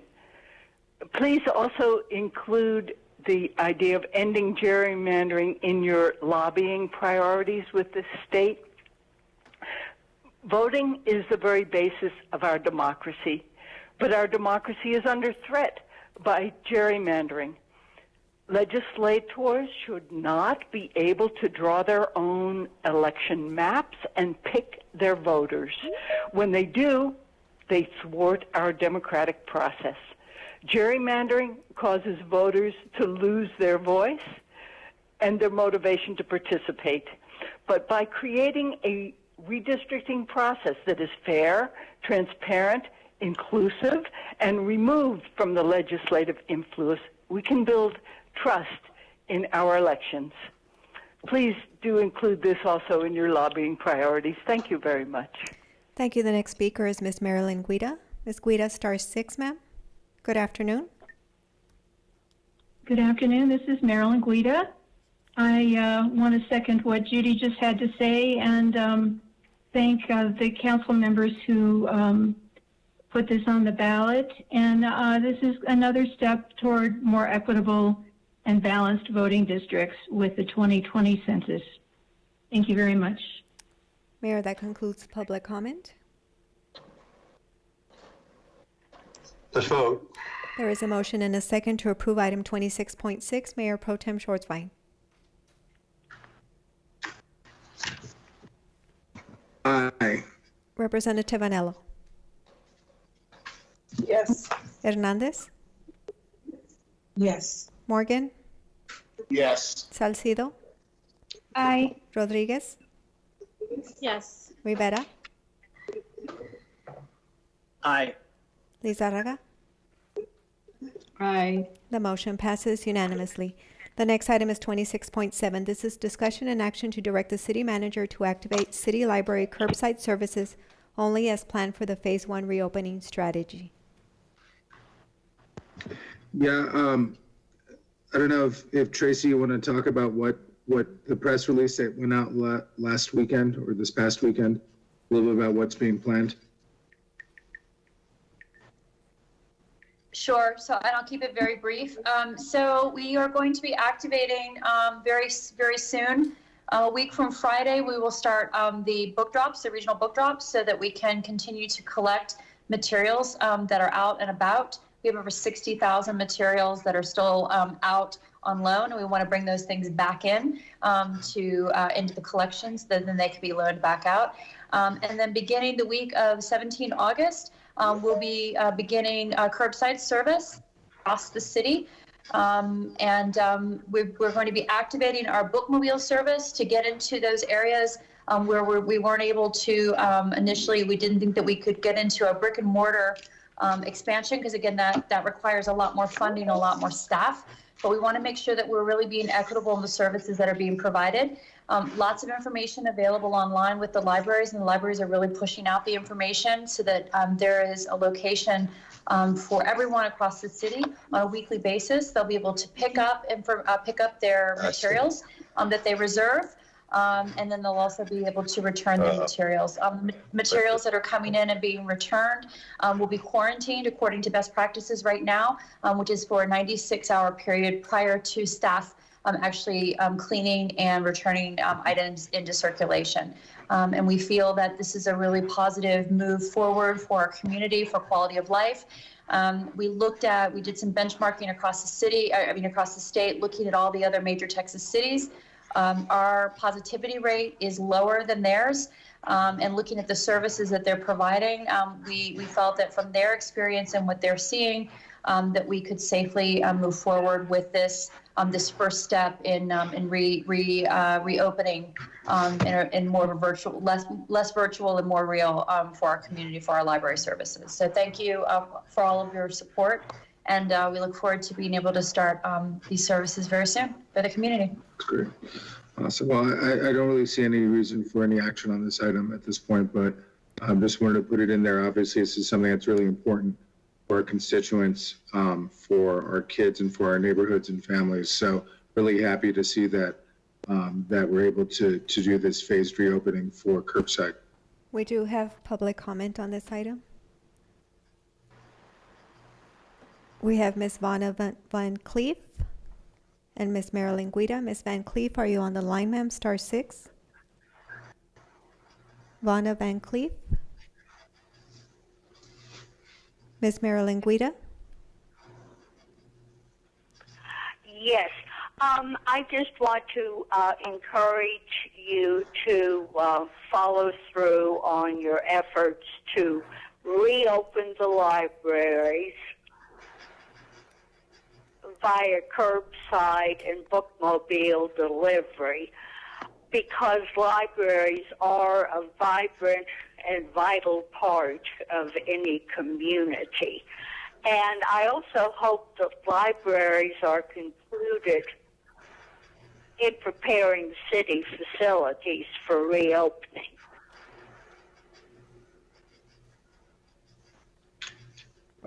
Just quick question, in terms of the CARES Act funding for the UV filtration, libraries are part of that two-phase rollout?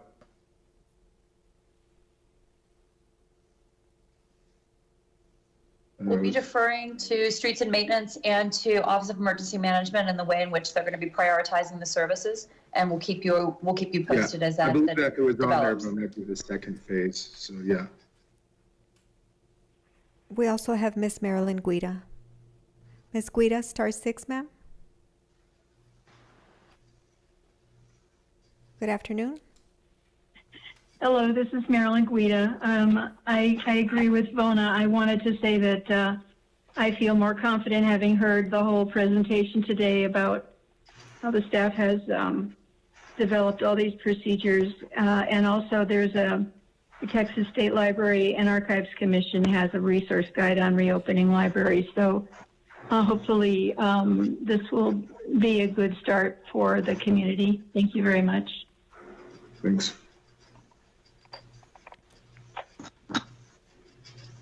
Mayor, that concludes public comment on this item. All right. We're already enacting this, are we not? Yeah, there's no action, Mayor. No action, all right. Okay. Okay, Well, I had a and I want to ask on question. 26. Go ahead. Mayor, I had one simple question from Mr. Rome and Oh, I'm Mayor sorry. Pro Tem. I'm sorry. Go ahead. Is this phase one still that you're all going to do? Well, phase one actually for quality of life included other parts of the portfolio, which we're not able to proceed with at this time. So this is actually only the libraries. And this is actually more, this is more expanded service than what we had originally talked about in the original presentation for phase one for quality of life. We did not have all the bookmobile services worked out, and we didn't have the further extension that we have now. So this is a newly updated version of where we will begin for libraries, and then we'll be looking at what we can do for the rest of the portfolio as the health situation hopefully improves for the city, and then also we'll be looking at libraries. Okay, so when you said it increases what phase one originally had, how many other additional libraries do we have? Do we have one in? So phase one, the original reporting of what we had originally planned to do in early July was opening the book drops, and then we were going to be having the 4 regional book drops and 3 regional libraries were going to be open. We are now offering bookmobile services and curbside at seven locations across the city. And so it's every district except for District 2. And I have been in touch with District 2 representation with Representative Anello because Memorial Library is still under construction. And we'll be looking at how we'll be able to touch District 2 once that site is back up and running. But it's under renovation right now, so we can't offer the services there. But we have 7 libraries across the city that will have curbside service on a weekly basis. All right. Thank you, ma'am. Thank you, Mayor. You're welcome. Okay, so there's no other action on this one. 26.8 I thought was covered in the briefing with the this morning on COVID, was it not? Talked about the region and our supplies and where we're spending money and et cetera. Is there any reason to have 20? I mean, maybe on a follow-up meeting, but there were specific items brought up relating to the lack of testing supplies, about the reason why there could not be an expansion of city-owned facilities. I just want to state that it's been repeated erroneously that people that were suggesting having more city-run testing facilities wanted less testing facilities or wanted the state to leave. I think you might have even mentioned that in public too, Mayor. And that really was not the case at all. It was simply about the fact that we have one testing site that's opened up, that's run and operated by the city. And the question was about how to have more. And what was brought up last agenda was that there wasn't enough reagent, there wasn't enough swabs, there was a difficulty in the supply chain of getting these supplies. And so this item really was about that update about, what are we doing to reach out to the private sector in New Mexico? Where are these shortages with the supply chain? And for the record, that's why this item was brought up. For the record, 26.8 is staff update on COVID-19 testing supplies in the El Paso region, including all engagement and outreach with New Mexico and the private sector. Yes. Which we've already had, and they covered that. And I don't think we've got an issue on the supply side, and we talked about all the various locations. So that was, except that was what was brought up last agenda. So it seemed like there was a concern about being able to have more testing. That's why they covered it today. I mean, that was why they covered it the way they covered it today. Yeah. So I think they pretty well gave you a comprehensive overview of everything that's there. So it's been done. Can we move on to 26.14? 2614. That is discussion and action to increase compliance enforcement of the city's local emergency directive as a matter of public record, disclosed on epstrong.org, and all citations that have been issued, including the names and locations of businesses and facilities that have been cited for non-compliance. That was covered again in the briefing this morning as well. Any reason to do anything more on this? I'll assume there's no action needed on that. I think somebody wanted to speak right now. No, I just want clarification on what item we're on. We're on 26.14. 26.14. And we covered that this morning, and they gave the update on that. Your item. Okay. It's your item. What's that? 26. Let's go to 26. Go ahead. Okay, so we're on 26.14, correct? Right. Yes. Mm-hmm. Yes. Okay. Can everyone see me and hear me? Okay. Yes. I'm using Yes. Okay. Yes. Thank you. So if I may, Mayor, can I speak on the item? Yes, ma'am. Okay. So this item, discussion action to increase compliance enforcement of the city's local emergency directive. And as a matter of public record, to disclose all citations that have been issued, including the names of locations of businesses and facilities that have been cited for noncompliance of the local directives. And so this would be above and beyond what we're doing now. I know we've set a precedent in the past by disclosing some of those warnings, some of those citations that have been issued. However, they're not easily available to the public. And so what this item would do is it would direct city management to post those citations on the website for noncompliance. Such a motion. Do you have a motion? So I move to approve 26.14. Second. Carla, do you have anything to add to this? So Representative, can I get clarification? You want us to post the copies of the citations of the people who receive citations? So you would, so in the past, what has been shared to council is like a spreadsheet. And in that spreadsheet, it shows like the businesses and then what the violation was, and then their location. And so that has been presented in a public forum at City Council before. And so what this item would do is would make that list available on the website, similar to the way it's been presented in the past, so that the public can go and see which facilities are violating some of these directives. Now, I do understand that warnings are issued, and so that's not what we're asking for. We're asking for citation because within warnings, like businesses, facilities, they'll correct it, and most companies want to be compliant. But when code or whoever is the department that's issuing a citation, when there are clear violations and there's a citation issued, then that respective business or entity would be posted on the website for non-compliance, and then to list what the violation was. I have a question, if I may. Yes, go ahead. Let me ask you this, Cassandra. How far back are you wanting to take this list? How far retro are we looking at going? Because obviously we've had people that have gotten sick, gotten better. How far back do you want to take this? And that's probably the biggest question I have for you regarding that list. How far back? Well, so the furthest back that can go is at the date of the ratification of the emergency directives, and I believe it was March. I don't remember the exact date. And so it would be, this item only be applicable for the duration of when the directive has been in effect. Okay.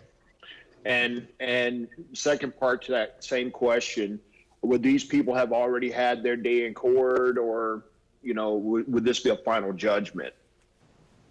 In other words, have they had an opportunity to go before a judge or to, rebuff their claim?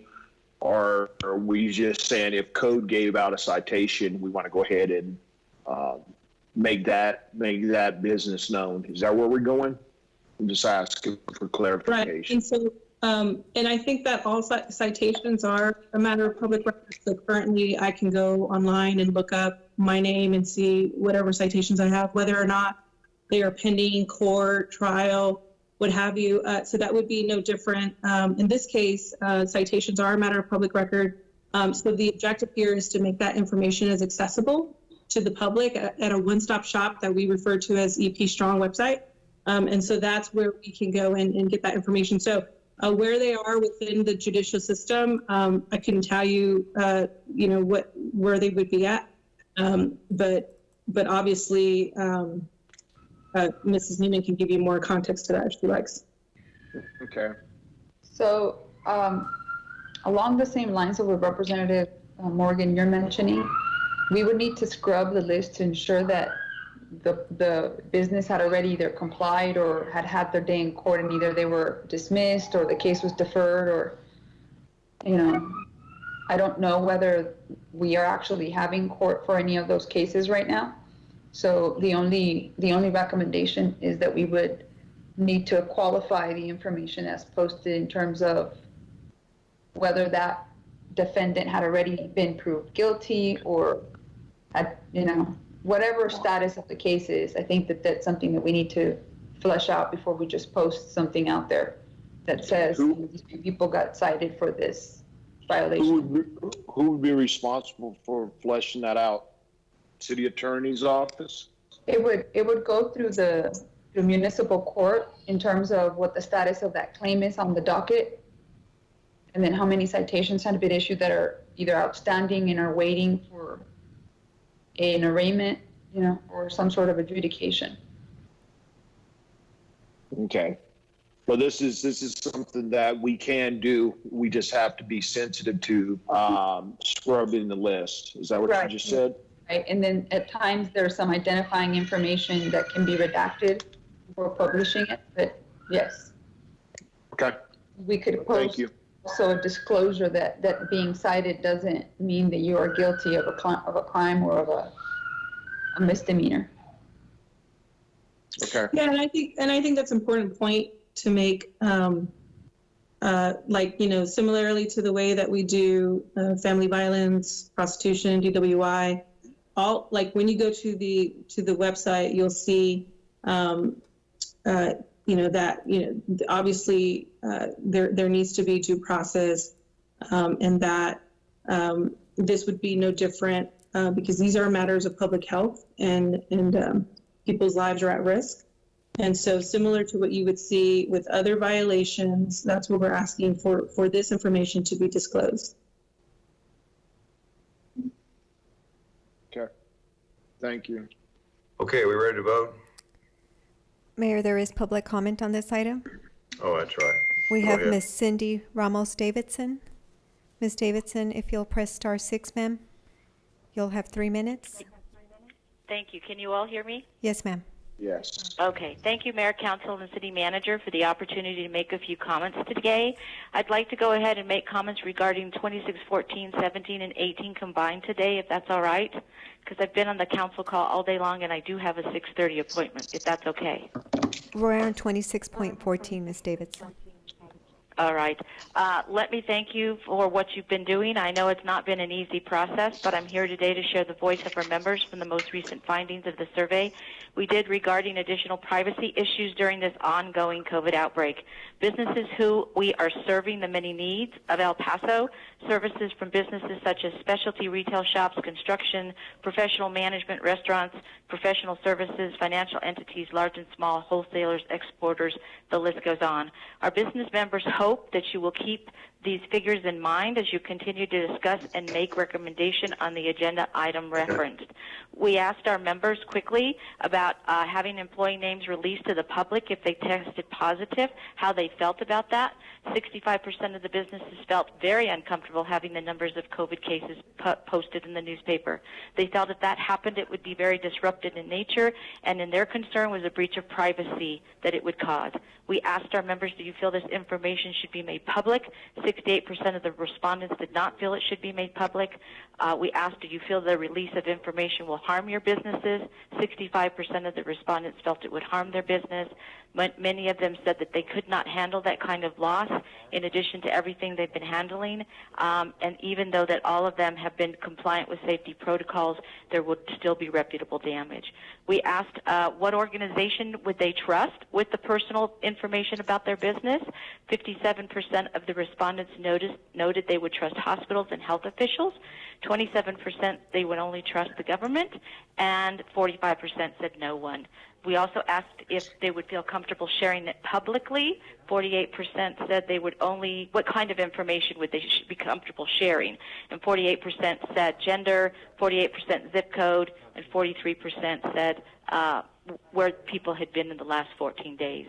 As you can see, the results show our businesses feel the aggressive push for health data and the release of private information will ultimately cause more harm than good. In addition, our businesses feel that it would be unfair to shame them publicly for a violation they have had without having had the opportunity to defend themselves in a court of law. Pushing these on a heavily trafficked site can cause a lasting reputable damage to their business who may not be guilty. This can put a label on a business and be misleading to the community who would not know the full story, as they would only see a citation record. We have encouraged all the businesses that we've worked with to follow all safety protocols and take precautions for themselves and the community they serve. We have the confidence that the businesses will self-disclose their number of cases if needed and pause operations if transmission took place in their facility. If businesses chose Thank you, not Ms. to Ramos disclose, Davidson. they should not suffer Thank you, ma'am. retribution. Thank you very much for your time and effort, and I do appreciate what you all do. Mayor, that concludes public comment on this item. All right, if there's no further discussion, you heard the comment, let's vote. Okay, there is a Mayor- motion. Wait a minute, Isabel? Representative Salcido, go ahead. In regards to the process that we did with the noise ordinance that citations displayed back then, what was the process we did for that? The noise ordinance? Yeah, for the noise ordinance, when that was going about, we displayed who got citations that were not complying with the noise ordinance. So I'm trying to see what's the difference and what was the process then? Well, my recollection is there was multiple meetings for long periods of times with lots of people still going on. I'm seeing everyone else wants to speak, so let me, I don't have the specifics on that for you, but you're correct. If the inference was there a lot of discussion and were there a lot of meetings with the constituents, and the answer is yes. I can't really answer much more than that. Is that? Mayor, I don't think we got to that point in terms of whether or not we were going to place that on the website and things of that nature. I think that it didn't get to that level at this. We did talk about it. That's correct. We talked about the process for this. Right. Yes, sir. But I don't think we discussed placing those businesses on a website. Correct. We'll check with staff. Go ahead. This is Laura Cruz Acosta, and just to confirm, there was no direction from the council with regards to posting these individuals' businesses on the websites of any kind. In regards to the noise ordinance, correct? Correct. Yes, ma'am. I think we were given a list, and I can't remember how that came about. That's why I was asking what the process was back then. All right, and Representative Salcido, if I may just interject for a second. Right now, you can go to the city's website, the police department site, and you can go and see persons who are identified by name and by violation. They were arrested for whether it be DWI, prostitution, family violence. All of that's already listed on the website. This is a practice that we've done in the past for other violations. But in addition, we've already disclosed this information in previous presentations. I think Mrs. Mack gave that presentation. I've seen it. That's where the idea comes from. But this isn't something that's been directed, which is why we're posting that item on the agenda. Thank you. Representative Mayor Pro Tem Schwartzbein. Thanks, Mayor. And so just so you're clear, you're asking basically to place information, not individuals, but of businesses that have already been cited, correct? Representative Hernandez? Okay.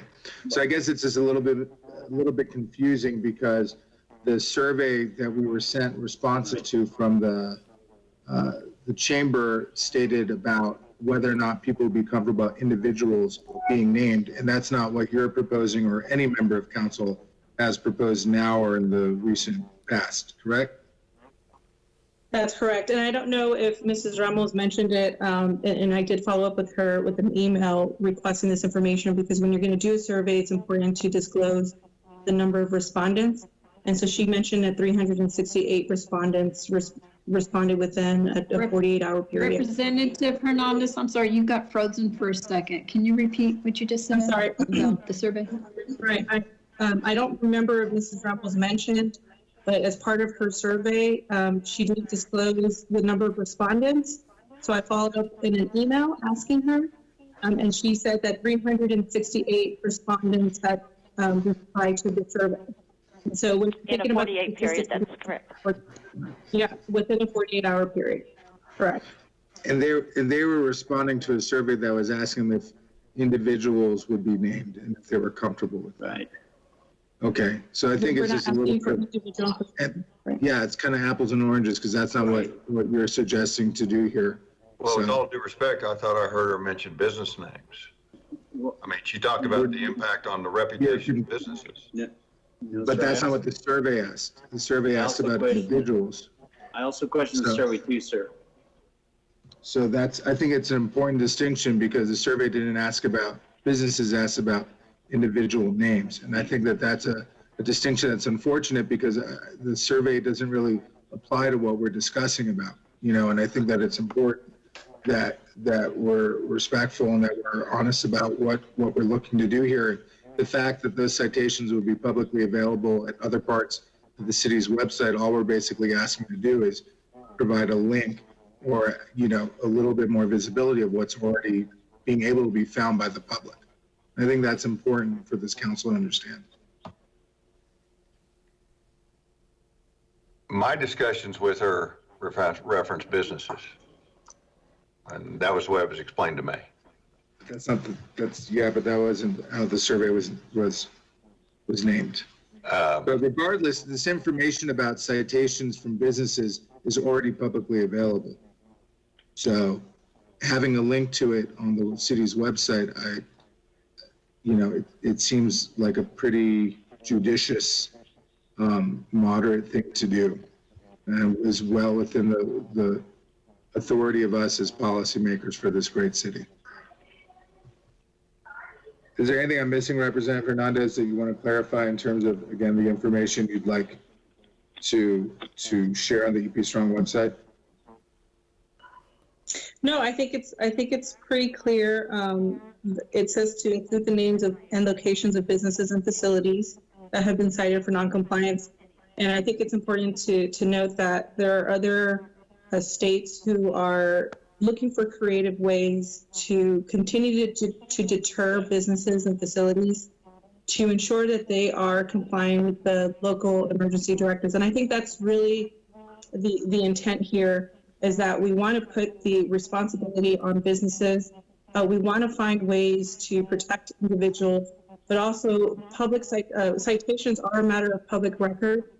We do it in every instance. In this case, we're giving the accessibility to viewers who are going to our website to understand what's happening with our directives.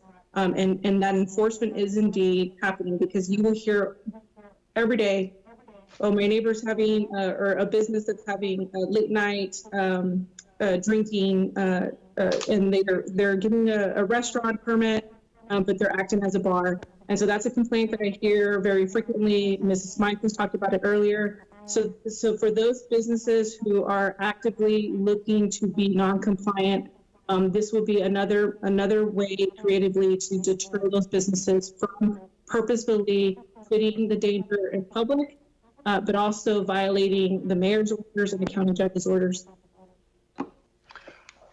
I know that a couple of you want to speak, but I just heard from Ms. Ramos Davidson, and she said it was businesses, and the businesses gave reasons, which applies to any disclosure of information, period. Okay, so just for clarification, Mayor Pro Tem. Representative Rivera, go ahead. Okay, thank you, Mayor. But I have to say that I did also question that survey that was conducted. And I also emailed Ms. Cindy there regarding that.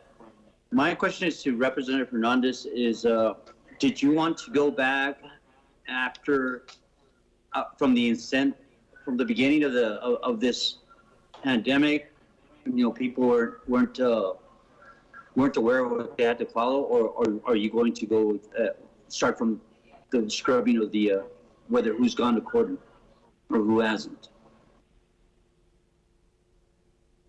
Ma'am, you're not coming across, ma'am. You're muted. Sorry. So this would be effective. The direction would be effective when the city's local emergency directive was enacted. And so first it was enacted by the mayor, and then later it was extended. I believe it was like mid-March. And so we have already seen some of that data early on, of those citations that have been issued, and it was itemized in the list. And so for purposes of this item, it would be while the directive has been in effect. So yes, it would go to the beginning of the pandemic. Okay, thank you for that clarification. My only questions that left is for Ms. Neiman. If that's the case, and rightfully so, what Representative Hernandez and Mayor Pro Tem are asking, if we go that far and we don't mention the fact of a disposition on a citation, is the city held liable, Ms. Neiman? Well, it's not, the information that is posted should be reliable, and what we always do is we list the. No, is the city liable? Liable in the sense okay. An individual can choose to make whatever argument and file a lawsuit against the city. So the city would incur some sort of expense in defending that lawsuit. Whether ultimately we would be found liable, I can't give you, because I don't know what kind of lawsuit they could bring. So what I am recommending is that if you list it, that it needs to be scrubbed and include disclaimers about the fact that these people haven't been found guilty, or just because you get a citation doesn't mean you're guilty, so that we can mitigate that. Okay, thank you for that answer. And just to say I'm supporting Representative Hernandez's and Mayor Pro Tem's wishes on this. I'd like to also do it right.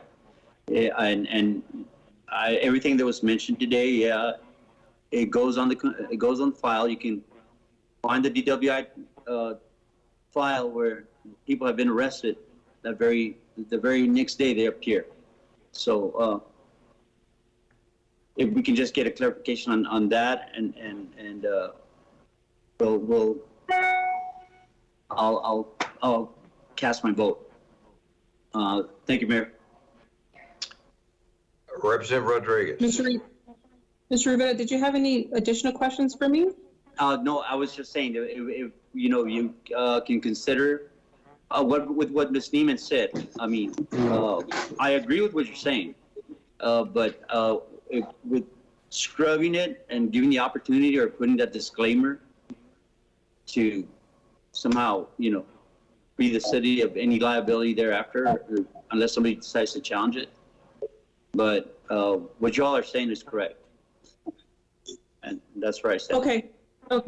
So yeah, no, and so just to add, I don't see anything wrong with doing that. I think that anything that's posted on the website should have a review from legal, and so I certainly would not be prohibiting that with this item. Thank you, Mayor. Representative Rodriguez. Yes, my question is for Ms. Newman. Are these citations considered felonies or misdemeanors? So a violation of our directive is a misdemeanor. There's a $500 charge per occurrence. Okay, so in reality, we should not be comparing these citations to DWIs and prostitution and family violence, correct? Correct. Okay, and how many citations have been issued? I don't have that information. I know we've issued warnings, but I don't have a number for citations. Is there anyone that knows how many citations have been issued?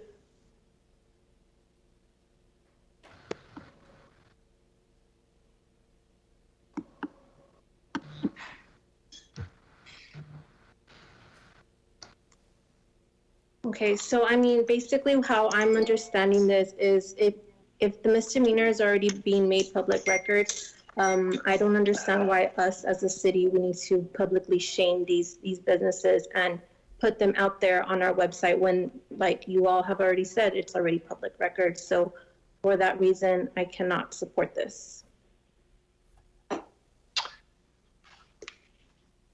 Representative Rivera, did you need something else? Yeah, just to make a clarification for Representative Rodriguez is the fact that these items it was a statement of saying everything is posted from DWI to domestic violence, and just repeating what Representative Hernandez said and source citations. That's the only thing that was said. In other words, the posting of the item is the issue here. Now I'm not comparing, what you're saying. We were talking about apples to oranges. We were talking about what Mayor Pro Tem was saying was, and I agreed with him, was the survey that was conducted. That's the only thing here. So that's why I want clarification, and Representative Hernandez and Ms. Neiman did give me that clarification. Thank you. Representative Salcido. Mayor, before you go, I apologize. The question by Representative Rodriguez with regards to violations, I believe, and this is a rough estimate, that the last date that I have for is the 27th of July, was we had a total of 13 businesses that had been cited.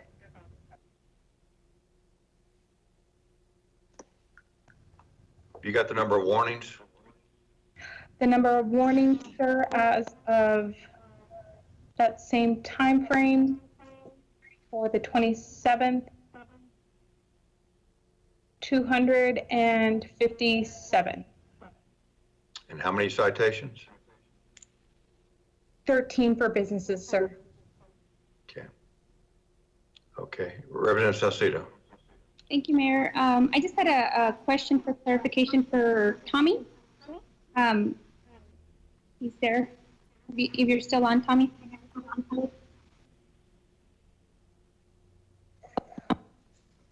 Yes, ma'am. Okay. In regards to the noise ordinance, you mentioned that came before us in a presentation. Is that correct? The citations? Yes, ma'am. That's correct. Yes. Okay, so never went into a correct. website or anything like that. Is that correct? We hadn't gotten to that. We hadn't gotten to that point. So no, that's correct. So understanding that, I do know that back then when the noise citations were given out, it did help rectify some of the bad actors that were out there. I would like to make a friendly amendment where it would just you would give us that information just in a presentation and not on to be putting them publicly on a website.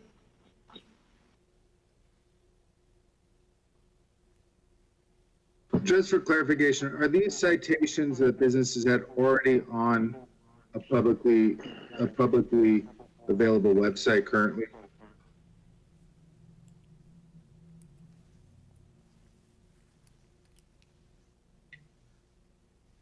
The citations relating to COVID citations, are those already available on the City of El Paso's website? Laura or Carla, please answer. No, sir, they are not. Okay. So they're not treated as other citations that are publicly searchable or available?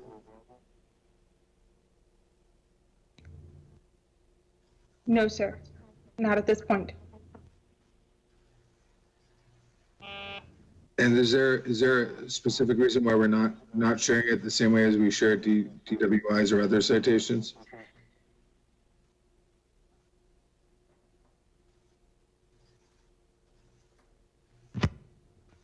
I would ask Ms. Neiman to respond. I would ask legal to respond.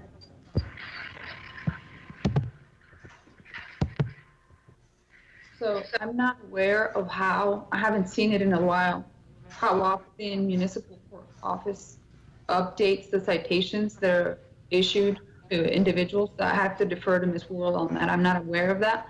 I do know that there is a place where you can go and log on and look for people's citations, but I think it's based on knowing the name or the date of birth of the person who was cited. So it's not necessarily true that those citations can't be found on that website. So I just don't have the most reliable information on when that's updated. And this is Laura Prine for the record. I used to work at municipal court, and as soon as a citation is entered into the system, you may search for it. But Ms. Neiman is correct. You have to have some kind of identifying information in order to search. For example, for a defendant, you need their name, date of birth, or their driver's license in order to look them up to get that information. As far as businesses, I'm not sure what identifying information you would need to search for those businesses. So you would need to know what if to I may, search for. Council. Sorry, Dominic, please continue. Okay. I was just going to say, I think if I may, that the reason why in the CFT update that we give every council meeting, the reason why we showed the idea of working with the businesses and getting them to be a safety first kind of business and making it more proactive, we've kind of taken the proactive route. I think that what I'm hearing is that we want to be a little bit more punitive, perhaps, or be a little bit more visible with some of the behavior patterns of the businesses. I know that I've seen that in other cities in regard to restaurants and restaurant inspections and things of that nature. But that's been done also kind of with a carrot approach as opposed to too much stick. I mean, I think a lot of the businesses know that ahead of time. They work really hard to get good ratings, and then those are published. Some cities have taken that approach. I think with respect to this issue, I think the example that was given is a little bit different than what this is for. So I would just offer that up, that we haven't ignored the idea of having businesses work to get better at this. And that's the reason why we put that program together that we briefed earlier today about where we have 166 businesses that are models for how to do it right. Yeah, and I think you're right. Other cities are been taking a little bit more of an approach like that. I know that Mayor Turner has tweeted out and made a couple of statements about threatening to pull permits for businesses that keep on non-compliance, especially bars, and is threatening also in terms of masks to do that as well. I think that when you're ready. I lost my train of thought. So we have someone on from the police department to respond. Is that what I see? Good afternoon, Council. My name is Humberto Talamantes. I'm a commander for the Organized Crime Division for the Police Department. And I would just like to share some information about this topic that we're discussing. And I wanted to ask our legal advisor, Ms. Neiman, the governor's orders on May 7th came out and mentioned that no local jurisdiction could assign any criminal penalties from going backwards on May 7th and going back to March. Is that correct, Ms. Neiman, or? Yes, that is correct, sir. He prohibited retroactive application of any violations, and then recently allowed municipalities to charge up to $250 for violations of the mask order only. And then we implement violations of other areas of those health orders up to $500. So you're correct about the retroactive. And what I would like to share with council for your consideration on this discussion is that the police department, we've taken an approach since March, the beginning of the pandemic, to approach all calls for service or all any violations that were brought to our attention as an educational, as a voluntary type of compliance from citizens and businesses. We did issue approximately 20 citations to bars and businesses, but those were from March all the way to April. Unfortunately, like I mentioned, those are still pending the municipal court process, but per the governor's office, they're going to be nullified. So if we put those citations in businesses that are still pending due process and more than likely are not going to be a process at all by municipal court, I think that's going to be an issue that we're going to have. Moving forward, I would recommend that if you all decide to vote that, we're getting together with code compliance, health department, police department, fire marshals working together so we can get very, very accurate numbers. Now that the mayor's orders and the governor's orders are cohesive, now we can move forward and provide you with exact, accurate information on those businesses, Ms. Reynolds. And how many warnings are usually given before a citation is given by a business? As far as warnings, sir, I can tell you that there's several agencies from the city that we're enforcing this, and we're combining the resources. But as far as the police department, we've issued 351 warnings We've responded to 1,685 complaints. And every one of those, we've intervened, like I mentioned, through education, through warning, voluntary compliance. But now that we are, as the council. I think he froze. Was indicating. You froze, sir. Yeah, my question is, in order for somebody to get a, sorry, continue. I'm sorry, sir. Yes, sir. You froze after. Yes. I am so sorry. I lost you there for a sec. My battery was running low on the laptop, but so can you repeat your question, Mr. Sargsby?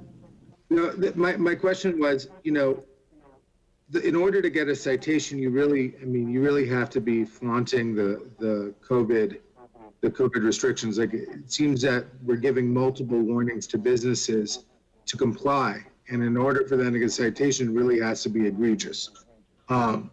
And so that's sort of, you know, when we're talking about posting this, like, it seems that if we have 13 citations, those businesses really had to go out of their way to you know, not respect the authority of your department and of the city and county.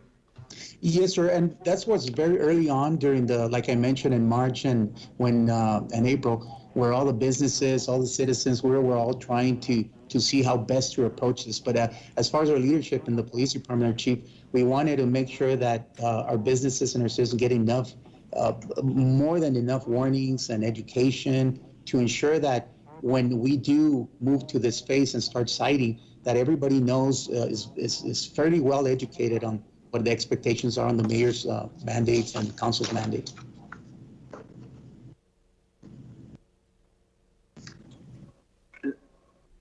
May I ask you a question, officer?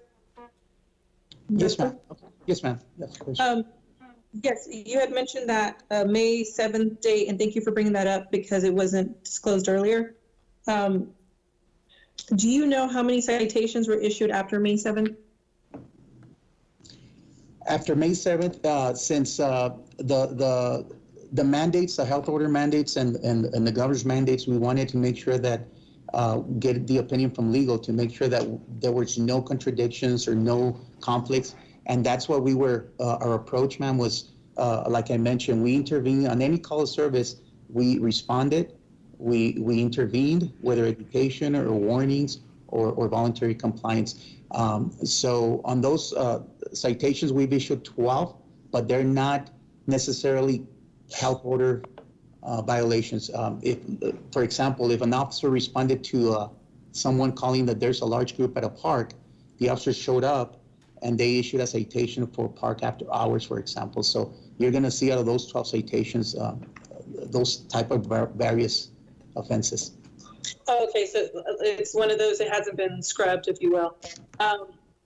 So, Mrs. Neiman, do you think it's fair do you think the language should say it will be in effect after the governor's order, which is May 7th?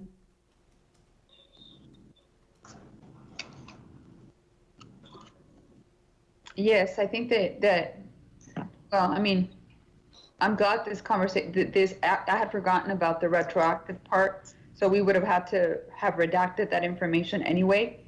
Okay. So it's a matter of us doing it in accordance with whatever the current directive state under the governor's orders. And I can't remember the exact date off the top of my head. I think it's just a matter of us complying with the GA 28 and GA 29. Okay.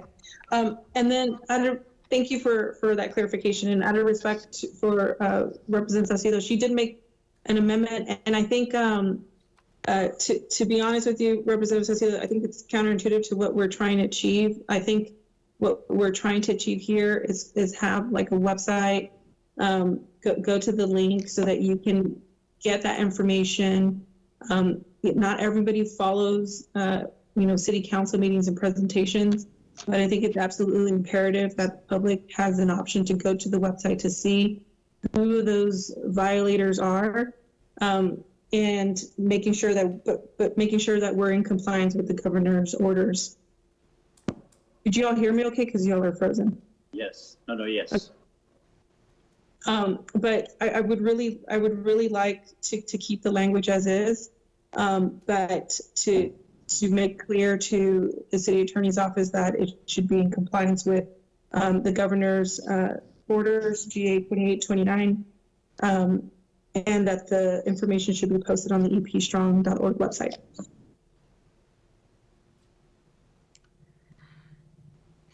All right. Anything else? Just one last question for the chief, sir. When do all those agencies plan to have that report that he was talking about? Are you still on? Which part? Which report was that, sir? If you can please. Oh, the one where you said you all were getting together. The agencies were going out there and right before you froze. Yes, sir. So what I meant with that, sir, is that these different entities from the city, we're gonna be doing cross-functional teams and working together and have a one database. So that way, I'm telling you right now about the citations of the police department and the warnings that we've issued. But as far as like fire marshals, they're peace officers. So they've also been issuing several citations enforcing that directive. We're trying to get one database so all entities, we can report to you very, very accurate information. So how long do you think it's going to be? In 30 days or 2 months? It's going to be moving forward, sir, because we've already have all the systems agencies on board. I think Fire Marshal is the only one that we need to talk to them and make sure that we use this program, which is called SharePoint. Okay. So you don't have a fixed date for right now? No, but moving forward, we can go ahead and set that starting as of this week, sir. Thank you, sir. Thank you, Rep. Hernandez. Representative Vanello has a question. Hi, Mr. Talamontes. How are you? It's good to see you. I have a few questions about the citation process. So my first is, I know you've talked a bit about how many citations and warnings have been given. Are there any businesses that have more than one citation?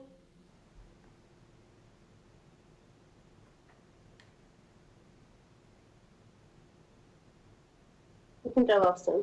I don't know if there's anyone else who can answer this question.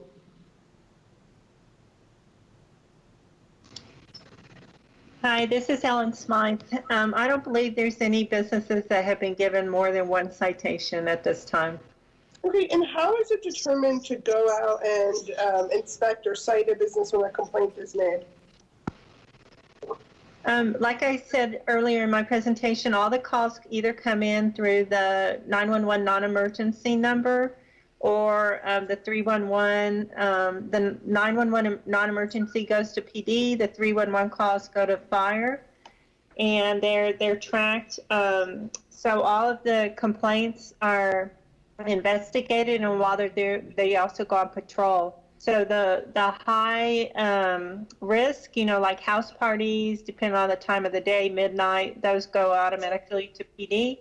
If they're typically during 8 a.m. to maybe 6 p.m., then the code officers and the non-PD staff will assist. So it's distributed based on the time and the priority of the calls. Okay. Well, so I'm going to support this, and based on that information specifically, I brought this up before at other council meetings. I have residents that call me. I know that there have been complaints made on house parties, made on bars that are still operating, and then they call me and say, why hasn't anything been done? And I, as a council representative, don't even have the information, and they shouldn't have to go through me to get that information. They should be able to know that their call and their concern was heard, and so I'm going to be supporting this. Thank you. Okay.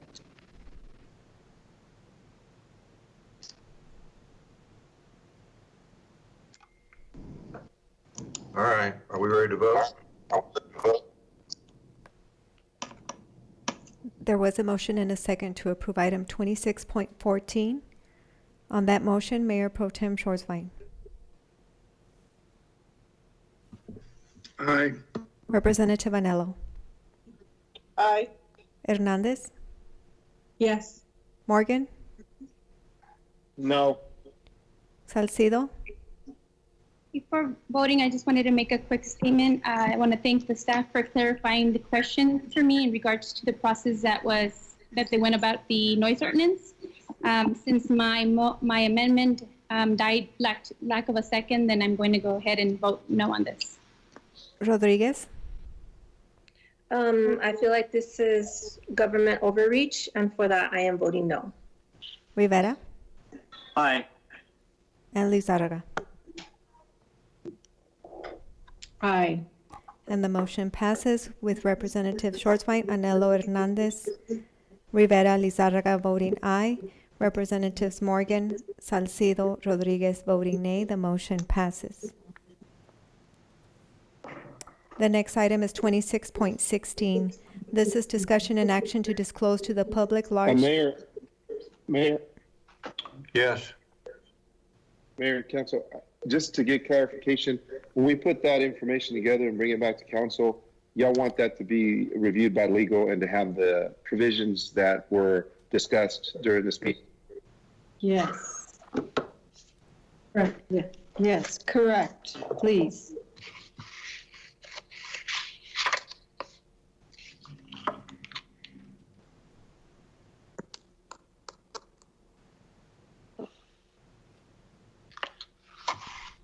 Okay. Let's move on. 26.16 is discussion and action to disclose to the public large clusters of positive COVID-19 cases as identified by the Public Health Department of all government facilities.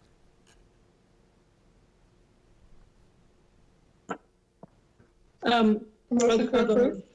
Second. Motion to. Yeah, Representative Hernandez, you want to go first? Sure. Mayor, I got kicked off, so I didn't hear what y'all said. Did y'all hear everything I said? No. No. Yes, I did.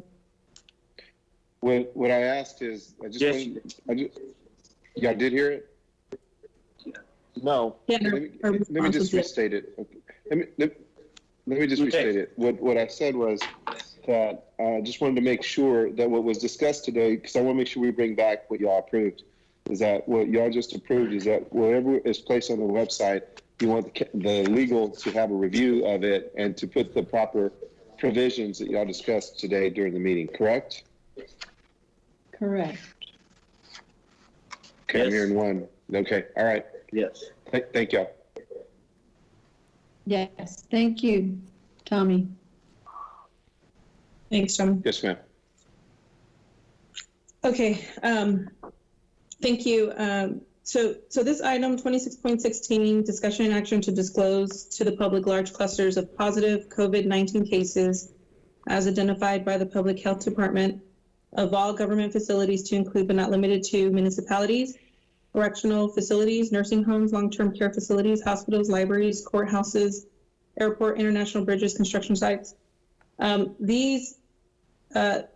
put those there just kind of to give an example of what we're seeking. And so if you look at 26.17 is also going to be very similar language. And so in essence, what we're seeking for this body to do is to disclose all government facilities because they are not considered persons. They are not considered, they're government facilities run and operated exclusively by public dollars. And so we've seen large signals across the state that this is the direction that the state will be going. And so instead of taking a back seat and waiting, we're asking for proactive measures to begin to disclose the government facilities in those entities. Nursing homes and long-term care facilities are already being disclosed by the state. And so what we would like to do is take that information and then post it on our website. But in addition to the nursing homes and long-term care facilities, that information seems to have delayed data. So the information that's online, it's from July 14. But we get that information real time. And because the state of Texas is releasing that information, what we're looking to do is to take proactive measures to get that real-time information faster to the public on our website. And we have a data site on our EP Strong website. This is where we disclose clusters and whatnot. So what we're looking for is to disclose that. This includes the city of El Paso. So if we have an outbreak in a library, if we have an outbreak at the public health department, we would be bound by this directive as well. So that's what this item is related to, and then we'll talk about the next item separately. But to kind of give you a little bit more context as to why it's important, I did want to read you a letter that I received from Mary Kay Dietrich. And she has written this statement to me and asked me to read it to share her story, because I think it really brings to life what is our role here today. My role isn't to put items on the agenda to embarrass you. My role and objective is not to put these items to cause frustration or to delay meetings. But my role as a public policymaker is to make sure that we're giving that information to the public so that they can better prepare themselves to take preventative measures and to act as a family to make these decisions on how to protect their loved ones and our most vulnerable. So she writes, I'm writing regarding Ambrosio Guillen's Texas State Veterans Home, where my father, Eugene Forty, resided for the last 5 years prior to contracting and succumbing to COVID-19. He died on May 24, 2020, while in their care. On May 10th, my brother was contacted by the home and told that Dad was being transported to William Beaumont. Although he had not been tested, his symptoms were consistent with COVID-19, a fever, chest pain, low oxygen, and a dry cough. So by May 10th, her father still had not been tested for COVID. During that conversation, my brother asked how many staff and resident cases the home had. He was told those numbers were protected by law and could not be released. Yet these were people who likely had contact with Dad. Dad tested positive for COVID-19 in the ER and was admitted. Remarkably, he continued to improve until he left Beaumont 10 days later, on May 20th. With no transmissible COVID-19 symptoms. We were cautiously optimistic for a full recovery. Upon returning to Ambrosio and appearing virtually symptom-free, he was placed in a quarantine room set aside for COVID-19 positive residents, rather than his own private room. Unfortunately, he died 4 days later on Sunday, May 24th. We since learned that as of May 27th, nearly 10% of all El Paso coronavirus-related deaths were residents at Ambrosio. Frantic for details how Dad's health had declined so rapidly and the circumstances surrounding his death, I contacted the administrator of Ambrosio, Kenneth Scholl, by email, which was ignored. I subsequently opened an official inquiry on both the state and federal level. My questions for the state were sent to via Representative Joe Moody's office to the Veterans Land Board. They are responsible for the administration of the Texas State Veterans Home Program. My inquiry included a list of questions and an overview of what happened to my dad. I just received the following response. Quote, per the advice of counsel, the GLO/VLB will not be responding to any of the questions that pertain to facility preparedness, staff, or resident testing, or PPE availability. Yet the answers to these questions likely hold the key to exactly how my dad contracted and succumbed to COVID-19 while in the care of Ambrosio. This lack of the VLB's transparency and the fact they consulted their legal department suggests negligence, not releasing the measures that the facility took to prepare and prevent the outbreak seems counterintuitive. I suspect they have much to hide. I am on a quest to find the truth about the nursing home preparedness for a pandemic and how this implicates Ambrosio being third among the 4 facilities in El Paso with the most cases of deaths as of July 13th. I appreciate those demanding the release of facility names, respective number of cases, and total death counts. Information is power, and in my opinion, there is a much broader issue. How prepared were these facilities for a widespread infectious disease outbreak? The VOB has recently hired a pandemic advisor to help mitigate the spread of COVID-19 in Ambrosio and implemented a disinfectant system there.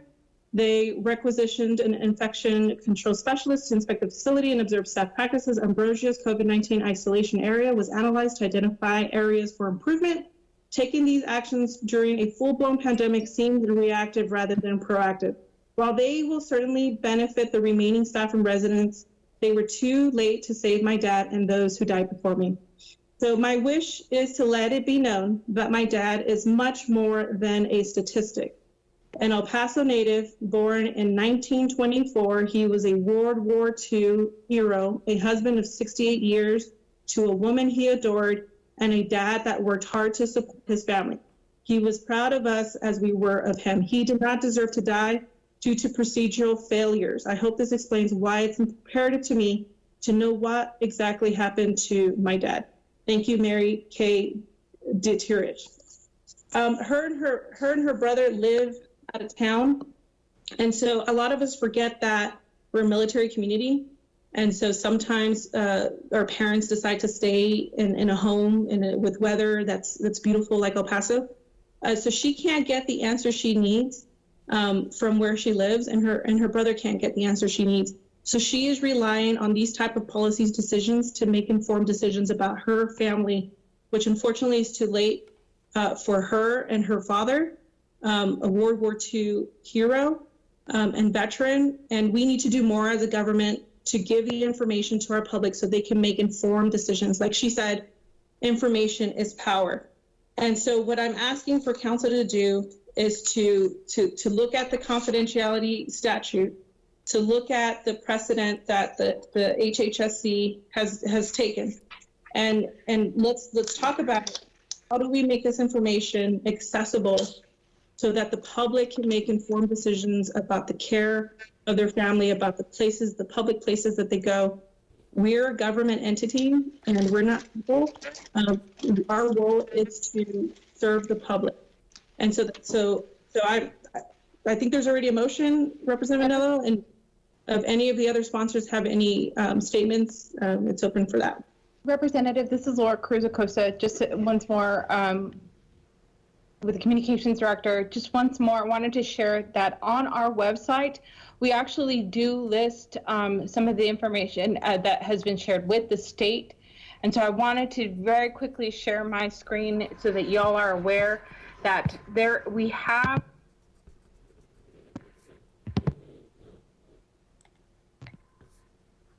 as the state has changed it in order to allow for this information.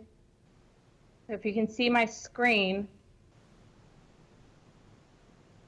right here on the FAQs, where can I find information about COVID-19 cases at state-supported living centers and state hospitals? And we do have a link to the Texas Health and Human Services, as stated earlier by City Attorney's Office with legal. There are some restrictions in terms of the process that we could follow. So I just wanted to point that out to y'all. Okay, great. So just to give a little bit more clarification on what the request is, it's to have real-time data posted on their website, not data that's been sent to the state, and then the state has its bureaucracy, and then so. And just to add another point, much like in the same way that the citations was a question about scrubbing the data, we also have to consider that the COVID-19 virus moves at a very rapid pace. We must scrub a lot of the data. So that is something that y'all need to consider as well. Right, and so so we would definitely want legal to review the information that's being posted.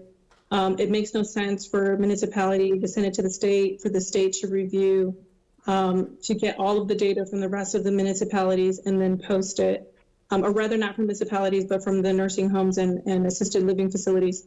But we have that information now. We have a cluster response team that goes out, so we know where those clusters are today. But it's not just a discussion about nursing homes or assisted living facilities, it's all government entities.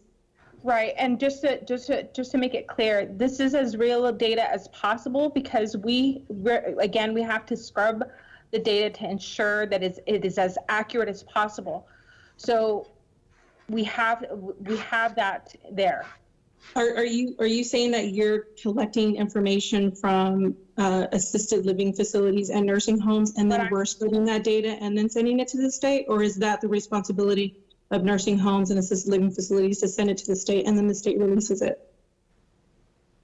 So what I'm saying is that health officials are providing the data as quickly as possible to the state accordingly. Okay. Well, I understand that the information is disclosed by the nursing home and the assisted living facilities. But we also get that information from, we receive that information as a public health department. And so as we receive it, we should be disclosing it to the public. Again, ma'am, we have to scrub the data. So provide, and we also have to follow the legal restrictions put upon us as outlined by Ms. Brito earlier. Right. So we're talking about government entities in this case, and so I just want to be clear that this discussion doesn't just go to nursing homes or assisted living facilities. It's all government entities.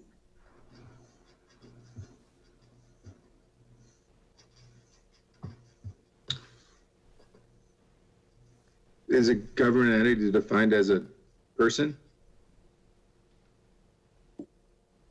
Is that a question for me, Mayor Pro Tem? I guess it would be a question for our legal department. Representative Schwartzbein, I don't have a specific answer as to whether a government entity is considered a person. Corporations can be considered persons, and government entities are corporations. However, the request that Representative is putting out, remember the information that is being published by the state regarding nursing home facilities and similar types of facilities, they're doing that under the direction of the Attorney General's office, and the state health department has been told that they have to publish that data. So that data is collected across the state from local health authorities, then we have the obligation to report it to the state, and then it's sent out. That is why there is a delay. Any information that is published by our health department, or as you are seeking to do with this item, still has to comply with the requirements of the law that people's identities are not disclosed. So when Laura Cruz Acosta is talking about scrubbing the information, that is what I'm inferring she's meaning. It's not just publishing it as a government entity, because we are government entities. We still have the obligation to not disclose personal information or the identities of anybody within those facilities. I think Representative Anello wanted to speak. Yeah, I mean, I'm fine. I understand the need to scrub the data. Laura, I would say, and I'm glad y'all have it up there, I would like to request that maybe it be a little bit more visible. I think I've gone through that site. I've never seen that, nor did I, even looking here with you, realize that that's where I would find the information on clusters and nursing homes. So I definitely want to ask that y'all work with IT to make that like a more visible, obvious place to search for that information. And yeah, again, I understand the need to scrub it. I also was under the impression that governments were not people. And so, yeah, I would just like to move forward on this. So for full greater understanding, ma'am, it's not just listed on one location either. We also have it listed on the residents page. So there are a number of different locations depending on how you wander through that site.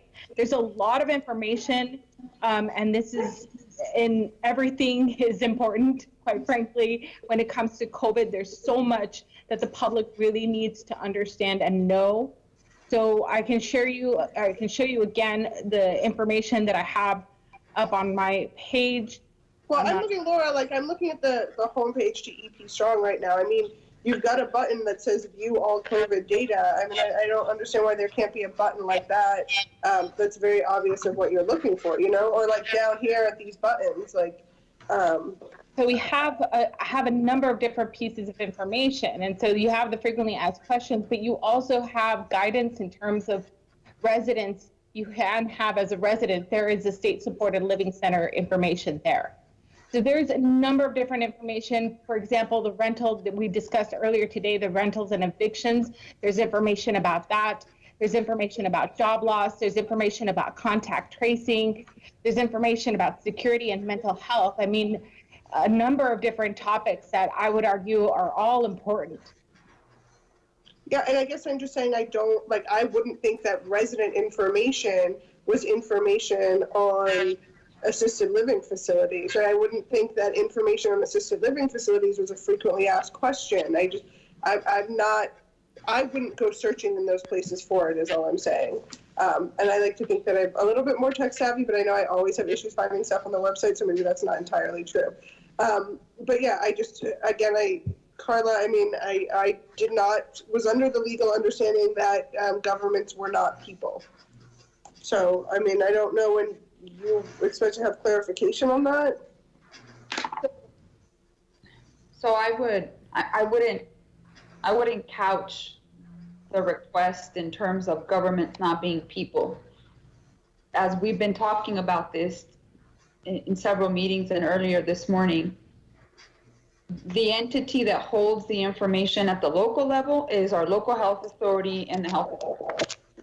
So irrespective of what that information looks like and what data, if it's for municipalities or hospitals or nursing homes, whatever cluster you want to put it in, the local health authority and the Department of Health still have to comply with the requirements under the confidentiality provision. So in releasing it, they're still going to have to scrub it, and you can't have it be identified that it'll identify a person. So I think I would caution you against focusing on, because it's a government and it's not a person. No, it's who holds the information and what does the law say about who holds that information. In this instance, the local health authority or health department have that information, and they still have to comply with the confidentiality requirements.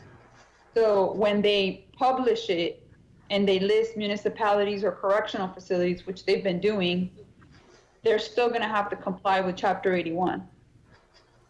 And then, like, for libraries and like airport and international bridges, those are departments of the city of El Paso. So again, depending on the number of employees and that department holds and the numbers, they would have to disseminate in a way that it wouldn't identify any particular employee in that department. So when you start getting into like that kind of granular data, you start running into a possibility of people's identity being disclosed. So I would caution that it doesn't need to be that granular, that it needs to be either general across the board, like employees of the city or something like that, but it's not going to be that specific, because I don't know how many international bridges employees, and if you have 10 and then you showed that all 10 of them tested positive, well, now you know that everybody at international bridges had COVID, and you can go find out who those employees are. So that's where we start getting into issues about asking for that much information and at that granular level.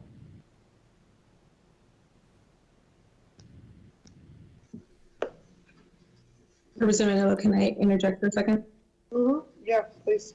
And so just to reiterate, the language on the item does not request to identify people. And I think it's important the way that you state the language, like the way you draft the language, to say that there was a COVID-19 positive case associated with said location. So what's really important is, and I don't want to send mixed signals to the public, because that's not certainly what we're asking. We're asking for you to, A, be in accordance with state statute, B, disclose any public facilities or government entities where there are cases associated with COVID-19.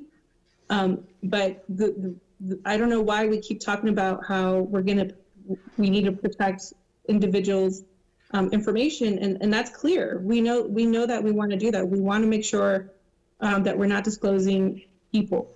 So the way that we disclose it for statistical purposes is that you can list an entity, and then you can list that there was a case associated here, a cluster associated here. And so I think that as we talk about phasing in new public facilities, then we need to be sure that we're disclosing that to the public, that there could be cases associated with this location, a cluster on this date, and that people should go get tested if they visited on this date. And so we've talked about this in the past, how we've done this before, but there has been an emphasis on talking about the statute, the confidentiality statute, and it makes clear that a person should be protected, but we're not asking to disclose individual information. And so I would like to hear kind of a recommendation on how, if this passes, how that information could be disclosed, because really that's where the conversation should be headed versus the way this conversation is going is, well, governments could be persons, or we could be releasing information on persons when we're specifically asking that not be the case. To speak. This is Angela Mora. May I make a comment, please? So any information, and you have to engage a statistician to do this, any information that is released, they may lead to the identification of individual is breaking the privacy law. So you have to look at it from many different angles, and if there's any vestige that piece of information is going to lead to identification of an individual working at a location, it is against federal law.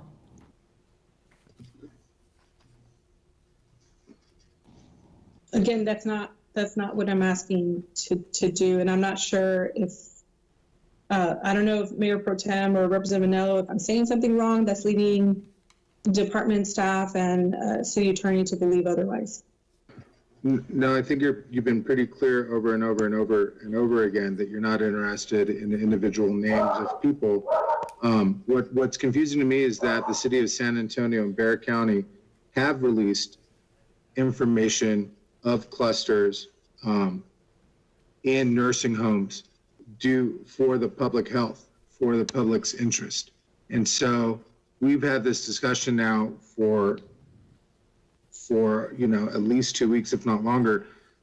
I'm just curious if Ms. Mora or Ms. Neiman have spoken to anybody in Bexar County or the city of San Antonio to understand how they are releasing that information about clusters at nursing homes with specific names of nursing homes. I'd also say, I think it's been very clear too, we're not asking you to say there were, as the example Mrs. Neiman used, we're not asking you to say there were 10 outbreaks at international bridges if there are only 10 employees. We're just asking you to say there was a cluster at international bridges, right? And so you're connecting this identity with the number of people's impacted, but we're not asking that. So I'm getting confused as how that's the answer that we keep getting. Ms. Anello, if I may, also I would like to make a comment. By releasing the name, and I'll give you this example, hopefully it might clarify a little bit better. Not because it's a government entity, it's not going to be formed of individuals. If there is a cluster at City Council, and City Council is composed of 8 people, and I say, well, I have a cluster of 5 people at City Council. So you, Ms. Anello, member of City Council, know that you're negative. And you talk to Representative Morgan and knows that Representative Morgan is negative. And maybe Mr. Rivera is negative. And now you know that the other 5 are positive. And now you reveal the identity of that people. It's not the building that is infected. It is the people that is inside that you need to understand that releasing that kind of name is gonna, sooner or later, release that kind of identity for that particular. No, because that's a totally different thing. Because you're sitting here talking about people talking to each other. If I was infected and I went and told someone, then I would know. You know what I mean? Because now you're talking about actual communication between individuals, which is not what we're asking you to do. I mean, you're just now talking about apples and oranges. You're throwing in completely different scenarios with communication between individuals impacted at the area of the cluster. If you're to talk to someone who works at a place where there is a cluster, they could probably already tell you who was infected. That's not what we're asking, and that is not a scenario that we are asking for, nor do I think that is relevant to the conversation that we're having. Well, I'm sorry, but releasing a name of either a government entity or something, will it help the investigation of some sort or anything else? And I still believe that releasing names of a facility or anything will not promote any faster investigation.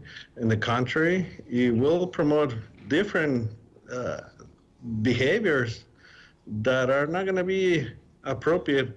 And that is the reason why we continue standing on that ground as we're providing. Dr. Ronzo, really quick, Yes, just to ma'am. be clear, you think that people avoiding a location where they could potentially be infected is inappropriate behavior? Because that's what we're asking for. I mean, you just said the words, they would act with inappropriate behavior.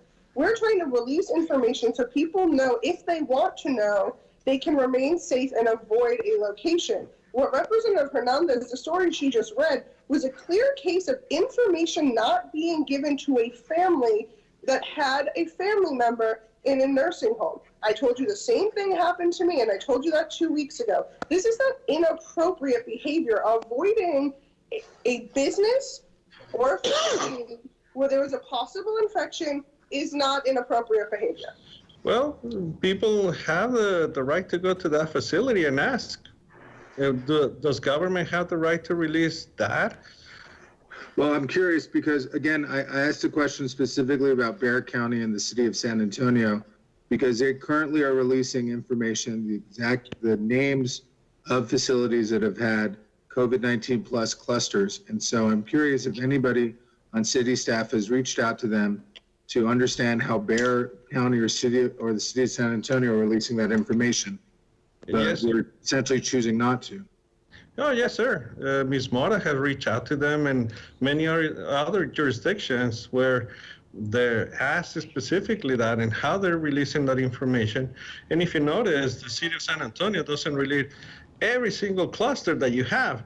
It just releases few names that the reason why it was not given even for the city attorneys. But I can let you speak to Ms. Mora a little bit more in regards to that. Hold on a second. Thank you. And then we're waiting for Ms. Mora Cruz or Ms. Cruz Acosta. I just was on the EP Strong website. I don't know if you're able to share your screen, but when you click on the Texas Health and Human Services website, unless I'm looking at it wrong, but it just goes to the general page of it. It doesn't go to a specific nursing home or facilities website. So the reason that it's going to the general, and I'm going to share my screen once more with y'all.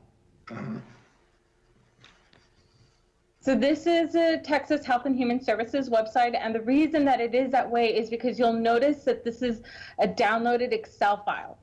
We're not going to put the exact Excel file because the Excel file changes. Okay, so it doesn't, at least when I click on it, it doesn't go to that link. It goes to just hhs.texas.gov. I couldn't tell you because this is a link that I found when I clicked on it. You're using Chrome? Or I could double check it, but this is, okay. I All right. clicked this link and this is what it sent me to. And so then you click the Excel. Okay, thank you. Appreciate that. I don't know if Ms. Moore is there yet. And Laura, when you talk about the Excel spreadsheet, they're constantly updating it. So if we put, your point is if you put up the spreadsheet that they have now and it changes, then we're putting out bad information. Correct. The data is as real-time information as it exists with the scrubbing that has been done by the state. I mean, still, if we were to share that spreadsheet, it could stay as of 8/4/2020 or 7/27/2020. I mean, we could put a date on it. My slide. I'm going to share my screen once more with you, sir. And Laura, while you keep saying scrubbing, all you're simply saying is that the information is put up in real time, because whenever it's ready to be published, it's published. So there's nothing that when they connect to, because everything, like everyone's been talking about all this information that people are after. And because there's so much information, like I said earlier, that people are after and are worried about, and the fear this has created, there's a lot of information on our EP Strong website, a lot. And it's fortunate and unfortunate, because you can't put everything at the front, because everything's important to a lot of different people, depending on who you ask. And I know it should be intuitive on what is important, what isn't, and I think y'all have done that. But in this particular case, when you talk about that spreadsheet, like the representative was talking about, if we do that, we can do that. But if we do that as of date, Representative Mayor Pro Tem, it'll be outdated, and then that'll be a criticism, because it won't be as updated as possible. I just think having the information out as easy as possible for our residents to see is important, even if it is a week old. And it is connected right now, as she's pointed out. Maybe we could have more indicators, more like easier way to get there kind of thing. Yeah. It's more intuitive. Maybe we can do that, but I would caution against doing what you're suggesting, because then we'll be criticized for that. I understand. I guarantee you we will. The information, and keep in mind, y'all, that this virus is moving continuously. Every day is a different day. It's a different set of data and numbers. Sure. So you'll note that here on the slide that I'm presenting here, it says that the data is updated Monday through Friday at 3 p.m. Central Time, except on state holidays. So you have to assume, because it's already 7 p.m. Mountain Standard Time, it's already been updated. So it has been updated for this purpose in time. Now, how often the numbers will change is completely different. That is dependent on the state. But yes, to the city manager's point, yes, when I mention scrubbing, I'm talking about the most updated information. This is Angela. Hi, Angela. If I may, Representative, so I just share some information from other jurisdictions. I spoke with 15 health directors, peers of mine, from 15 health departments, and the majority of them do not disclose any names of any facilities, nursing homes included. That. I was just curious about San Antonio. San Antonio, they only disclose clusters in congregate settings. They do not release those locations' names. And they do not release any information on grocery stores either. So this item isn't referring to grocery stores, it's referring to nursing home and government institutions. And San Antonio does release information about nursing homes, about clusters and congregate centers, including nursing homes. They release clusters in congregate settings, and that's including nursing homes. It doesn't specify. They didn't specify. They just said congregate settings. Well, I know for a fact that they do release information at nursing homes. If this was looking. Well, that is San Antonio, Representative, but the rest of them, the majority of them, do not disclose. I understand that, and I guess the frustration that we're asking for is that we know that other Texas cities have been able to do that with the state code, with the state regulations as well. So the question really has been asked is, how can we go and release more information? Not whether or not. Fine. So, can I speak to this? Because I called the city attorney's office in San Antonio, and they could not give me a legal reasoning as to how they were disclosing the names of nursing homes. Since then, Angela Mora and Dr. Ocarranza have done additional work, and then we've also discovered that there are federal regulations that require some facilities to disclose themselves under Medicare regulations. It's likely that that's how they're doing it.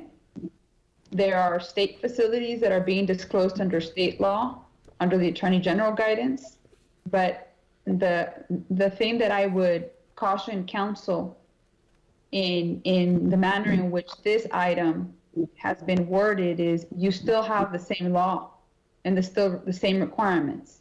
It is still the same entity that is holding this information, which is the local health authority and the department, the health department. So that law continues to remain what it is in terms of the confidentiality provisions. Is there any other council members that would like to speak that haven't spoken already? If there's not, I just wanted to give some additional points. Okay. Is there any other council members? Okay. Representative Hernandez, you've already had the floor twice, ma'am. I think it's all right. She's at some closing points. This is my item, and we're having dialogue regarding the issue. And I have not had 10 minutes to talk on the item. You get to speak twice. Actually, Laura, the second time she spoke is because I asked her to interject on a comment I was making. That wasn't actually her turn to speak. So I apologize for doing that and confusing the system. All right. Well, I just want to give one last point. So I did meet with, I spoke to State Representative Cesar Blanco. He has made an official inquiry from his office through the Department of State Health Services General Counsel. I've shared with you what that language says, but for purposes of the public, I think it's really important that we understand that we're talking about the confidentiality statute regarding 81.046C1, specifically so that regarding this confidentiality that the public health director, interim director Mora, and Mrs. Neiman keep referencing that we need to protect person's identity, and absolutely that's what we're seeking. But what they state is, and I quote, our general counsel concurs that this, someone, can you mute your mic? Our general counsel concurs that this could lead to the release of aggregate data. So example, case counts by entity, or to list the entity stating that a case was associated with that entity. But the decision to release the information should be considered along with the possibility of whether the release could lead to identification of an individual. If there's only one or few cases where that could lead to easily figuring out who those people are. So depending on the jurisdiction and the specific entity involved, this could lead to the release of the information or not. And so the way that Representative Blanco has interpreted that, and he's made public statements about that, is that this information gives councils, city councils, municipalities, jurisdictions, the discretion to release that information. So the notion that it's illegal is wrong. It's not illegal. It is a discretionary item, and public policymakers like ourselves, and being a home rule authority, we make those decisions. So with respect to protecting identities, that's what we're seeking. We want to respect identities, but we also want to release aggregate data for statistical purposes by releasing where the clusters are at by the name of the entity. So we know that the Texas Attorney General has ruled on HHSC, which is separate from what we're talking about here, but it sends a clear signal to the rest of the state that this information should be public. This inquiry by the General Counsel to the General Counsel by Representative Blanco also reaffirms that cities have enough guidance to release that information.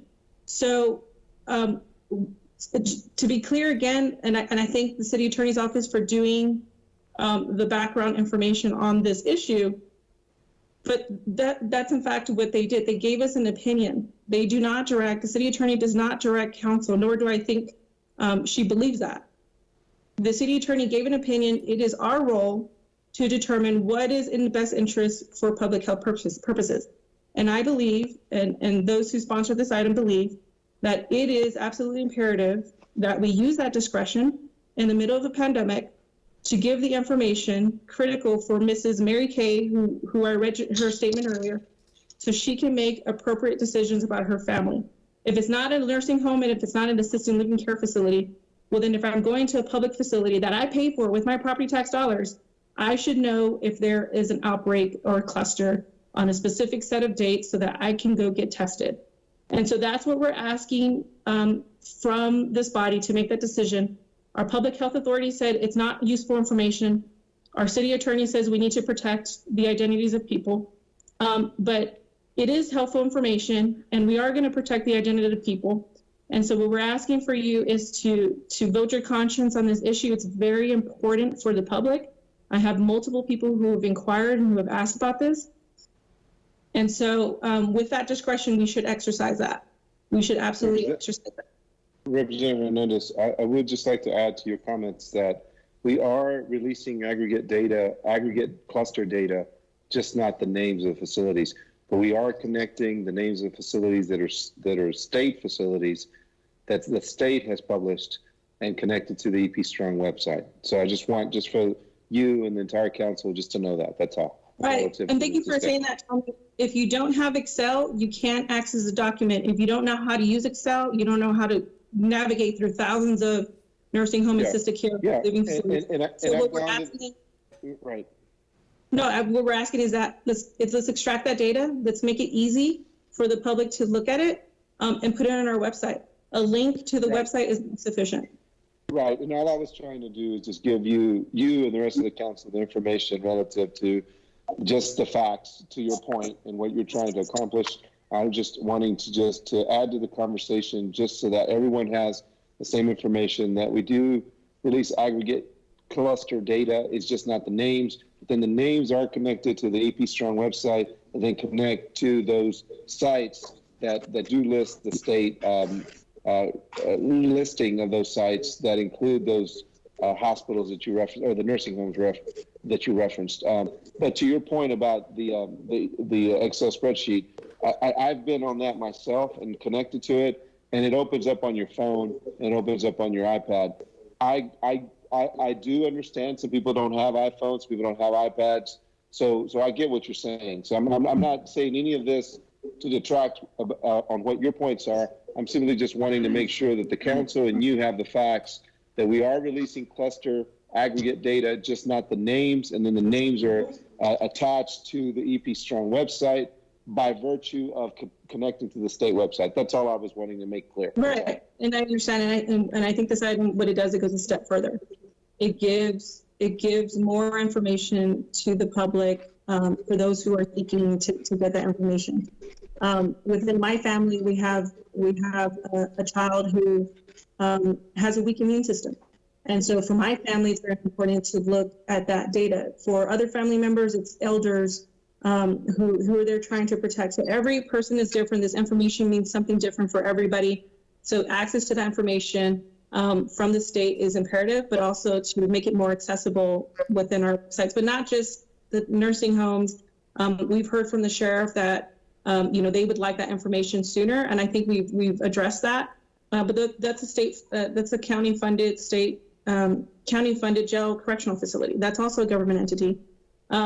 We need to be the source of all data. We need to collect all that data, all of that cluster information, and post it on our website. So that's what this item will achieve. It'll make it easier, more accessible, friendly for moderate to good tech-savvy people who can go to a website and look at a list.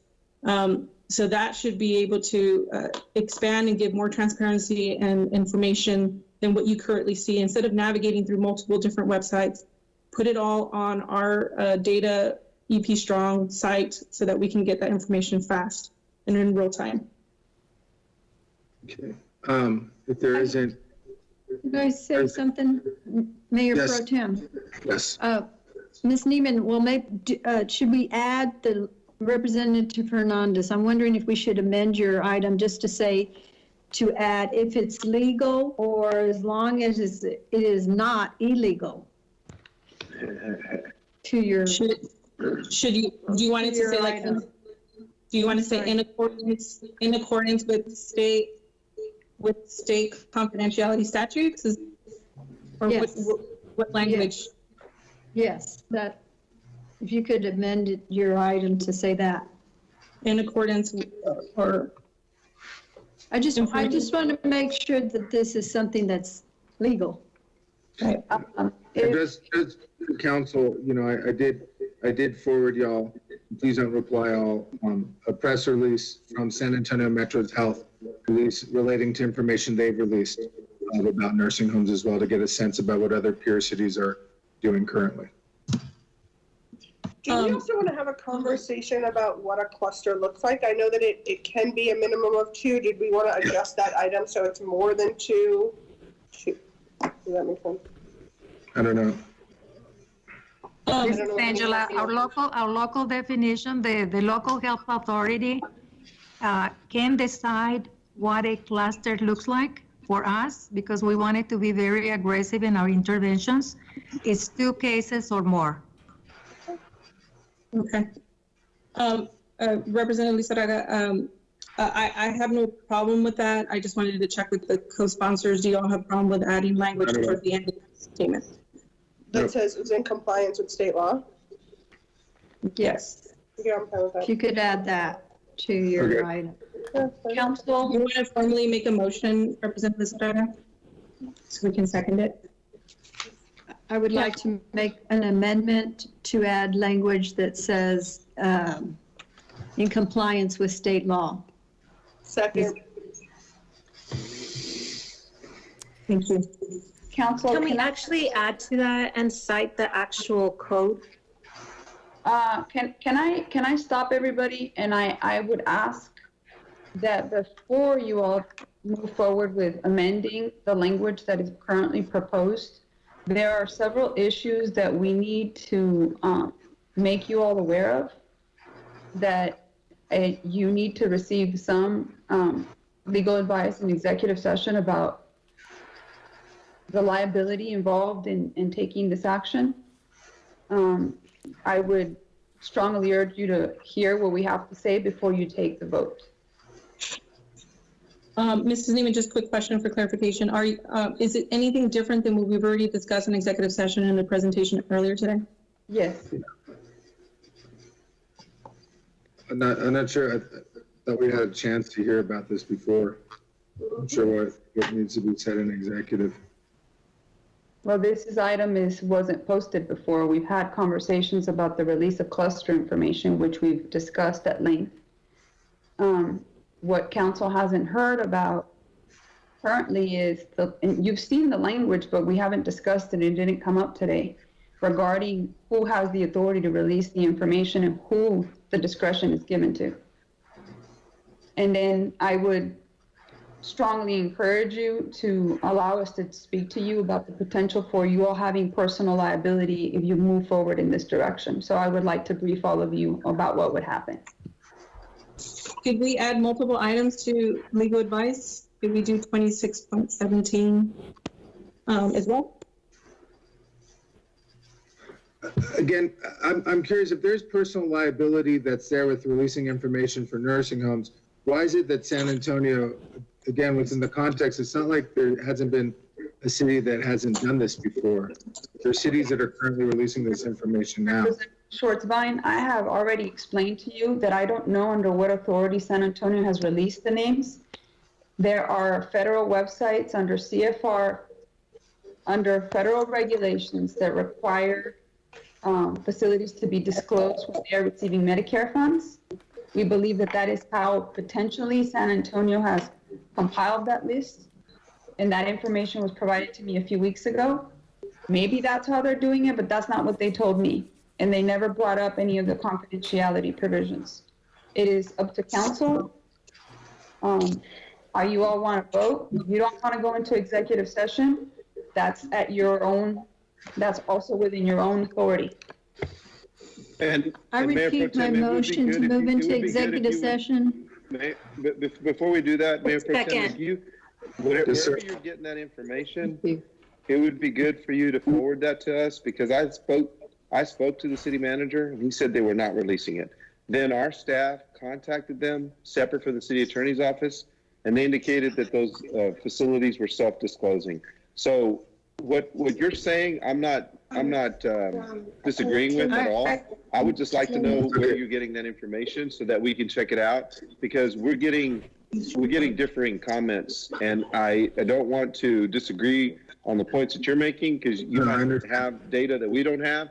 But I spoke directly to the city manager. He said they were not releasing it.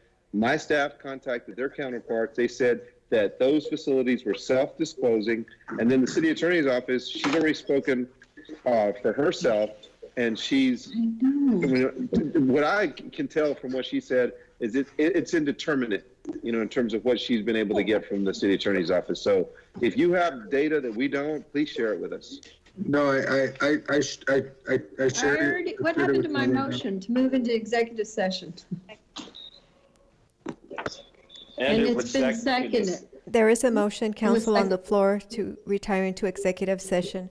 On that motion, Mayor Pro Tem Schwarzwein. All right. Representative Anello. No. Hernandez. Yes. Morgan. Yes. Salcido. Aye. Rodriguez. Yes. Rivera. Aye. Lizarraga. Aye. And the motion passes. And the council, is this for only 26.16? My colleagues want to also put in 26.17 as well. Okay. Yes. Yeah, I thought we already did that. 26.16 and, okay. So the City Council of the City of El Paso may retire into executive session pursuant to Section 3.5A of the El Paso City Charter and the Texas Government Code, Chapter 551, Subchapter D, to discuss item 26.16, discussion and action to disclose to the public large clusters of positive COVID-19 cases as identified by the Public Health Department of all government facilities, to include but not limited to municipalities, correctional facilities, nursing homes, long-term care facilities, hospitals, libraries, courthouses, airport, international bridges, and construction sites. Item 26.17 is discussion and action to direct the city manager to direct the Public Health Department to trace and identify large clusters of COVID-19 positive cases within businesses and facilities and seek the consent of the identified business or facilities to disclose to the public their names and locations in accordance with Texas State Health and Safety Code, Title II, Section 81.046. Both of these items are taken into executive session under 551.071, consultation with attorney. The council will participate via video conference. It is 7:20 p.m. Council, I will call you in shortly. Thank you.